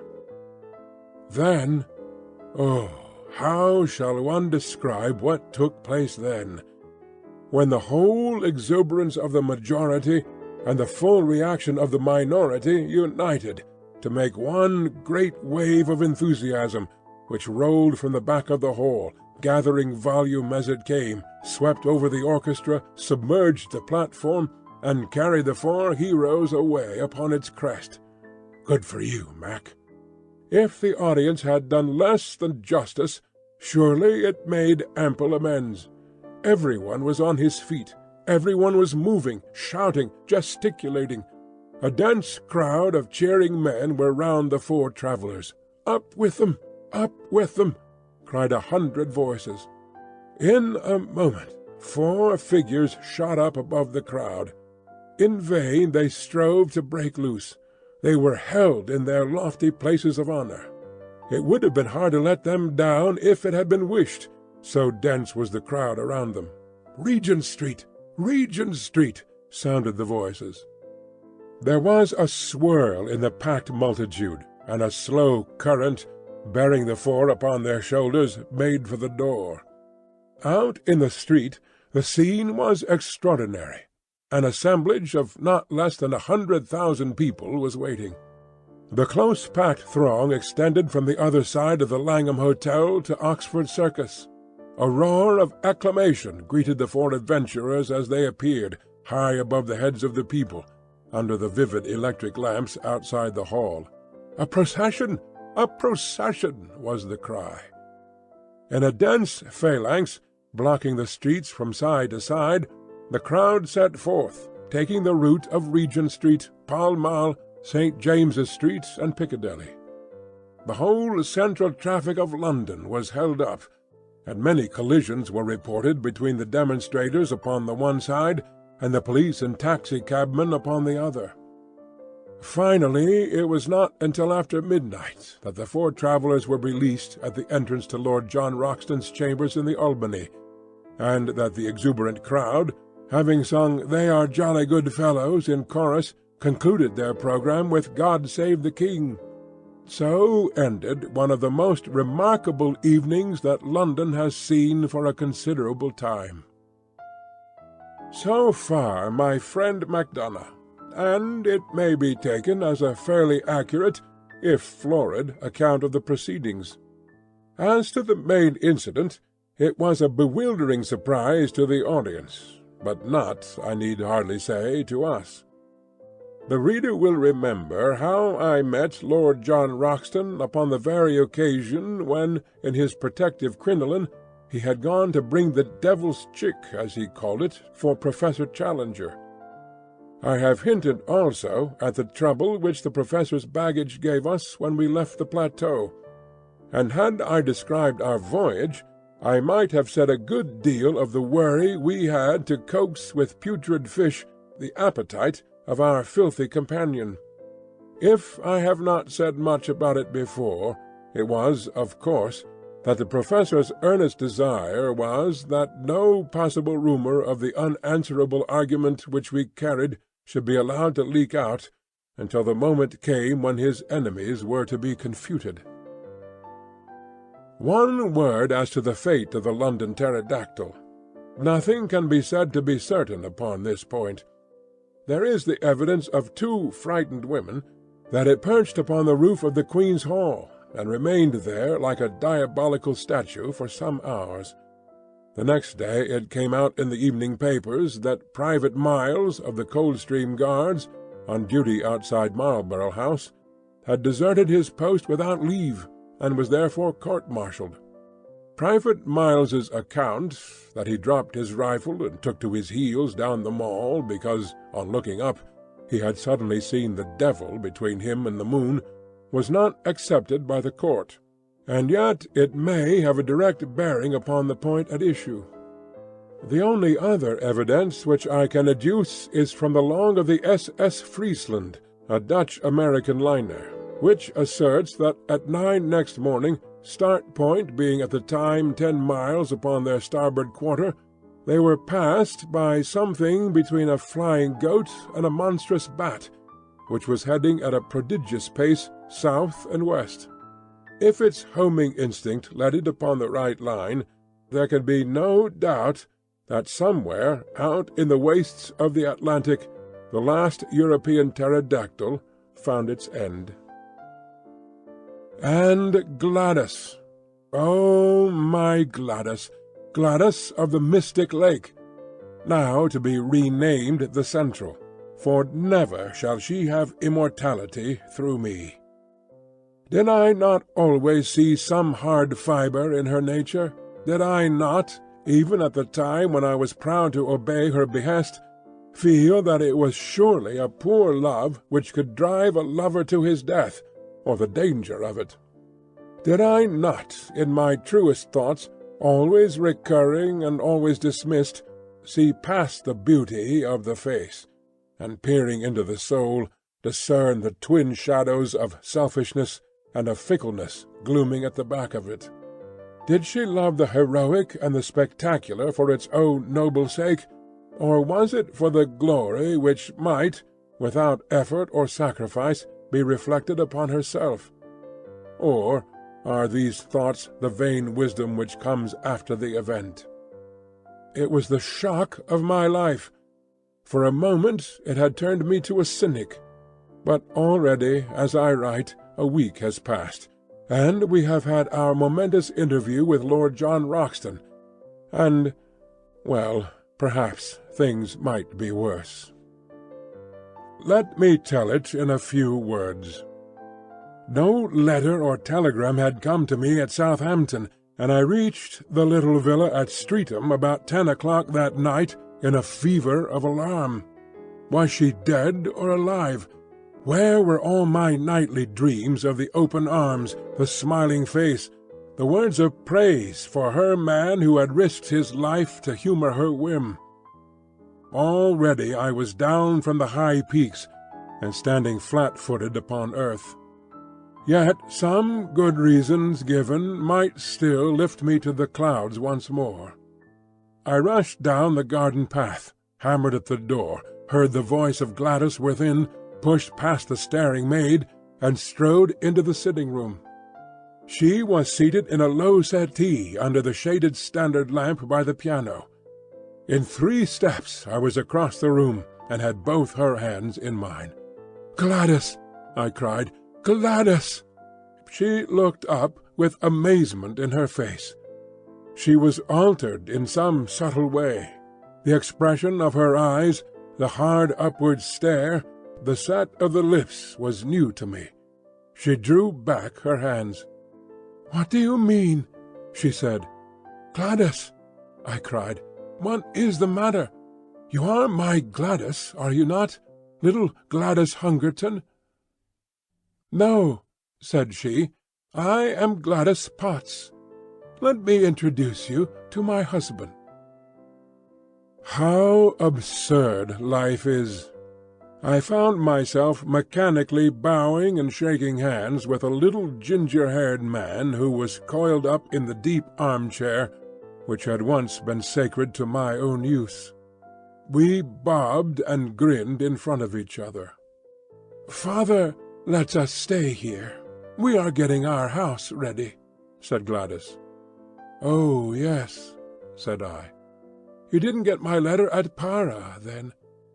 "No, I got no letter." "Oh, what a pity!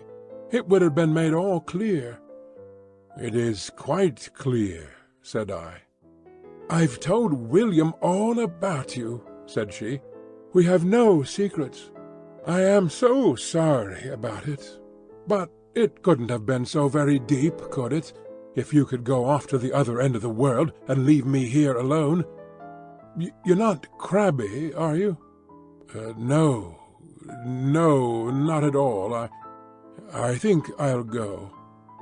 "Have some refreshment," said the little man, and he added, in a confidential way, "It's always like this, ain't it? And must be, unless you had polygamy, only the other way round. You understand?" He laughed like an idiot, while I made for the door. I was through it when a sudden fantastic impulse came upon me, and I went back to my successful rival, who looked nervously at the electric push.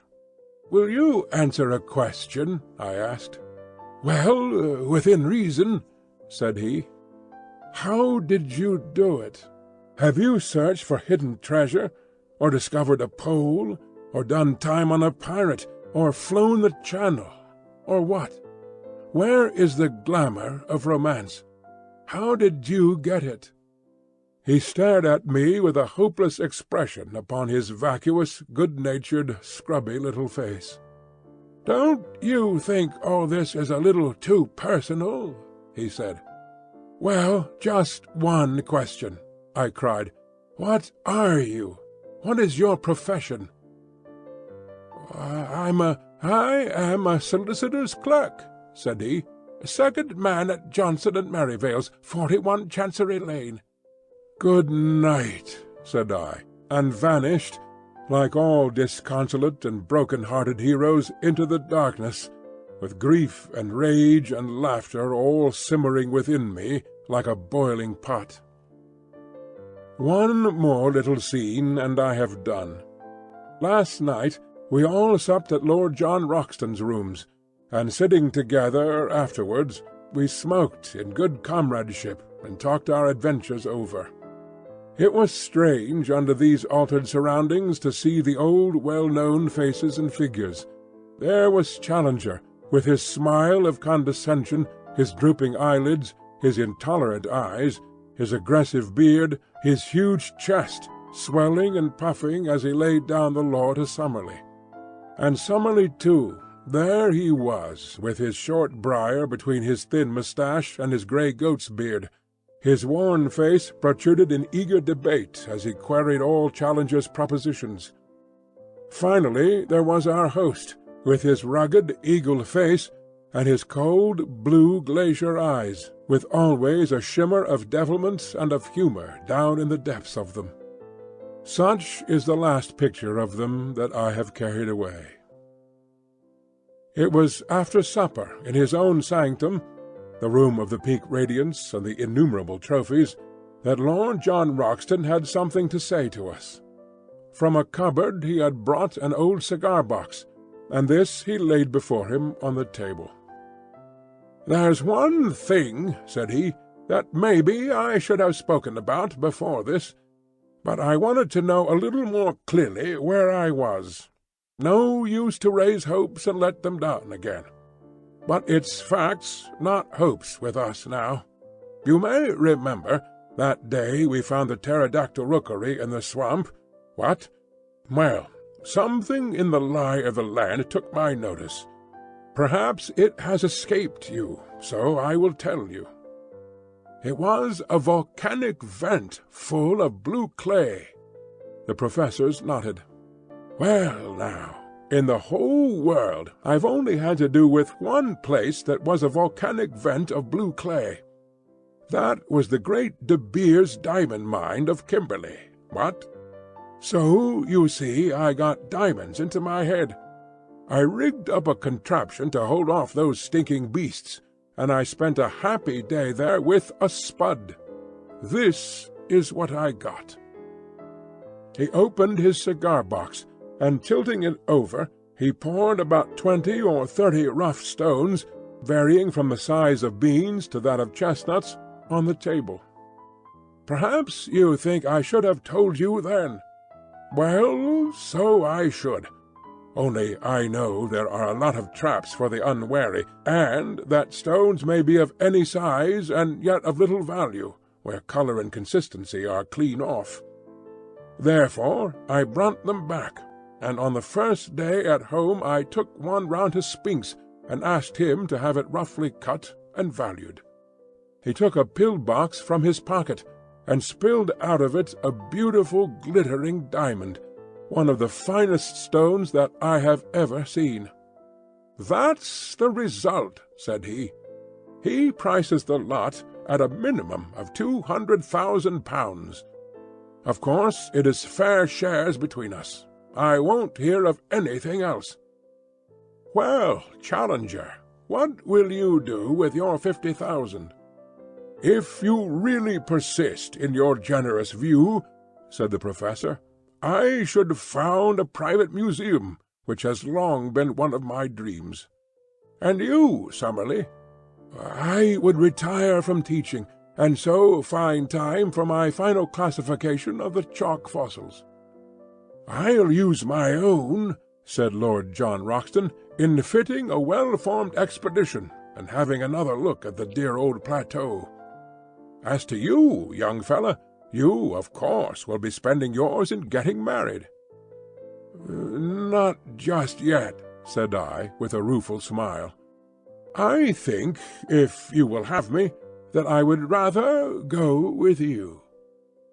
Lord Roxton said nothing, but a brown hand was stretched out to me across the table. End of The Lost World, by Sir Arthur Conan Doyle.